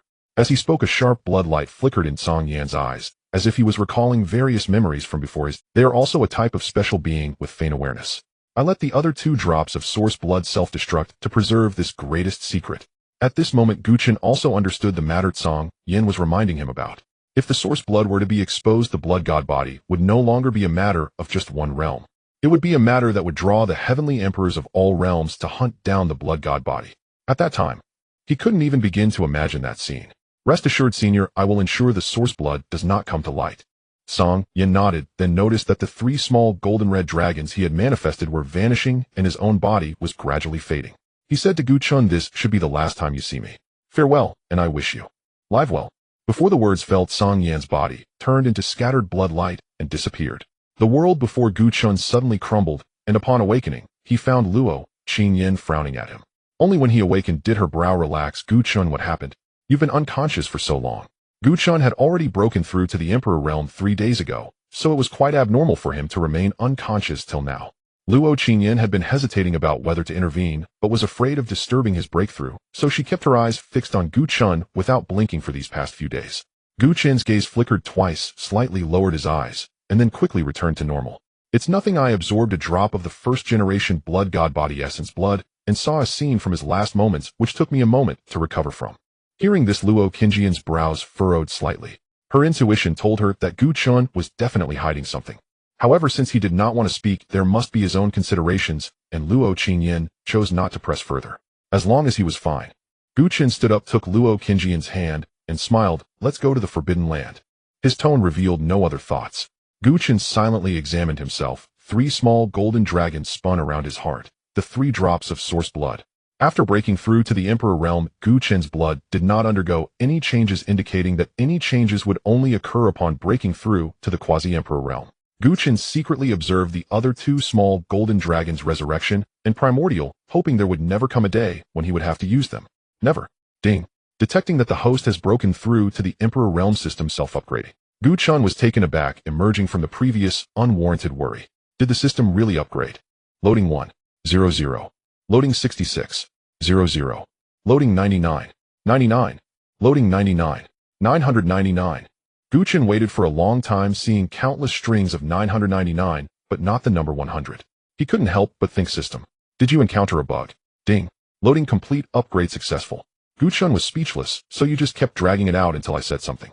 Due to the host's excessively high cultivation level, ordinary sign-in treasures can no longer assist the host. Therefore, the system will automatically indicate special sign-in points, and the quality of the sign-in treasures will be higher. The voice now resonating in Gu Chun's mind was no longer the emotionless mechanical tone, but rather imbued with a hint of human-like warmth. The host will receive rewards upon reaching the sign-in location. Ding. Please head to the Forbidden Land to sign in, and the reward will be an external avatar possessing 70 of the host's strength. Friendly reminder, the earlier you go, the earlier you return. The later you go, the later you return. Upon seeing this last line, Gu Chun couldn't help but twitch his mouth. Did this system upgrade break the electronic brain? And why is it so verbose? However, this system upgrade did indeed hit the mark. He was just about to go to the external avatar. Sound pretty good. Gu Chun multitasked, using the spatial Great Tao laws to hurry while chatting with the system. On the way, Gu Chun continuously familiarized himself with the power of the Emperor realm. One could only say that the quasi-emperor and emperor realms are utterly different levels. In the past, he could only avoid death under the hands of peak emperors. Now, with the addition of the ancient battle monument temporal Great Tao laws and a series of techniques, he could completely attempt to kill a peak emperor. After breaking through to the emperor realm, his temporal laws seemed to have derived some unique techniques. Previously, he only had avoidance and defensive techniques, but now he had also gained some offensive techniques. In just a quarter of an hour, Gu Chun crossed a realm and arrived at the wasteland realm.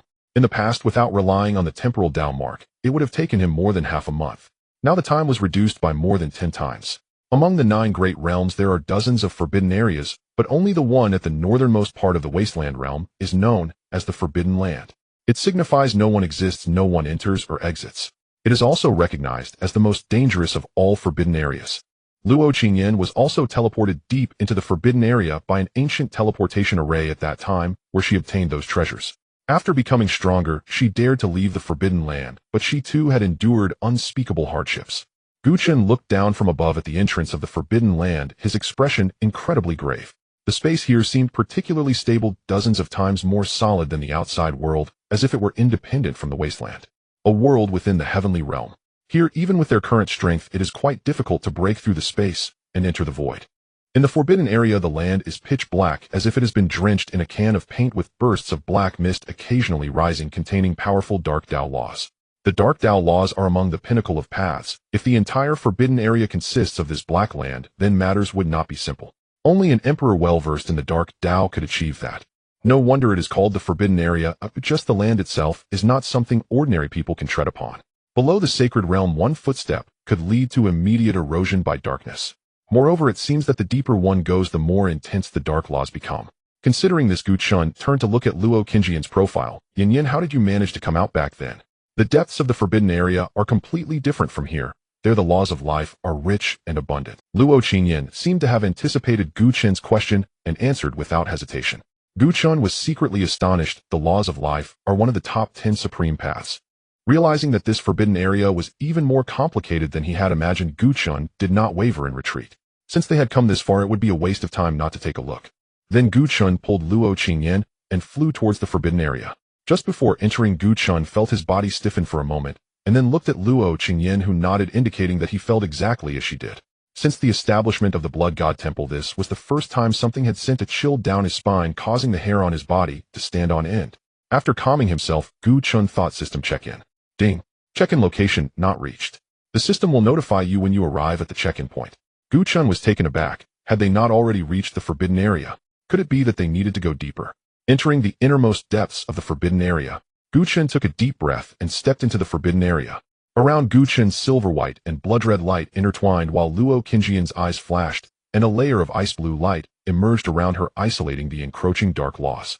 With their strength, the dark laws surrounding the outer edge of the forbidden area could naturally not harm them.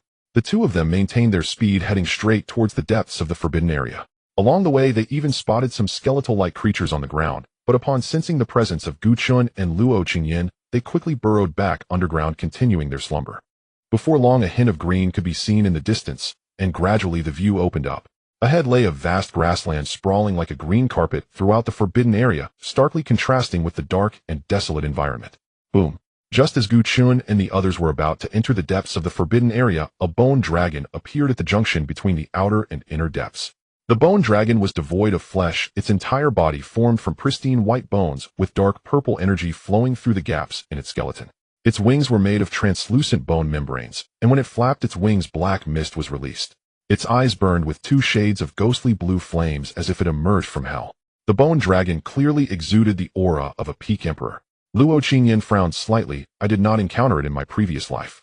It seems that some variables have arisen in this life. What does it matter? Just kill it.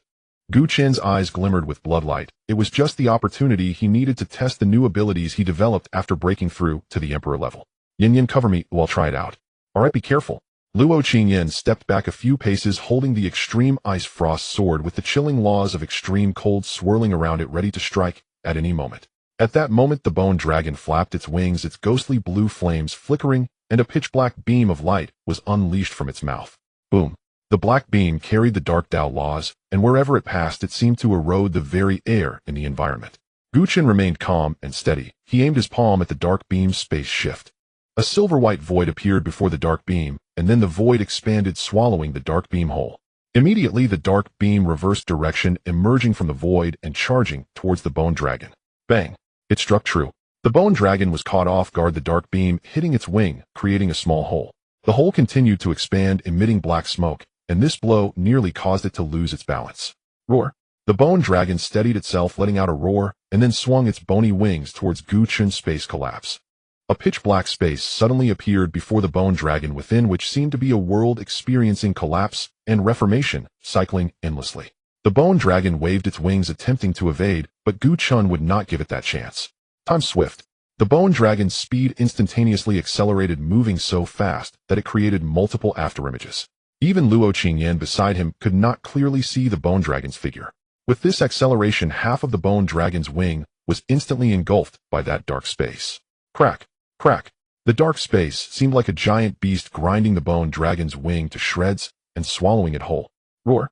The bone dragon let out a miserable cry, managing to escape in time, but even so, it had lost an entire wing. From the fracture of its wing, a rich, dark, purple substance akin to bone marrow began to ooze out. It instantly lost its balance, half of its body tilting and plummeting towards Gu Chun.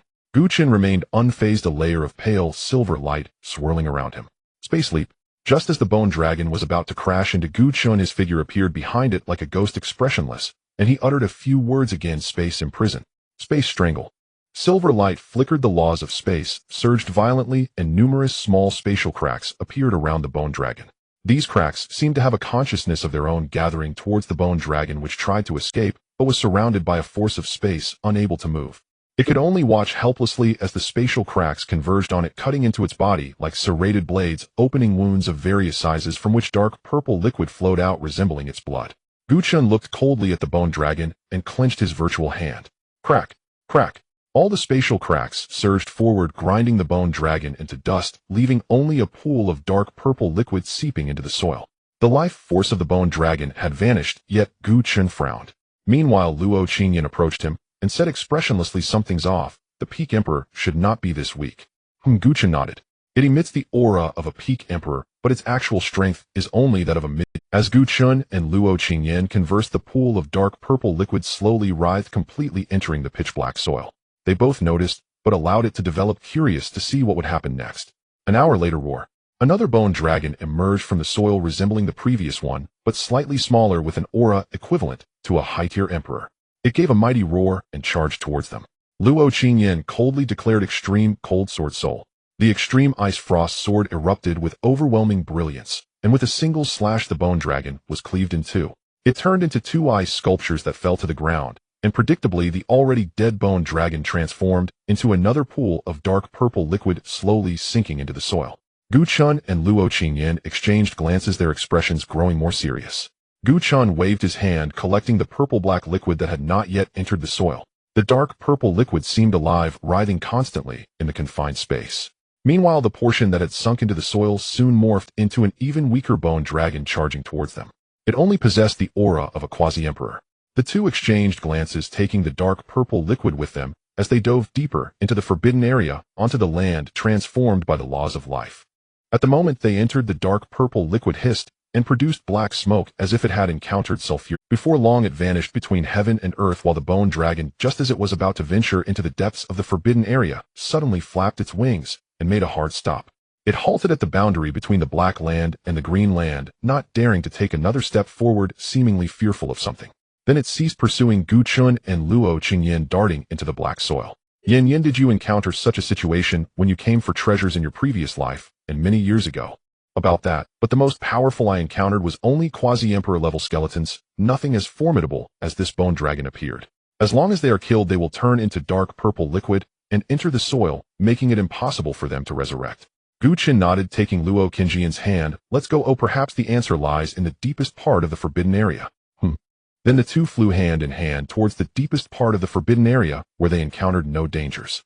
Surrounded by the laws of life, they even felt a sense of comfort.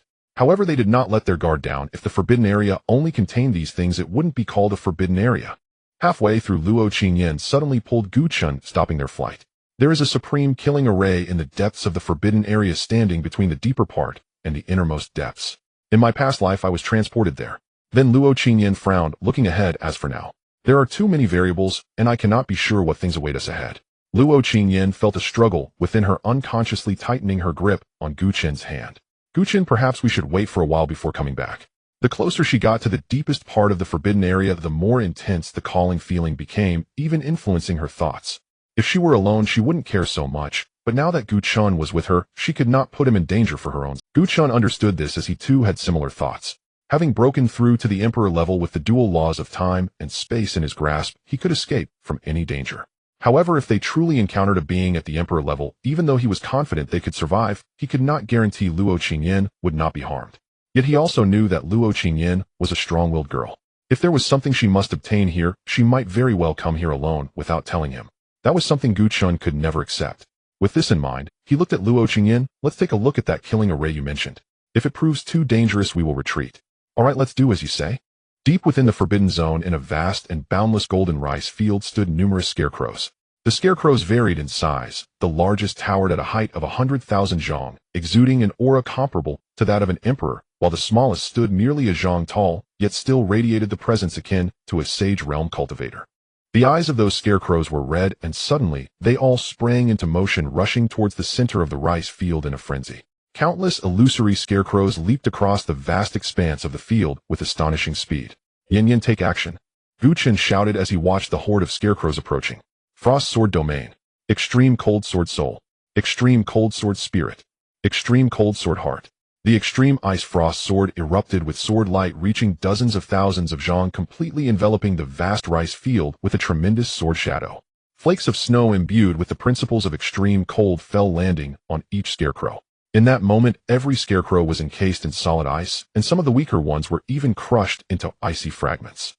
However, the massive scarecrows of 10 to 100,000 zhang merely slowed their movements, and then their aura radiated outward, clearing the surrounding snowflakes, returning to their original speed.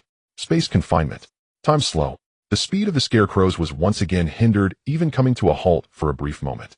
At that moment, Luo Qingjian's extreme ice frost sword was fully charged. Whoosh. With a swing encompassing the overwhelming sword shadow and principles of extreme cold, the space shattered where it passed, and chaotic void currents surged forth, drawing countless scarecrows into the tumult of space. The other powerful scarecrows were also cleaved in half, purple-black blood gushing forth, and in an instant the entire rice field was drenched in purple-black blood. Yin Yin, come here quickly. Chen shouted without turning his head. Then with a shake of his arms, the power of space surged forth, the overwhelming force of the principles of space radiating outwards for 3 zhang around him. Luo Qingjian's figure flickered, arriving beside Chen. Space leap. Almost in that instant, the surrounding spatial elements erupted violently, and the two of them vanished from sight. Meanwhile, the purple-black blood that had fallen across the rice field began to slowly writhe, sinking into the lush green land like the undying skeletal dragon. Half an hour later, a new batch of scarecrows appeared out of thin air in the rice field. The scarecrows found their positions in an orderly yet eerie manner, standing still as their red eyes vanished, leaving only 2 golden straw stalks. On the other side, tens of thousands of miles away from the rice field, a silver-white void appeared. Chen led Luo Qingjian out from within, gazing back at the faintly visible golden rice field.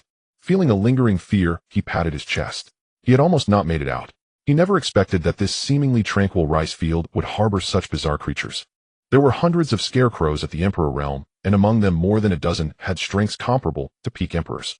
If it weren't for Chen's unexpected and highly defensive time-space principles, they would certainly have perished there. Of course, excluding the use of the time-space marker, Luo Qingjian also felt a hint of trepidation, but at the same time, the inexplicable allure grew even stronger. She had no doubt that if she were to let go of her mind now, she would uncontrollably head towards the deepest part of the forbidden zone. Upon entering that depth, she deliberately scattered a portion of her strength to guard her mind to avoid being overly influenced. However, now they hadn't even reached that legendary killing formation from her memories, and they encountered so many variables: the continually resurrecting skeletal dragon, the eerie black forest, the mysterious flower valley, and the golden rice field. If they didn't rely on Chen's spatial power this time, they would surely have to depend on the time-space marker to return. If they truly got there, they would be in a perilous situation. Thinking of this, Luo Qingjian's crystalline blue eyes flickered, the hesitation in her gaze being wiped away completely. Her tone carried an undeniable assertiveness. Chen, let's go back. Let's go. Saying this, Luo Qingjian grasped Chen's hand and attempted to fly back. However, Chen's other hand rested on the one she was using to pull him, gently patting her snow-white hand in a comforting manner. Yin Yin, don't rush. I still have a backup plan. Luo Qingjian frowned slightly. Don't be stubborn. Let's return. This place isn't where we should be, at least not now. She was well aware of Chen's abilities. While the time-space principles and time-space markers are indeed highly defensive, they also have their limits. She dared not gamble whether that limit would appear here. Luo Qingjian fell silent, directly pulling Chen to fly away, not giving him a moment to speak. Chen let out a wry smile, not pulling away from her grip for fear of hurting her. He could only follow her for a distance before slowly speaking. Yin Yin, I really have a backup plan. I'm not lying to you. Unexpectedly, Luo Qingjian remained deaf to his words. Chen helplessly shook his head. His wife was wonderful in every aspect, strong, beautiful, and impressive, but she was just a bit too dominant. However, after so many years together, Chen had also figured out an alternative way to explain things. Chen activated his strength, hastening his pace to create some distance between them. Then, he wrapped one arm around her waist, using his wrist to exert force, all while Luo Qingjian looked on in astonishment. Chen supported Luo Qingjian's back with one hand and cradled her leg with the other, lifting her into his embrace, leaning down to kiss her. This series of actions flowed smoothly, executed with a familiarity that could not be surpassed. After a long moment, their lips parted, a delicate silken thread connecting them as Luo Qingjian exhaled softly, her cheeks flushed with a rosy hue resembling a ripe apple. Even her slender snow-white neck subtly blushed, and the springtime allure in her gaze was particularly captivating. Her originally cold, crystalline blue eyes were veiled by a layer of mist, gazing at Chen with a damp look devoid of any aggressive intent, appearing almost as if she were being coy. Gu Chen felt as if a part of him had collapsed, utterly softened. Seizing the opportunity while Luo Qingyan was still in a daze, he couldn't help but kiss those soft lips again. You rascal. Luo Qingyan's soft voice escaped between her lips, imbued with endless charm devoid of any coldness. After an indeterminate amount of time, Gu Chen finally released Luo Qingyan, gazing down at the person in his arms filled with tenderness. Luo Qingyan felt as if she had lost all her bones, becoming a puddle of soft mud draped over Gu Chen. Her hands slightly curled, supporting herself against Gu Chen's chest, her proud bosom heaving as she caught her breath, her beautiful eyes glaring at Gu Chen. Gu Chen raised his hand to tuck a strand of silver hair behind her ear. Yin, do you believe me now? You. Luo Qingyan tried to speak only to find her voice hoarse and broken. Put me down. Gu Chen obeyed without hesitation, gently setting Luo Qingyan on her feet. Once she steadied herself, she shot him a fierce, utterly harmless glare, then turned her head away, offering him only the cool, flawless profile of her face. Gu Chen chuckled softly before beginning his explanation. Yin, do you still recall that drop of primordial blood from the first-generation blood god physique? Luo Qingyan remained motionless, but Gu Chen knew she was listening. After a measured pause, he spoke, deliberately recounting to her everything Tsang Yin had told him, though omitting certain details that resurrected the primordials and the catastrophic consequences of their loss. Once I absorb that source blood, I shall ascend instantly to the apex of the Emperor realm. At last Luo Qingyan turned her head back, but her exquisite face was taut, as if straining to uphold the serene, untouchable aura of the celestial goddess she embodied. Yet the lingering flush upon her cheeks betrayed her composure. Seeing this, Gu Chen pressed on with even greater earnestness. I refrained from absorbing it earlier, not out of hesitation, but because I feared squandering precious time, and admittedly, because I overestimated my own capabilities, believing this place posed little true danger. But now I've seen its peril, and I know the time has come. When Gu Chen finished speaking, Luo Qingyan fixed him with an expressionless gaze, her voice cool and crystalline. Is what you say true? Can a single drop of blood truly hold such immense power? She still regarded his words with cautious skepticism. Gu Chen pointed to his own eyes. Look into my eyes. Instinctively, Luo Qingyan met his gaze, and found no trace of deception within. Had he lied, his eyes would have instinctively flickered or evaded hers. Yet this time, they held steady, unwavering. The blood god physique is an extraordinarily rare constitution, endowed with abilities far beyond mortal norms. This source blood is one such manifestation. Gu Chen gazed unflinchingly at Luo Qingyan, his eyes never wavering, not even for an instant. He truly spoke no falsehood, though he withheld certain truths. Then crimson light flared within his irises. He cupped his palm midair, and a shimmering golden dragonling coalesced before them. Its form and bearing were identical to Tsang Yan's, save for its radiant golden hue. Gu Chen stole a glance at Luo Qingyan and exhaled inwardly in relief. Her full attention was riveted upon the golden dragonling. His aura suppression had held perfectly. The other two dragonlings remained dormant, curled quietly within his heart. This is the source blood. Luo Qingyan probed it with her divine sense, and confirmed its resonance with Gu Chen's own essence. Yet she detected not a shred of overwhelming energy within it. That absence itself was the strongest proof. If even she could perceive such power, how could such a minuscule vessel possibly contain it? 99% convinced, Luo Qingyan declared calmly. I shall guard you. Proceed with absorption. Gu Chen murmured softly, then settled cross-legged and activated the blood god art. A flash of golden radiance. The primordial source blood was drawn by an invisible force straight into his dantian. Simultaneously, golden light erupted around his body, then shifted into deep crimson, before detonating into blinding silver-white brilliance, enveloping him entirely. From outside, he vanished beneath a searing orb of incandescent silver light. As the silver-white luminescence continued expanding, Luo Qingyan furrowed her brow and retreated 100. Only after retreating 10 li did the light finally halt, hovering like a miniature silver-white sun, a forbidden zone unto itself.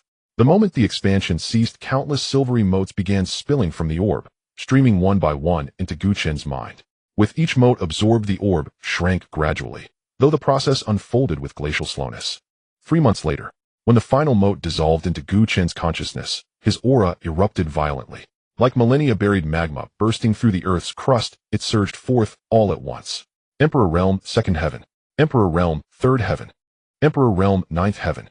From initial ascension to the absolute pinnacle, his cultivation soared without pause.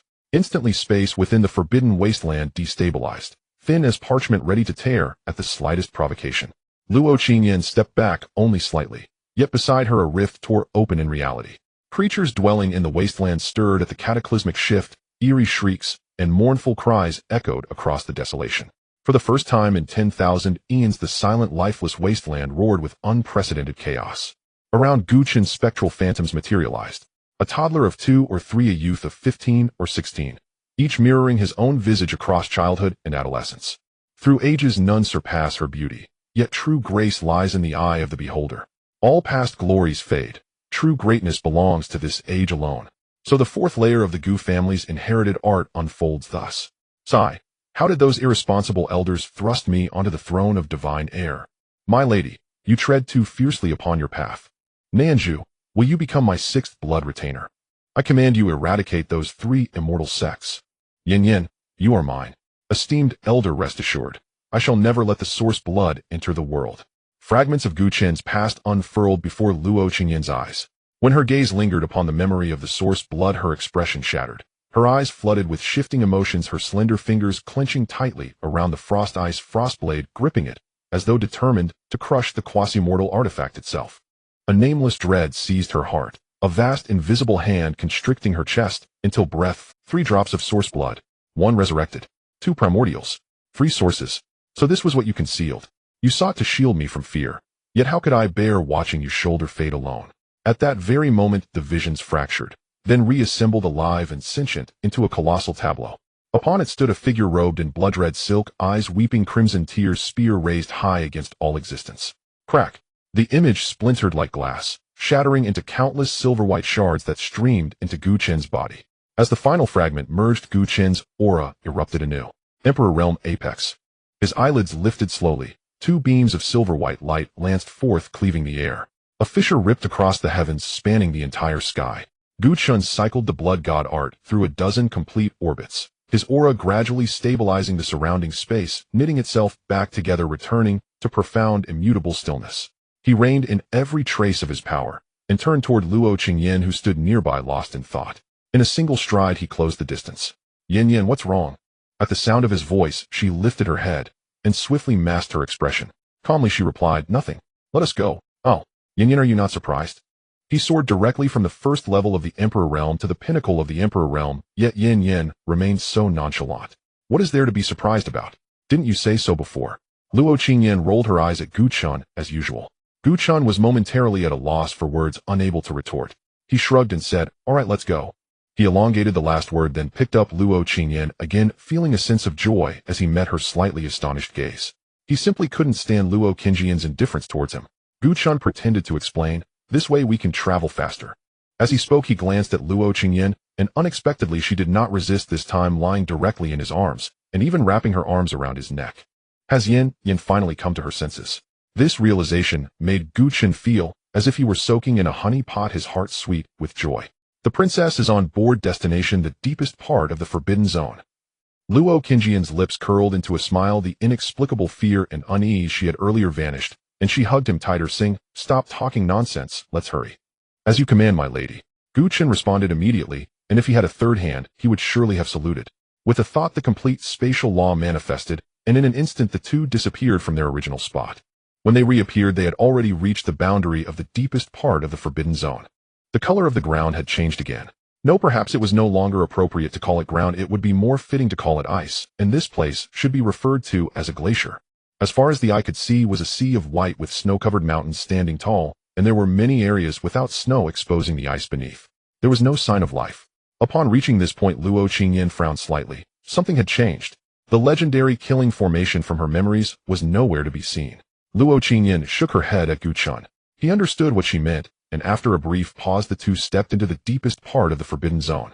Holding Luo Qingyin's hand, Guchen used spatial leaps to traverse millions of miles in this glacier, and after a few moments they finally encountered something extraordinary.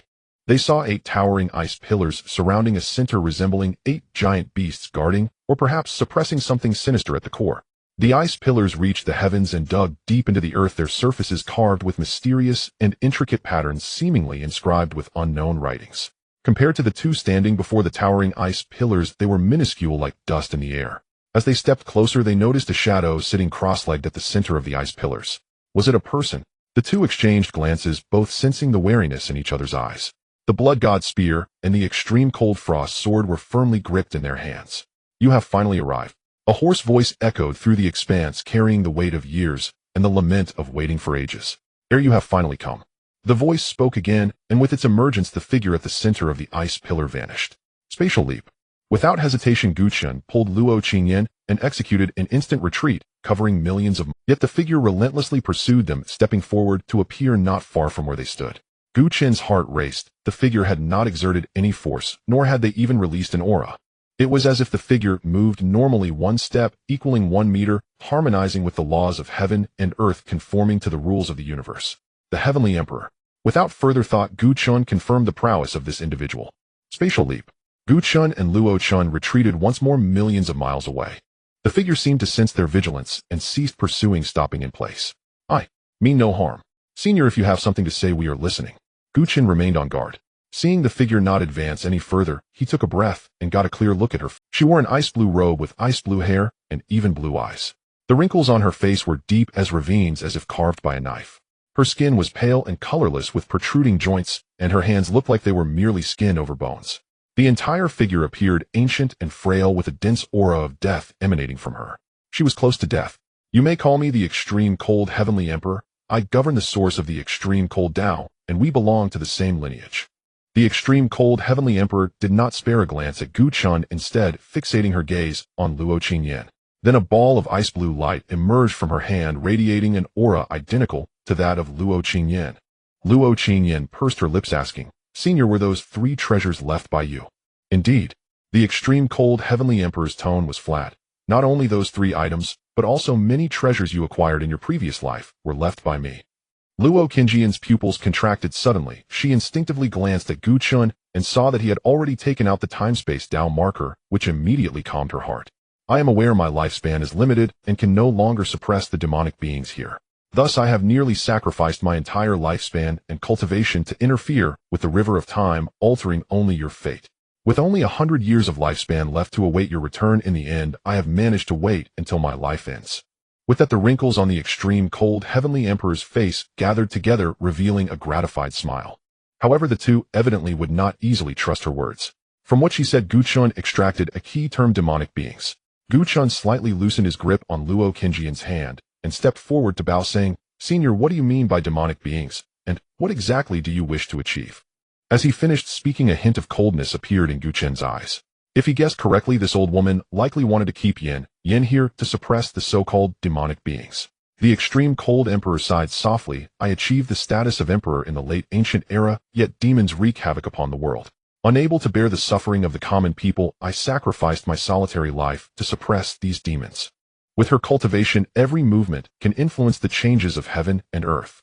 Just like now, when her sigh echoed, a cold wind swept through the pure white realm, lifting the snowflakes from the ground and sending them swirling about, as if in response to the extreme cold Emperor's sigh. However, the 3,000 small worlds of the mortal realm have stirred, triggering the seal, and the demons have risen. I can no longer contain them, thus I have chosen a worthy successor to inherit my legacy and suppress these demons on my behalf. The icy small world, the ancient teleportation array, and the extreme cold inheritance that you encountered in your past life were all arranged by me with the sole purpose of selecting a worthy successor. Luo Qingyan recalled the scene she encountered in her past life, now vividly remembering those trivial details, a hint of coldness rising in her heart. It turned out that her 2 lifetimes had all been orchestrated by others. She was like a pawn manipulated at will. At that moment, Gu Chen tightly grasped Luo Qingyan's hand, saying nothing, yet instilling within her an indescribable sense of security.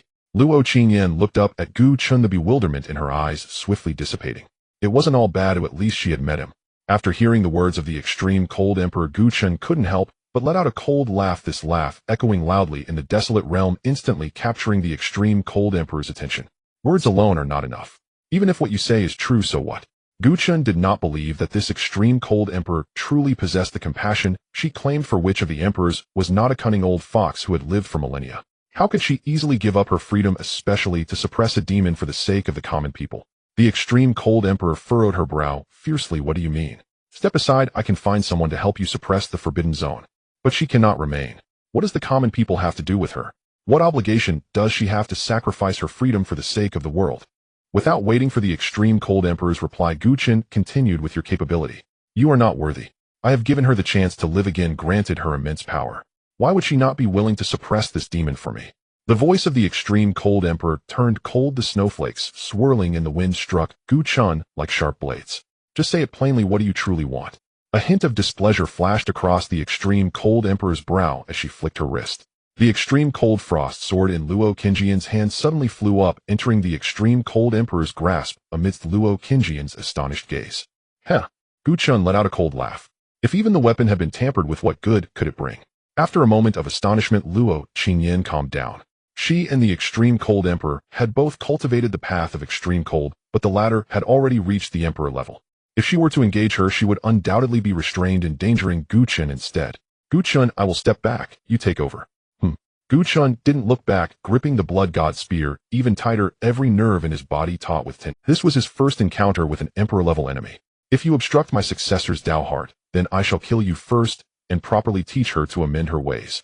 After tearing off the facade, Chen couldn't hold back anymore, cursing directly. You, what a load of nonsense. Does saying that make you seem dignified? Chen had reached his limit. Had it not been for the consideration that she was an emperor, he would have already exploded with curses. An invisible pressure permeated the air, as if even time had frozen at that moment. How many tens of thousands of years has it been since anyone spoke to me like this? I shall surely kill you today. A trace of murderous intent flickered in the extreme cold emperor's eyes, and the entire icy realm seemed to be tainted by this killing aura. Every piece of land, every snowflake, became razor-sharp, more lethal than knives charging toward Chen without the extreme cold emperor's command. Yet, Chen merely waved his hand, unleashing the overwhelming power of blood energy, cleaving through the snowflakes that floated in the air. Unseal the third layer of the ancient battle monument. After breaking through to the emperor level, the third layer of the ancient battle monument had already been unlocked. In an instant, Chen's aura surged once again, rapidly increasing threefold. Cold radiance. Chen struck first, unleashing a blow of cold radiance aimed straight at the opponent's heart. At the same time, he intertwined the dual laws of time and space, elevating his speed to an incredible level. The extreme cold emperor looked slightly astonished. She had not noticed him before, but now realized he was a peerless prodigy who cultivated the dual supreme laws of time and space. However, a hint of regret appeared in her eyes. What a pity! If only it had been earlier, perhaps she could have chosen him. The extreme cold emperor held the extreme ice frost sword, a streak of icy blue sword light slicing through the sky, the sword tip pointing directly at Chen. The clash of the two extraordinary weapons resonated, the piercing sound seeming to shatter eardrums, the reverberations bursting forth with a force that even made the icy surface tremble. In a single strike, neither retreated an inch, both evenly matched. The extreme cold emperor visibly displayed a hint of astonishment. If her blow had been received by an ordinary peak emperor, they would likely have been gravely injured or worse. Yet he had managed to block her attack unscathed. Furthermore, bolstered by the dual laws of time and space, his speed was no less than hers. Upon ascending to the emperor level, one can comprehend the origin of the Tao, which is fundamentally different from the laws of the Tao. It is akin to the difference between a mother body and the offspring derived from it. They exist on different tiers. Even if he mastered the supreme laws of the Tao, this common notion was shattered by the person before her. Immediately, a more intense, murderous intent flickered in her eyes. This child must not be spared, or he would surely become a future threat. The calm lasted but a moment before the two clashed once more, the resounding echoes of their strikes reverberating through heaven and earth, numbering in the tens of thousands within a single breath. Time slowed down. A flash of silver-white light flickered in Chen's eyes as the law of time surged forth. Yet the extreme cold emperor appeared unaffected, maintaining her speed to battle Chen. However, Chen, who had been engaging her, would surely notice her changes. The application of the time law upon her was like a mere fingernail scratch, having minimal impact. A hint of helplessness also flashed across Chen's eyes. The gap between an emperor and a peak emperor may seem but a small realm apart, yet the difference is as vast as the heavens. He finally understood why that emperor with the reincarnation Tao from ancient times had been shattered in his Tao heart. Were it not for the countless treasures granted by the system, combined with the enhancements from the dual supreme laws, pushing his body and soul to their ultimate limits, along with the threefold battle power bestowed by the ancient battle monument, he would likely have been defeated in an instant. It seems conventional methods won't suffice against this individual. Annihilate. Chen directly executed the last move of the four-sword technique. Dark rays of light surged forth, the aura of destruction rushing toward the extreme cold emperor as she hurriedly raised her sword to block. In that moment, the two distanced themselves. Seizing this precious interval, Chen adjusted his blood god spear behind him, his eyes radiating a blood-red enchanting glow. Crimson patterns crept up his cheeks from the corners of his eyes, and suddenly a pair of colossal blood-red eyes towering 1,000,000 feet high appeared behind him, revealing blood-colored divine light that stirred the soul, captivating all. Blood shadow magic eyes. Boom. Two towering blood-red pillars of light shot forth from Gu Chen's eyes, melting the snowflakes in their path. Even the icy surface below began to show signs of melting. Feeling the overwhelming power comparable to a full-force strike from the Heavenly Emperor, a grave expression finally appeared on the face of the extreme, cold Heavenly Emperor. With a flick of her wrist, she unleashed her frost sword, and a sword light, soaring tens of thousands of feet, erupted forth. A thread of the most exquisite blue light suddenly appeared, coiling around the sword light, making its aura even more dangerous to the point where Gu Chen could even feel a slight, stinging sensation. Though the size remained unchanged, its power underwent a qualitative transformation. Gu Chen narrowed his eyes, pondering within. Perhaps this was the essence of the extreme, cold Tao. There were no special techniques, no flashy sword moves, just a simple sword strike. At the level of the Heavenly Emperor, they had completely returned to simplicity. Sword moves and martial skills had become burdens for them. Having grasped the essence of the Tao, they stood at the pinnacle of this realm. Boom! A tremendous roar erupted, and shockwaves followed in rapid succession, utterly shattering the ground. One ice mountain after another collapsed, revealing the cold waters within as the glaciers cracked, snowflakes swirling ominously. The entire icy world became a blur, with frost billowing and icy mist enveloping the heavens and the earth. Moreover, with the aura of the essence of the extreme cold Tao contaminating the surroundings, the divine sense could hardly probe far. Seeing this, Luo Qingyan could only retreat further lest she affect Gu Chen. The entire snowy world presented two colors, each occupying half of the sky. One was the blood-red hue of the blood shadow demon eye, and the other was the icy blue of the extreme cold Heavenly Emperor. Neither side could gain the upper hand, and the stalemate persisted. Time passed, and the two energies eventually dissipated on their own, bringing this monumental upheaval to a tentative halt. Gu Chen looked at the extreme cold Heavenly Emperor across from him, a glimmer of helplessness flashing in his eyes. Ultimately, as a Heavenly Emperor, having exhausted all her cards, she could only achieve a stalemate with him. Then Gu Chen glanced around this world of wind and snow which had collapsed into a chaotic state. If this continued, it was likely that this world would shatter. It was time to leave. Just as Gu Chen intended to teleport beside Luo Qingyan, a streak of light shot past him with a speed that seemed to transcend time. The extreme cold Heavenly Emperor. She was heading straight for Luo Qingyan. Luo Qingyan naturally noticed this change. Although her strength paled in comparison to the two, she could still block one or two strikes. However, at that moment, a flash of golden light from the extreme cold Heavenly Emperor's soul caused Luo Qingyan's pupils to suddenly constrict, her body going rigid, as if struck by a paralysis spell. It was as if all her immense power had been sealed, leaving her unable to mobilize even a trace. She couldn't even move, merely watching helplessly as the extreme cold Heavenly Emperor charged toward her. Anger and panic flickered across Gu Chen's face as he realized she had even left a means on Yan Yan. Damn it! Although he could leap through space and reach Luo Qingyan in an instant, by then the extreme cold Heavenly Emperor would likely have arrived. What to do? What to do? Gu Chen's mind raced with countless ideas in a fleeting moment, but he dismissed them all one by one.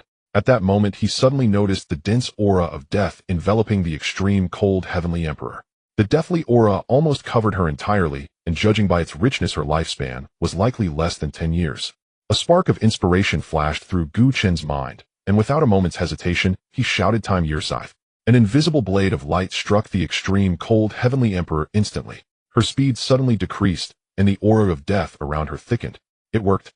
Gu Chen's eyes lit up. "Time Year Scythe. Time Year Scythe. Time Year Scythe." In an instant, countless blades of light struck the extreme cold Heavenly Emperor, causing the aura of death around her to grow even thicker. Fortunately, Luo Qingyan was far enough away that Gu Chen could unleash so many time-based offensive techniques.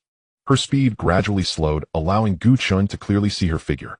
She had gone from having 2 pounds of flesh to now being nothing but bones. Her withered skin was dull and lifeless, and just then a burst of bright light erupted from her body. A golden light shot out from her mind, recklessly charging toward Luo Qingyan, while her emaciated body fell through the air. Transmigration. Seeing this scene, 2 words appeared in Gu Chen's mind. She was trying to seize Yan Yan's body. Soul severing. A powerful killing move specifically targeting souls from the 4 Styles gun manual.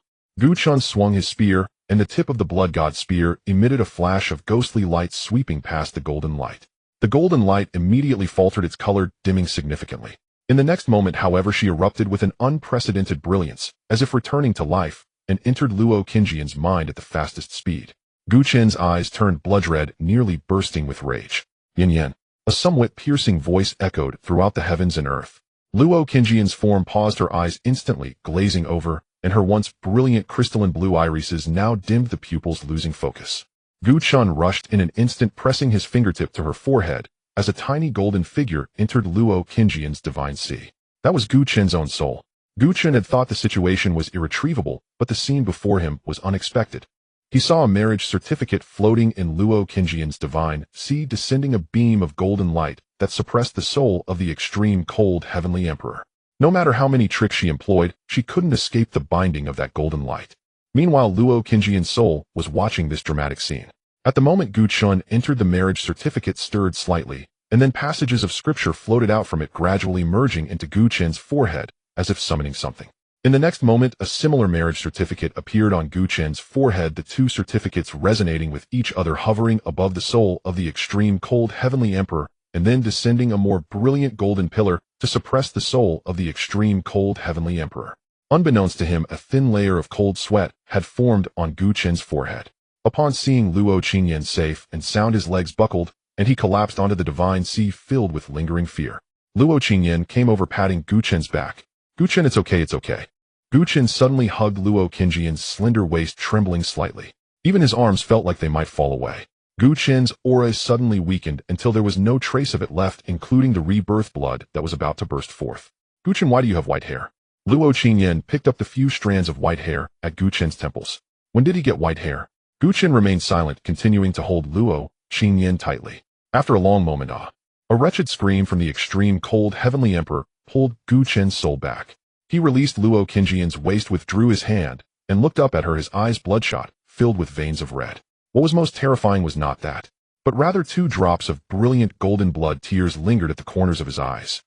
Luo Qingyan did not know how long she had been patting him until Gu Chen gradually regained his senses and reached out to grasp her wrist. Yin Yin, it's all right now. His voice was even rougher than the grating sound of sandpaper against stone. You still haven't answered me. How did those few strands of white hair appear? Luo Qingyan asked lightly, even with a playful lilt in her tone. Gu Chen forced a grimace. A smile so strained it barely qualified as one. Yin Yin, I'm fine. He meant to say it was nothing, that she needn't worry. But the moment he met her suddenly sharp and solemn gaze, he swallowed the rest of the sentence whole. It is the price of wielding the time's secret art. Merely a loss of lifespan. How much? Luo Qingyan's voice turned icy. Roughly 40 or 50,000 years. Gu Chen murmured softly. Gu Chen, do you realize what would happen to you if she were still at her peak? How many millennia of life could you possibly trade against hers? A surge of fury blazed through Luo Qingyan's chest, immediately followed by piercing sorrow. From now on, you are forbidden from ever using that time's secret art again. I know you had no choice, but this is non-negotiable, never again under any circumstance. Seeing Luo Qingyan nearly bristling with agitation, Gu Chen hastily gave his word. All right, I swear it. Never again. She then pulled him upright and extended her divine sense outward, scanning his physical body for hidden injuries. Satisfied that he bore no further harm, she exhaled deeply, yet remained uneasy. Are you certain you feel nothing else amiss? Nothing serious. Just need to consume some longevity-enhancing treasures. As Gu Chen opened his eyes, his peripheral vision caught sight of the Frost Sovereign Emperor sealed nearby. The warmth and tenderness in his gaze vanished utterly, replaced by an absolute glacial fury. Even his aura grew several degrees colder. Luo Qingyan instantly sensed the shift. Releasing his hand, she followed his line of sight, and her own expression hardened into frost. Yin Yin, withdraw your consciousness outward, sit cross-legged, and center your spirit. Leave this one to me. Gu Chen's voice held no trace of warmth. Though Luo Qingyan did not comprehend his intent, she trusted his judgment. So she settled into meditation, eyes closed, breath steady. Gu Chen approached the Frost Sovereign Emperor. His face betrayed no emotion, cold and passive like an ancient glacier untouched by time. The Frost Sovereign Emperor felt an inexplicable chill rise within her the moment their gazes locked, yet she swiftly suppressed it. Do you truly believe this spirit soul ancient tree alone can annihilate me? How naive. Clearly the Frost Sovereign Emperor recognized the spirit soul ancient tree, yet even beneath its suppression, she showed not a shred of fear. Ascending from Sovereign Emperor to Celestial Emperor marks another transcendence of life's hierarchy. Both soul and flesh undergo profound purification anew. A Sovereign Emperor's lingering fragment of soul may yet revive, but even should a Celestial Emperor's body crumble to dust and their soul scatter into oblivion, true death remains beyond reach. Their life imprints have long been etched into the river of time itself. They shall cycle endlessly through rebirth, until upon attaining sovereign emperor cultivation, once more memories of past lives will resurface. To call them immortal is no exaggeration. They say celestial emperors are indestructible. I shall test today whether such immortality is fact. As the words fell, a crimson flash pierced the air, revealing a blood-red tome resting in Gu Chen's palm. Its edges bore arcane patterns and its surface shimmered with glyphs, neither language nor script, but something deeper imprints of the Tao itself. The Blood Mystery Canon. When Gu Chen first obtained it, the canon comprised 7 pages, 1 containing the blood god, art the remaining 6 devoted to summoning blood vassals. Now, astonishingly, it bore an 8th page.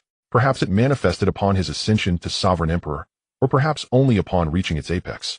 Gu Chen had been unaware of this anomaly, until having entered Luo Qingyan's spiritual sea with his soul, the change revealed itself. Yet at that moment he'd had no time to investigate. Only after regaining composure did he examine it, and instantly grasped the 8th page's nature, the heaven-seizing chapter of the blood god art, stealing the primordial essence of the Tao for oneself, devouring souls to nourish one's own being. The Frost Sovereign Emperor stared at the crimson tome in Gu Chen's palm and felt genuine dread stir within her.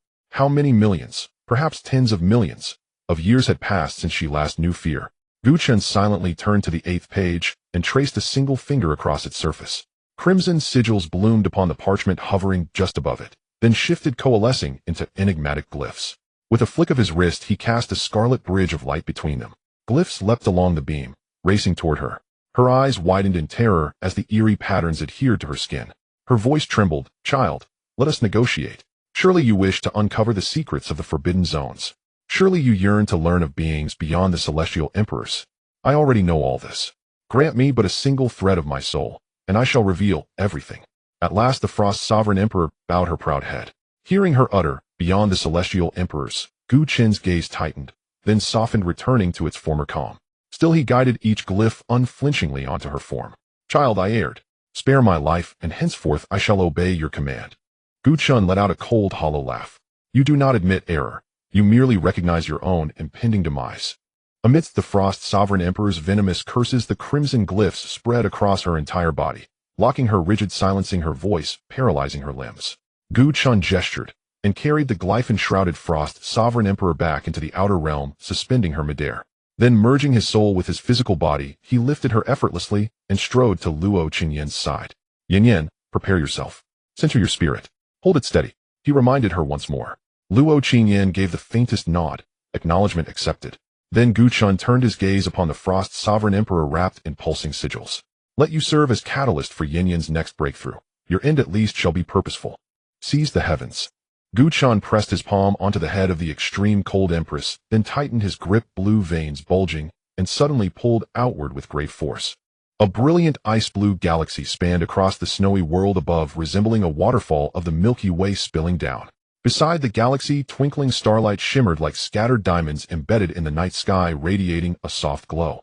The moment the galaxy appeared, the icy world erupted violently. The laws of the great Tao were thrown into chaos, and loud rumblings echoed everywhere. Even the space beside the galaxy froze, and a layer of frost formed over Gu Chen's hand.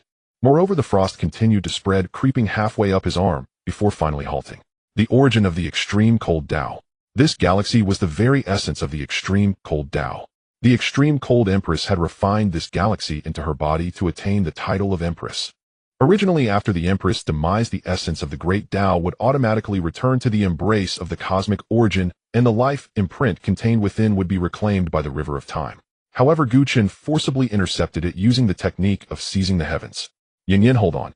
Gu Chen shouted, then exerted force, suddenly pulling the galaxy into Luo Qingyan's body. "Oh!" Luo Qingyan's eyes suddenly widened, ice-blue divine light bursting forth.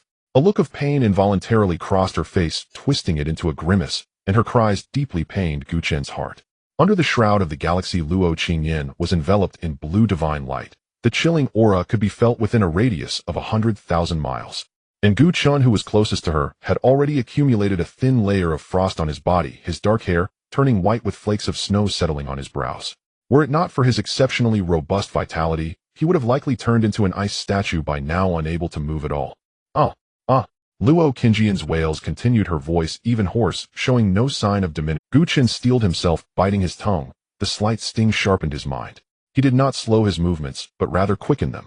The massive ice-blue galaxy gradually entered Luo Qingjian's body.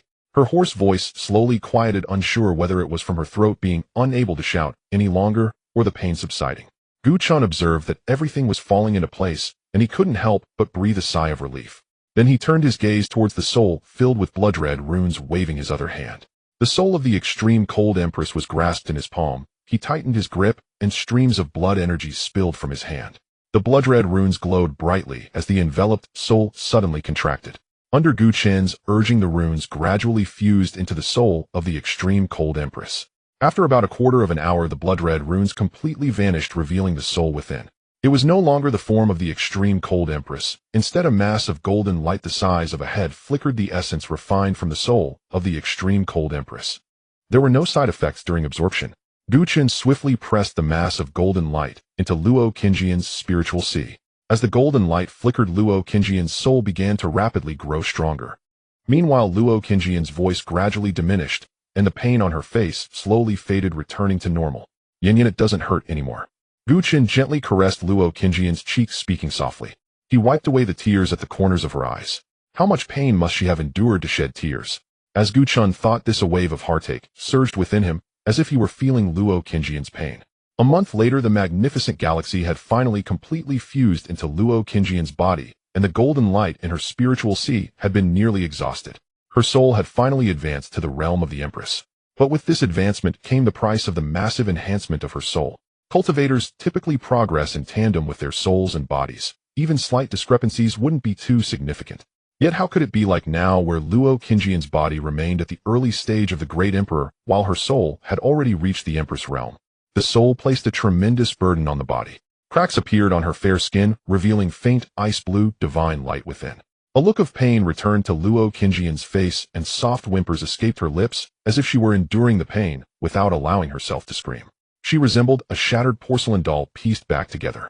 Her ice-blue gown was instantly soaked in blood, and her once bright silver hair was stained with flecks of crimson. Gu Chen seemed to have anticipated this situation, his face showing only heartache, but no surprise.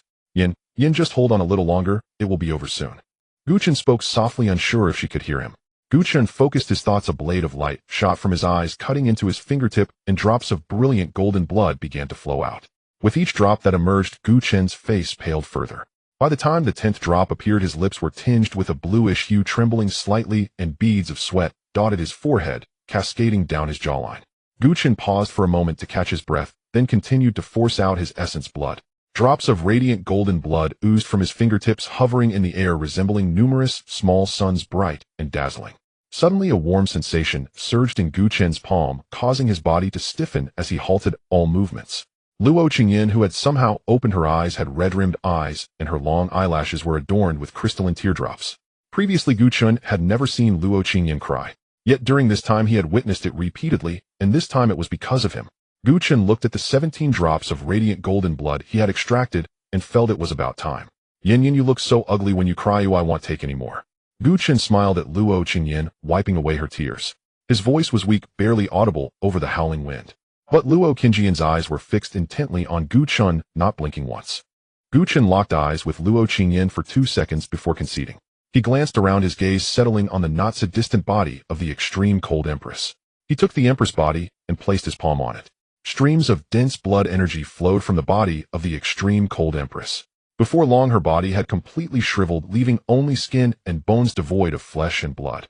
Gu Chen's face gradually regained some color, yet he still emanated an unmistakable sense of weakness. Luo Qingjian's eyes remained unwilling to close. Gu Chen helplessly retrieved 3 drops of radiant golden blood, merging them back into his body. His lips finally regained color, visibly reddening, and his aura no longer felt so frail. Gu Chen blinked at Luo Qingyan, as if to say, "See, I did as you wished." Luo Qingyan said nothing but averted her gaze. At that moment, however, Luo Qingjian's injuries worsened, her body beginning to disintegrate, chunks of flesh dropping onto the snow. Gu Chen's eyes narrowed sharply as he declared solemnly, Yin, your injuries are critical. We must begin. Gu Chen paid no mind to anything else. With a wave of his hand, the 14 drops of brilliant golden blood entered Luo Qingjian's body one by one. With each drop, Luo Qingjian's aura grew stronger, her injuries gradually healing as torn flesh began to regrow. By the time the 14th drop entered, her aura had reached the peak of an emperor. All her injuries had returned to their original state, with only the blood stains on her body left uncleaned. Gu Chen watched in awe as Luo Qingjian's cultivation improved at a dreamlike pace, unable to suppress his astonishment. She truly was a great tonic. Just 14 drops of heart's blood had elevated a mid-stage emperor to the peak in such a short time. Song Yin had not informed him that besides the 3 drops of source blood, the other blood within the blood god body held such great power. Today he truly realized just how powerful the blood god body was. If today's events were to be known to the outside world before the 3 drops of source blood were exposed, it was likely that a celestial emperor would come for him. With this thought, Gu Chen gradually came to understand a fact. The 3 major immortal forces that had besieged the blood god body still had their trump cards, and it was far from being as simple as it appeared. At the very least, there were definitely more than 3 celestial emperors. Moreover, they had deliberately concealed the true effects of the blood god body. Otherwise, the grand war that erupted surrounding the second generation of the blood god body would not have only claimed the lives of emperors, but rather celestial emperors. The matter involved was not limited to a single realm, but encompassed the 9 major realms. Gu Chen pondered deeply, gradually awakening to a chilling sensation. At some point, Luo Qingyan had completely absorbed those 14 drops of blood, elevating her cultivation to a new level. She was now likely between the peak of an emperor and a celestial emperor. Gu Chen rested his chin in his hand, gazing at Luo Qingjian's exquisite profile, his mind drifting further. After everything settled, when he wed Yin, they would live a carefree life in a small courtyard on Funqi Mountain. Once they had enjoyed their world together enough, they would have a little girl, or a little boy too. The children would chatter in the courtyard while they sat in a swing under the cherry blossom tree, watching them play. At that time, Xiao Xing and Shi Er might have their own families, and they would often gather together, bringing along Old One Hu Zi and the others. Gu Chen could almost imagine everyone's expressions at that time. Hu Zi would be drinking cheerfully. Shi might only have a little to drink, while entertaining with music. Old One would wave his folding fan, laughing as he stopped the children from sneaking drinks. Nanju would come to visit with his wife, hand in hand. Suddenly, a pillar of light erupted from Luo Qingyan, soaring into the sky, as if it were going to pierce. Gu Chen's gaze narrowed, and with a wave of his hand, a dazzling star river appeared above the icy world, drawing in Luo Qingjian's pillar of light, transforming it into a flowing blue glow to prevent her aura from leaking out. The birth of every celestial emperor is a celebration for the world. The Tao will of the realm celebrates the emergence of a celestial emperor, manifesting numerous phenomena for everyone in the realm to witness and rejoice for the newly born celestial emperor. However, Luo Qingjian's breakthrough to celestial emperor came completely unexpectedly, making it not the time to reveal herself. Premature exposure would only attract countless troubles. This star river was different from the origin of the extreme cold path. The latter had only one color, icy blue. In contrast, Gu Chen's star river was vibrant with many colors, with countless different light points leaping within. This was the star river he had used to travel when he exterminated the demon heaven sacred land, the realm-suppressing star river map. It had endless uses. Gu Chen believed it was the best treasure he had obtained since acquiring the system aside from the beginner's gift pack. It could be used for travel, combat, and even to conceal one's aura. To call it an all-purpose top-tier treasure would be no exaggeration. Following that pillar of light in this icy world, snowflakes danced in the air, and each flake was infused with a hint of the extreme cold origins aura. The snowflakes were not piercingly cold, but instead carried a warmth, falling upon him like a warm current. Originally, these snowflakes were meant to drift throughout the entire wasteland realm as a gift for all cultivators. But now they were blocked by the realm-suppressing star river map, and it could only be said that they were fated but not meant to. If a cultivator practicing ice path principles were here to comprehend and train, they would surely make rapid progress, advancing a realm each day without exaggeration. This heavy snowfall continued for 3 days and nights. Following the snowflakes, Luo Qingjian's body suddenly grew to several million zhang, large enough for all cultivators in the wasteland realm to see. She seemed to radiate a layer of icy blue light, with her 3,000 silver hair cascading behind her, resembling a silver star river, acting as a cape, adding to her majesty and beauty. Her features, illuminated by the blue light, appeared even more exquisite, akin to a heavenly ice lotus, beautiful from afar but untouchable. Then Luo Qingjian's crystal blue eyes finally opened, and 2 divine lights burst forth, illuminating the entire forbidden zone, traversing deep into the forbidden zone's depths, the periphery, until stopping at the entrance. During this time, all the bizarre creatures that peeked out from the forbidden zone were frozen by this divine light, unable to transform into a purple-black liquid to merge with the soil, nor could they revive. Especially the rice fields that nearly halted their steps, with countless scarecrows frozen in place from peak emperors to saints. Even every straw was encased in solid ice. Luo Qingyan's body gradually shrank, the divine light surrounding her receding, and she slowly returned to a normal human size, landing on the ground. Almost simultaneously as Luo Qingyan touched down, Gu Chun leaped through space to her side, enveloping her in his arms, resting his head against her neck, deeply inhaling that familiar scent. Yin Yin, I missed you so much. Luo Qingyan was momentarily stunned, then embraced Gu Chun, feeling the long-lost sense of security. Her heart, which had been empty for the past 2 years, was finally filled. How she wished time could freeze in this moment, just like the creatures of the Forbidden Zone. Neither of them spoke, relishing this moment of tranquility. The entire snowy world seemed to fall silent, with even the sound of the wind fading away while snowflakes gently descended, as if creating a serene environment for Luo, Qingyan, and Gu Chun. Soon their shoulders were covered in snowflakes, and their hair was also sprinkled with a few.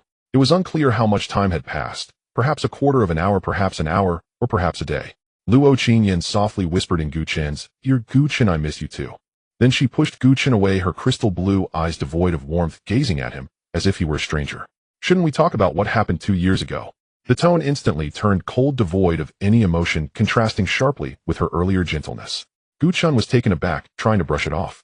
Qingyan, you still remember what happened 2 years ago? I don't even remember. Having said that, Gu Chun looked up at the sky, sighing, the sky is so blue.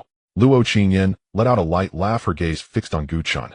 If it were about anything else, she might have given him an easy way out, but Gu Chun had truly angered her this time. What did he take her for? What did he think of himself? To help her break through to the Heavenly Emperor realm in such a short time, he had recklessly drained his own vital energy. If she didn't stop him, it was likely he would really damage his foundation this time. Where was the lively Gu Chun with a rosy complexion now? Within 3 years at the shortest, or 5 at the longest, I will surely break through to the peak of the Emperor realm. And as for the source of the extreme cold path, do I not deserve it myself? Why did you forcefully raise my cultivation? At the cost of your own. Gu Chen glanced at Luo Qingyan's sullen expression, his heart sinking. It seemed he had truly angered her this time. He fell silent for a moment before abandoning his evasive posture, and said seriously, Qingyan, I never want to experience that accident from 2 years ago again. I thought I had the ability to protect you, but things didn't go as planned, and unexpected changes still occurred. Scenes from 2 years ago replayed in Gu Chen's mind as he watched helplessly the soul of the extreme cold emperor enter Luo Qingyan's divine sea. Watching his beloved about to be possessed, he could only watch as it all unfolded helplessly. Nothing could stop it. And the lingering fear of losing her after regaining her life. He never wanted to go through that again. Never again. If he could not protect Luo Qingyan, then he would let her grow stronger so she could protect herself. This was the first thought Gu Chun had upon learning about the Blood God Techniques chapter on Seizing Heaven. If it weren't for that marriage contract, I would have lost you forever. As he spoke, Gu Chen's voice trembled slightly. Luo Qingyan could no longer keep up her facade, the coldness around her dissipating in an instant. She reached out to gently touch Gu Chen's face, whispering in the end, wasn't everything okay? Gu Chun took a step back, breaking free from her touch. That's different. He completely changed, his eyes firm and unwavering, leaving no room for doubt. This was a side of Gu Chun that Luo Qingyan had never seen before. The intensity in his gaze was frighteningly obsessive, resembling her own from that time. Who knows when the next accident will happen? I will not allow such a thing to occur again. Luo Qingyan wanted to say something, but didn't know where to start. All the anger she had initially felt was now replaced with heartache for Gu Chun. Then Gu Chen's voice softened again. Qingyan, you must understand, if you're not here, what meaning does my existence have? Since Gu Chen arrived in this world, he had always felt no sense of belonging here. Even towards his family in this life, he had always regarded himself as an outsider. He only needed to be a good son, a good brother, and a good divine son. His identity had always been limited to these roles, without the identity of Gu Chun from the Gu family. However, Luo Qingyan's arrival truly opened a crack in his heart, and gradually filled it. Finally, it gave him a sense of home, allowing him to have a root in the Luotian realm and within the Gu family. He would not allow anyone any opportunity or any means to destroy it. Luo Qingyan felt a pang in her nose and hugged Gu Chen tightly. All right, I will work hard to protect myself in the future. Even for you, I must protect myself. Gu Chen didn't speak, only letting out a muffled sound from his throat. If I get severely injured in the future, and you use blood to heal me, I will no longer oppose it. Upon hearing this, a smile appeared on Gu Chen's face. But next, Luo Qingyan's words left Gu Chun, stunned, his mind blank. However, you must never use your resurgent source blood and primordial source blood. That is the bottom line. Gu Chen stood frozen for 3 seconds, processing Luo Qingyan's words one by one. Only then did he react, loosening his grip on Luo Qingyan, his eyes filled with astonishment. You? How do I know that? That's not important. What's important is if you dare to use them on anyone else in the future, I will never forgive you. Even if it's for me. Gu Chun fell silent for a moment. When he thought Luo Qingyan was about to be possessed, the first thing that came to his mind was his resurgent source blood. Seeing Gu Chen silent, Luo Qingyan realized she had guessed correctly. In your words, we will face life and death together holding hands until we grow old. If you have only 100 years left to live, then I will accompany you for 100 years before we die together. If you lose your 5 senses, then I will also gouge out my eyes and deafen my ears. Gu Chen's eyes widened, standing frozen like a snowman. Time seemed to freeze at this moment, with the snowflakes no longer falling, their clothes remaining still, and even their eyes not blinking, just staring at each other. Though Luo Qingyan had never opened her heart to him, Gu Chen knew she loved him as much as he loved her. But knowing is one thing, witnessing it is another. Such direct and fervent love still left Gu Chen in a daze, unable to regain his senses for a long time. In the end, it was Luo Qingyan who took the initiative to end this topic. That's all I wanted to say, or as long as you know it, that's enough. Luo Qingyan released her hold to get back to the main point by absorbing the soul of the extreme cold emperor. I saw some memory fragments, including the origin of this forbidden zone and the so-called rebirth. What the extreme cold emperor said is not entirely nonsense. After Luo Qingyan finished speaking, she found Gu Chen still in a daze. She crossed her arms and frowned, saying, "Did you hear me?" I heard. Gu Chen snapped back to reality and blurted out, "All right, repeat what you said." Gu Chen. Luo Qingyan sighed in resignation, having to repeat to Gu Chen, "Are you saying that we killed the wrong person?" Gu Chen stroked his chin, frowning as he asked. "No, she deserved to die." Luo Qingyan shook her head. "And she should have died long ago. Her years of suppressing the forbidden zone were merely a form of atonement." Gu Chen's gaze flickered, pondering the connection between the words Heavenly Emperor and atonement, which seemed intriguing. He gestured for Luo Qingyan to continue. "The entity suppressed at the periphery of the forbidden zone is a being named Mo Ran, while deep within lies another being called Wu Gu. The extreme cold Heavenly Emperor must have committed a grave sin to be confined here by an existence above the Heavenly Emperor." Above the Heavenly Emperor. Gu Chen's pupils shook, his expression one of disbelief. Isn't the pinnacle of the 9 realms always the Heavenly Emperor's realm? How could an existence above the Heavenly Emperor possibly exist? There were no records of such beings in the Gu family's scripture repository. Could such existences not be documented in the world? He had thought the extreme cold Heavenly Emperor was merely speaking casually, but it turned out they truly existed. Yes, beings above the Heavenly Emperor exist beyond the 9 realms. Luo Qingyan's expression became slightly serious. However, you need not worry too much. Their numbers are few, and there are great restrictions on their entry and exit from the 9 realms. They even have to suppress their cultivation to enter the realms. Only then did Gu Chen breathe a sigh of relief. If they were to cause a stir and an existence above the Heavenly Emperor emerged from some corner, wouldn't that spell disaster for them? At that time, they might not even have the chance to escape. The extreme cold Heavenly Emperor committed a grave error and was sent here to suppress the forbidden zone. She would naturally not be willing to remain in obscurity. At the right moment of my birth, I brought her a glimmer of hope. Both she and I are embodiments of the extreme cold. She then released a fragment of her soul to inhabit my body, weaving a dream that spanned millennia. At this point, a hint of confusion surfaced in Luo Qingyan's eyes, her voice becoming somewhat subdued. A self-deprecating smile appeared on her lips. What I thought was a past life was but a grand dream, and rebirth is merely awakening from that dream. Qingyan. Gu Chen's face showed compassion. Anyone who learned of such matters would not feel good inside. Qingyan likely felt the same. She was like a puppet, every movement, every word, everything she believed and acted upon, all under the control of others. Gu Chen wanted to comfort her, but didn't know where to start. "Don't worry, I just need some time to accept this. It will get." After suppressing her emotions, Luo Qingyan continued. "She used that fragment of her soul to guide me here, intending for me to be reborn." Reborn? What does that mean? Isn't it seizing a body? Gu Chen understood each word of soul reincarnation, but when put together, he didn't recognize it. This was a blind spot in his knowledge. Luo Qingyan didn't respond immediately, as if contemplating her wording. After a moment, she said, "Once I arrived here, she controlled me with that fragment of her soul, clearing my memories, and then instilling her own memories within me, thereby allowing me to live again." Upon hearing this, Gu Chen suddenly understood. No wonder that old woman didn't act immediately. Instead, she went to great lengths to fabricate a lie to deceive him. She was worried that her fragment of soul would be harmed, which could jeopardize her rebirth. In this way, not only did she free herself from her shackles, but she also gained an extended lifespan, not having to worry about that existence above the Heavenly Emperor holding her accountable.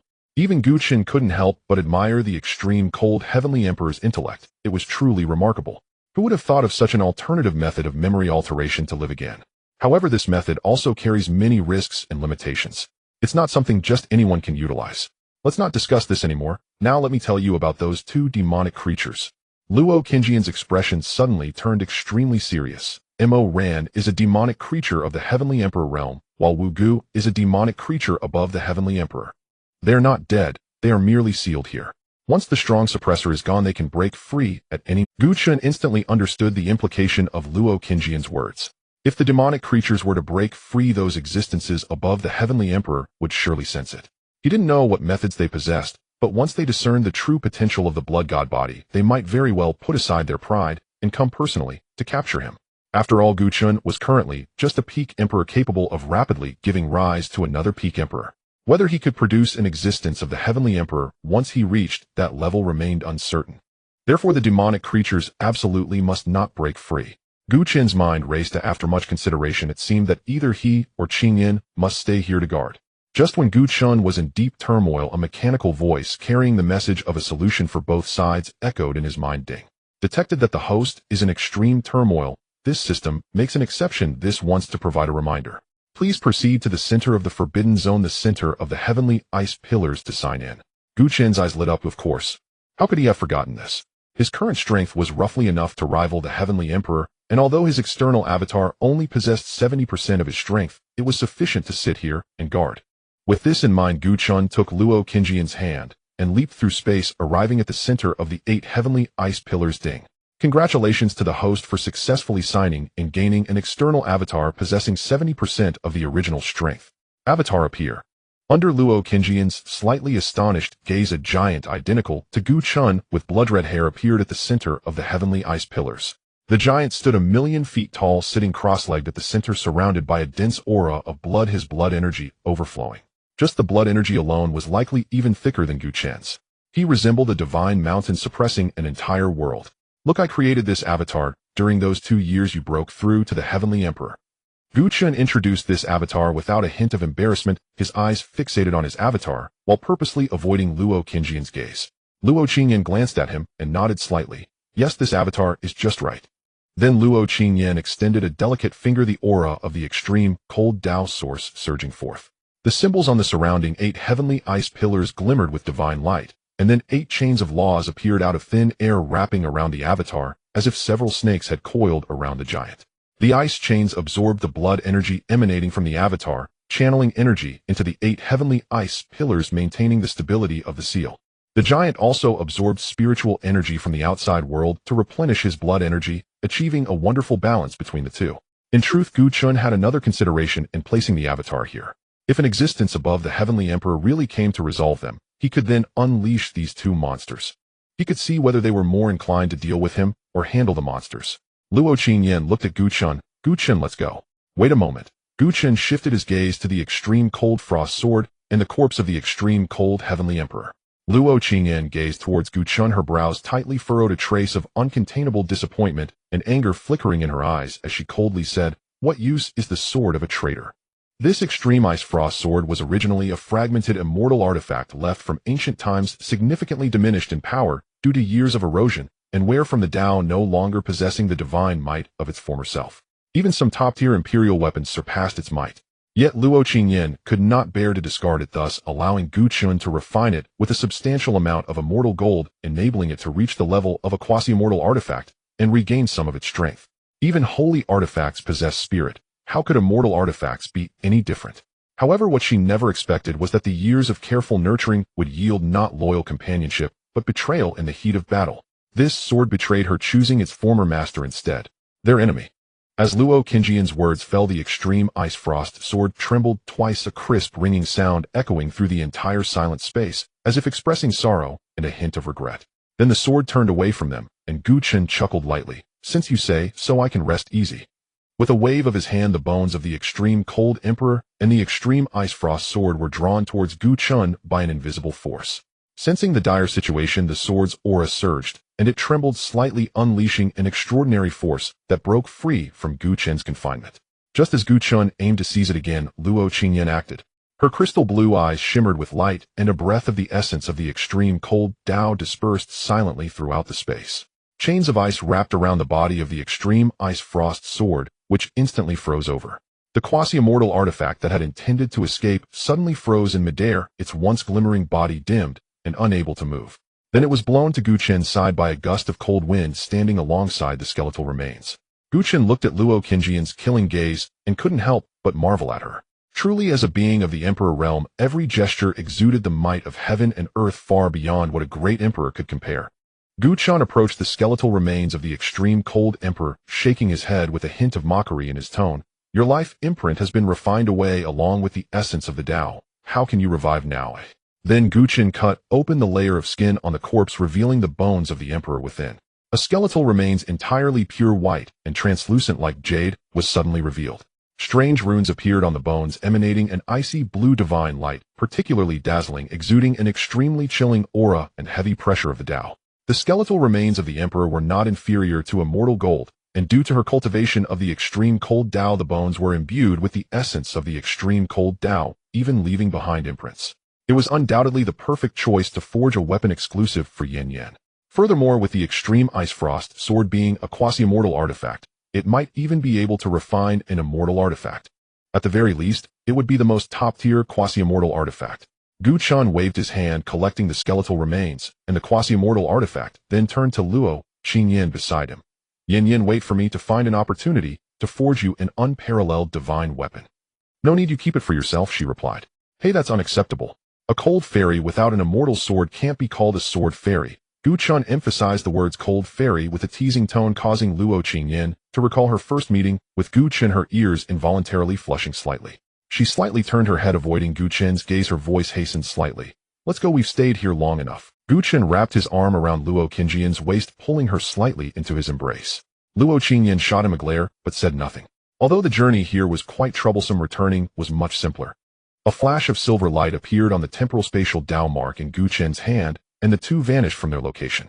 They reappeared at the entrance of the uninhabited forbidden zone. Gu Chen looked at the black ground now covered in a layer of solid ice and couldn't help but feel happy for Luo Qingyan. This trip, while slightly risky, yielded great rewards. Discovering the truth of the uninhabited forbidden zone, realizing that there are even broader worlds beyond the realms, and uncovering the hidden dangers surrounding Yin Yan. Not only did he eliminate all dangers surrounding her, but he also elevated her cultivation to the Emperor realm. Gu Chen couldn't help but feel grateful that he was here with her, otherwise it would be uncertain whether the marriage contract would even come into play. Thinking of the marriage contract, Gu Chen chuckled softly. The cycle of cause and effect in this world is indeed profound. If it weren't for Yin Yan's insistence on signing the marriage contract with him back, then it would likely have been another tragedy now. Just then Gu Chen suddenly sensed a familiar aura. He turned to Luo Qingyan. Yin, I seem to have not mentioned the matter of Lao Wan and the others to you, right? No, but I can guess a thing or two. Luo Qingyan nodded slightly. Nanzhu is to the north of this desolate celestial domain. I was thinking of finding him first to test the limits of the temporal spatial Tao mark. You now have the ability to interfere with the past, right? Luo Qingyan's eyes flickered, her fingers unconsciously curling slightly. We have to give it a try, don't we? Besides, his wife's cultivation is only at the early supreme level, much weaker than your mother-in-law. Gu Chen shrugged. All right, let's go now. Luo Qingyan's tone carried a hint of urgency. If she could resurrect the Supreme Realm Cultivator now, then by the time Gu Chen reached the Emperor Realm, her mother. But I haven't marked that location. Even with the aid of spatial laws, it's far from your level. Then you'll have to take me there. Let's go. Luo Qingyan raised her gaze in response, then grabbed Gu Chen's wrist. A majestic and pure essence of the extreme cold Tao suddenly radiated from her, causing the various Tao laws in the surrounding heaven and earth to yield. A phantom ice path formed beneath her feet, and as she took a step, she vanished from the spot. The ice path also disappeared without a trace, returning to the heavens and earth. In just a few strides, Luo Qingyan arrived at the northern part of the desolate celestial domain. Her divine sense swept across a vast and powerful divine consciousness, spreading like a tide, instantly covering the entire northern territory. The life forces of all beings in the northern part of the desolate celestial domain presented themselves in her divine sea. In an instant, a familiar life force was accurately locked onto by her. Luo Qingyan's eyes suddenly opened wide, and she took another step forward, crossing several million miles in the blink of an eye. Luo Qingyan brought Gu Chen to a village where there were no cultivators, only ordinary people. Surrounding them were many forces of cultivators, the strongest among them at the sage level. Yet here the ordinary people were beaming with smiles, living their lives without a care for the threats posed by the nearby cultivators. No, wait. Luo Qingyan's divine sense swept over again, and she discovered the presence of the complete Tao laws, specifically the Star Tao, which belonged to the top-tier Taoists, just like her extreme cold Tao. The aura of the Star Tao laws permeated a radius of 100,000 miles centered around this village. Qingyan, look. Gu Chen turned his head to remind her, not using his divine sense, but simply pointing towards the houses in the village. isn't the arrangement of these houses a bit strange? Upon Gu Chen's reminder, Luo Qingyan did not use her divine sense to investigate this time, but observed with her naked eyes. This observation revealed something amiss. It's too organized. The distance between each house is exactly the same, without a single difference. It's not just the houses, even the scale of the fields over there is the same. This is the cultivation path, using the heavens and earth as a chessboard with all beings as chess pieces lying amidst the vast stars, observing the world's operations and the evolution of all life. Gu Chen nodded, giving Luo Qingyan an appreciative glance, then continued. Nanzhu was originally the spiritual essence of the heavenly chessboard. By chance he met his wife, but in a crisis, Nanzhu self-destructed the chessboard to protect her, and he lost his place of refuge, vanishing from the world in an instant while his wife gave her life essence to Nanzhu. It was then that Nanzhu gained a physical body and survived in this world, but his wife perished because of it. The heavenly chessboard is something that is probably known by everyone in the 9 great realms. It is rumored to be one of the 10 ancient divine artifacts renowned alongside the reincarnation zither and the heavenly mechanism disc. I didn't expect Nanzhu's origins to be so significant and so bizarre. No wonder his wife's cultivation was only at the supreme level when she died. It turns out she had just given her newly formed Dao fruit to Nanzhu. Only one of the supreme Daos, the life Dao, possesses such power. Nanzhu will do my bidding, and in return I will resurrect his wife. This is the pact between us. Gu Chen sighed lightly as fate played its tricks. He died while she lived, and he lived while she died. Gu Chen softly called out, and the village below suddenly flickered with starlight, with beams of starlight connecting the various houses and farmlands.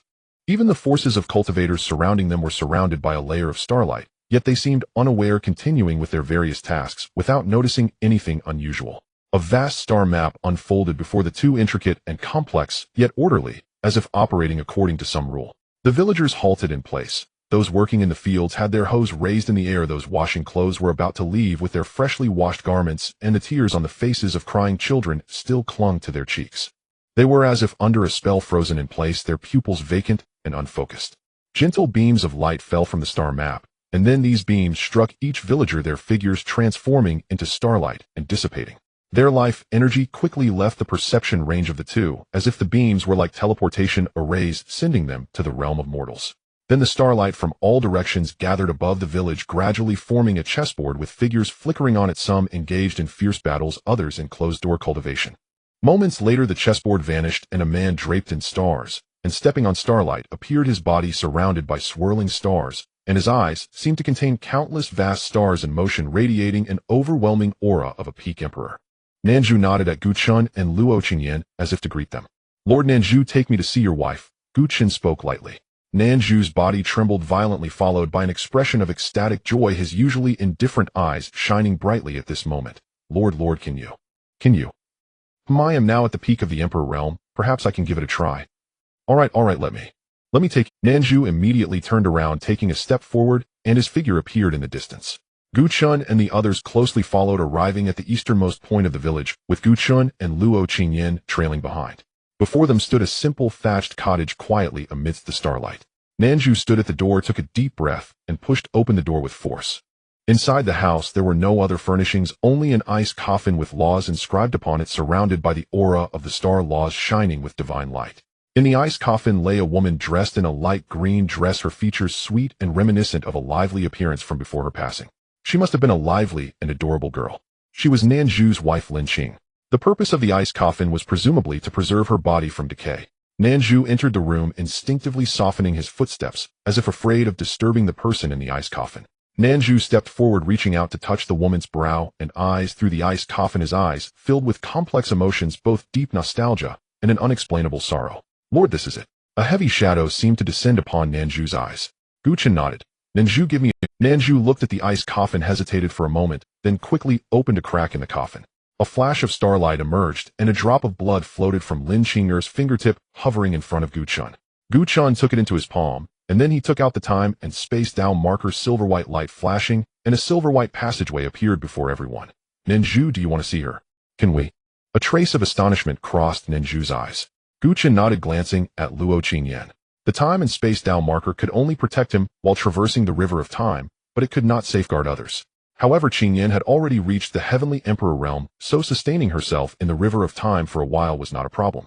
Luo Qingyan waved her hand, and a layer of icy blue light enveloped Nanzhu, the essence of the extreme cold Tao flowing on the light, isolating Nanzhu from this place. Feeling the aura emanating from Luo Qingyan, Nanzhu was secretly astonished. In just 5 years she had reached the Heavenly Emperor realm. He truly did not know how to describe it. Nanzhu glanced at Gu Chen again, thinking to himself, however, with him around it, seemed that nothing was impossible. Let's go, Gu Chen said, grasping the time and space Tao marker as he stepped into it, with the two following closely behind. As they entered, a long river shimmering with silver white appeared beneath their feet, vast and boundless, stretching endlessly into the horizon. Countless shadows flickered and floated within it, as if fragments of history drifted uncertainly in the torrent of time. Gu Chen asked without looking back, Nanzhu, what time is it? Nanzhu was taken aback for a moment, but quickly realized what Gu Chen was asking. Then he blurted out, 13,731 years ago. This number was etched deep into his soul, something he could never forget. Yin Yin, follow my steps, and don't go. Gu Chen held the temporal marker and walked step by step downstream along the river. Occasionally he would take a large step to the left, a small step to the right, or step back one pace.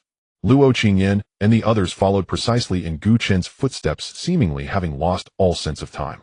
After an unknown duration, Gu Chen finally halted, and the two stopped behind him. Gu Chen activated the temporal marker, casting a silver light upon the river of time, causing it to churn with waves. In an instant, countless images appeared before everyone's eyes, overwhelming them with their sheer number, leaving them unsure of what to focus on first. Gu Chen wiped the drop of blood belonging to Lin Qing'er on the temporal marker. A silver-white radiance flickered as the marker absorbed the blood, projecting a vast expanse of light, causing most of the images to vanish from view. The remaining images began to swirl around them, revealing two familiar figures, Nanzhu and Lin Qing'er. With a wave of his hand, Gu Chen brought forth successive scenes before their eyes, finally witnessing the moment Nanzhu had described. The two were besieged, fighting desperately, ultimately ending with Nanzhu detonating the celestial chessboard, annihilating all their attackers. As Nanzhu's body gradually turned transparent, Lin Qing'er wept beside him. Qing, I must leave now. Live well. No. Just as Nanzhu's figure began to fade, Lin Qing'er wiped her tears, determination shining in her eyes as the laws of life circled around her, her garments billowing without wind. A fruit-like entity began to form in her chest, and once it appeared, the ravaged flowers and grasses around her rejuvenated, wildly growing. In no time, a lush green meadow emerged beneath her feet, and the broken, withered trees sprouted tender buds and branches, sprouting new green leaves. No. At that moment outside the scene, Nanzhu suddenly let out a roar, frantically attempting to rush in to stop it all, but was blocked by the layer of light shield created by Luo Qingyan. Let's go. This is it, Gu Chen declared, and then the temporal marker emitted a flash of silver light, landing within the scene.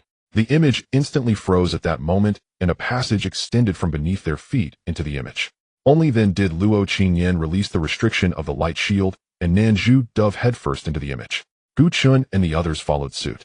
Upon entering, Gu Chen saw Nanzhu trying to rush over to interrupt Lin Qing'er's actions, but he passed through her, as if he were transparent. Nanzhu's body froze in place, his face, pale lips devoid of color. Then he heard Gu Chen arriving, a spark of hope igniting in his eyes. Master, please save Qing'er. If it weren't for Gu Chen's intervention, Nanzhu would have fallen to his knees. Gu Chen looked at Nanzhu helplessly. Weren't we here to resurrect your wife? Calm down for a moment. Hearing Gu Chen's words, a hint of clarity returned to Nanzhu. His uncontrolled emotions reined in. In the scene, Lin Qing'er appeared oblivious to the commotion, still urging the fruit of life outside her body.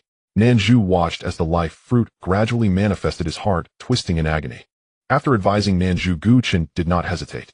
He stepped forward, causing ripples to appear beneath his feet, as the temporal marker radiated brilliant light, enveloping him entirely. Then Gu Chen stepped forward again. Bang.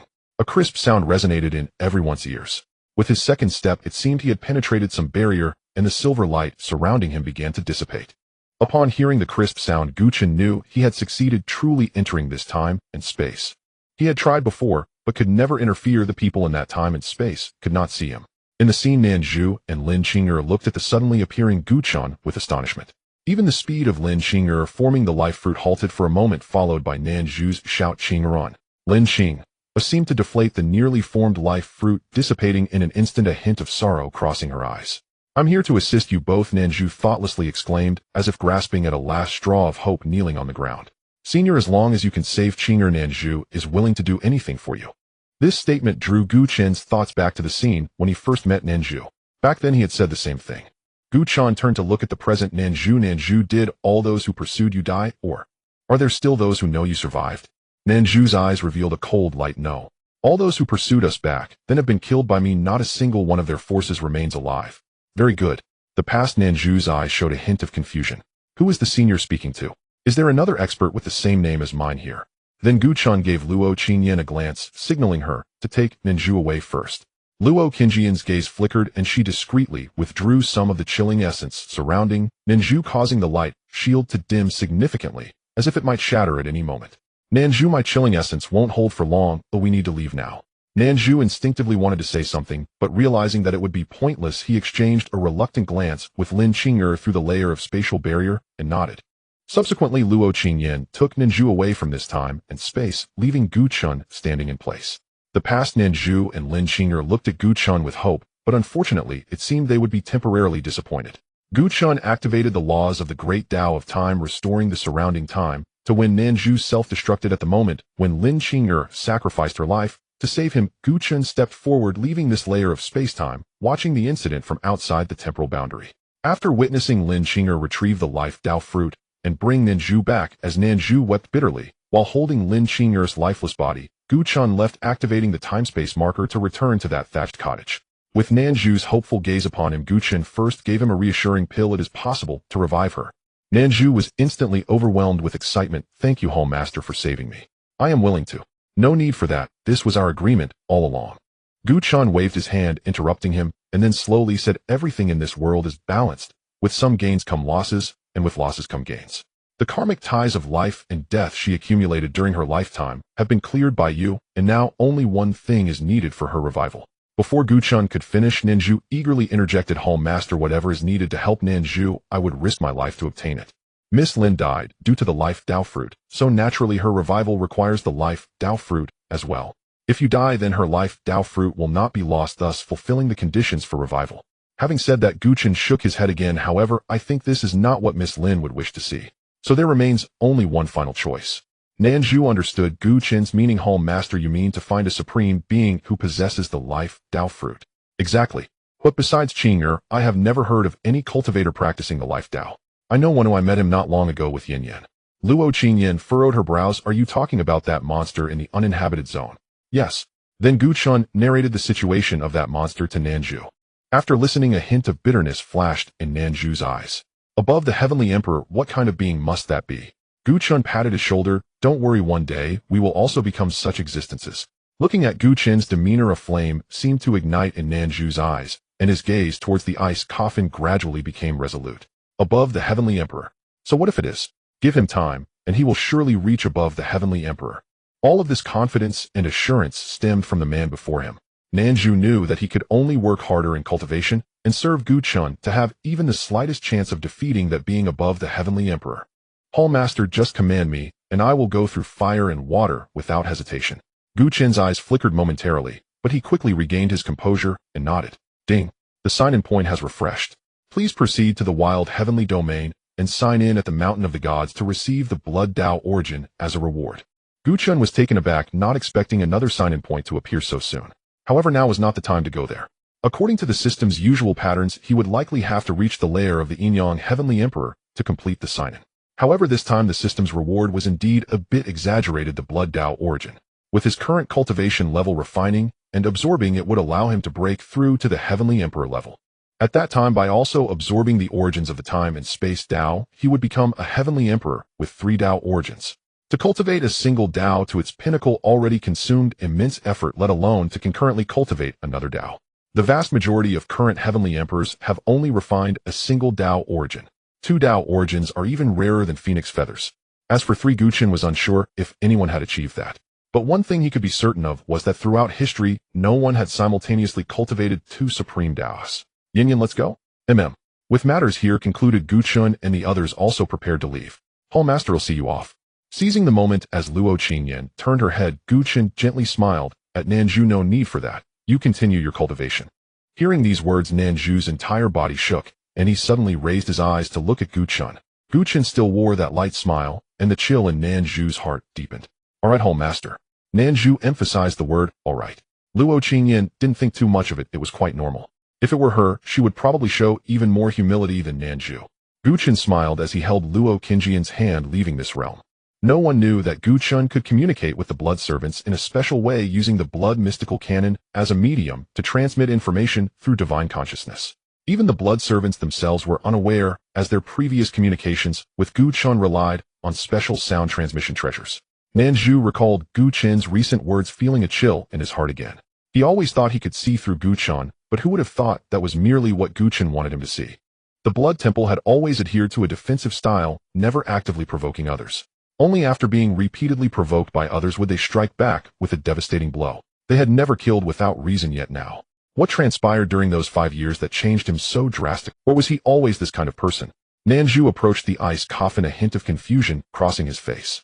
Qing, I don't know if what I am doing is right, nor do I know if you would support me. And then the confusion in his eyes transformed into a resolute look, but I must do it. Nanzhu, no matter what means you use, I want you to collect 1,000 drops of Emperor's blood from various realms. This must be done secretly. Besides you and me, no third party should know. Additionally, secretly control the low-tier immortal forces in the Luo-Tian realm. I want to see preliminary results within 3 months. As long as you achieve the results I desire when your wife is revived, I can release the blood contract and return your freedom at any time. Yin, I didn't have the chance to ask you when we were in the uninhabited zone. Since you said your past life was a dream, I assumed that the Demon Lord was also fabricated, right? After leaving, Nanzhu, Gu Chun and Luo Qingyan prepared to visit the Xian Shuangxian sect to see if Luo Qingyan's mother could be revived. They were not in a hurry, so they chatted as they traveled. Luo Qingyan frowned. It's hard to say. After awakening from my dream, there were slight differences in the details, but in key matters there are no discrepancies. For example, the cause of my mother's death, and indeed your younger siblings exist with the same names and constitutions. At this point, Luo Qingyan glanced at Gu Chun. For instance, the Divine Sun banquet was also held in my memory, but it was not you, but Gu Zhaoxian, and it was 100 years later. At least for now, besides you and the extreme cold Heavenly Emperor, no significant changes have been discovered. Emperor-level cultivators can see glimpses of the future. What more can be said of the Heavenly Emperor? Gu Chun thought back to his first encounter with the extreme cold Heavenly Emperor, surrounded by death energy, knowing she had little time left.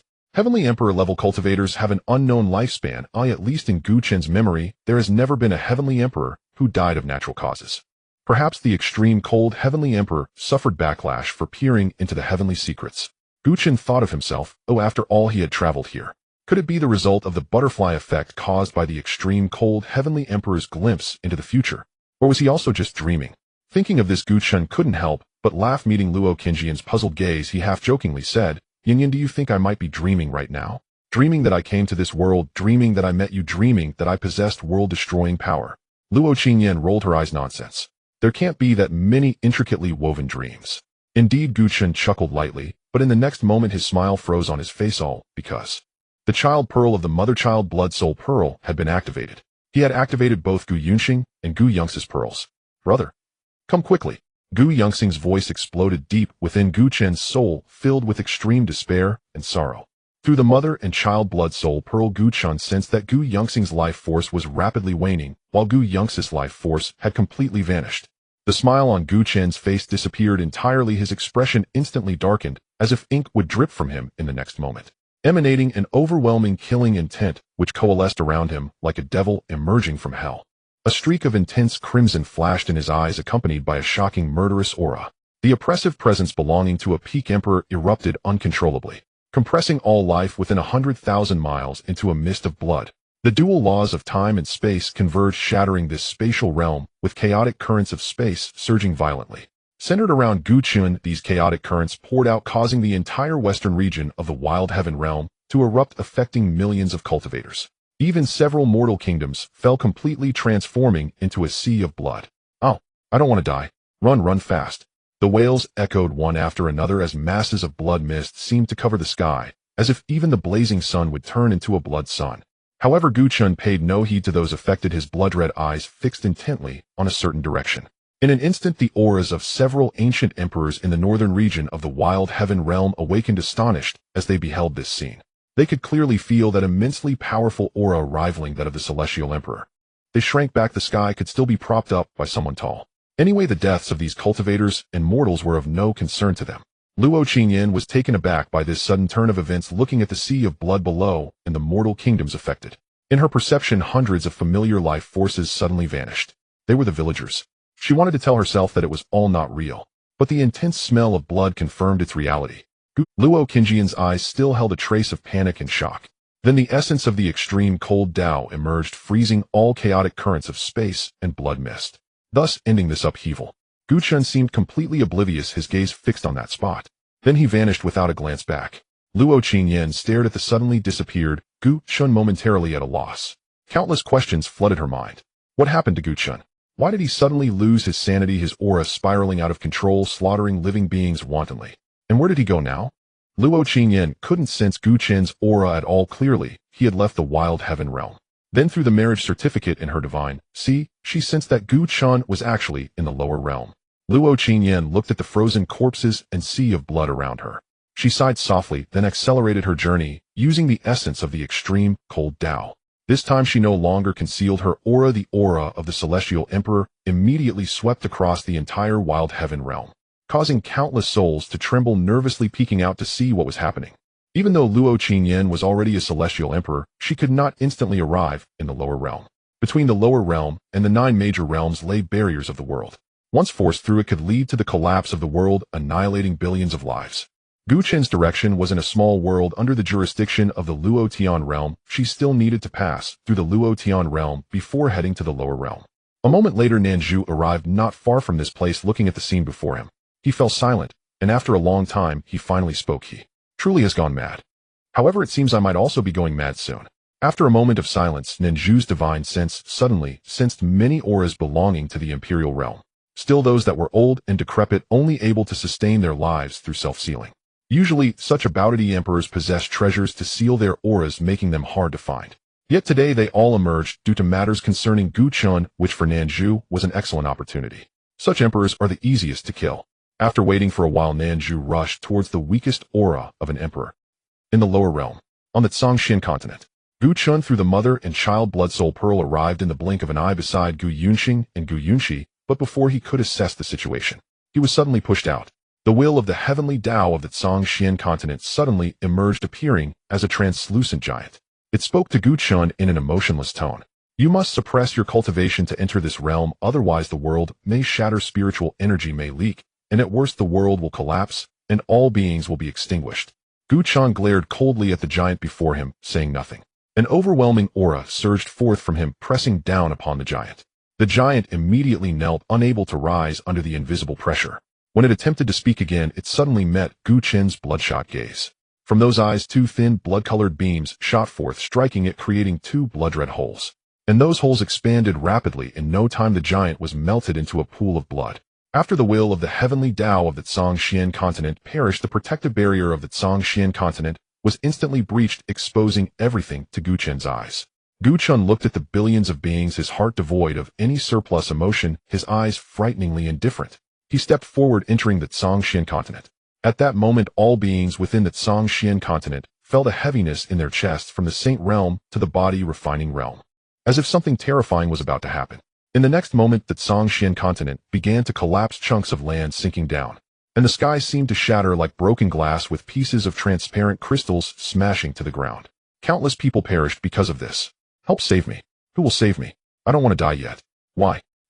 I just broke through to the saint realm, and now I face such calamity. Is heaven denying me the chance to glimpse the grandeur of the upper realm? In the face of this calamity, some went mad, some were furious, some were unwilling. But it was all in vain, one after another being swept into chaotic currents of space, one after another perishing due to the collapsing land. When Gu Chen reached his brother and sister's side, he looked in disbelief at the scene before him. His brother was pierced through the chest by a fire gun, and his sister had a blood hole in her body devoid of any life force. Gu Chen watched this scene, his breath involuntarily held, as if his heart was tightly gripped by a large hand, making it hard to breathe. For a moment he felt dazed, wondering if this was just a nightmare he was experiencing. He stumbled step by step to Gu Yunxing's side, nearly tripping over a small stone. Trembling, Gu Chen reached out and touched Gu Yunxing's face, which had lost the youthful innocence now marred by blood. In the next moment, Gu Yunxing's eyelashes fluttered twice, slowly opening his eyes. Seeing the face he hadn't seen for over a decade, Gu Yunxing felt a surge of joy in his heart, but there was no time for joy. He pointed towards Gu Yunxi, saying, Brother, I didn't protect Yunxi well, letting you down. I'm sorry, brother. Gu Yunxing couldn't utter another word, spitting out a mouthful of blood mixed with fragments of his internal organs. Some blood splattered onto Gu Chen, staining his clothes with a layer of crimson. Tears of blood fell from the corners of Gu Chen's eyes as he looked at Gu Yunxing, but couldn't utter a single word. It was as if something had rendered his throat mute. He couldn't manage to say a thing. After speaking, Gu Yunxing's eyes gradually lost their luster, his fingers drooped, and all life for Gu Chen gently patted Gu Yunxing's face. Little Xing, don't joke with your brother. Wake up, brother will teach you the shadow technique. But Gu Yunxing could no longer utter a word. Gu Chen stood up, suddenly feeling dizzy. His body swayed, nearly falling over, and then he walked step by step to Gu Yunxing's side. Thud. Just as he reached her side, Gu Chen suddenly fell. He tried to get up, but found his legs unresponsive, as if he could no longer rise. At that moment his overwhelming cultivation seemed to have vanished, and he could not muster even a trace of power. So Gu Chen no longer tried to rise, and knelt beside Gu Yunxi. Gu Yunxi's eyes were wide open, filled with disbelief and regret reflecting in Gu Chen's gaze. He trembled as he reached out to close her eyes, his voice barely a whisper, lighter than a feather landing on the ground. Sierra, it's okay, brother will bring you all back, and then we will go to Tianyuan City together, and he'll buy you beautiful dresses. Gu Chen swayed as he stood. Silver-white light points erupted around him, and the dense laws of time enveloped everything around him. Moments later, the entire Zhongxian continent was shrouded in the rich laws of time, every inch of land suffused with the aura of time's principles, glowing with a silver light. Time reverse. Gu Chen shouted. The laws of time surged violently, and countless phantoms appeared before Gu Chen's eyes, but in the blink of an eye the phantoms shattered. The aura of the laws of time was erased, and everything remained as it was. The attempt to reverse time had failed for the first time. Time reverse. Reverse. Reverse. Gu Chen, refusing to accept fate, tried repeatedly, and after countless attempts he spat out a stream of brilliant golden blood. He took out the temporal Tao marker, and a silver-white void appeared before him. He stepped into it, and moments later he emerged, his face pale to the point of being frightening, his robe completely replaced by brilliant golden blood. The coldness in his eyes was chilling, as if it could transform into a knife cutting flesh from a body. Heaven. Transformation. Divine. Dynasty. After saying this, Gu Chen began to laugh wildly. So it turns out that all of this was caused by me. Ha ha. Ha ha. The reason Gu Chen failed to reverse time earlier was that a being of the Heavenly Emperor realm interfered, disrupting the flow of time in this area. And the reason Gu Yunxing and his sister encountered misfortune was all because of the 2 Tao seeds he had given them. The 2 Tao seeds that Gu Chen had given to Gu Yunxing and his sister were both top-tier Tao seeds, and they were the most suitable for them. However, in the lower realm, a man had set his sights on them, wanting to obtain Gu Yunxi's Tao seed through a special method, the prerequisite being that she must fall in love with him. It turned out he succeeded, and that man was actually the grandson of a heavenly emperor from the Tianyin divine dynasty. After discovering that Gu Yunxing and his sister were the heirs of the Gu family, he consumed his lifespan to cover the secrets of this world, making it impossible for anyone to deduce what had happened here. But Gu Chen possessed the temporal Tao marker. He withstood a blow from that heavenly emperor to learn of everything that had transpired here. To save his brother and sister, he must resolve the karmic ties they had in life and retrieve Gu Yunxi's Tao seed. Gu Chen suddenly turned his gaze to the decorations in this place. The wedding hall was adorned with a red carpet, and joyous crystal lights hung from the ceiling. Gu Yunxi wore a red and gold phoenix crown and cloak, a pair of mandarin ducks playing in the water covering her head, looking particularly beautiful today. His hands, stained with the blood of his brother and sister, covered his entire face as he laughed maniacally. Ha ha! How laughable, how utterly ridiculous. I understand now, I finally understand. Gu Chen's hair was disheveled, his steps unsteady. As he walked, he lost one of his shoes. The smile on his face transformed into bone-chilling coldness, radiating a terrifying aura of killing intent and malice. Like a demon breaking free from its seal, filled with overwhelming hatred. Born as a blood god, body born to be a world destroyer, why should I still play the good person? Had it not been for my suppression of the blood god temple's development, the 3 major forces would have long since been destroyed. How could this calamity have occurred? Gu Chen gently wrapped Gu Yunxing and his sister in the laws of time. With one hand he touched a face filled with tenderness as he softly spoke, "Don't be afraid, brother will bring you home soon." Then with an expressionless face he stored them in a spatial storage devoid of the anticipated rage and hatred, instead presenting a calmness that was eerily unsettling. He held the blood god's secret tome in his hand, infusing it with streams of blood energy. Instantly 5 of its 8 pages lit up. Pages detached from the blood god's secret tome, transforming into 5 blood-colored portals several meters high in the air. Wang Hu Gu Shirin, when Yimo Ren Tu Ruo Shui, come back to me. Moments later 5 figures appeared through the portals. With each figure's emergence, their overwhelming pressure descended, causing this world to shatter once again. Once all 5 figures were out, the Zhongxian continent completely collapsed. Countless living beings transformed into a thick mist of blood pervading the cosmos. When the 5 emerged and beheld the scene before them, astonishment filled their eyes. At that moment Wang Hu seemed to sense something. and suddenly changed his expression. Master Miss Yunxi and young Master Yunxi. Wang Hu wanted to say more, but upon locking eyes with Gu Chen's blood-red gaze, he was filled with terror. The latter part of his sentence stuck in his throat. After Wang Hu's warning, the others also exhibited various expressions, with Wen Yimo's particularly striking. A subtle smile crept across his lips as he finally awaited this day. In truth, it was not Gu Chun who sought him out, but rather he who sought Gu Chun, voluntarily offering to become his blood servant. From the very first moment he laid eyes on Gu Chun, he realized they were of the same kind. Moreover, Gu Chun exceeded him. It was just that the devil within Gu Chun was restrained by that woman. Without Luo Qingyan, the Blood God Palace would have long stood at the pinnacle of the realm, needing not play games with those small fry. Without Luo Qingyan, they would have already reached the Emperor of Heaven Realm, or even higher. Wen Yimo's long wait of over a decade would not be in vain. A hint of manic joy flickered in Wen Yimo's eyes, though he suppressed it tightly, not allowing it to show. Gu Chen's blood-red eyes fixated firmly on Wang Hu, who involuntarily swallowed hard and took 2 steps back. Wang Hu, your blood pattern Heavenly Tiger Arm will be fully activated from now on. Gu Chen's voice was cold as ice, like a venomous blade of ice. This was not a request, but a command. Upon hearing this, a hint of hesitation flashed in Wang Hu's eyes, but after being pinched by Gu Xian's hand, he responded, "Yes, master." Gu Shirin from now on used the second form of the 9 songs Mystic Tianqin for killing. Gu Shirin pursed her lips and then nodded. Human Slayer, from now on you may kill as you wish. Weak Water, you can now use your gray eyes to absorb souls. After saying this, both of them revealed a hint of surprise, followed by joy. Finally, Gu Chen's gaze landed on Wen Yimo. Despite Wen Yimo's attempts to conceal his thoughts, how could Gu Chen be unaware of them? Recalling Wen Yimo's original intent to follow him, Gu Chen couldn't help but smile self-deprecatingly. Old one, do as you please. Wen Yimo's smile could no longer be concealed. Yes, Palace Master. After finishing all instructions, Gu Chun activated the time-space beacon, and a silvery white passage appeared before everyone. Let's go to the Mountain of the Gods.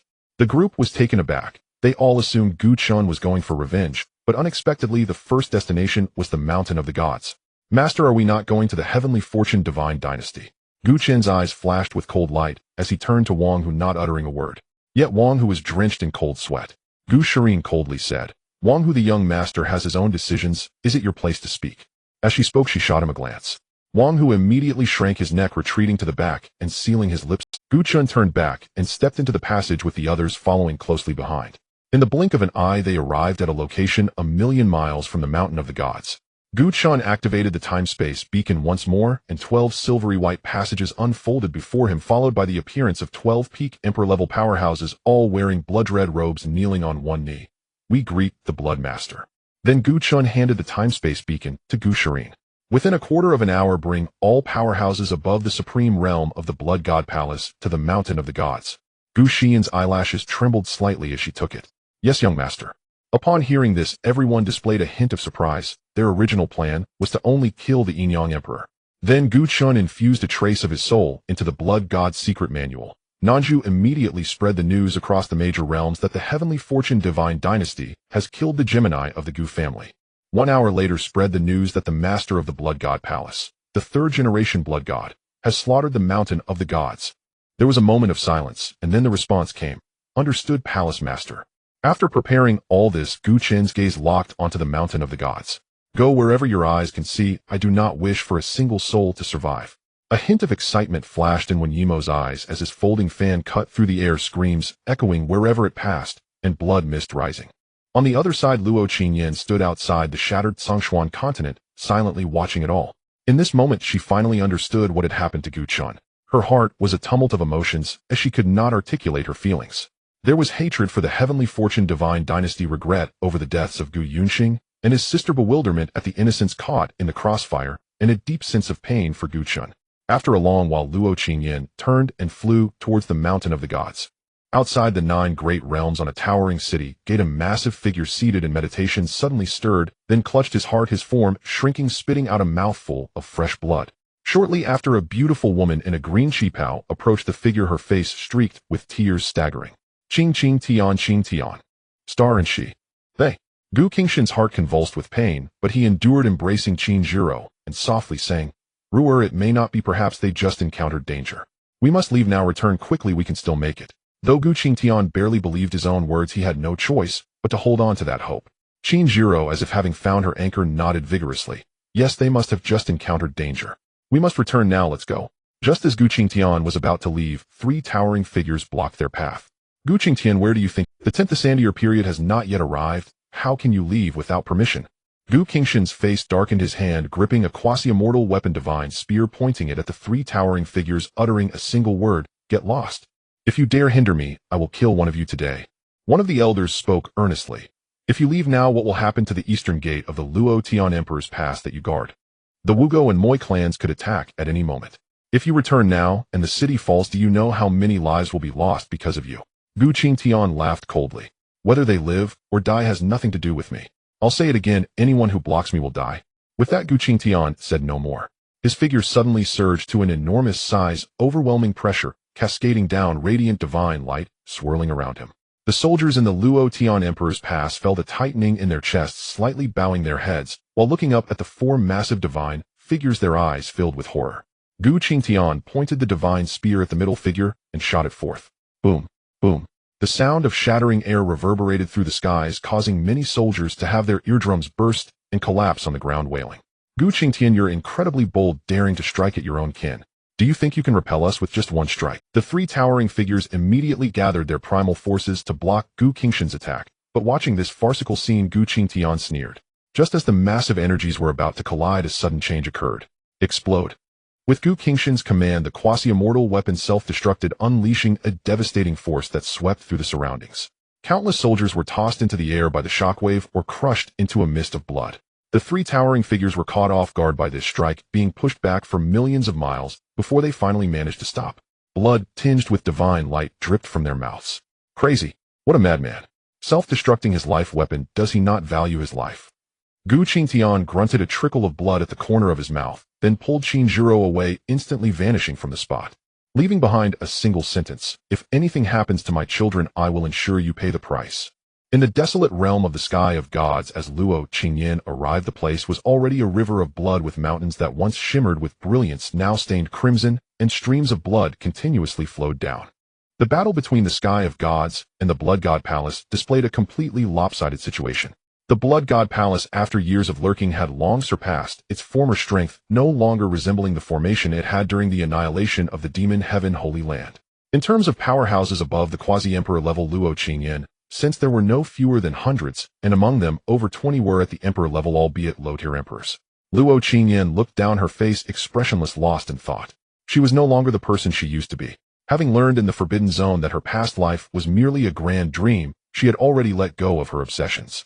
And on the day she opened her heart to Gu Chen, she regarded him as the first person in her life. No matter what Gu Chen did, she shared a part of it. If that heart-to-heart conversation allowed Luo Qingyan to acknowledge Gu Chen's position in her heart, then witnessing the death of the Gu Yunxing siblings today made her even clearer about what she truly desired. If Gu Chen were to die before her eyes, she would probably do something even more extreme. Moreover, what right did she have to criticize Gu Chen? A phrase Gu Chen once told her flashed through her mind: one must understand the suffering of others before advising them to be kind. She had also heard Gu Chen speak of his past 20 years. For her, the Gu Yunxing siblings were merely Gu Chen's younger brother and sister, but for Gu Chen, they were family he had spent a decade with. To him, they were not only his siblings, but also his children. Strictly speaking, the death of the Gu Yunxing siblings also bore a part of her responsibility. Over the years, she had watched the Blood God Palace grow, and no one understood its true potential better than she did. If it weren't for Gu Chen's consideration for her feelings, the Blood God Palace might have already stood atop the 9 domains. This disaster would never have occurred. Luo Qingyan stepped forward, leaving that area, and arrived at the depths of the sky of gods, where the battle was most intense. Here the corpses of emperors lay sprawled, and the blood of emperors scattered, with even the air thick with the scent of blood. Spatial rifts were everywhere. Luo Qingyan did not pay attention to the clashes between the emperors, but instead turned her gaze to one particular area. There was the aura of the Heavenly Emperor, along with 6 other familiar fluctuations. Luo Qingyan's figure flickered, and she entered the void space. Fellow Taoist, lend me a hand, and I shall repay you generously. The Yin-Yang Heavenly Emperor was disturbed by this group of sudden ants, and initially thought that his emperor-level prowess would easily resolve the situation. Unexpectedly, these 5 individuals possessed astonishing strength, and one even mastered the dual supreme Tao laws of time and space, matching his own power. The more he fought, the more alarmed he became. If this continued, he was highly likely to be killed. Just as he contemplated fleeing, a strange river of stars blocked his path, trapping him within this space. Just as despair began to rise in the Yin-Yang Heavenly Emperor's heart, he suddenly sensed a heavenly emperor's aura, and thus sought her help. Gu Chen and the others were also startled by this turn of events, and halted their actions. In an instant this space fell into a peculiar calm, and when everyone saw who had arrived their expressions varied as they collectively looked towards Gu Chen. When Gu Chen met Luo Qingjian's crystalline blue eyes, his consciousness regained some clarity, and the redness in his gaze faded slightly. He looked at the blood on himself, feeling somewhat at a loss. He instinctively opened his mouth, wanting to explain something, but found there was nothing to explain. Everything that had happened was as she had seen. He then took a deep breath. You all continue to deal with the Yinyang Heavenly Emperor, I will go to her. The others exchanged glances, but did not refute him, continuing to assault the Yinyang Heavenly Emperor. With Gu Chen absent, the pressure on the Yinyang Heavenly Emperor was significantly reduced. Fellow Taoist, if you assist me, I will agree to any condition. Fellow Taoist. He continued to plead for help from Luo Qingyan while fighting. Gu Chen instinctively tightened his grip on the blood god spear, a trace of struggle crossing his eyes. Qian, are you here to stop me? After saying this, Gu Chen seemed to expend all his strength, his aura uncontrollably leaking out, but then his gaze became resolute again, tightening his grip on the blood god spear. No one could stop his plan, not even her. Luo Qingyan said nothing, her eyes fixed on Gu Chen, a trace of anger flashing between her brows. Gu Chen, is this how you see me? Gu Chen was taken aback. What did this mean? Was it the meaning he understood? For a moment Gu Chen found it hard to believe. You. Luo Qingyan shot him a glare. Idiot, what are you hesitating for? Hurry up and finish him. After saying this, Luo Qingyan ignored Gu Chen and headed towards the chaotic battle. The Yinyang Heavenly Emperor looked at the icy blue light approaching him and felt a surge of joy. Thank you, fellow Taoist, for your assistance. Yinyang is immensely grateful. The other five looked on as Luo Qingyan drew near, their eyes filled with despair. If she truly came to aid the Yinyang Heavenly Emperor, they would no longer have the chance to slay him. Save the thanks for the next life. Luo Qingyan gathered a chilling sword in her palm, the source of the extreme cold Tao enveloping her, and her body suddenly expanded tens of thousands of times, matching the size of the Yinyang Heavenly Emperor. With a sword thrust, snowflakes imbued with the essence of extreme cold fell in the void space, producing a bone-chilling coldness. The surrounding rubble, powder, and even emperor blood were frozen by this aura. The Yinyang Heavenly Emperor had no time to think and raised a pale golden great halberd to block in front of him. Clang! After one exchange, the Yinyang Heavenly Emperor spat out a mouthful of blood, while Luo Qingyan merely trembled her fingers. At this moment, the Yinyang Heavenly Emperor realized he had been played. They were in league together. This realization filled him with fury as he struggled against Luo Qingyan with his already heavily injured body.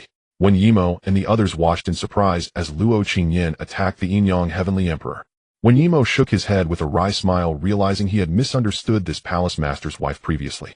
He had thought it impossible for two individuals with such different personalities to get along so harmoniously. Perhaps this palace master's wife was also a kindred spirit. It turned out he had misjudged her. When Yimo chuckled softly, and then said coldly, "Let's all go together and kill him." With a flick of a folding fan, blades made of yin and yang energies surged towards the Yinyang Heavenly Emperor. Although his role in this battle was not significant, he had created enough opportunities for them. The other four joined in and surrounded the Yinyang Heavenly Emperor.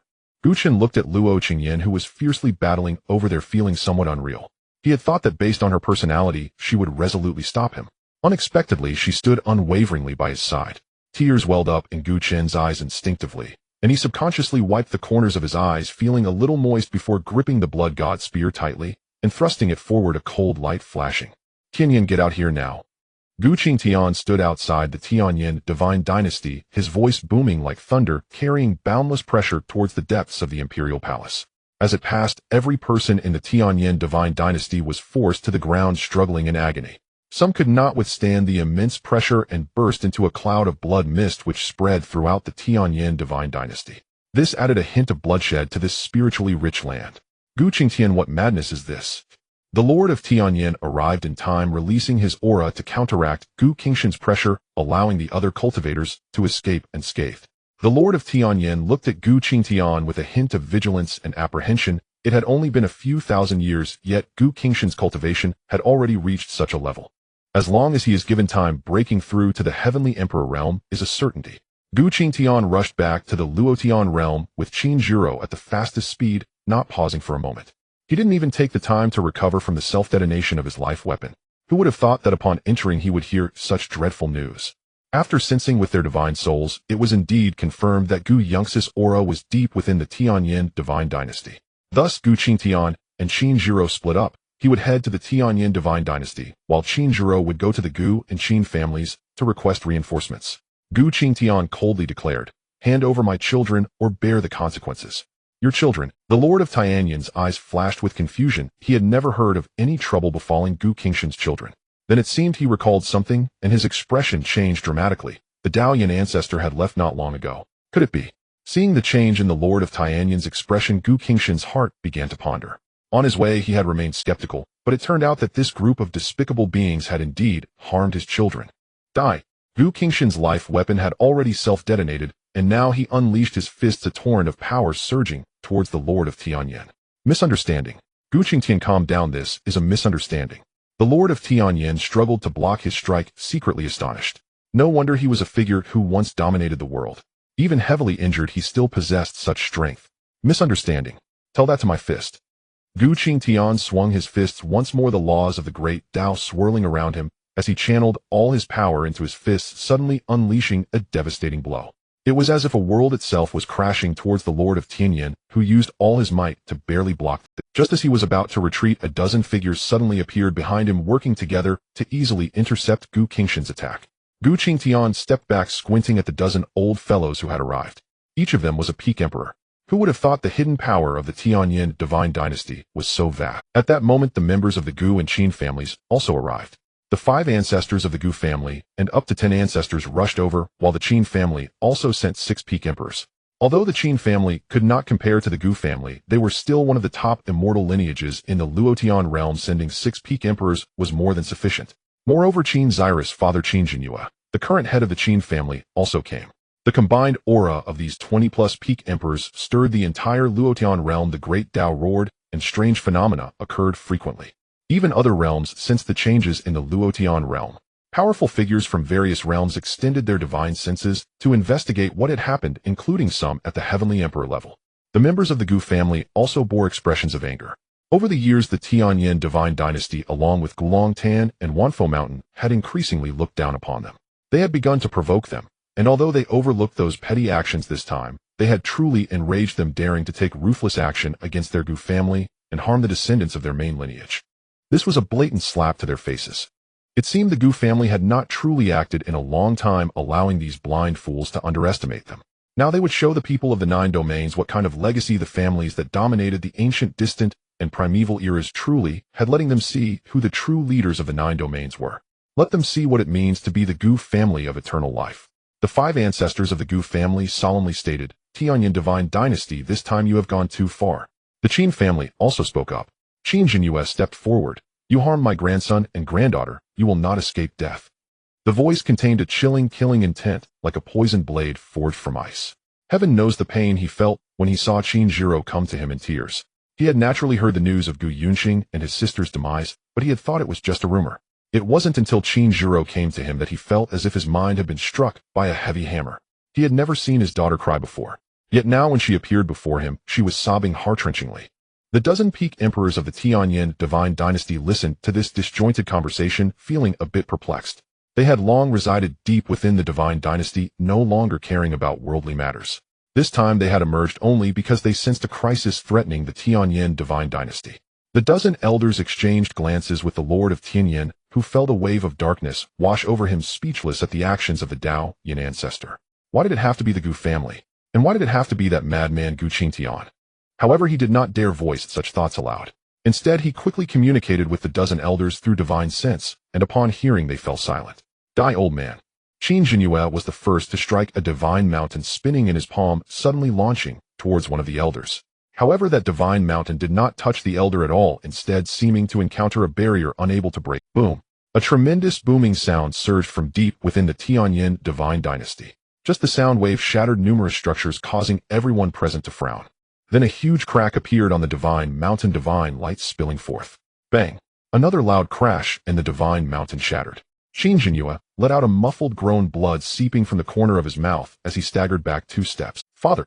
Qin Zhiro darted forward to support Qin Jinhua, her face full of concern, though she had already cried before the traces of tears remained on her face. Qin Jinhua forced a smile, waving his hand nonchalantly. "Ruer, it's nothing. This injury is nothing to me." How could it be nothing? That was a strike from a heavenly emperor. Qin Zhiro knew very well who had just attacked. No one other than a heavenly emperor could so easily dismantle her father's divine mountain. A middle-aged man dressed in a golden robe with a cold complexion stood in the midst of the crowd. It was the Tao. He faced the gazes of the crowd without changing his expression, but internally he sighed. Despite his efforts to leave no trace, he had still been seen through. Yet it was merely a moment of reflection. Admitting fault was out of the question. Are you sure you want to go to war with my Tianyin divine dynasty over 2 juniors? The Dao Yin emperor showed no hesitation, directly presenting the truth before them. Gu Qingshan's pupils constricted, suddenly blood vessels reddening in his eyes. His fists clenched tightly, trembling slightly, his fingertips digging into his flesh as drops of imperial blood, glowing with divine light, fell to the ground. He gritted his teeth. Where are my son and daughter? This question was almost squeezed out from his throat, his voice trembling uncontrollably. The Dao Yin emperor's eyes flashed with a hint of mockery. They are naturally dead, and besides, who knows better than you if they are dead or alive? Die. An old man dressed in coarse garments, slightly hunched, arrived at this location. He was the keeper of the Gu family's treasury. The essence of the great Tao flowed around him, radiating a tremendous pressure belonging to the Heavenly Emperor. Heavenly Elder. The Gu family members bowed upon seeing the old man, while the Chen family members were clearly shocked. They had never encountered this sudden appearance of an old man, and among the Heavenly Emperors known to the Gu family, none could match him, implying that the Gu family had unexpectedly produced a Heavenly Emperor. The Dao Yin Heavenly Emperor felt a hint of trepidation. He had seen the Gu family's Heavenly Emperor, and they were all at the Imperial Pass, but this was the only one he had never encountered. Furthermore, the unfamiliar old man before him emanated an extremely dangerous aura. Realizing this, he quickly sent a message to another Heavenly Emperor at the Luotian Imperial Pass, urging him to come for support. I will entertain him, you all handle the others. Upon finishing his words, the seemingly withered hand of the Heavenly Elder turned, as if nurturing a piece of heavenly thunder in his palm. A thread of energy leaked out, causing the space within 100,000 miles to collapse, and everyone around was suddenly thrown into the void. At that moment, the previously empty void unexpectedly filled with a vast expanse of dark clouds stretching endlessly. In the center of the clouds, lightning flickered. A colossal, colorful dragon entwined with chaotic gray mist surged from the heart of the thunder, charging towards the Dao Yin Heavenly Emperor. Its scales bore chaotic lightning patterns, amplifying the dragon's overwhelming presence, so oppressive that even the peak emperors struggled to breathe. Chaotic heavenly thunder. The face of the Dao Yin Heavenly Emperor changed dramatically, losing all semblance of arrogance. It was no wonder. The chaotic heavenly thunder was a primary branch of the chaotic Dao. It could be considered a pseudo-supreme Dao, and this power was clearly beyond the reach of an ordinary heavenly emperor. At the very least, it was that of a 7-star heavenly emperor. Yet he was merely a 3-star heavenly emperor. A casual strike from this chaotic thunder dragon could very well inflict grave injuries upon him. He no longer entertained the thought of facing the Heavenly Elder. Heat in his mind was solely focused on one thought: survive. While dodging the attacks of the chaotic thunder dragon, he frantically communicated with another Heavenly Emperor of the Heavenly Yin Divine Dynasty, Chen Yin Heavenly Emperor. It was only because the Heavenly Elder had not truly acted, otherwise he would have no time to contact Chen Yin Heavenly Emperor. The Heavenly Elder stood above, controlling the chaotic thunder dragon effortlessly, as if toying with a little white mouse. As for the dozen or so elders from the Heavenly Yin Divine Dynasty, they were already dumbfounded by this spectacle, frozen in place, without anyone daring to act. What a joke! They had unwittingly provoked such a powerful being, and they were blissfully unaware. A 7-star Heavenly Emperor. Even if their 2 ancestral Heavenly Emperors joined forces, they would not suffice to withstand him. As for them, if that Heavenly Emperor had desired to act, dealing with them would have been as simple as lifting a finger. Now, without the restraint of the Heavenly Emperor, the Gu family and the Qin family could unleash their full power in battle. Qin Jinyue gathered a mountain of divine energy in his palm, initiating the blaze of battle. Having suffered such a significant setback, couldn't he seek retribution? He couldn't defeat the Heavenly Emperor, but could he not handle these aging old geezers? Battle was imminent. The great emperors of the Gu family and the Qin family each chose an opponent. Qin Zhiro was also filled with ire, with no outlet for release. Wielding a heavy sword, she charged towards the 2 peak emperors of the Heavenly Yin Divine Dynasty. Meanwhile, Gu Qingtian engaged in a fierce struggle with 3 peak emperors. In an instant, the void was resplendent with colors, divine lights illuminating every corner. The sounds of fierce battle reverberated across this realm, with the Gu family and the Qin family completely overpowering the Heavenly Yin Divine Dynasty. Unless something unexpected occurred, the downfall of the Heavenly Yin Divine Dynasty would happen today. The Divine Mountains. The battle here was also nearing its end. I can lower my cultivation and release the essence of the Yin Yang Dao, as long as you grant me a path to survival. The yin-yang heavenly emperor was covered in injuries, his body gleaming with divine blood that stained him completely. There was a horrific blood hole in his chest surrounded by an icy essence that could not be staunched. Blood continually flowed. His aura had weakened to its lowest point, reaching a dead end. It was likely that even a casual peak emperor could. Chen sat on the blood divine emperor's throne, looking down at the yin-yang heavenly emperor in a state of utter disarray, sneering, naive. He then waved his hand coldly, saying, "Kill him."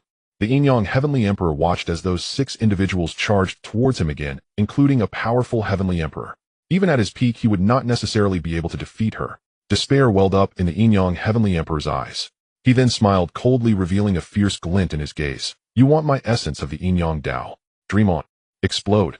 With that exclamation, countless cracks appeared on the yin-yang heavenly emperor's body, divine blood gushed forth, and a destructive aura surged forth, causing the yin and yang energies in the void to become agitated like a ferocious beast making a final desperate struggle. Everyone's faces changed drastically. A heavenly emperor's self-detonation was no trifling matter. At such close proximity, even if they were also heavenly emperors, they would not escape unscathed, let alone them. Chen showed no panic in his eyes. Instead, he leisurely rose, looking at the yin-yang heavenly emperor as if observing an ant struggling beneath his feet. Chen formed hand seals, and threads of energy emerged from his hands, resembling countless starry threads. In an instant, they encircled the yin-yang heavenly emperor. World-confining star river diagram, seal it. From the moment he conceived the idea to encircle the yin-yang heavenly emperor, Chen had already anticipated all possibilities, let alone this little self-detonation trick. The vast star river surrounding everyone swiftly contracted, passing through them, as if returning to its rightful place. Upon reaching that starry thread, the star river immediately spread throughout the entire encirclement, causing the yin-yang heavenly emperor's aura to stagnate, and the self-detonation ceased. His body had completely ceased to move, with only his eyes wide open in disbelief, unable to fathom the scene before him. He could not have imagined that the star river possessed such tremendous power. A flash of blood light shimmered in Chen's eyes. Blood divine emperor's throne, blood slaughter. The blood light radiating from the blood divine emperor's throne extended for thousands of miles. A blood-colored light path connected from beneath Chen's feet to the world-confining star river diagram. Everyone's gaze sharpened, and they retreated thousands of miles in unison, including Luo Qingyan. Only after distancing themselves enough did the feeling of unease dissipate. He then carefully observed the blood path, and the result he saw left them all astounded. What was appearing to be a blood-colored light path was in fact a gigantic killing array composed of millions of blood threads. The blood threads intertwined meticulously, forming an unparalleled mountain array with immense lethality. Luo Qingyan looked at the blood path, her face also bearing a grave expression. If she were trapped inside, it would likely be difficult for her to escape. In the span of a single breath, the blood path blazed with divine radiance, and countless crimson filaments spread across the starry river. Countless new wounds appeared upon the yin-yang celestial emperor's body, especially around his neck, where the gash extended toward the center, revealing his stark white laryngeal bone. Chen clenched his fist. Chunk! Invisible blood filaments coalesced, instantly severing the yin-yang celestial emperor's neck clean. Imperial blood erupted 3 zhang high. The yin-yang celestial emperor's eyes snapped wide open. Instinctively, he clutched at his throat, as if such a gesture could halt the fatal wound. Yet his hands betrayed him, growing weak and unresponsive. Dizziness overwhelmed him. The world spun violently, then plunged into absolute lightless darkness. At that very moment, a brilliant golden light flashed from within the yin-yang celestial emperor's skull, his nascent soul, but it was imprisoned, utterly immobilized by the Star River boundary map. Chen strode forward atop the blood god pedestal, gliding across the blood path. Wherever he passed, the crimson filaments parted like obedient waves, clearing a broad, unobstructed avenue. Lao Wen, come. When Yimo's face lit up with elation. This was the moment he had awaited. Without hesitation, he stepped onto the path Chen had just traversed, following closely behind. A crimson glow shimmered in Chen's palm as the 8th page of the Blood Mystic Codex unfurled. Crimson sigils surged forth, enveloping both the yin-yang celestial emperor's nascent soul and his severed head. Sees heaven. A resplendent river of stars, brilliantly bifurcated into luminous black and white, was drawn forth by Chen. When Yimo's heart thundered like a war drum, each beat louder than the last, as though striving to shatter the yin-yang celestial emperor's skull itself. Were it not for his deliberate suppression of this surge, he would have lost all control over his own body. He knew precisely what this was, the primordial essence of the yin-yang Tao. His gaze then shifted to Chen. He had assumed Chen had summoned him merely to absorb the flesh, to inhale the aura of the Tao's essence, and thereby advance further. He never imagined Chen would extract the primordial essence itself. Such a heaven-defying technique belonged solely to him, and no other. Thank you, Lord of the Hall. When Yimo bowed deeply before Gu Chen, no jest lingered in his voice, nor in the solemn gravity etched across his face. Sit cross-legged, calm your spirit. When Yimo remained silent, settling into position to stabilize his nascent soul, Gu Chen, without restraint or ceremony, injected the entire primordial essence of the Yin-Yang Tao directly into Wen Yimo's spiritual sea. When Yimo let out a stifled groan, his features contorting in agony, but his jaw clenched tight, teeth grinding in unwavering resolve. He knew full well, should he falter now, death would be his only fate. Yet should he succeed, he would break free from his chrysalis, reborn anew. Unlike Luo Qingyan, when Yimo had lingered at the peak of the Celestial Emperor realm for untold millennia, even without Gu Chen's aid, he would soon have sensed and begun refining the primordial essence of the Yin-Yang Tao. Yet time was their most dire scarcity. Gu Chen allowed no slow contemplation. Instead, he propelled Wen Yimo forward in one decisive, irreversible step. Watching Wen Yimo gradually settle into deep cultivation, Gu Chen withdrew his hand and turned his gaze toward Ruoshui.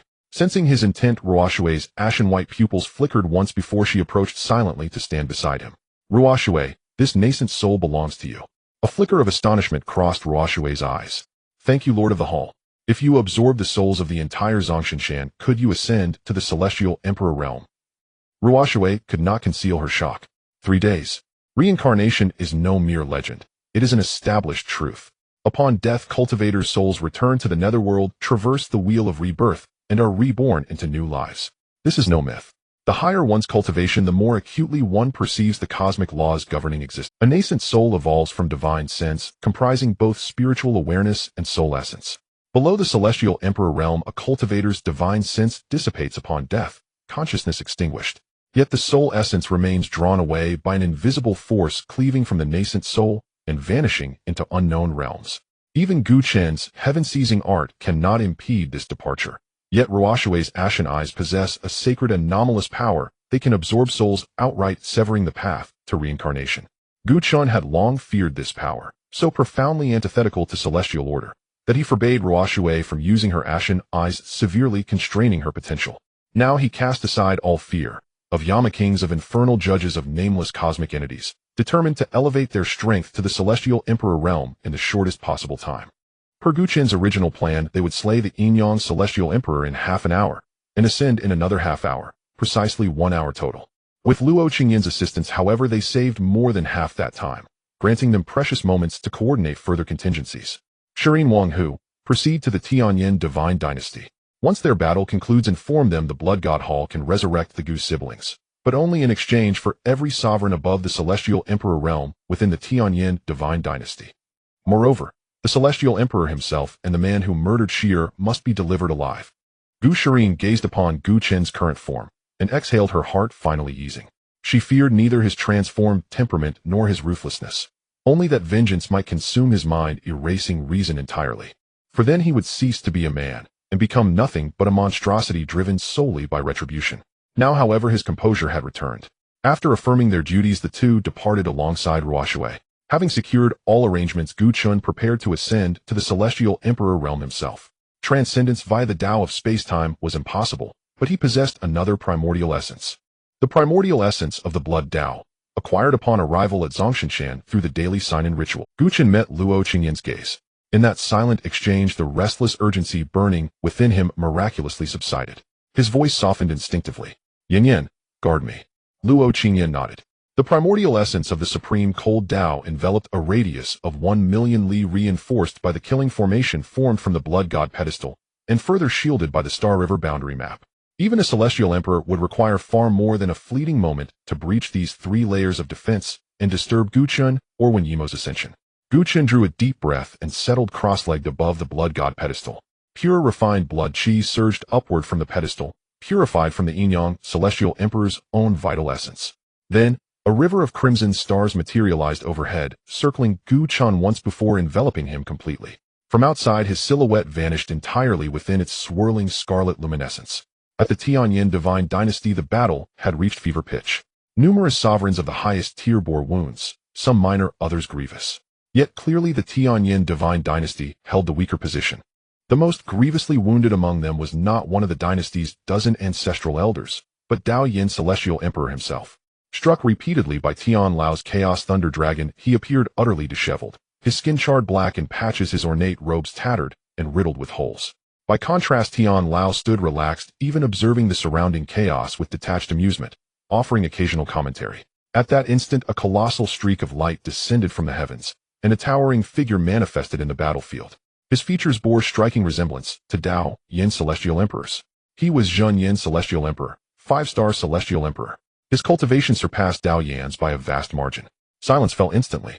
The two warring factions, moments ago locked in brutal combat, now separated with uncanny synchrony, standing apart and glaring coldly at one another. Zhen Yin Celestial Emperor swept his divine sense across the field, brows knitting faintly. Even if Dao Yin mistakenly slew your two young Gu clan heirs, you have gone too far. His gaze then settled upon Tian Lao and Gu Qingtian. You unleash slaughter across the Luotian realm. Do you fear no accountability from the city lord? Let him dare come to our Gu clan and demand restitution.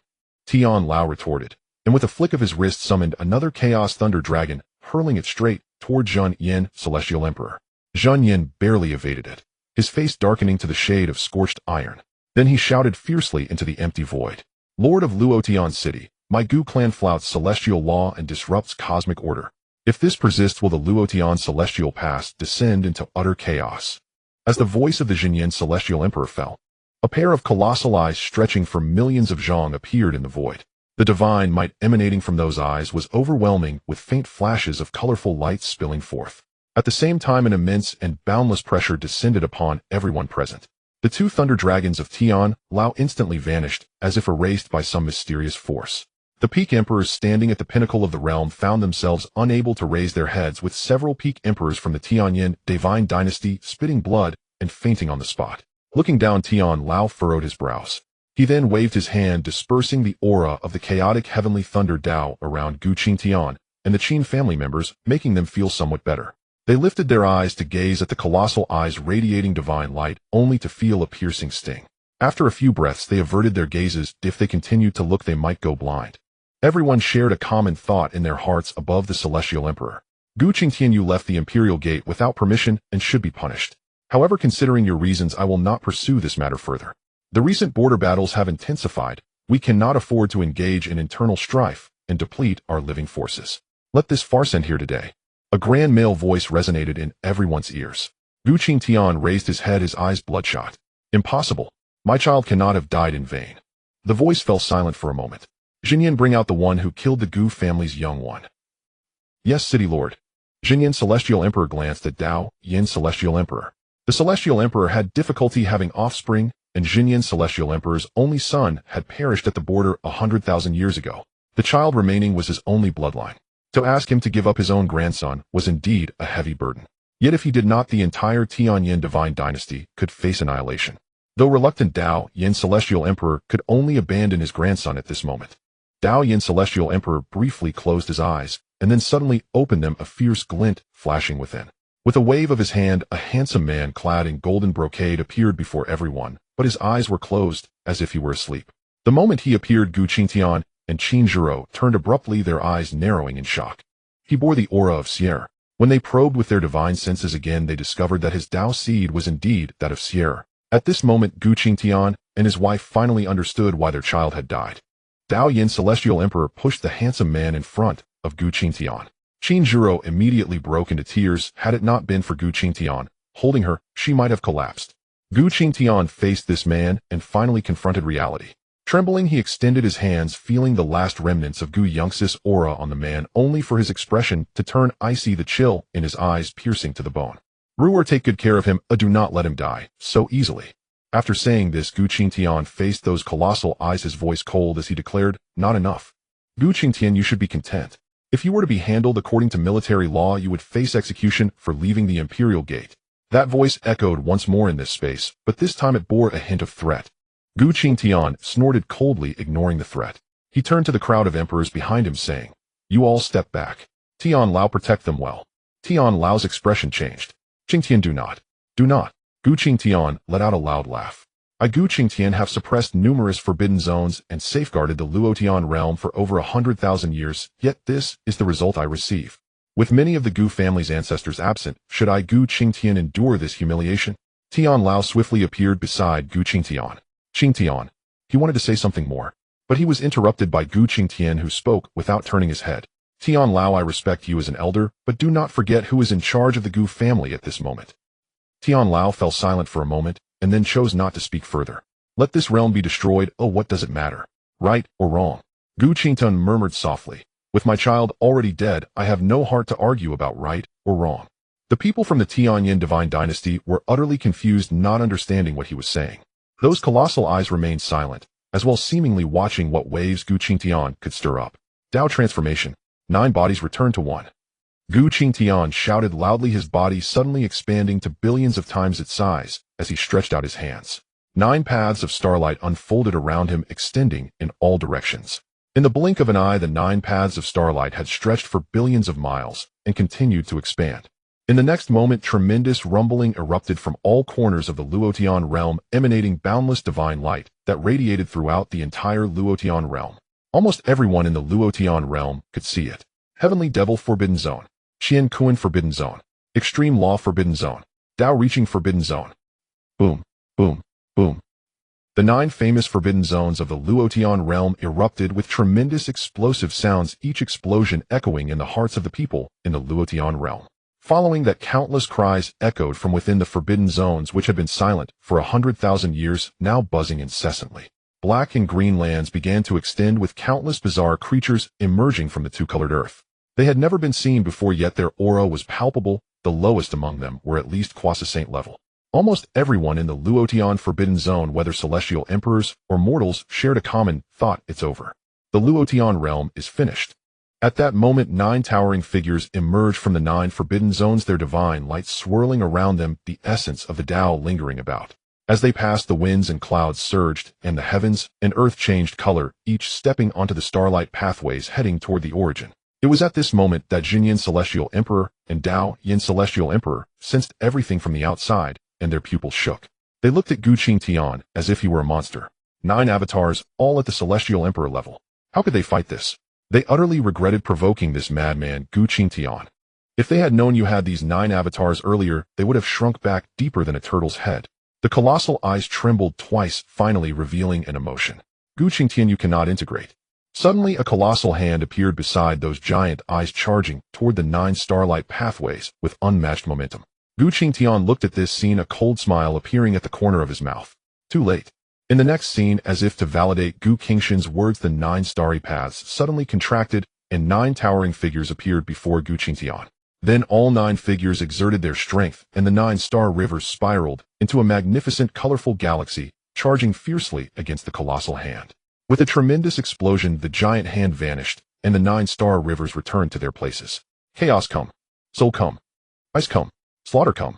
Gu Qingtian waved his hand, and the towering figures transformed into a vast, boundless stream of light that merged into his body. With each stream of light that fused, Gu Qingshan's form doubled in size, and his aura surged dramatically. By the time all 9 figures had merged, Gu Qingshan's form had truly become one that obscured the heavens and blotted out the sun. His immense body nearly filled the entire void space, with the originally massive giant eye before him appearing smaller than a fingernail. 9 different forms and colors of foundational paths swirled around him, coiling like gigantic dragons. Under Gu Qingshan's oppressive presence, the dozens of ancestors from the Tianyin divine dynasty, including the Tianyin master, were reduced to a mist of blood. Even their souls had no time to escape before they turned to ash. The 2 emperors were forced to prostrate on the ground, unable to rise, even finding it difficult to lift their eyes. The entire void space trembled violently, as if a chorus of wails echoed in everyone's ears. The previously stable void space cracked open, with numerous fissures leading to the outside world, the Luotian realm. Gu Qingtian frowned as he gazed toward the outside. Although he did not care for the lives of those people, the Gu family members must not perish. Gu Qingtian fixed his gaze on the giant eye, and with a wave of his hand it exploded into a mist of blood. You stabilize the Gu family, the rest need not concern you. After speaking, Gu Qingtian tore open a fissure, his colossal divine form slipping inside. Tian Lao watched this scene, still in shock. Thousands of years ago, Qingtian only had 6 avatars, and was merely at the early stage of an emperor. Truly, the later waves of the Yangtze River push the earlier waves aside, while the former waves perish on the beach. At that moment, 2 figures unexpectedly walked, and their appearances blurred, their auras tightly concealed. Even Tian Lao could not discern their cultivation. Tianyin greets the esteemed seniors, Gu Shirin said, holding a black and white ancient zither. Wang, who clad in black and red armor, stood beside her. Tian Lao furrowed his brow, standing before the many emperors with a thunder dragon dancing in his palm. We have come to convey a message from the Home Master. The Blood God Temple can resurrect the Gu siblings. Are you serious? Qin Zhiro suddenly looked up, disregarding the danger, as she dashed in front of Gu Shirin and Wang Hu. Gu Shirin and Wang Hu gazed at the close Qin Zhiro, their faces revealing a complex expression, especially Wang, who had received much care from the family matriarch when he first arrived at the Gu family. He concealed the emotions in his eyes and stepped forward, saying blandly, "It is indeed true." Then Wang Hu relayed Gu Qin's intentions to them. "The man who killed Sierra is here. Here, take him." Just as Qin Zhiro was about to hand over the grandson of the Dao Yin Emperor to Wang Hu, Qin Jinyue approached her and placed a hand on her shoulder. "Wait." Qin Jinyue's eyes flickered with a hint of caution. "Words are not enough. What evidence do you have?" At that moment, Tian Lao unexpectedly spoke. "Let them give it a try." Qin Jinyue turned to look astonished. These two had a mysterious background. He had heard of the Blood God Temple. He had not expected them to survive amidst the eradication of the three major top immortal forces, and they appeared to be doing quite well. Although he could not see through their strength, their unflinching demeanor beneath the oppressive aura proved that they were at least, yet they had no involvement with the Blood God Temple. Why would they come to assist them? Though he had never heard of anyone being able to live again, he knew that even if resurrection were possible, the price would be anything but ordinary. Even if they sought the bodies of those emperors and heavenly emperors, what could be compared to the cost of resurrecting a single? He could grasp the various peculiarities here. He did not believe Tian Lao would be unaware. Under the puzzled gazes of the crowd, Tian Lao reiterated, "Let them give it a try." With Tian Lao's command, Qin Jinyue ceased to obstruct them. Qin Zhiro then handed over the grandson of the Dao Yin Emperor. Qin Jinyue watched that repulsive face float past his eyes, almost unable to resist throwing a punch. It was truly a great regret that such a person had not been tortured to death in their hands. Subsequently, a thunder dragon leaped from Tian Lao's hand, delivering the bodies of the deceased emperors who died here to the two. He then looked at the remaining two heavenly emperors, his brow furrowing slightly. While he had 100% confidence in killing them, capturing them alive only had an 80% chance. He dared not gamble on that 20%. "Tian, you come out one for each." As soon as Tian Lao's voice fell, a young boy seemingly around 18 or 19 appeared in this void space. He even had some baby fat on his face, chewing on a blade of grass with a faint smile on his face. He looked like an extremely ordinary youth, the kind that wouldn't stand out in a crowd. But who would have thought that he was the legendary Tianyu Emperor of the Gu family? No, he should now be called Tianyu Tian Emperor. He was the survival king of the Gu family. It was also because of him that Gu Chen was elevated to the position of divine son. "Tian Lao, do you really believe what the Blood God Temple says?" Tianyu Tian Emperor glanced at Wang Hu and the others. Tian Lao remained silent for a second. "I believe that since he has spoken, then he must be able to resurrect." "Do you know the master of the Blood God Temple?" Tian Lao did not speak. He only cast a complex glance at Wang Hu and the others, feeling a hint of relief in his heart. Fortunately, he had only observed from the sidelines and had not intervened, nor had he informed others. Otherwise, given Qin Tian's temperament, the Gu family would likely have to endure another upheaval. The turmoil during the ancient era had divided the Gu family into two factions, causing a sharp decline in their strength. The current Gu family could not withstand any more losses. Tianyu Tian Emperor shrugged. "Then fine, I'll follow your lead." The Zhen Yin Tian Emperor and the Dao Yin Tian Emperor finally managed to recover from the oppressive aura. If it weren't for Gu Qingtian deliberately concentrating his pressure on them, they wouldn't be in such a dire state. The final outcome was without a doubt. They were directly captured by Tian Lao and Tianyu Emperor and sealed within a special treasure. "Thank you all. In 3 months we await good news." After the people from the Gu family and the Qin family returned, Wang Hu and Gu Shirin swept across the entire Tianyin divine dynasty with their divine sense, only to discover that there was not a single emperor present. It seems they have poured all their resources into those dozen or so ancestors. Subsequently, the two stood at the border of the Tianyin divine dynasty, one to the south and the other to the north, as a massive light curtain gradually formed, enveloping the entire Tianyin divine dynasty. Even if the peak emperors of the Tianyin divine dynasty were all dead, there were still many cultivators below the emperor realm serving as a backup blood pool, which was completely sufficient. The two did not forget to observe the situation of the several forbidden zones in the distance, and it was not promising. The forces closest to the 9 forbidden zones had all been annihilated, including several immortal sects. Those rare and unseen emperors and heavenly emperors emerged, guarding their families and the forces they belonged to. It was very easy for them to leave the Luotian realm, but unfortunately the people below could not leave, so they could only remain here. Not everyone could be as elusive as the Blood God Palace. The entire Luotian realm is now in. Even though there were strong beings blocking the spread of the two-colored land, they still felt somewhat powerless, only able to delay and slow down its spread, but not completely eradicate it. Countless undead, powerful bone dragons, strange and potent trees, blood-colored thorns, and yellow scarecrows appeared on the land of the Luotian realm. Ordinary cultivators could not defeat them at all, only able to escape in a flurry or be killed. Slightly stronger cultivators, after exhausting themselves to kill a monster, would see it resurrected in the blink of an eye emerging from the ground. Only the Tao origin powers of those heavenly emperors could delay the resurrection of these undead monsters. Without their presence, the Luotian realm would likely be completely slaughtered by this group of undead monsters in a few years. Heroes emerge in chaotic times, and so do tyrants. This chaos is exactly what Chen wishes. However, the timing has come a bit earlier than expected. Chen had been pondering how to incite this great chaos, but unexpectedly the surprise came knocking at his door. The Tianyin divine dynasty, guarded by Wang Hu and Gu Shirin, has not been disturbed by those undead monsters. Some unaware cultivators within the divine dynasty even thought they were some ancestors of the dynasty expressing their gratitude towards the two. However, no one knew that when Gu Qingshan's 9 bodies merged as one, an explosion had occurred beneath the palace of the Tianyin divine dynasty. At that time, Gu Qingtian attracted nearly everyone's attention. No one noticed the subtle sound coming from beneath the divine dynasty. In the void space, it was calm as usual, not knowing how far it was from the Tianyin divine dynasty. A blood-clothed supreme tore open a spatial rift to enter, with blood veining his eyes, yet devoid of any light, like a puppet being controlled. He reached out with one hand, piercing his abdomen with 5 sharp fingers, causing a spray of blood to fall, yet there was no trace of pain on his face, as if merely touched by a bug. Then he surprisingly pulled out a bottle from his abdomen, within which was a small, dark, golden dragon coiled quietly inside, as if it were asleep. Then he clenched his fist and struck his head fiercely. Bang! The head burst open like a watermelon, blood splattering everywhere. Yet in the center of the bright red blood there was a drop of dark golden blood floating untainted by any other blood. As the crimson blood neared it, it seemed to be intercepted by a barrier falling beneath it. At that moment, the dark golden dragon in the bottle suddenly opened its eyes and charged violently at the bottle. Crack! The bottle shattered, and the dragon shot towards the drop of dark golden blood like a streak of light. At the moment of contact, the surrounding darkness illuminated with blood light as streams of air swirled around the drop of dark golden blood, crushing the debris and corpses into powder. About a quarter of an hour later, the blood light faded and a man completely unclothed appeared at the center of the blood light, his eyes blood red, as if soaked in blood, with black-red patterns spreading from the corners of his eyes across his entire body, resembling a black-red spider web clinging to him. Heh!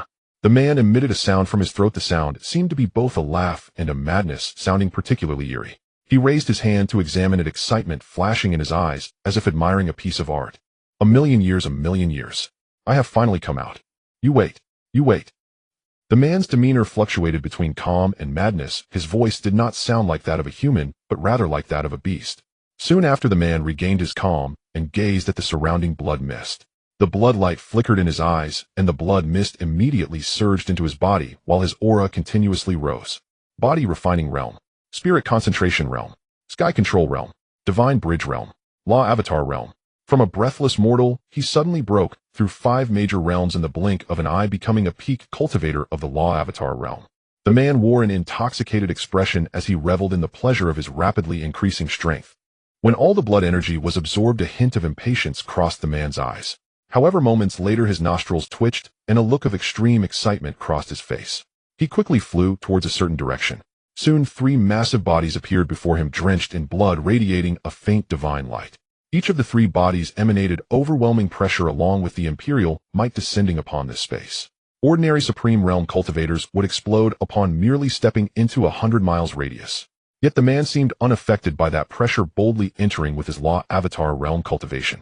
He strolled leisurely to one of the massive bodies, extending his body to gently sniff the scent of its blood. His face was filled with joy, his eyes flickering with red light. Then he leaned over the gigantic body, frantically biting into the blood and flesh, as if he were a tiger that had not eaten for several days. With each mouthful of blood and flesh he consumed, his aura would greatly enhance. In just a few moments he leaped across multiple realms to reach the Quasi-Saint realm. He lifted his head, his face smeared with blood, yet he paid no mind, instead licking the blood foam from his lips, revealing a look of pleasure. He steadied his breath, and then buried his head in the blood hole, filled with bite marks tearing into the blood and flesh, while his aura steadily increased. If Chen were here, he would surely recognize that the three bodies belong to the three peak emperor ancestors of the demon heaven sacred land. Hello, third-generation blood god body. We meet again. The man dressed in a dark robe with golden edges bore a hint of satisfaction on his face. Song Yin. Upon seeing Song Yin, Chen's pupils suddenly constricted involuntarily, taking 2 steps back. Once again they met in such an unexpected manner. Just as he was about to absorb and refine the essence of the blood Tao, he was pulled into this fantastical space. Chen felt no warmth of reunion with an old friend, only an icy chill from the depths of his heart. Their first meeting was right after he obtained the blood god body the second time during his breakthrough to the emperor level, and now this is their third encounter. From humble beginnings to now, he has always been shadowed by the first-generation blood god body. This inevitably made Chen think deeper. Song Yin observed Chen's reaction and chuckled softly. There's no need to be afraid. I am already dead. Oh, what threat could I pose to you? Senior, you said the same thing last time. Chen narrowed his eyes slightly. Song Yin was momentarily taken aback, pondering. I seem to remember saying should back then. I once practiced the blood Tao. Oh, at that time I could faintly touch the essence of the Tao. Perhaps it contains a trace, and since we are both blood god bodies, perhaps that is the reason we can meet again. Chen was not so trusting of Song Yin now. His words sounded half believable. Chen casually remarked, Senior, are you here to remind me of something again? You guessed correctly. Chen was taken aback. He had merely said it offhandedly, not expecting Song Yin to actually come with that purpose. Song Yin smiled faintly. What do you think of the blood shadow demon eye? Just answer according to what you have in mind. The blood shadow demon eye is indeed a significant weapon under the heavenly emperor, but it is clearly insufficient against the heavenly emperor. Chen spoke honestly. When he faced the extreme cold heavenly emperor, he had this feeling. Most of his victories in battles against stronger foes were achieved through the blood shadow demon eye, but before the heavenly emperor, it was akin to a full-powered strike from the blood god spear. It could hardly inflict any substantial damage on such powerful beings. The fundamental ability of the blood shadow demon eye is not to kill nor to break illusions, but to replicate. Hearing the word replicate, Chen's mind immediately recalled another ability of the blood shadow demon eye, the blood shadow life puppet. Song Yin did not give Chen much time to ponder, and continued. The potential of the blood god body is far beyond your imagination. The precious blood is merely a trivial aspect of its capabilities. The most powerful ability of the blood god body is assimilation. If those 3 drops of source blood are the blood god Bodhi's life-saving ability, then replication and assimilation are its dominion capabilities. Song Yin spoke another cryptic term. Then he turned and waved his hand, and a phantom pool appeared beside them, filled with a purple-black liquid. It looked strikingly similar to the blood of the immortal creatures he encountered in the Forbidden Zone. Chen's pupils trembled. He felt he was about to guess what Song Yin intended to do. Pay close attention. Once Song Yin finished speaking, streams of golden red blood energy emanated from his body and mixed with the pale purple liquid. In an instant, the pale purple liquid transformed into golden red blood. Then Song Yin's eyes turned blood red with golden red patterns appearing at the corners. He activated the blood shadow demon eye. Song Yin grasped with one hand, and streams of golden red blood flowed from the pool into his palm, gradually forming a small figure which resembled the extreme cold heavenly emperor. Song Yin glanced at Chen and then crushed the figure in his palm, turning it into streams of blood energy that returned to the pool. Immediately a drop of pale purple blood appeared at his fingertip. He suspended this drop of blood in the center of the pool, then raised his hand. A pool of pale golden blood flowed through that drop of blood, transforming back into pale purple blood and returning to the pool. Song Yin clenched his palm, and familiar immortal creatures appeared in the pool. Bone dragons, tree demons, scarecrows. Look again. Song Yin's blood energy spilled out, mingling with the pale purple liquid, creating a balance, and the blood did not transform, but instead fused. Indeed, it fused. A violet golden blood emerged, and under Song Yin's manipulation, that violet golden blood gradually took the shape of a person, also modeled after the extreme cold heavenly emperor, but this time the skin was no longer yellow, instead it was purple. Do you see clearly? This is assimilation and replication. Assimilation allows for the transformation and fusion of blood, while replication can create life forms based on the genes of this blood through the blood shadow demon eye. The life forms produced through replication possess a certain level of intelligence not inferior to ordinary people. They can be commanded to do anything, and one can control them with their divine soul. Chen felt a storm surge within him, unable to calm down for a long time. He didn't even know how to describe it.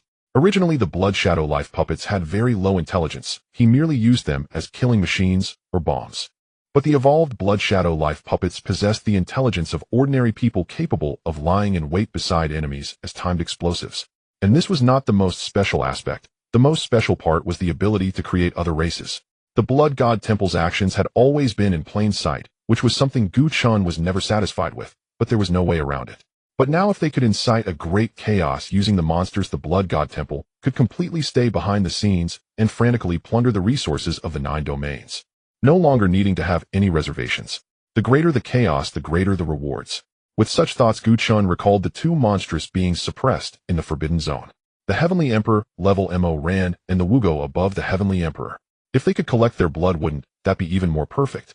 If Gu Chen's guess was correct, those immortal beings were formed from their dissipated powers. One can only imagine how powerful they would be. How perfect would their bloodline be? As Gu Chen pondered this, Song Yan's body became transparent. Song Yan sighed, drawing Gu Chen's thoughts back. Goodbye, this should be our true final meeting. Senior, you said the same thing last time. Gu Chen retorted unceremoniously. Song Yan was taken aback, then a smile appeared on his lips. Then I look forward to our next meeting. No, I look forward to meeting you, but I don't really want to meet you. Gu Chen said what seemed like a contradictory statement. Song Yan chuckled, then I wish you success in living beyond the Heavenly Emperor, and with that Song Yan's figure dissipated. The wariness in Gu Chen's eyes deepened.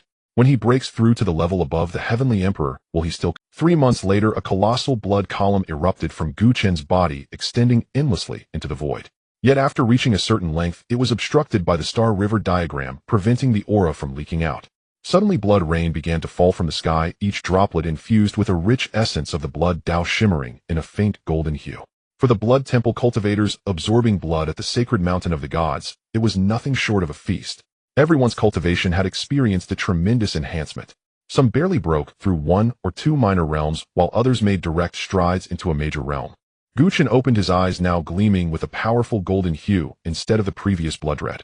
His face was adorned with faint golden patterns. Luo Qingyan and Wen Yimo stood beside Gu Chen, guarding him. Upon seeing Gu Chen awaken, they leaned closer. Gu Chen glanced at Wen Yimo and noticed a phantom Tai Chi diagram behind him where 2 dragons, one white and one black, danced. These 2 dragons seemed to have evolved from the black and white divine fish, exuding the essence of the Yin-Yang Tao. Clearly, they had already broken through to the Heavenly Emperor realm. Old One, what is the situation outside? According to the original timeline, it should have been after both you and when Yimo broke through to the Heavenly Emperor that Nanzhu would spread the news, causing chaos in the realms while they harvested the blood of cultivators fighting to sustain themselves. However, the appearance of Song Yan was unexpected. In that peculiar space, he felt no sense of time passing. When Yimo waved her fan, it has been 3 months since we absorbed the Tao's essence. 3 months. A flash of astonishment crossed Gu Chen's eyes, as this was far too divergent from his plans. But there's no need to rush, some unexpected changes have occurred. When Yimo then relayed the messages from Wang Hu and others along with the major events that had transpired during this time. Moreover, Weak Water and the Human Slayer had already broken through to the Heavenly Emperor realm. Unlike Wen Yimo, who was special, their Tao essence was occupied by other Heavenly Emperors, so they only needed to continually comprehend their own Tao and absorb and refine the Tao's essence to break through to the Heavenly Emperor. Now the Luo Tian realm is in utter chaos, with those immortal beings occupying nearly half the territory. If it weren't for the support of the Heavenly Emperors from the other 8 realms, the Luo Tian realm might have been lost. Gu Chen's eyes flashed with golden light. This was indeed good news. He had not anticipated that his father would be so formidable, directly annihilating the higher combat forces of the Tian Yin Divine Dynasty and instigating this apocalyptic war. Unfortunately, he could not personally deal with those old geezers from the Tian Yin Divine Dynasty. It seemed that not only the Forbidden Zone was sealed, but the other zones likely contained Mo Ran or Wu Gu. A glimmer of cold light flashed in Gu Chen's eyes. Let's add fuel to this war. Gu Chen informed Wen Yimo about Mo Ran and Wu Gu. Old One, go and obtain a drop of blood from both Mo Ran and Wu Gu. I will be waiting for you at the Tian Yin Divine Dynasty. Wen Yimo agreed, then left the sacred mountain of the gods to break the seals in a forbidden zone of the Luo Tian realm and collect the blood. After Wen Yimo departed, Gu Chen slightly adjusted his aura, his gaze returning to normal and the golden patterns on his face vanishing. Qingyan, let's go. Gu Chen turned to Luo Qingyan, who flashed a gleam of insight in her eyes. Gu Chen, did you encounter the first-generation blood god body? Moi. Gu Chen was taken aback. Qingyan, how did you know? This situation is similar to when you last broke through to the Emperor realm. You were clearly on the verge of a breakthrough, but then inexplicably halted, and your aura became ethereal and elusive. Luo Qingyan shared her reasoning. Gu Chen's eyes revealed a note of vigilance. Yes, he has revealed another secret about the blood god body to me. Moreover, when I break through to the realm above Heavenly Emperor, we should meet again. Luo Qingyan did not press for more details, instead advising, be careful. I find this person very strange. In any case, it doesn't hurt to be more vigilant. Gu Chen also reflected on the past, uncovering many overlooked details and doubts. Song Yin had claimed to be dead every time, yet he seemed to know so much about the affairs of this world. He seemed to know everything about the immortal monsters and the extreme cold heavenly emperor they encountered in the Forbidden Zone. With his peak emperor strength, he shouldn't be able to reach the depths of the Forbidden Zone, let alone meet the extreme cold heavenly emperor. It was as if he were under constant surveillance, every move seemingly monitored. Gu Chen steadied his mind. Yes, I will be cautious. For now, Song Yin had only brought him benefits, showing no malice. However, being prepared was wise. If he truly had some schemes, Gu Chen would not be left helpless. Upon entering the outside world, Gu Chen gazed at the multitude of blood temple cultivators, furrowing his brow. There were too many. He now possessed the ability to mass-produce powerful beings. Cultivators below the Emperor realm were utterly burdensome to him. After the baptism of this battle at the sacred mountain of the gods, there were already over 100 heavenly Emperor realm experts, including 3 peak emperors. Of course, excluding the 12 blood servants who cultivated entirely different branches of the blood Tao. Judging by their aura, they should be on the verge of a breakthrough, just needing a spark. Gu Chen communicated with the blood god's secret manual. Ninju, I entrust you with a task. The completion of this task will be the day your wife is revived. A slightly weary voice responded, yet excitement could not be concealed. All right, Palace Master, you can rest assured. Gu Chen pointed at the 3 peak emperors. You 3 come here. Since Gu Chen appeared, all 3 peak emperors had their attention fixed on him. If they could earn the favor of this Palace Master, breaking through to the Heavenly Emperor was not impossible. We pay our respects to the Palace Master. The 3 peak emperors knelt down on one knee without a trace of arrogance. They had previously been mere Supreme Realm cultivators, yet now they had leaped to become peak emperors. It would be impossible to say they felt no pride. However, in front of the Palace Master, they had to reign in all their brilliance. You 3 take all cultivators below the Emperor from the Blood Temple and go assassinate the immortal forces in the Luotian realm. Gu Chen then named several immortal forces for them to target before sending them off to the Luotian realm.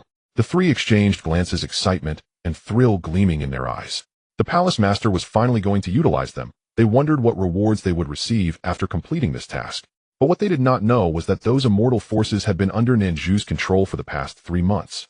At once, the 3 of them became streaks of bloodlight, marshalling Shui Shundian's cultivators to carry out an assassination in the Luotian Jiu. 12 Shuepu. With a swish, 12 blood-like silhouettes knelt before Gu Chen like phantoms. Hail, Bloodlord! Follow me. Soon Gu Chen, Luo Qingyan, and the 12 Shuepu reached the border of Tianyin Xinchao.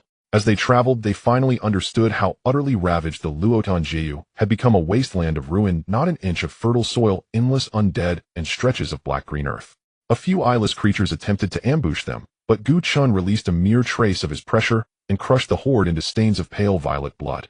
Gu Chen sensed numerous presences at the source of the Forbidden Zone, beings at the Tian D realm fortifying seals to prevent the demons within from emerging.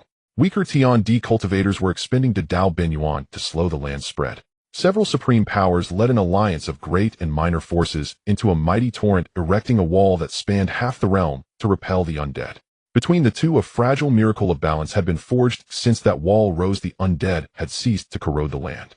The nearer they drew to the center, the fewer the undead and the calmer the world. Tianyin Xinchao sat at the heart of the Luotian Jiu and had not been overrun. Inside, cultivators went about their lives and cultivation with unaffected ease, as if the outside chaos could never touch them. Young master! Master! At the scent of Gu Chen, the 2 leapt here in an instant. Wang Hu then presented to Gu Chen a dozen imperial bodies of Peak Di, the grandson of Jinyan Tiandi, and several sealed treasures containing the essences of 2 Tian Di. Gu Chen weighed the sealed treasures in his palm. They could add at least 2 Tian Di to Shui Xindian's ranks. Even ordinary Dao Benyuan were the mark of a Tian Di. Separated from a Da Di by an entire tier of life, Gu Chen asked, what ranks remain among Tianyin Shen chaos cultivators?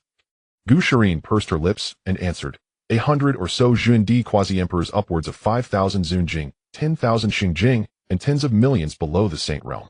Gu Chen stared at Gu Shirin in surprise. He had not expected Tianyin Xinchao to harbor such strength beneath its topmost elites. His thoughts then turned to the Gu family. A single Xingjing counted as an elder, and even the 18 ancestral founders were merely Zunjing. If the long-lived Gu Jia spanning 3 eras possessed only such a configuration of strength, they would have been annihilated long ago. They could not have endured so many ages without a reason. The only explanations were that the Gu Jia concealed their true might, or that their main stronghold lay far beyond the Luotian Jiu. Where might that be? Beyond the 9 realms. Gu Chen dismissed the thought for the moment, producing the Jinjie Xinghatu and using it to shroud their aura. 12 Shuep who cleanse Tianyan Xinxiao with blood, leave none. At once, the 12 blood attendants flared into bloodlight and entered the barrier set by Wang Hu and his companion. Before long the air inside the barrier rang with shrieks of agony. Gu Shirin glanced up at Gu Chun and whispered, "Young master, within the bounds of Tianyan Xinxiao there are more than a dozen mortal dynasties, roughly 10 billion common folk." She fell silent, holding her breath so as not to disturb Gu Chun. Luo Qingyan and Wang Hu turned to Gu Chun. Just as Luo Qingyan was about to speak, Gu Chun, expressionless, said, "Then release them." The three exhaled in unison, and Gu Chun issued new orders to the 12 Shuepu. Gu Chun fixed his gaze on Gu Shirin. Her heart tightened. Shirin opened the second form of the Jiushang, Xiantian Qin, and break through the Tian Di realm. Gu Xian's body stiffened, and she answered haltingly, "Yes, young master." "And you, Wang Hu?" Gu Chun continued. "You must break through the Tian Di realm as well. No more delay." Wang Hu swallowed and replied, "Very well." Both men read the uncompromising resolve in Gu Chen's eyes. Gu Shirin inhaled deeply and flew to the center of Tianyan Xinxiao directly above the imperial palace. She sat cross-legged in the void. The Jiushang, Xiantian Qin, laid before her. "Jiushang Xuantian gods and demons reversed," she intoned. The Qin, once black and white, grew wholly jet black. The carved world-devouring demon upon its face seemed to stir. Ink-dark currents of qi spilled forth, swallowing the white-robed immortal to the left as if devouring him. In a brief instant all trace of white was gone from the instrument, leaving only the image of a demon consuming all beings. The demonic qi circling the Qin sank into Gu Xian's body. She gave a muffled groan as her eyes darkened to pitch-black filaments of demonic aura flickering forth. 3,000 strands of hair seemingly tainted by that qi floated. Without wind, her entire bearing shifted. Her serene bamboo-like poise transformed into that of a female overlord of slaughter, exuding a bone-chilling presence that seemed to stain the very air. All warmth left Gu Xian's eyes, only a ravenous thirst for blood remained. She plucked the strings, and black sound waves burst forth, massacring every cultivator within tens of thousands of kilometers. As each cultivator died, threads of demonic qi rose from their bodies and poured into Gu Shirin, swelling her power. She seemed intoxicated by the taste, and played with frenzied abandon. Gates of the nether yellow springs rode, the beasts of judgment tread. She sang, invoking visions that rolled like subterranean judges to the surface. Bridge of oblivion, Meng Pas brew past lives, all forgotten. Countless apparitions, as if infernal judges from the underworld, manifested in Tianyan Xinxiao and set upon the cultivators in sight. Cauldrons of oil, iron thorn trees, mountains of blades, and seas of flame. 18 tortures materialized one by one. A blood-yellow Wangshuan river flowed forth from the gate of the nether, its banks hung with blood-like bien flowers. 5 pitch-black nether rivers surged down from the horizon, sweeping the demonic qi from the dead into Gu Shirin. She closed her eyes, her fingers finally stilled, and the ghosts and tortures dissolved as if they had never existed. When the peace ended, the majority of Tianyan Shen chaos cultivators lay dead. Even the princes and royal scions hiding within the palace's defensive array were taken, lifted by the dead, and subjected to the 18 tortures. Were it not for Gu Chen's deliberate protection, the dozen mortal dynasties would have perished in an instant. Zhongxingdu, the Qin technique matching the Jiushang Xiantian Qin, had been played in full by Gu Shirin for the first time. Outside, the three watched in stunned silence, rooted to the spot. Gu Chun had not expected Zhongxingdu to be so utterly sanguinary. They felt the weight of blood upon their hands and a wave of nausea. Yet their stupor passed quickly, and they recovered their composure. "Wang Hu, your turn." Wang Hu swallowed hard and looked up at the hair-whipped figure of the female overlord, a chill running through him. He gritted his teeth, pressed his hand to the blood-patterned Tian Hu arm on his right, and poured streams of blood qi into it. The once dark crimson markings flared, exuding a seductive blood aura that coalesced around him into a set of dark crimson armor.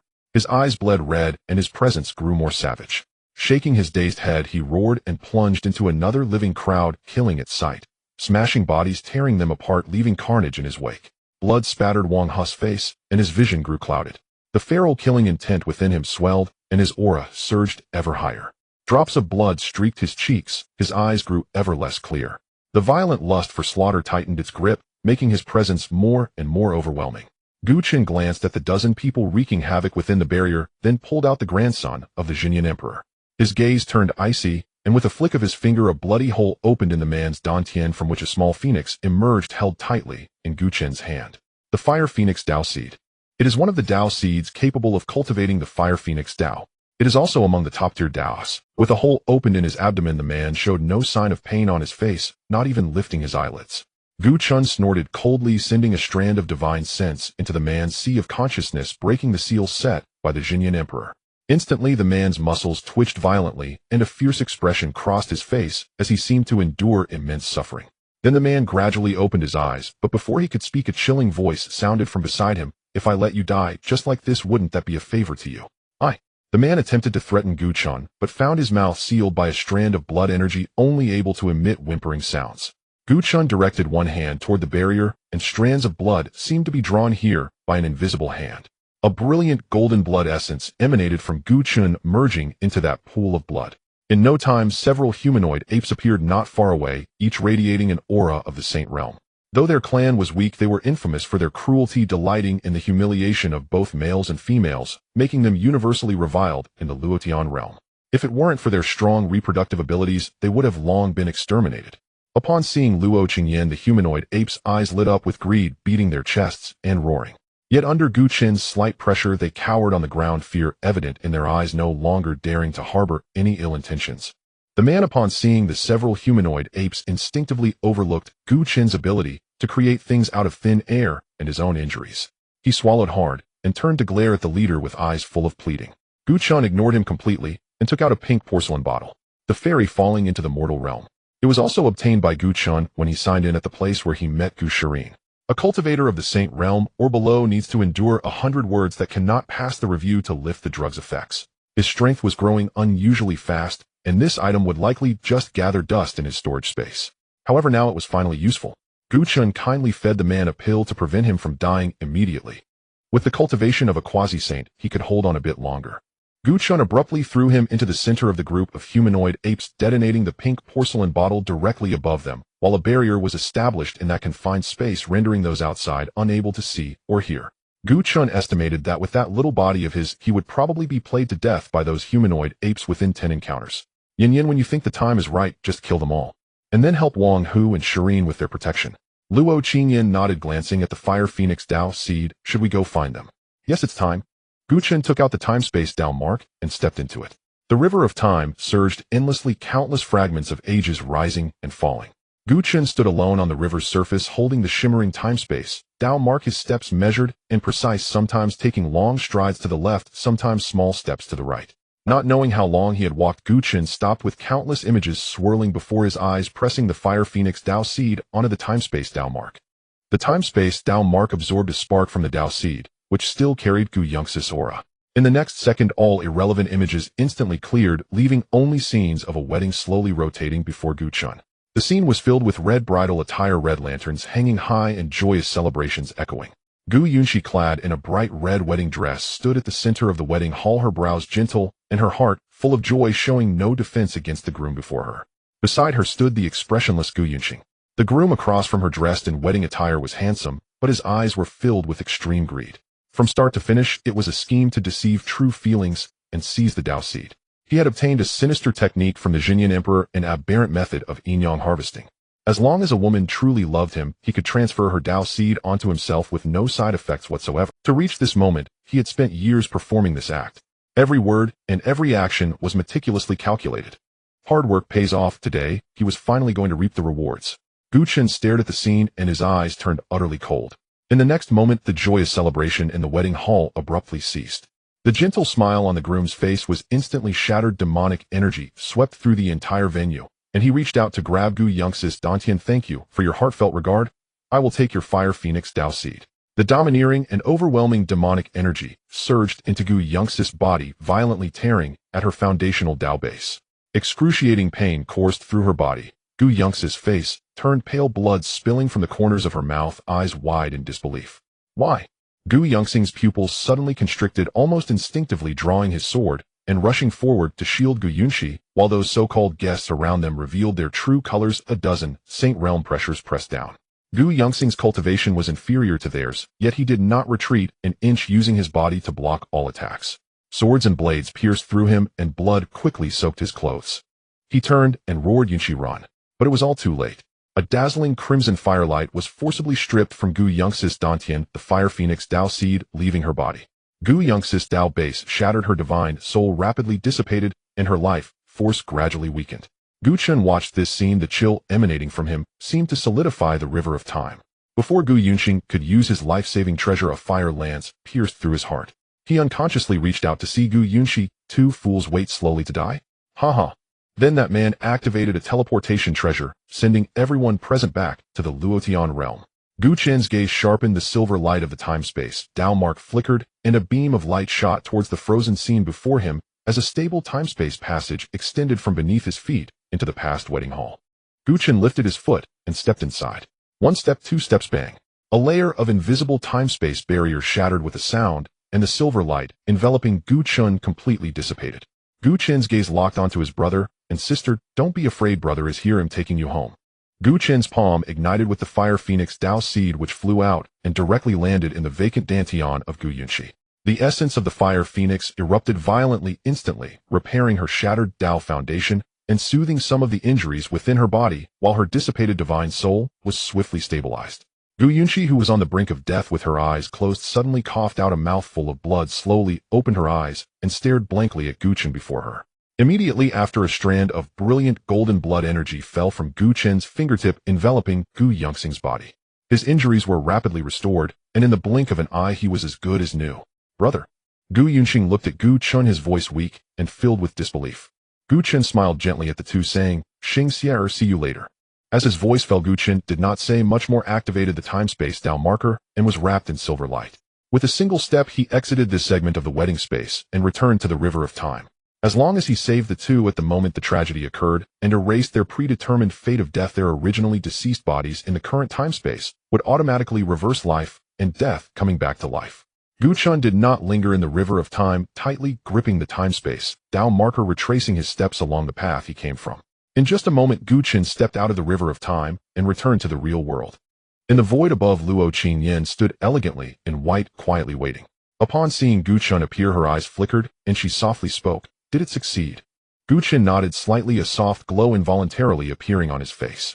Yes, he replied, raising his hand and waving it. A flash of blue light passed by. Two bodies preserved intact and sealed by the power of time and space slowly floated in midair. These were the corpses of Gu Yunxing and Gu Yunxi. The moment the two bodies manifested in the external world, the mysterious laws of time and space synchronized and completed their calibration. Bang, bang, bang. The heartbeat grew stronger, starting with Gu Yunxing, whose chest slightly rose and fell as his long silent heartbeat began to thrum again, and his pale skin gradually regained its color. His eyelashes fluttered, and he was the first to open his eyes, confusion evident in his gaze. After adapting to the surrounding light for a moment, he turned to look at Gu Chen before him.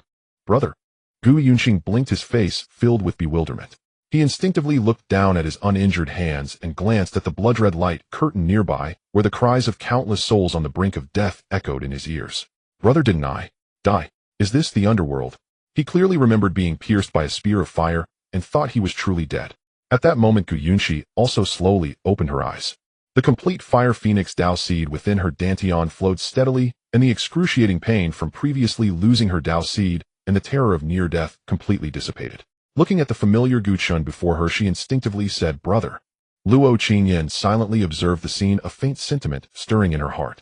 Reversing life and death with the power of time and space, changing fate, he truly managed to bring the departed back from the flow of time. Despite always believing in Gu Chen, witnessing this scene in reality left her with a deep sense of emotion. Gu Chen stepped forward, his gaze falling on his resurrected younger siblings, his tone softening completely. Welcome back. Before they could speak, Gu Chen released a wisp of divine soul into their divine seas, directly erasing all their memories after entering the lower realm. Hiding his identity was secondary. Gu Chen did not want them to return to that painful memory. Although Gu Chen had never personally experienced the betrayal of the most trusted person, he understood that it was the most bitter and painful feeling. As for letting them learn a lesson, that thought was completely absent. In the past, he had few methods, only the mother and son blood soul pearl, but he believed it was sufficient. According to the system's introduction, it could instantly teleport him to their side. The facts prove this was indeed the case, but Gu Chen overlooked the variable of the heavenly Daos will. It forcibly excluded him. Had it not blocked his steps, he might have been able to save them immediately. The time he could spend by their side would only become less and less, and the realm would soon descend into chaos. They were merely at the Croissant level. Even if they stayed in the Gu family, Gu Chen was still uneasy. Thus it would be better to equip them with self-defense capabilities. This would also relieve him of all worries. Gu Chen squeezed out 2 drops of essence blood from his fingertips, which shone like a miniature sun, radiating dazzling golden light that obscured everything around. Now that he had reached the Heavenly Emperor realm, the quality of his blood had vastly improved. A drop of essence blood was enough to elevate them to the Great Emperor realm. Combined with various treasures, it would be entirely sufficient to stack their cultivation straight to the peak of the Great Emperor realm. Gu Chen cast a layer of light blood mist over his face to conceal his appearance, and Luo Qingyan did the same. Then Gu Chen set a barrier over the 2 drops of essence blood before awakening Gu Yunxing and Gu Yunqi. Without his protection, they would likely be crushed to death by the pressure of the essence blood. Gu Yunxing and his sister looked at the two, before them a hint of vigilance rising in their hearts. Gu Yunxing stepped back slightly, instinctively shielding Gu Yunqi behind him. Gu Chen noticed his small movement and smiled. Gu Chen feigned indifference, saying, "There's no need to worry, I have been entrusted by the Gu family to guide your cultivation." Upon hearing the name of the Gu family, their hearts eased slightly, but their eyes still held suspicion. Seeing this scene, Gu Chen felt a hint of comfort in his heart. "You two wait here, I will go to the Gu family for a moment." Had it not been for the need for them to comprehend the breakthrough themselves, Gu Chen would have given them all the essence blood at once.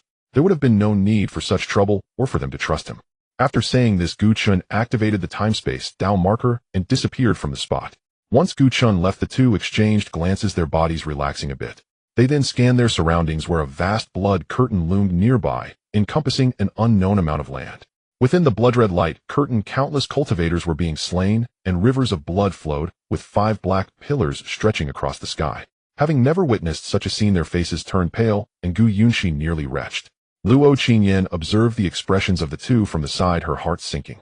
It seemed that Gu Chen's memory wipe was thorough, otherwise they would not have reacted so strongly. The two then focused their attention on a burly man in dark red armor.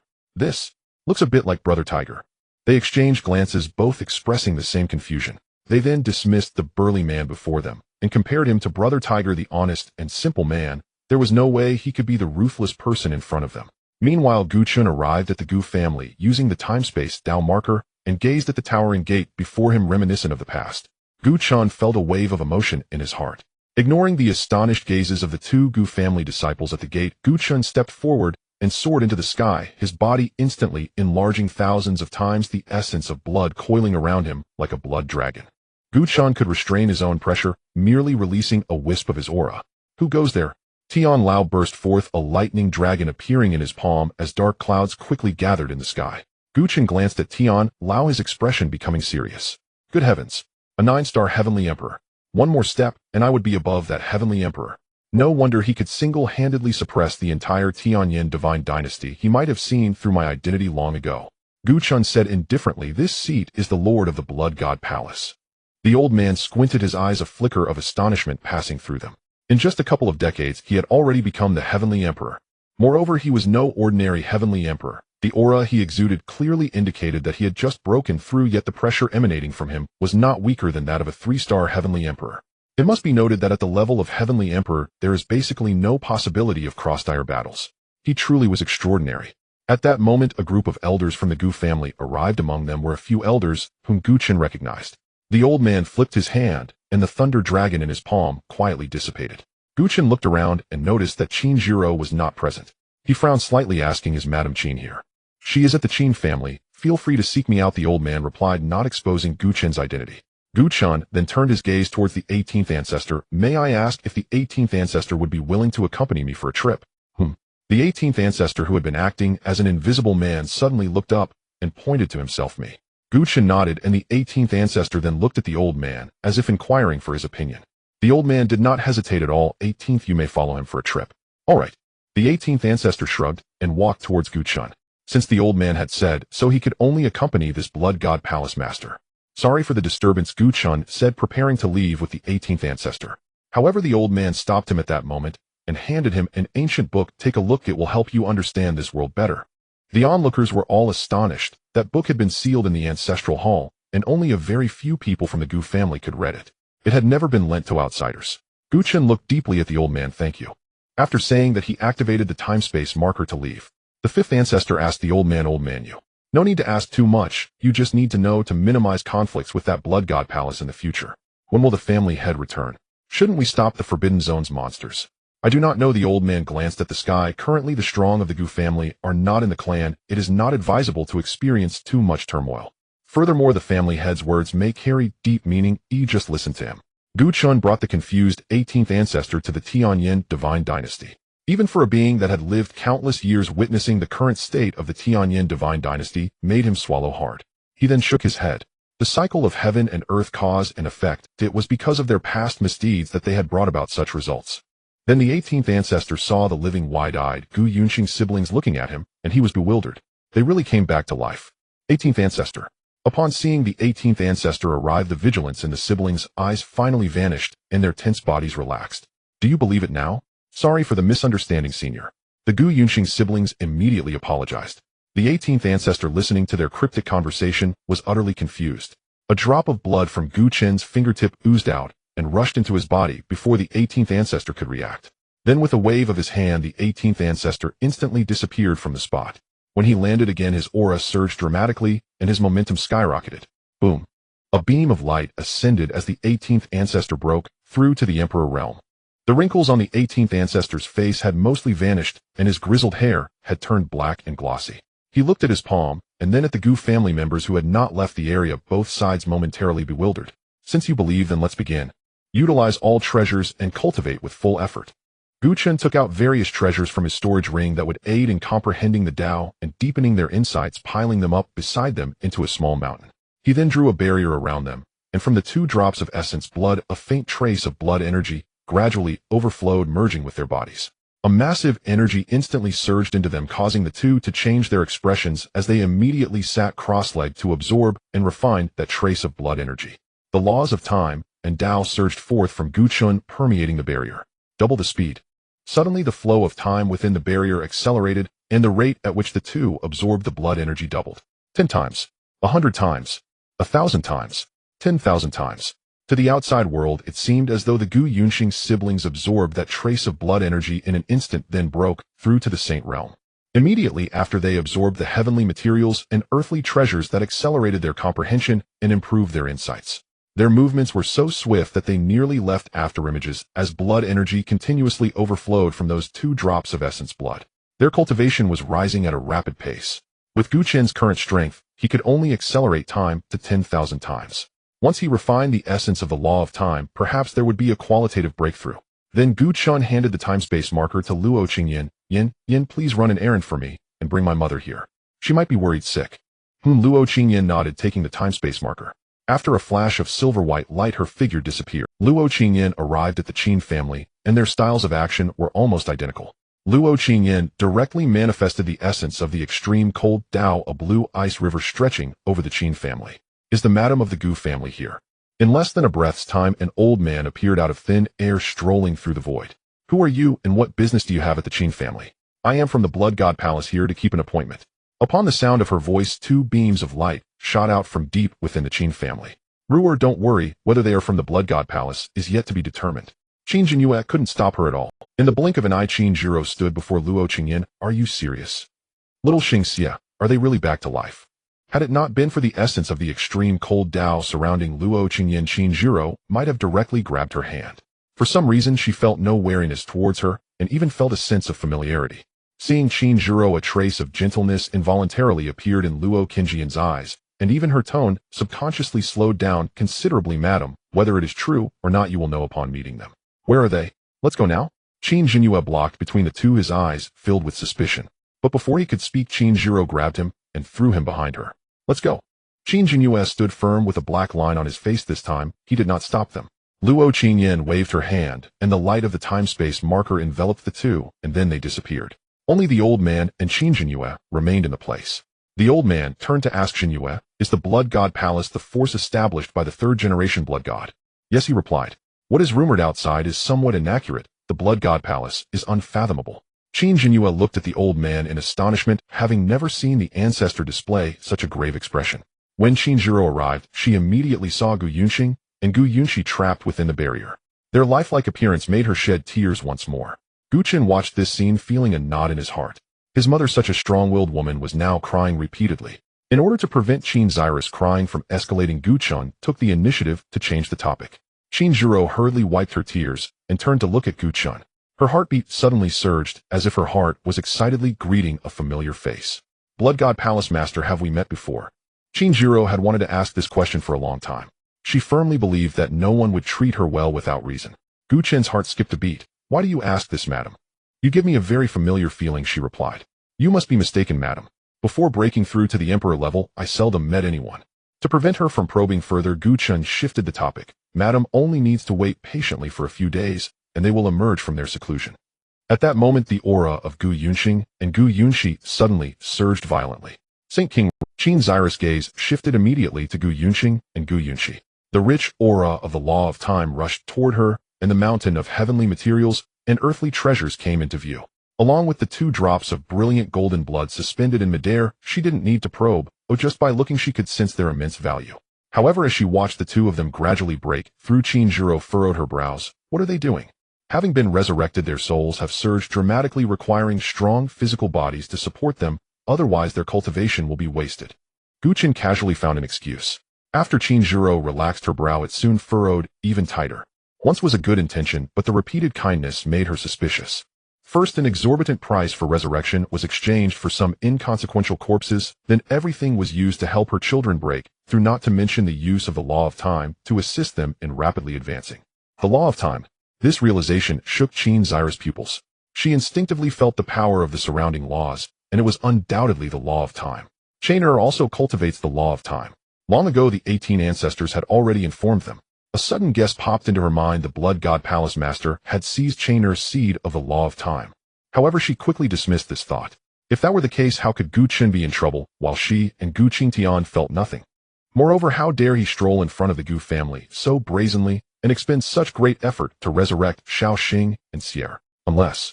Chen Zyrus' probing gaze fell on Gu Chen again, lingering unusually long enough to make Gu Chen's scalp tingle. Fortunately, at this moment, Wang Hu and Gu Shirin broke through. Boom, boom.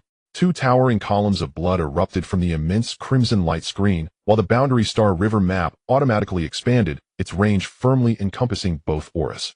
Yin Han. Gu Chen almost let it slip, quickly correcting himself. You go take Madam back to the Qin family, then return to stabilize their auras. As he spoke, Gu Chen gave Luo Qingyan a look. Luo Qingyan understood, and then tightened her grip on the time and space marker. A silver-white light suddenly appeared. Hey, wait. Before Qin Zhiro could finish her sentence, the 2 of them vanished. Gu Chen let out a sigh of relief in his moment of urgency. He overlooked that his mother was not only a fierce woman, but also an exceptionally intelligent one. Luo Qingyan returned in the blink of an eye. After sending Qin Zhiro back, she didn't pause even for a breath, and directly transported herself away, giving her no chance to speak. Luo Qingyan stood beside Gu Chen. Aunt should recognize you by now. She shouldn't, right? Then Gu Chen thought it through. Whatever, if she recognizes me, it will save. 10 days later, Gu Chen looked slightly fatigued. Even though he was now a heavenly emperor powerhouse, operating the law of time at full capacity for an extended period was still taxing. As their cultivation increased, the influence of time on them diminished. Now it was merely a 100-fold enhancement, but it was sufficient. For Gu Chen and the others it was just 10 days, but for Gu Yunxing and Gu Yunxi nearly a full cycle of 60 years had passed. Most of that time was spent comprehending their own laws. Otherwise, with Gu Chen's blood assistance, they would have broken through long ago. 60 years passed, and they both reached the peak of the emperor level. The mountain of heavenly materials and earthly treasures had long been exhausted, and those 2 drops of brilliant golden blood were on the verge of being consumed completely. In these 10 days, Wang Hu and Gu Shirin also broke through to the heavenly emperor realm, slaughtering all cultivators within the Tianyin divine dynasty and creating a blood pool with a diameter of several million li, along with 12 blood servants. Among them were the bodies of over a dozen peak emperors. When the Gu Yunxing siblings finally absorbed the 2 drops of blood, Gu Chen immediately withdrew their barrier. Without exchanging pleasantries, he tightly gripped the time and space marker and transported them to the Qin family. At the same time, a thunderous voice echoed, "Madam, the agreement has been fulfilled."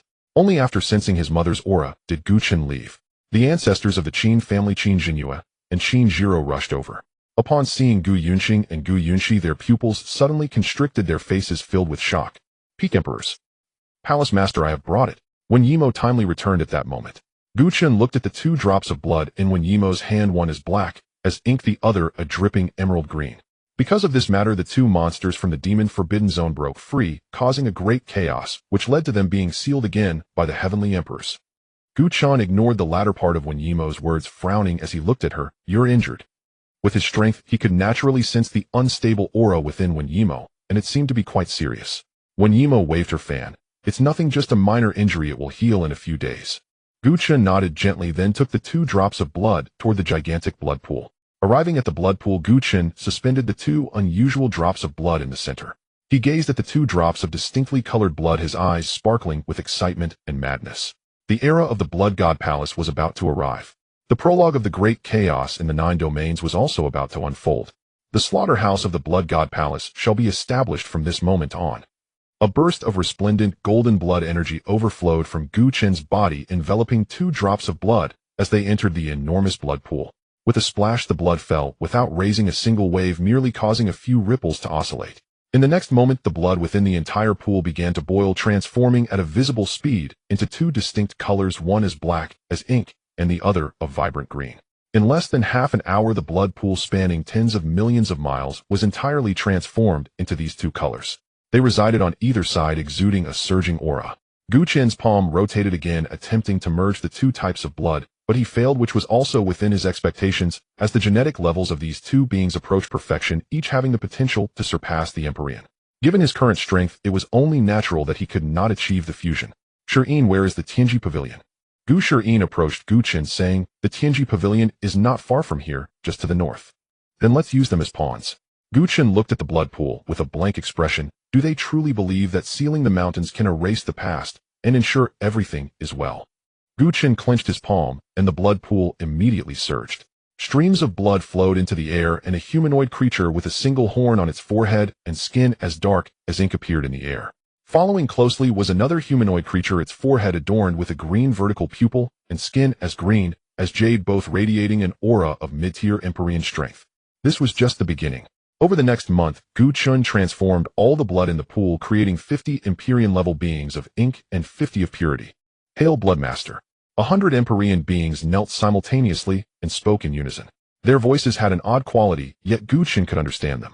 The vast blood pool seemed immense, but most were cultivators below the Empyrean level, with only a handful of Empyrean-level powerhouses. To create 100 monsters was already beyond his expectations. This overwhelming aura gathered into a surging torrent, sweeping everything around it, its might colossal, and its energy in constant upheaval. Chen gazed at the group of monsters, but frowned, as all the ink cultivators were practicing the path of darkness, while the purity cultivators were following the path of vitality. This was indeed suspicious. Since they practiced the same path, how did they manage to transcend to the Empyrean level? Could it be due to different races or physiques? Moreover, why were the purity cultivators not practicing the path of life, but rather a branch of it, the path of vitality? Chen revealed a contemplative expression. Old one, what path does the Empyrean level ink cultivator in the heavenly demon forbidden zone practice? The path of destruction. The path of destruction and the path of life are both among the supreme paths, and the most peculiar aspect is that a major branch of the path of destruction is the path of darkness.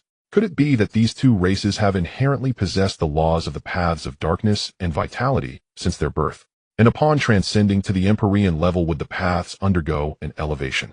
If so, the potential of such beings would be unimaginable. Chen even doubted whether the laws of the universe would allow such beings to exist. These thoughts flickered through his mind in an instant. He turned to the people of the Blood Temple. Old one, take 10 ink and 10 purity cultivators and head north from the heavenly domain. Wang Hu, you go south. Chen, you go west. Yin, take them east. The various domains were currently sending Empyreans to the Luo-Tian domain, leaving them relatively weak in defense. Moreover, the Luo-Tian domain was the farthest from the heavenly domain, and even if they learned of the news, they wouldn't have time to react. Once the chaos begins, gather together and hunt down any isolated Empyreans. Do not concern yourselves with the lives of the ink and purity. Understood? They complied, and Chen then used the time and space down mark to transport them to the Luo-Tian domain, where a momentary silence fell. Chen gazed towards the direction of the Tianji Pavilion. It has been almost 10 years. With a wave of his hand, a flash of silvery light appeared, and he, along with 12 blood servants and the remaining monsters, vanished. Upon stepping out, they found themselves not far from the Tianji Pavilion, which was usually bustling with visitors, but now felt exceptionally desolate, protected by a layer of starry light, perhaps their mountain protection formation. Chen let out a cold laugh, enlarging the Star River diagram by 100 million times, enveloping the land within a radius of tens of millions of miles around the Tianji Pavilion. Ink and purity commence. At his command, all the ink and purity cultivators stood on the land, and the color of the ground beneath them began to change, spreading layer by layer, albeit slowly. As they plunged their hands into the ground, infusing it with the power of their respective Tao laws, in an instant the 2-colored land expanded tens of thousands of miles. To saturate all this land spanning tens of millions of miles was merely a matter of time. Gradually those immortal creatures began to emerge, but the strongest among them was only at the quasi-Empyrean level. Gu Chen with his 12 blood servants arrived above the Tianji pavilion, his body swelling 100,000 times the essence of the path of blood swirling around him, radiating a blood-red glow. Like a blood sun hovering above the Tianji pavilion, he proclaimed, "Tianji pavilion, I have come to collect my..." In a moment, a group of powerful Tianji pavilion cultivators emerged. The leader was Tianji Zi, who had once calculated the location of the blood temple. He gazed at the tainted land and the emerging undead monsters, his pupils widening in shock. Finally, Tianji Zi focused on Gu Chen, saying, "Master of the blood temple, you have colluded with demonic beings harming the human race. You deserve to die." Though the Tianji pavilion was sealed off, they were not completely ignorant. For instance, they were among the first to learn about the blood temple master being the third-generation blood god body. "You hypocritical scoundrels, I truly wish to see if you will still look this foolish when it is your time to die." Gu Chen, feeling disgusted by the expressions of these individuals, no longer wasted words. 12 blood servants, kill them all. The aura of the 12 blood servants instantly revealed itself, all at the peak of the Empyrean level. Tianji Zi stepped back in disbelief, never anticipating that all 12 blood-robed figures were peak Empyreans. Coupled with a blood god body of Empyrean level, it seemed the heavens were determined to annihilate the Tianji pavilion. The Tianji pavilion had only around 20 Empyreans, out of which merely 5 were peak Empyreans. Just as the 12 blood servants were about to charge, Tianji Zi shouted towards the back mountain of the Tianji pavilion. A silver light infused with the essence of the Tao surged towards the 12 blood servants. Gu Chen's eyes narrowed, and with a swift movement, he intercepted that attack. "This is none of your concern." After a loud explosion, a frail old man in a white robe arrived with all the remaining emperors of the Tianji pavilion. Aside from the old man in white, the other emperors rushed into battle against the 12 blood servants. The old man glanced at the Tianji pavilion cultivators engaged in fierce combat with numerous undead creatures and let out a faint sigh. "Blood God Hall Master, if you retreat now, I will pretend I have seen nothing. Beyond the 9 domains lies another world, and you should be aware of this. If your collusion with the demonic beings is exposed, no one will be able to save you." Gu Chen's expression remained indifferent, showing no concern for the words of the man in white. If he were afraid, he would not have initiated this apocalyptic war.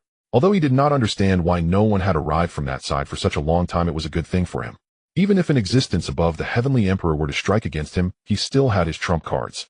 This old man in white was a 4-star Heavenly Emperor, but his lifespan was short, at most he could be considered a 3-star Heavenly Emperor.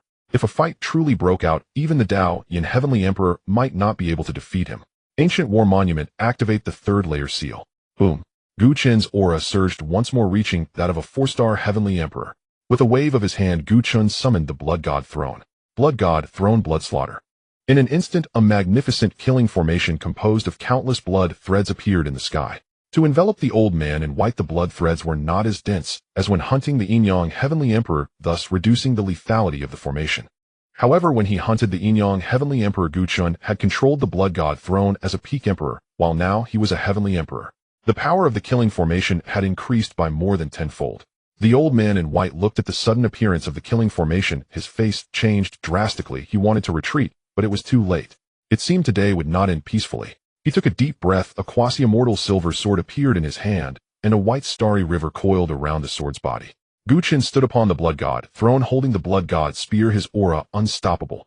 A beam of blood light flashed by, and a surging blood-colored star river erupted from the tip of the Blood God Spear, carrying unmatched momentum as it surged towards the old man in white. The old man in white's eyes sharpened, and he swung the silver sword, creating a towering silver sword light that collided with the blood-colored star river. After the explosion, Gu Chen unleashed another massive spear light, and for a moment the old man in white was suppressed, dodging the blood threads of the Blood God Throne, while also having to fend off Gu Chen's assault. Not long after, the old man in white bore several blood marks. His white robe was almost entirely torn apart. At this rate, it was only a matter of time before he was defeated. As Gu Chen's strength increased, his mastery over the town boundary star river chart and his abilities improved significantly. Now he could reinforce this area of space with the town boundary star river chart, preventing the realm from collapsing. As time passed, the shouts of the Tianji pavilion cultivators gradually diminished, and their life forces flickered out one by one. At a certain moment, this great battle finally reached its conclusion. All the cultivators below the emperor level of the Tianji pavilion were killed by the undead monsters, while the emperor level experts were captured alive and brought before Gu Chen by the 12 blood servants. The battle between the old man in white and Gu Chen momentarily halted. Gu Chen remained unscathed, while the old man in white had become a bloody mess covered in wounds, some so deep they exposed bone. If it were not for the source of the great Tao sustaining his injuries, the old man in white would have long since bled out. He looked at the emperors and coldly said, "What do you want?" Even though he tried to conceal it, his voice lacked strength, revealing extreme fatigue. Chen remained silent, summoning the weak water with the blood god's secret code. At this moment, at the front line of the fiercest battle in the Luotian realm, weak water concealed her presence, absorbing and refining a vast amount of souls. Upon receiving Chen's message, weak water retracted her red paper umbrella without any hesitation and stepped into the silver-white passage before her. Under the starlight, weak water's blood-colored paper umbrella seemed to reflect in her eyes, adding a vivid crimson hue to her pale gray pupils. Seeing another heavenly emperor appear, and a 2-star heavenly emperor at that, the old man in white felt even Chen was secretly astonished by the speed of weak water's cultivation. They were all 1-star heavenly emperors, yet weak water had reached 2-star heavenly emperor in just a few months. One could only say that this chaotic battle was the best environment for weak water's growth. Absorbing millions of souls in a day would be an understatement. Weak water chose one to absorb and refine. Weak water was momentarily stunned, then turned to look at the group of emperors, her eyes revealing a hint of desire. During the battle, she had absorbed only low-tier cultivators, with the highest being low-tier emperors. Now, with so many high-tier emperors available, it would undoubtedly elevate her strength significantly. Yet, before her voice even fell, weak water's gray-white eyes began to move. A flash of silver light appeared, and one of the peak emperors suddenly froze in his struggles, his eyes glazed over. A golden light flickered out, entering weak water's eyes, and her aura surged slightly. "Did you feel that? You. The old man in white's pupils suddenly constricted as he looked at weak water, as if gazing upon a devil. Chen then took out the artifact that sealed the 2 emperors of the Tianyin divine dynasty. "If you willingly bind yourself, I will consider releasing their souls, giving them a chance to be reborn." The old man's gaze fell upon the silver orb in Chen's hand. He was all too familiar with the 2 individuals within it, the Jinyin Heavenly Emperor, Dao Yin Heavenly Emperor, a 5-star Heavenly Emperor, and a 3-star Heavenly Emperor. The old man in white felt as if all the bones had been extracted from his body, his aura seeping away. He knew that today, no matter what, the Tianji Pavilion could not be preserved, and likely no one would know how they died. Surrounded by a colorful star river, the space was confined and no news could escape. Then the old man in white glanced at the group of emperors, several of whom were his direct descendants. Although he did not know what he truly intended to do, it was worth it to exchange his dying body to ensure that his descendants' souls would not perish. "Come." The old man in white sat cross-legged, slightly closing his eyes, his defenses completely relaxed. No trace of pressure emanated from him. Chen activated the round sealing artifact in his hand, imprisoning the old man in white within. The old man in white was different from the Inyang Heavenly Emperor, who was merely a 1-star Heavenly Emperor. Capturing him with the town boundary star river chart and the blood god throne would naturally be a piece of cake, but this old man had already reached 4-star Heavenly Emperor. If he self-destructed, Chen would likely not be able to stop it. After putting away the sealing artifact, Chen looked back and said softly, "Weak water, absorb it now." Weak water revealed a look of astonishment, then shifted her gaze to the emperors of the Tianji Pavilion. Her gray-white eyes flashed with brilliance as golden orbs flew into her eyes. "Blood god Hall Master, you have broken your promise. You truly are a petty person." Tianji Zis' eyes were bloodshot as he cursed loudly. Chen lowered his head in contemplation, then raised it again, saying, "I have thought it over, and I have decided not to let you go. You." Before he could finish speaking, Tianji Zis' soul was absorbed by weak water, aiding her in reaching 3-star Heavenly Emperor. By the time weak water absorbed all the souls of the emperors, her aura was now between 2-star Heavenly Emperor and 3-star Heavenly Emperor. She needed just one small step to break through to 3-star Heavenly Emperor. Chen naturally noticed weak water's eagerness and said to her, "Weak water, absorb all the souls here and rise to 3-star Heavenly Emperor." "Thank you, Hall Master." Weak water's eyes sparkled with excitement as she stepped into the center of that mountain of corpses. Instantly, countless invisible souls surged towards her from all directions, and her aura began to rise steadily, her pressure continually increasing. Boom. Finally, she broke through that critical point. 3-star Heavenly Emperor. At that moment, Chen suddenly sensed a familiar aura rushing towards the Tianji Pavilion. Nanju arrived draped in stars, stepping upon the river of stars, and handed Chen a square, transparent artifact filled entirely with bright red blood.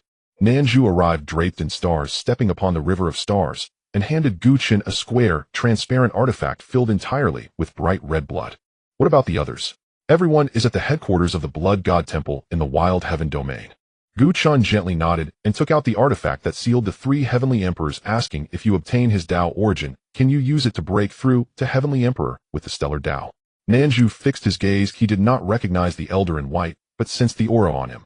The falling star, though it was not as profound as the stellar Tao, the two were nearly of the same origin. If he could obtain it, the stellar Tao would surely reach perfection, and he would become a heavenly emperor with the origins of two Taos. It is possible, but a hint of hesitation appeared on Nanju's face. The more he wanted, the more he would have to repay. All right, then absorb it. Reviving Miss Lin will require your help. Gu Chen certainly saw the hesitation in Nanju's eyes. They could hunt a pure heavenly emperor, but Nanju must come. He wanted Nanju's interests tied to him unbreakably linked. He could not let a top Tao talent like Nanju slip away, especially since he was also one of the 6 blood servants. What he said to Nanju was merely a temporary measure. Upon hearing that reviving Lin Qing'er required his assistance, Nanju no longer hesitated and agreed. Gu Chun took out the Elder in White, extracted the falling star Tao origin, and infused it into Nanju's body. Nanju grunted softly, enduring the pain, and sat cross-legged to refine the falling star Tao origin. 12 blood servants. Greetings, Bloodmaster. The 12 blood-robed figures knelt before Gu Chun like specters. Gu Chun willed it, and a blood-colored river of stars surged forth, sweeping through the Tiangong pavilion, gathering all the corpses together and creating a blood pool. He then tossed the Elder in White, the 4-star heavenly emperor, into it. And then Gu Chun fixed his gaze on the square container in his hand, which contained the blood of the many cultivators from the Blood God Temple. Its quality was incomparable to that of these scraps. Raising the cultivation of the 12 blood servants to the heavenly emperor realm was more than sufficient. As for the people of the Tiangong pavilion, they were merely the icing on the cake. A wave of pressure descended, and the container filled with blood exploded, showering the blood into the pool, significantly enhancing its quality. The rich scent of blood rushed forth as Gu Chen carefully examined the blood pool. If he were to absorb it, he could at least directly advance to a 3-star heavenly emperor. A 4-star heavenly emperor was not out of the question. However, currently there was already a weak water at the 3-star level. What he needed was the quantity of heavenly emperors. 12 blood servants absorbed the blood and break through to heavenly emperor. Understood. Immediately the 12 blood-robed figures plunged into the sea of blood, and the blood within the pool formed 12 small whirlpools, the liquid surface visibly descending. Once everything was arranged, Gu Chun continued to contemplate the next course of action. Once they broke through to the heavenly emperor realm, the Blood God Temple would possess 20 heavenly emperors. If he also acquired the Tao origins of the true Yin and Tao Yin heavenly emperors, he could add 2 more heavenly emperors. With this, they would have enough confidence to wreak havoc across the 9 domains. It must be known that on the surface, the pinnacle immortal orthodoxies of a domain number only a handful, most of which have only 1 heavenly emperor. As for the Gu family, that is an exception. In other words, based on the exposed strength of various major forces, the current strength of the Blood God Temple completely crushes an entire domain. The matters of the Tiangong Pavilion and the Heavenly Yin Divine Dynasty would likely not remain hidden for long. The existence of the Star River map could conceal for a time, but it would ultimately be discovered. At that time, these pure heavenly emperors and Mo Ran would be of little use. Therefore, it was time to create monstrous heavenly emperors. Taking advantage of this time, begin to hunt heavenly emperors to increase the overall strength of the Blood God Temple. With this in mind, Gu Chun said to the nearby Weak Water, I will go out for a while. Keep them safe and send word immediately in case of any accidents. Understood, Master.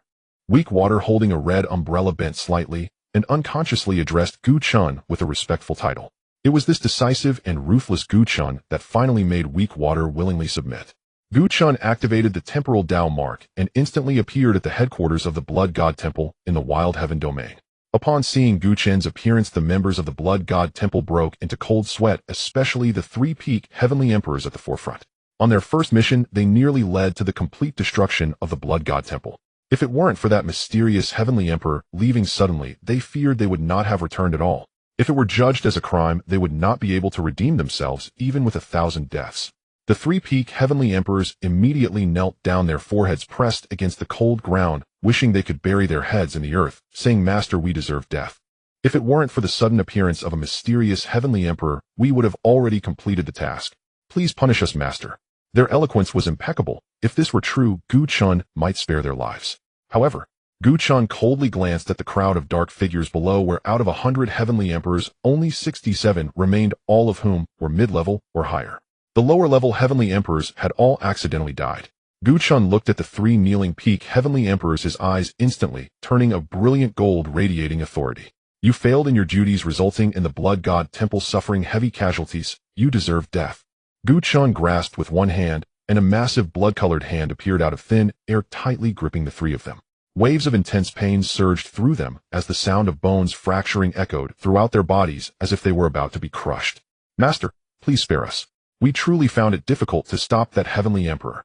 Waste not worthy of wasting the resources of the blood god temple.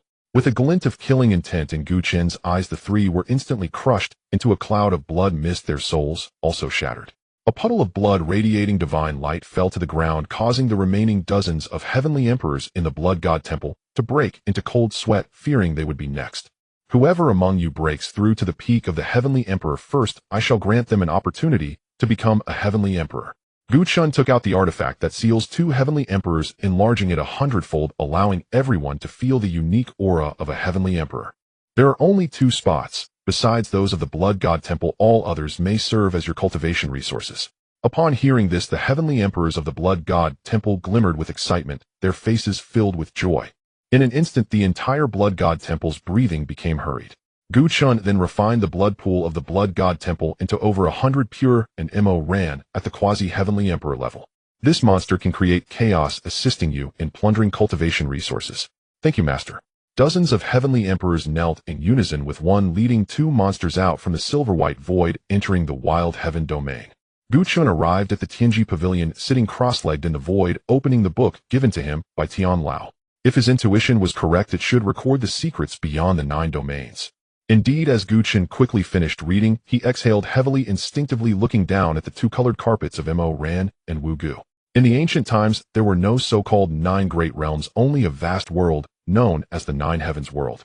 The 9 heavens world was also referred to as the upper realm, while the lower realm consisted of 3,000 smaller worlds. At that time, powerful beings emerged, and the supreme realm was reduced to a mere level of strong cultivators. Only the emperors could barely be considered as true powerhouses. It is said that at that time, beings even stronger than the heavenly emperor could be born in the 9 heavens world unrestricted and able to act at will. However, due to a cataclysmic war, the 9 heavens world was divided into 9 plots of land, giving rise to today's 9 great realms. That cataclysmic war originated from Ran and Wu Gu. No one knows when they appeared or their origins. When the cultivators of the 9 heavens world discovered them, the annihilation war had already begun. In that war, beings in the Saint realm became cannon fodder, and the supreme realm was no more than an unnamed underling. Only those above the emperor realm had the qualification to face Ran and Wu Gu. That war lasted nearly half of the ancient era, and it wasn't until the end of the ancient era that the cultivators of the 9 heavens world finally managed to drive them out of the 9 heavens world. However, the 9 heavens world also collapsed because of this, splitting into 9 plates and forming today's 9 great realms. The 9 great realms are referred to as the cradle by the world outside the 9 domains. To prevent them from invading the 9 heavens world again, the top powers constructed 9 giant cities outside the 9 great realms. They are called the 9 great emperor passes, named after the realms. As the ancient era ended and the primordial era began, the vast majority of strong cultivators from the 9 heavens world resisted the invasions of the 2 clans beyond the 9 domains while pursuing higher realms. Due to that cataclysmic war, an extraordinary land was born beyond the 9 domains where the laws of the great Tao were rich, and various top-tier materials and treasures emerged, such as a fruit with extraordinary magical properties, the heavenly emperor fruit. It contains the essence of an intangible great Tao. Anyone who consumes it will instantly become a heavenly emperor. However, such fruits have only appeared 4 or 5 times in records. Moreover, only 1 or 2 of them have fallen into the hands of the human race. Above the heavenly emperor realm, there are originally 2 more realms, Tao ruins and creation.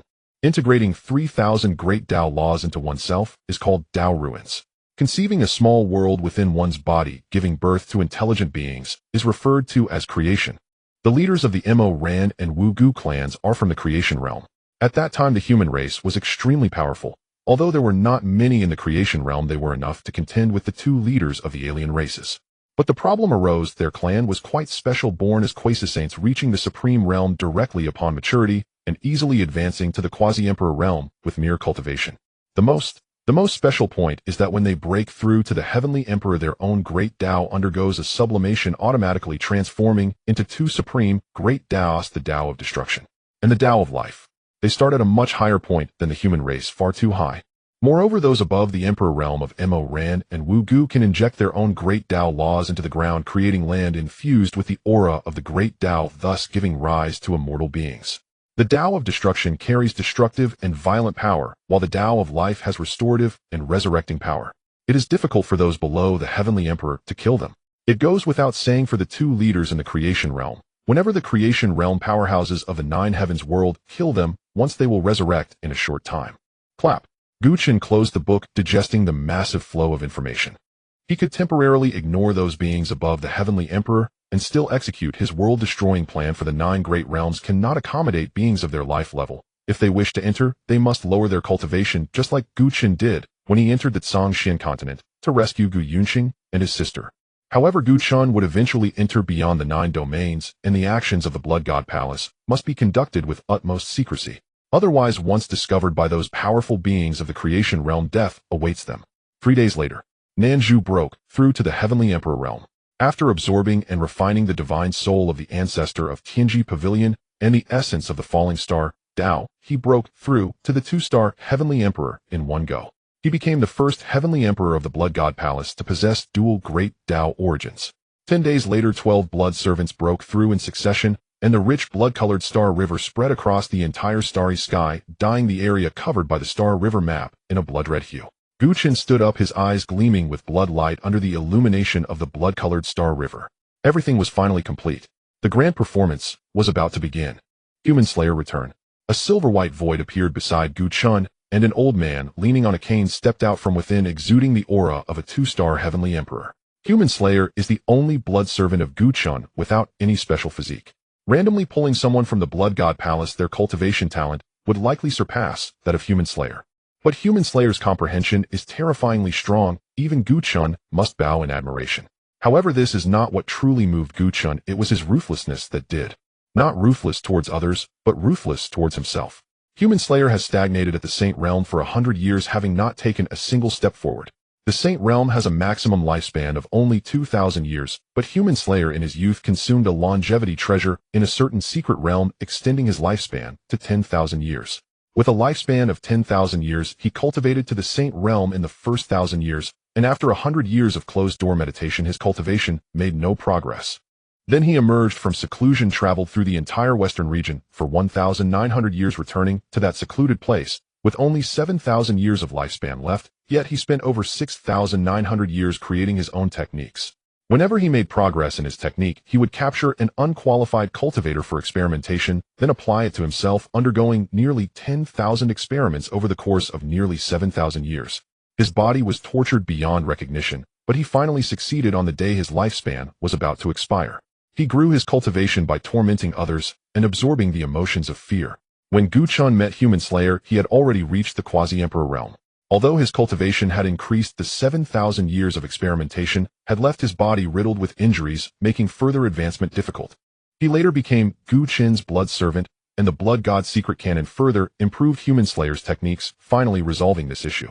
After Human Slayer arrived, he slightly bowed to Chen, saying, "Palace Master." Chen nodded gently, and then called the others to his side, unsealing the Star River map. Mo ran Wu Gu expand wildly. Looking at the boundless two-colored land spreading, Chen turned to those beside him. "Conceal your aura and wait for prey." In the realm of Luotian, atop the towering city wall that stood between the immortal monsters and the cultivators, a majestic figure stood at the parapet.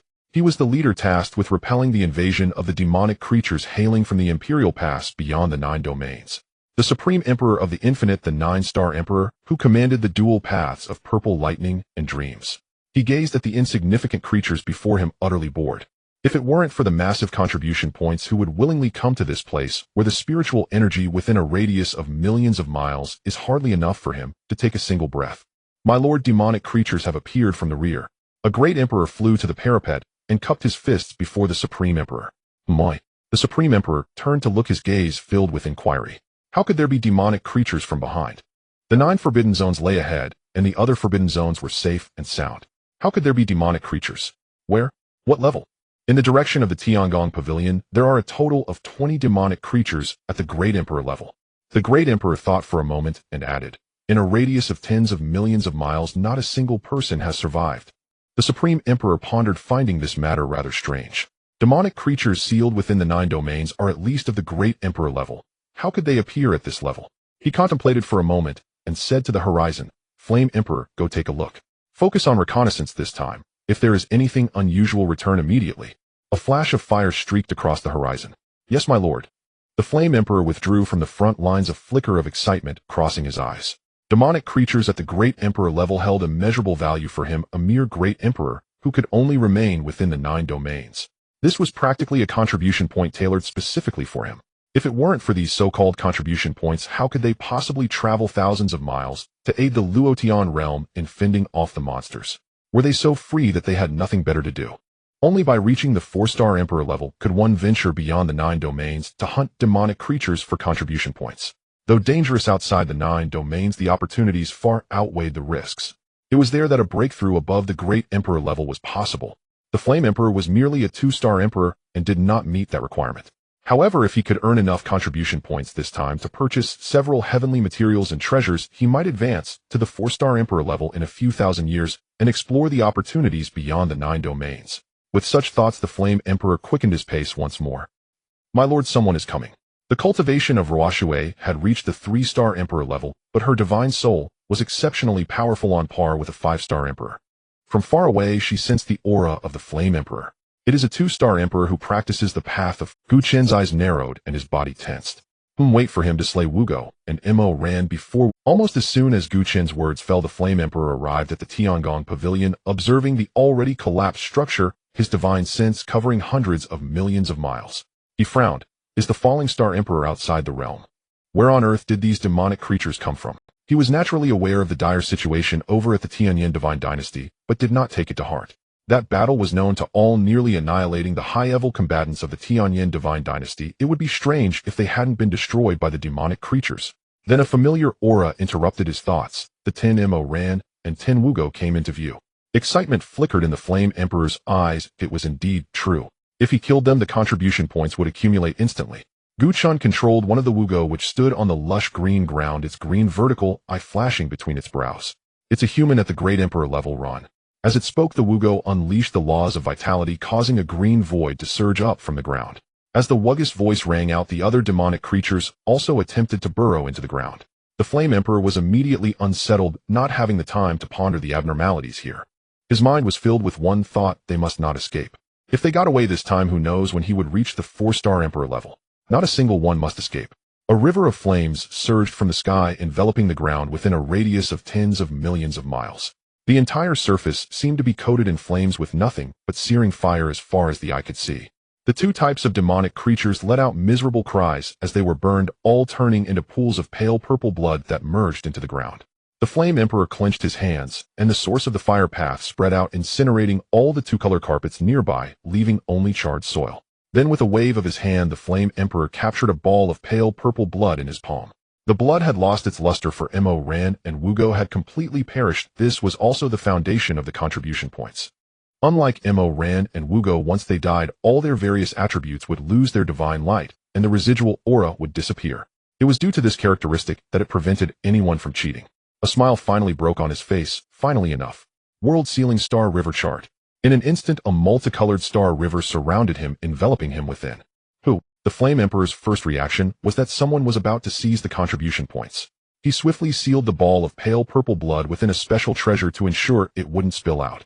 Immediately after, 15 Great Emperors appeared before his eyes, including one at the 3-star Emperor level.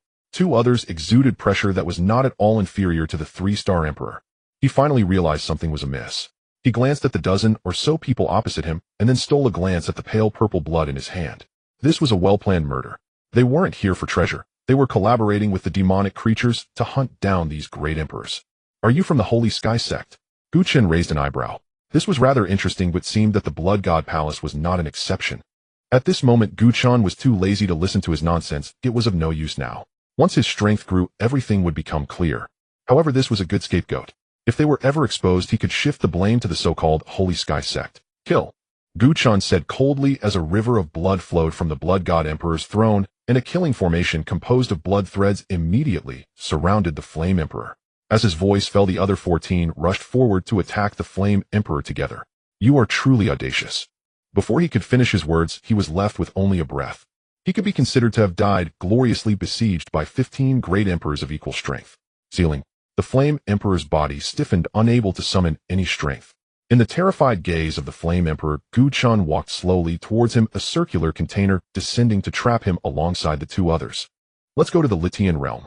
A silver-white light gate flashed, and everyone rushed inside. The Magician Emperor on the city wall would occasionally glance towards the Tianji Pavilion, feeling a growing sense of anxiety as he awaited news that never arrived. The emergence of an emperor-level demon was truly extraordinary, and if another emperor were to perish as a result, the situation would escalate dramatically. After waiting for an hour, the Magician Emperor could no longer hold back and decided to personally investigate. The strength of the Jiuxing Emperor was exceptional, a pinnacle being of the realm arriving above the Tianji Pavilion in less than 15 minutes. As he spread out his divine sense and slowly retracted it, his brows furrowed into a river-like shape. The residual aura of the Flame Emperor lingered here while the demons had indeed been completely exterminated. But where was the Flame Emperor? Immediately, the Magician Emperor's gaze fell upon the two annihilated immortal forces, the Tianyin Divine Dynasty and the Tianji Pavilion. He contemplated the collapsed structures before turning to leave, heading towards the front line. Long Jie, come here. An emperor from the ancient dragon pavilion looked towards the voice and saw the prominent figure from beyond the 9 domains. After repelling the undead creatures behind him and leaving a trace of the origin of the great Tao, he approached the Magician Emperor. Long Jie, with a flattering smile, said, "My lord." If he could align himself with this prominent figure, perhaps after the chaos subsided, the ancient dragon pavilion would receive additional contribution points. The Magician Emperor waved his hand, revealing the details of Tianji Pavilion and Tianyin Divine Dynasty before his eyes. Do they have any enmity with any forces? Long Jie appeared shocked, as he had speculated that after the Gu family's devastation, the Tianyin Divine Dynasty would certainly face difficulties in the days to come. But how long had it been since then, and they were already annihilated? And what about Tianji Pavilion? The 4-star Emperor of Tianji Pavilion had been recuperating there, and now that it was destroyed, the fallen star Emperor must have met a grim fate. The strangest part was that they hadn't received any news at all. The demise of 2 top immortal forces and the death of an emperor had gone unnoticed. Even this Magician Emperor had just learned of it. For a moment, Long Jie's expression was particularly fascinating, while the Magician Emperor furrowed his brows, but did not interrupt him.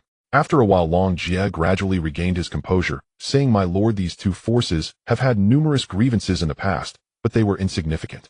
However, the Tianyin Divine Dynasty has recently offended the Gu family, and Tianji Pavilion had previously conducted divinations regarding the Gu family." A hint of fear crossed Long Jie's face. The Gu family's power far exceeded their imagination. Fortunately, they had not clearly declared enmity against the Gu family, or otherwise it would not be long before the ancient dragon pavilion would follow in the footsteps of the Tianyin Divine Dynasty. "No way," said the Magician Emperor, firmly, completely disbelieving that the Gu family would act against them. That group of people always acted openly without concern, even within the Emperor's gate. After all, the Gu family had a pioneer. As long as that existence in the Genesis realm did not perish, they could act without restraint forever. Long Jie recalled something, and suddenly thought of the name Blood God Palace, but their strength clearly did not match. Years ago, their 3 forces had besieged the Blood God Palace, but were outrun. At that time, they barely had a few emperors. How could they compare to Tianji Pavilion? "My lord, that's all I know." You should head to the Demon Restriction Zone." "Thank you, my lord." Long Jie's face showed a hint of joy. That area had recently been reinforced by the Lord due to the breach by the demons, making it a place not only rich in undead creatures, but also with a higher safety factor. After Long Jie left, the Magician Emperor gazed into the distance, pondering the sudden emergence of Emperor-level demons, the mysteriously vanished Flame Emperor, and the uncertain fate of the fallen Star Emperor. Is this the work of the Holy Heaven sect? The Magician Emperor pondered, perplexed, yet all clues seemed to point towards the Holy Heaven sect. But how did they manage to pass through layers of scrutiny to arrive in this 9 domains? In a forbidden zone near the heavenly realm, 20 shadowy figures gathered at the perimeter. After Chen found them, he led them to this place. At this moment, it was the time when the pinnacle forces of the Blood God Palace reunited after the battle at the sacred demon land. 6 blood servants, 12 blood servants, Chen and Luo Qingyin, the combined power of 20 emperors, could basically dominate this 9 domains. After the chaos created by those 80 demons, Luo Qingyin and the others assassinated 2 emperors in the Wild Heaven Realm. Without Chen's Star River diagram to stabilize the realm, capturing an emperor alive was practically impossible. They only obtained their imperial bodies, which was already quite good. With these emperor-level bodies, they could attempt to create the ink stain and purity of the emperor level next time. They were the true main course.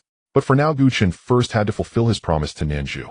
If all went well, the purity of the emperor level should already possess the essence of the great Tao of life. As the group walked along, the ground was covered with a green carpet, indicating that this place was merely suppressing a single purity. Moreover, there was no sign of life deeper within, meaning there were no guardians. This did leave Chen somewhat disappointed. He had lost a source of the great Tao. Reaching the deepest part of the forbidden zone, the group halted. Gu Chun gazed at the concentrated life force below, almost liquefied, and said, "Old, when you have experience, you take the lead." Wen Yimo nodded, stepping forward. Behind her, a massive Taiji diagram materialized with yin and yang divine dragons swirling within. As Wen Yimo lightly waved her folding fan, the two dragons, one white and one black, roared and charged out, crashing into the verdant earth. Bang! Bang! Bang! Each impact grew louder, and after about 10 strikes the ground split open, creating a massive fissure several 100,000 feet deep. Then a dazzling green light infused with immense power burst forth. "Get back!" Gu Chun shouted, and everyone quickly retreated. The power of that green light was no less than that of a full-force strike from a 4-star emperor. And this was even while the purity was weakened. It was hard to imagine what level of cultivation he had before the sealing. Could it be that all the demons in the forbidden zones possessed such strengths? Before Gu Chun could ponder further, boom. Another green beam shot up from the fissure, and a towering humanoid creature emerged from the light. He wore a green robe, was quite tall, but appeared malnourished. If one ignored his pale green skin and the eye glowing with green divine light between his brows, he looked like an ordinary human dressed in green. Iwuku Tianyue have finally emerged. Damn humans, your time of death is upon you. A verdant essence of the great Tao of life swirled around Wugo Tianfeng, emanating a life force that was both enchanting and terrifying. Clearly, it was the essence of the great Tao of life. Yet a universe can only have one great Tao of life, but every member of the Wugo clan possesses a great Tao of life upon reaching the level of emperor, which left Gu Chun utterly bewildered. How did they manage to achieve this? Is it truly a natural talent of their clan? Nanju, give it a try. With a command, Nanju vanished, and the entire forbidden zone transformed instantly.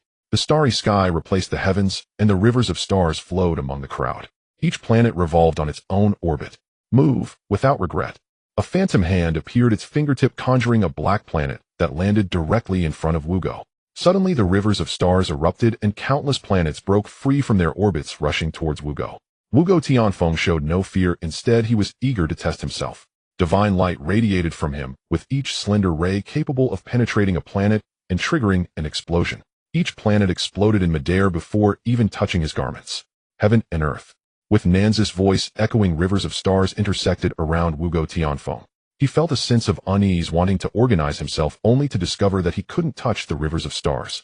Gradually, the rivers surrounded him, forming a chessboard with him as a tiny point at the center, while the numerous planets occupied the other points. Black piece, come. A giant hand appeared out of thin air, placing a black planet on the chessboard. With a crisp sound, the atmosphere of the entire board abruptly changed, becoming more ominous and menacing. Every planet erupted with endless black divine light, transforming into countless black dragons that surged towards Wugo Tianfeng. His expression grew slightly serious, but he still blocked all the attacks. Not wishing to remain passive, he launched a counterattack, the green light from his vertical eye blazing forth. A beam of divine light shot from his eye. White piece, come. Another massive white planet landed on the chessboard. The previously dormant planets erupted once more, emitting blinding white radiance, with white dragons emerging from the planet, spiraling in the starry sky and forming a gigantic shield. This shield absorbed the divine light beam and rebounded towards Wugo Tianfeng. His expression shifted. He felt an unsettling familiarity, realizing it was the heavenly chessboard. The vastness of the world with the starry rivers as a map wielding the starry planets. Wugo Tianfeng understood that the longer he stayed here, the more passive he would become.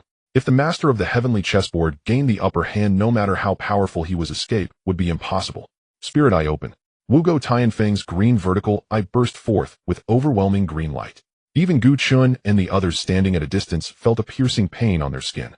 A pair of illusory vertical eyes, almost equal in size to Wugo Tianfeng's body, appeared behind him. With a blink, a faint green divine glow emanated from them. Before the rebounding attack could arrive, two beams of divine light shot out from the vertical eyes, directly obliterating the counterattack and surging towards the starry sky above, as if attempting to pierce a hole in the heavens. Gu Chun observed the attack, realizing they could no longer afford to wait. If Nanju took this hit, he would undoubtedly be severely injured. Nanju, retreat. Everyone join in. Gu Chun and the others' bodies expanded several thousand times, with dozens of rivers of stars swirling around them, countless lights flickering within, covering the glow of Nanza's heavenly chessboard. Nanju promptly retracted the heavenly chessboard and moved back to recuperate. He had already expended considerable energy. After all, he was merely a 1-star emperor, while his opponent was at least a 4-star emperor, or even higher.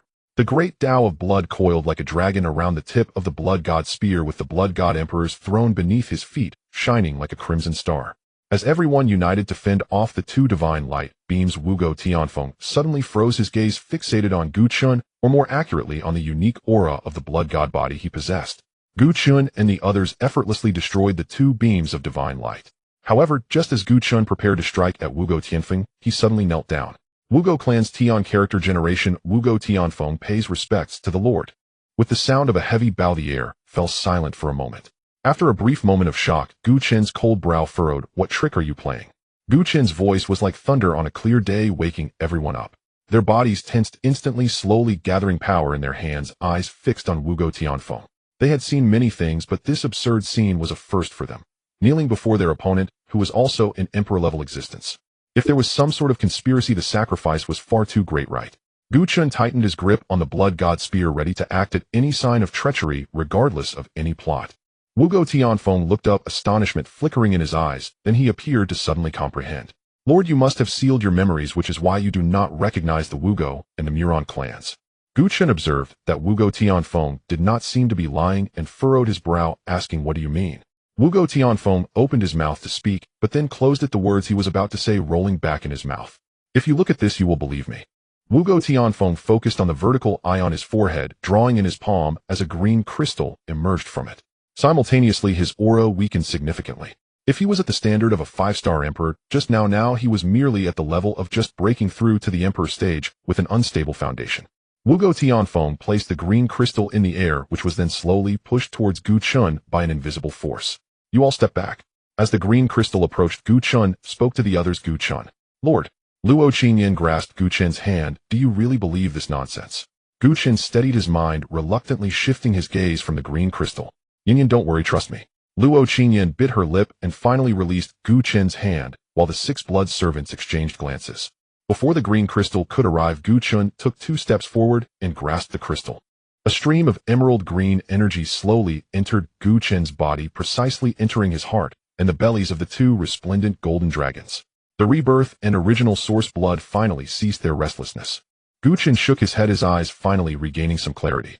He released the slightly dimmed green crystal and tossed it to Wugo Tianfeng, who caught it carefully and pressed it into the vertical eye between his brows. The aura immediately recovered considerably, roughly that of a 3-star heavenly emperor. Gu Chen feigned indifference and asked, what is this? Wugo Tianfeng hesitated, then forced himself to speak. Master, this concerns something grave. He cast a look at the others beside Gu Chun, the implication plain. What if I compelled you to speak? Someone retorted fiercely, then Tianfeng would gladly die. Wugo Tianfeng's face hardened as he knelt. Gu Chen narrowed his eyes. He was certain there was some connection between himself and the Wugo and Mo Ran clans. When the green crystal had appeared, his blood had surged violently, and even his spirit had been unsettled. Had he not forcibly suppressed it, the blood reversal and coughing up blood would have been the least of it. The instant he touched that crystal, a warm current entered his body and flowed into the 2 drops of source blood in his abdomen. He could faintly sense some unknown change occurring within those 2 drops of source blood, a mutation whose benefit or harm he could not yet discern.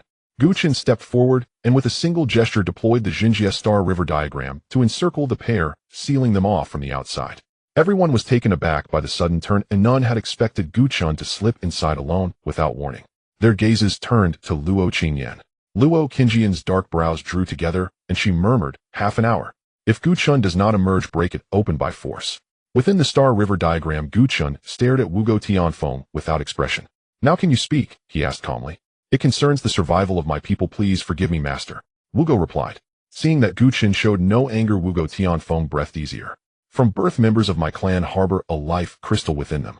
The clan stores those life crystals in the shrine and leaves a crystal imprint upon the body to assist cultivation. So long as the life crystal remains intact, a clan member who dies in battle will be resurrected within the shrine. Wugo cast a sidelong glance at Gu Chun, finding nothing familiar upon his face, and sighed inwardly before continuing. That green crystal is my crystal imprint, and the emerald current within it is the source of my strength. A chill of astonishment ran through Gu Chun. The Wugo truly flouted heaven, unbound by the cosmos ordinances transcending the very divide of yin and yang. It seemed that naturally born Wugo were different from those he had manufactured, at least those Gu Chun had created lacked the life crystal Wugo described. In that light, the top powerhouse's extermination of the Wugo made perverse sense. To kill them might paradoxically be to liberate them. Master, what do you mean by that? Wugo choked on his words and stammered, unwilling to speak further. At last he bowed his head, Please forgive me. Aside from revealing the existence of a master, he answered every question, even divulging secrets that concerned the very survival of the Wugo clan. It seemed his claims were not false. It was possible Chen truly was that so-called master, albeit another manifestation of the master. That Wugo had been so certain meant he must have recognized something unique about Chen. And that something was unique to him. It could not be a treasure, nor cultivation, nor the primordial Tao source. One by one the possibilities fell away until only one remained. The blood god body. At that thought Chen stirred his mind and awakened his blood shadow demon eye. Brilliant golden irises bloomed, filigreed golden veins tracing his face. Do you truly refuse to speak? He demanded. Chen's voice carried oppressive authority, the weight of a heavenly emperor itself pressing down. With a Wugo's knees went weak, and he fell to his knees, eyes wide with panic and dread. By Chen's true might his aura would normally have been but a breeze to Wugo, yet now he knelt. The answer was plain. Please forgive me, master. Wugo bit his lip and repeated the plea, remaining prostrate for a long time afterwards. Chen exhaled a weary breath and looked down at Wugo, as though trying to see another man through his shadow. Song Yin, what are you aiming to do? He whispered, his voice scarcely above the wind. Rise. Chen withdrew the blood shadow demon eye and sighed. Thank you, master. Wugo's terror vanished, replaced by the grateful relief of one spared from doom. All the questions Chen had been brimming with now dwindled. He had no heart for them. Once his strength grew sufficiently, every veil would be lifted. He refused to believe that an extra-domain fiend like himself could not overturn Song Yin, that old native. For now the pressing matter was Nanju's dilemma. Can you use the life crystal to condense a life Tao fruit? He asked. Prompted by the crystal's peculiar traits, Chen asked the question. Master, do you mean the Tao fruit that forms when one breaks through the supreme realm? Yes, it can be done. Wugo summoned the crystal imprint once more, and an emerald current spilled forth. The currents braided in midair, and a life Tao fruit came into being, though the price was a further diminution of Wugo's aura. Chen regarded the life Tao fruit, a flash of astonishment passing his eyes. It truly worked. This simplified matters greatly, otherwise resurrecting Nanju's wife would have been far more troublesome. This prompted Chen to ask, what was your cultivation before you were sealed? 7-star Heavenly Emperor, Wugo answered in surprise, but now I am only around the 2-star level. Were the clan members sealed in Juyu of such caliber? Not all, but most were 5-star Heavenly Emperors. Chen pondered silently. Luotian realm alone had more than a dozen forbidden zones, adding the other realms together. Would that not amount to hundreds of Heavenly Emperors? And many of them possessed the supreme Tao origins. If such power converged, the spectacle that would bloom across Juyu would be magnificent indeed. Holding the life Tao fruit in his palm, Chen said, Wugo Tianfeng, I will first go and lift the seals on the other forbidden zones. You must immediately burst out of your sealed region and slaughter within the realms. As you command. Wugo suppressed his excitement.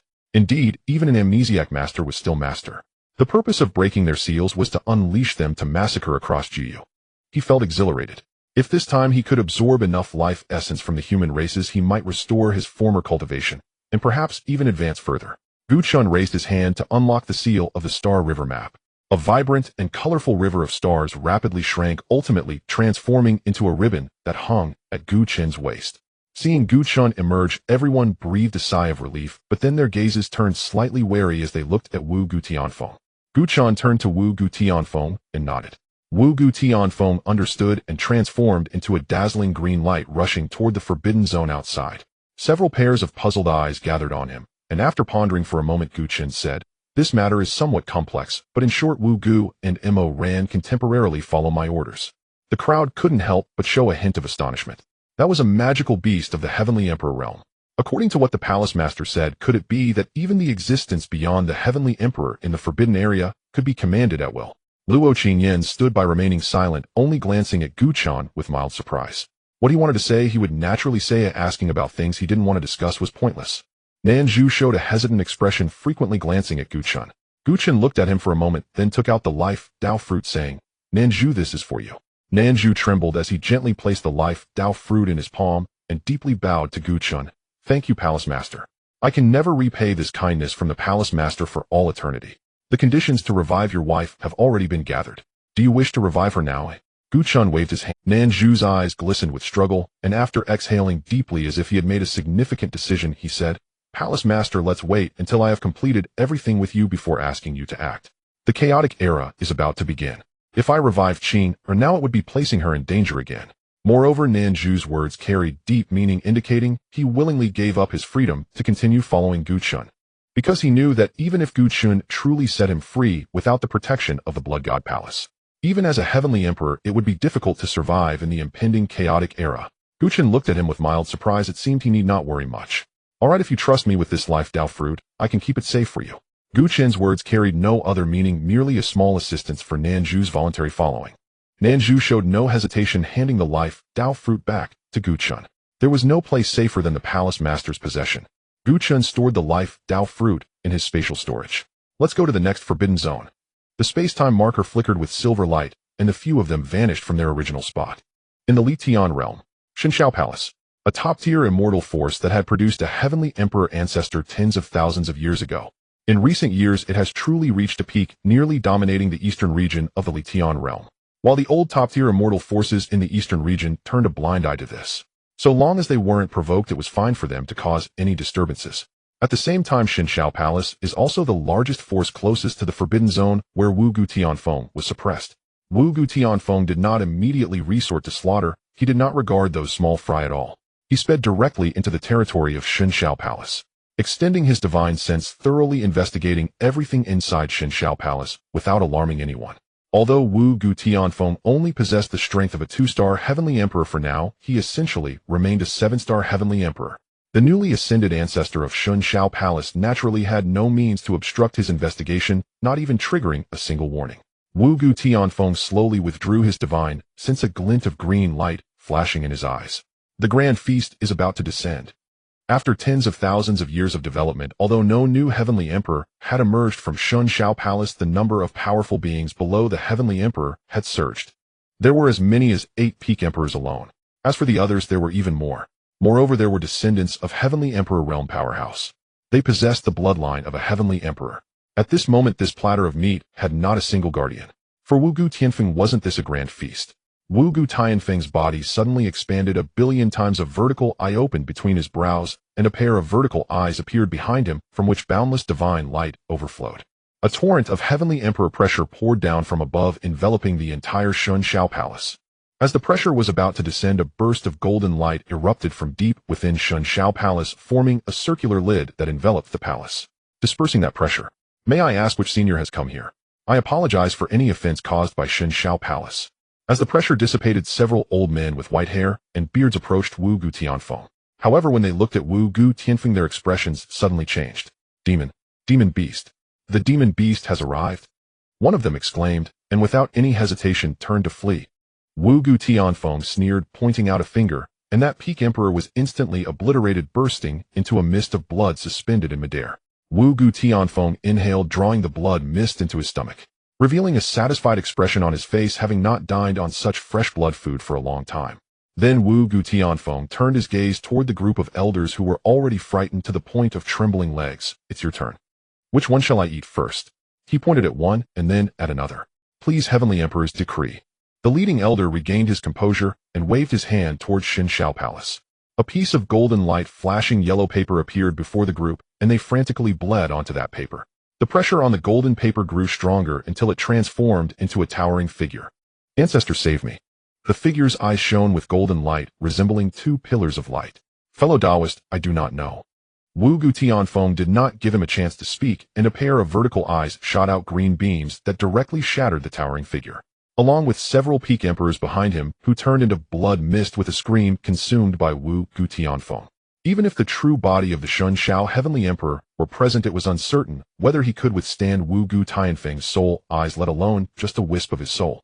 Subsequently, Wu Gu Tianfeng charged into Shenxiao Palace, crazily slaughtering and enjoying the feast. In the ruined sky realm, Xuanxin Sword Sect, a force with a peak emperor stationed.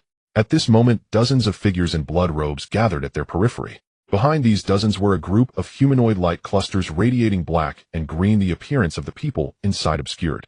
The great emperors of the Blood God Palace decided to gather and act after deliberation, splitting into 3 teams for greater safety and ease of acquiring resources. They observed for several days before finding 3 suitable immortal forces. Moreover, they had not yet released Mo Ran and Wu Gu to avoid startling the snake. Just outside the Xuanxin Sword Sect is one of the teams of Blood God Palace great emperors. The person in blood robes standing at the forefront appeared to be the leader. Everyone released the demon beasts. With a single command, all the figures in blood robes gave orders to their demon beasts. The concealing light dissipated, revealing Wu Gu and Mo Ran inside. They all extended their hands into the ground, laying out large patches of differently colored carpets extending in the direction of the Xuanxin sword sect. When the screams were heard, the leader's eyes gleamed with excitement. Everyone use your abilities. Everyone, let's rely on our own abilities. With that, the leader charged forward, brandishing a blood-red long sword as he rushed towards the Xuanxin sword sect. The other emperors of the Blood God Temple followed suit, each wielding their own weapons and releasing their imperial pressure, excitedly trailing behind the leader. They were all eager, fearing they might miss out on the benefits. Meanwhile, not far from the Xuanxin sword sect, the two opposing forces were facing a dual massacre from both the demonic creatures and the emperors of the Blood God Temple. The higher-ranked emperors had their corresponding high-ranked emperors from the Blood God Temple to deal with them, while the cultivators beneath the emperors were suffering terribly. They had to guard against the undead creatures that might appear at any moment, while also being wary of the slaughter by the emperors of the Blood God Temple. These emperors of the Blood God Temple did not possess treasures that could block information transmission, and thus the news naturally spread out. The news of demonic creatures appearing in the Wilderness Heaven territory spread rapidly, like a virus across a vast area, causing widespread panic, especially among the forces closest to the site of the appearance, who hurriedly activated their protective formations or relocated their sects. Not long after, those top-tier immortal forces with heavenly emperors also learned of the situation. Since most of their heavenly emperors were not present in the sect, they were at a loss, and could only pass the message to their heavenly ancestors far away in the Luotian territory. In the Luotian territory at the Qianquan Forbidden Zone, this was a forbidden area guarded by those from the heavenly realm. At the boundary of the Forbidden Zone, several enormous figures sat together, surrounded by colorful star rivers that circled around them, occasionally sprinkling a bit of starlight that burrowed into the black soil below, slowing down the spread.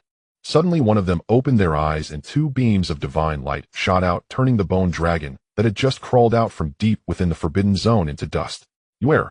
The Shenxiao Heavenly Emperor shouted, then suddenly sat up. "Shenxiao, what's wrong?" A Heavenly Emperor sitting opposite him asked. The Shenxiao Heavenly Emperor's eyes were bloodshot and his aura was in turmoil, causing the other seated Heavenly Emperors nearby to frown slightly.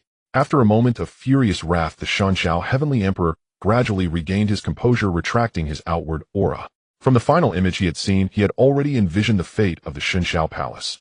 Moreover, at the moment that trace of spirit disappeared, his only son also died simultaneously. The Shenxiao Heavenly Emperor suppressed the raging fury within him. Demonic creatures from the heavenly realm have appeared, and the Shenxiao Palace has suffered a brutal attack. How could this be possible?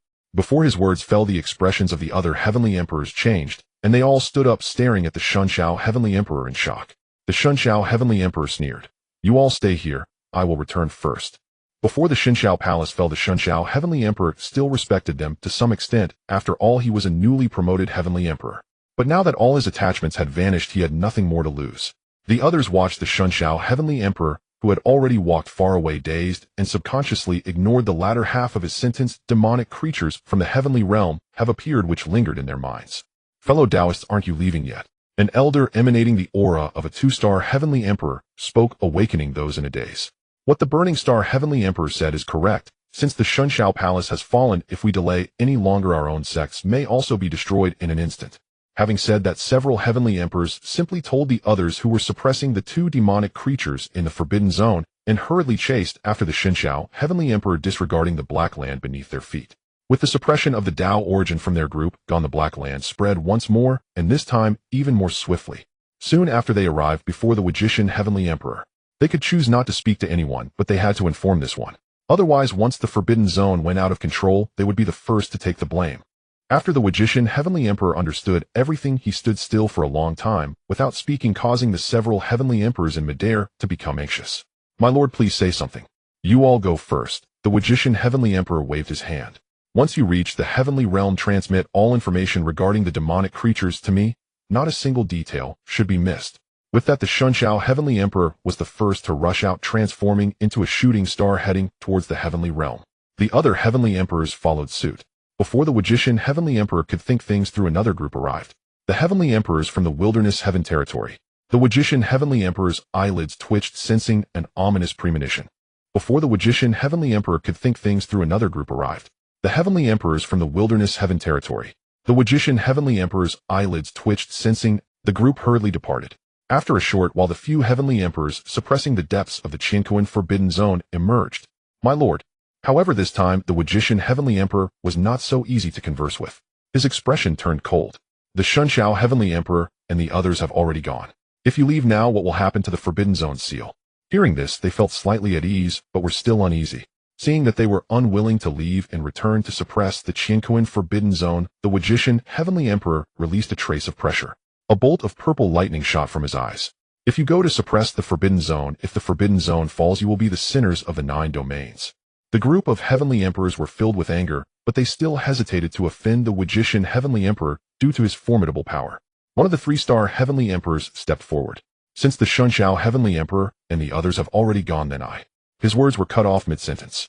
The next moment his eyes widened in disbelief. Demonic creatures. You are doomed. It turned out that the immortal sect he belonged to had also been destroyed just moments ago. There was even a 1-star Heavenly Emperor stationed within the sect, and now he had died too. The 3-star Heavenly Emperor could no longer contain the fury within him, and a surge of anger filled his mind. He no longer cared about this so-called sinner or the Magician Heavenly Emperor and directly turned towards the Heavenly Realm. Everyone was momentarily shocked by this turn of events, then their minds cleared. The Heavenly Emperors from the Heavenly Realm changed their expressions drastically and no longer cared about the threats of the Magician Heavenly Emperor, directly turning to follow the 3-star Heavenly Emperor's lead. The Magician Heavenly Emperor stood still in place, not stopping them from leaving, and even the aura he had been emitting had disappeared without them noticing. The Qianquan Forbidden Zone, which had not been suppressed by the Heavenly Realm, completely fell out of control. The 2-colored land spread rapidly like ink on paper. From deep within the Forbidden Zone came the sounds of immense destruction and the roars of demonic creatures. The cultivators fighting near the Qianquan Forbidden Zone were also suffering greatly.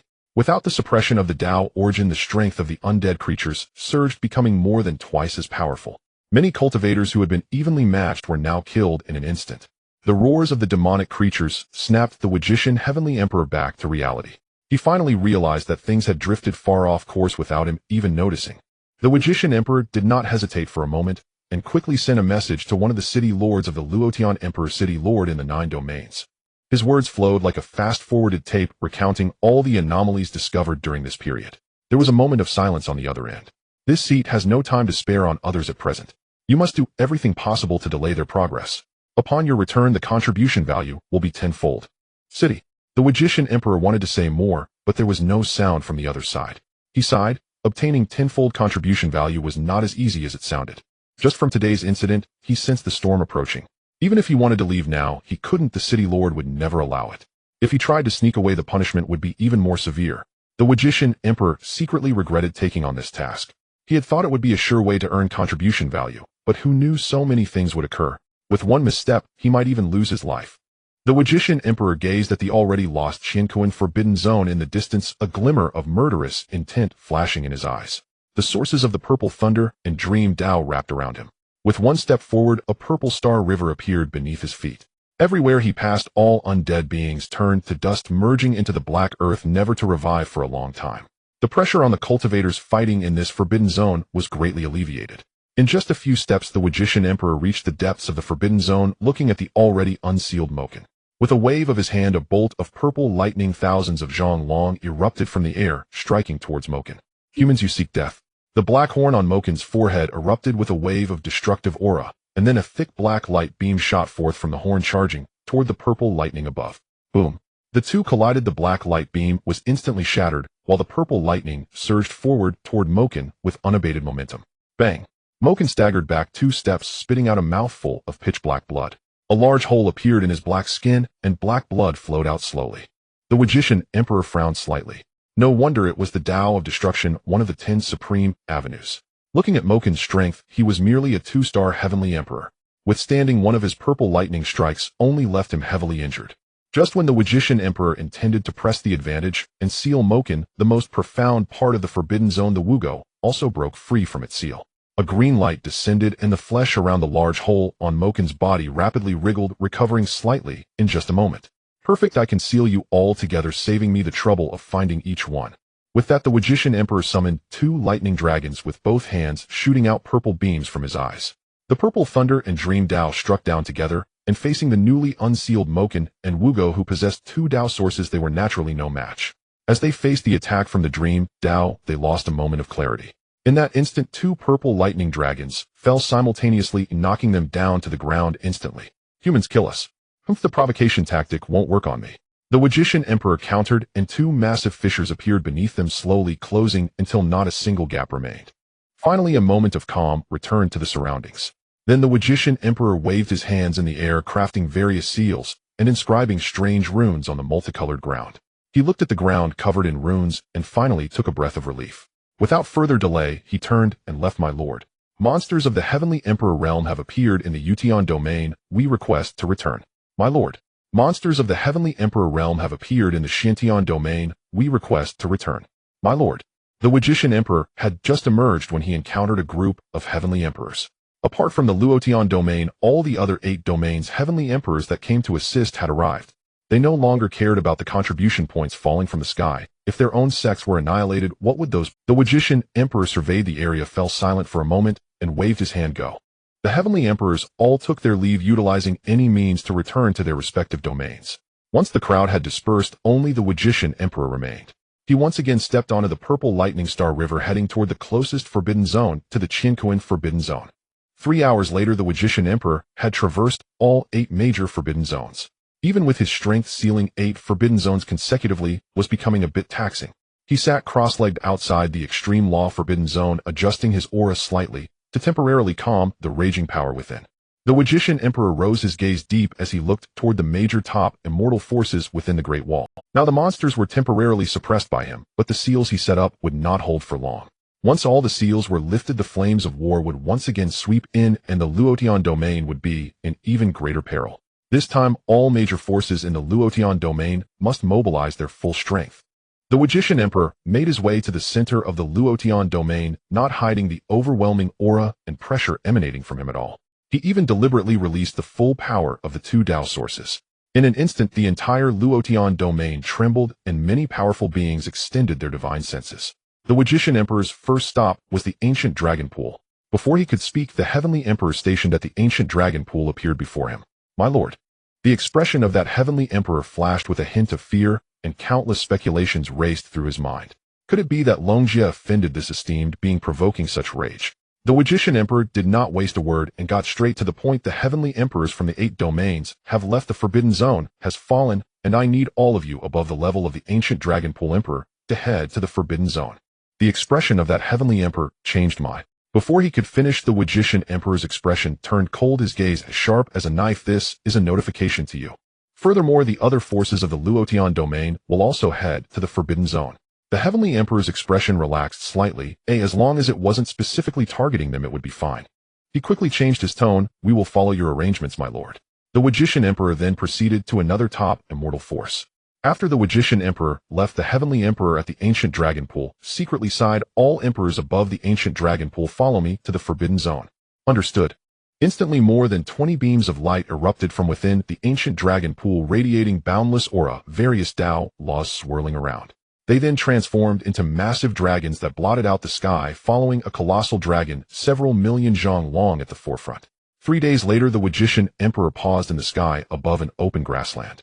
Over the past 2 days, he had almost visited all the immortal forces within the Luotian domain, including those with only 1 emperor in command. Now only the Gu family and the Qin family remained.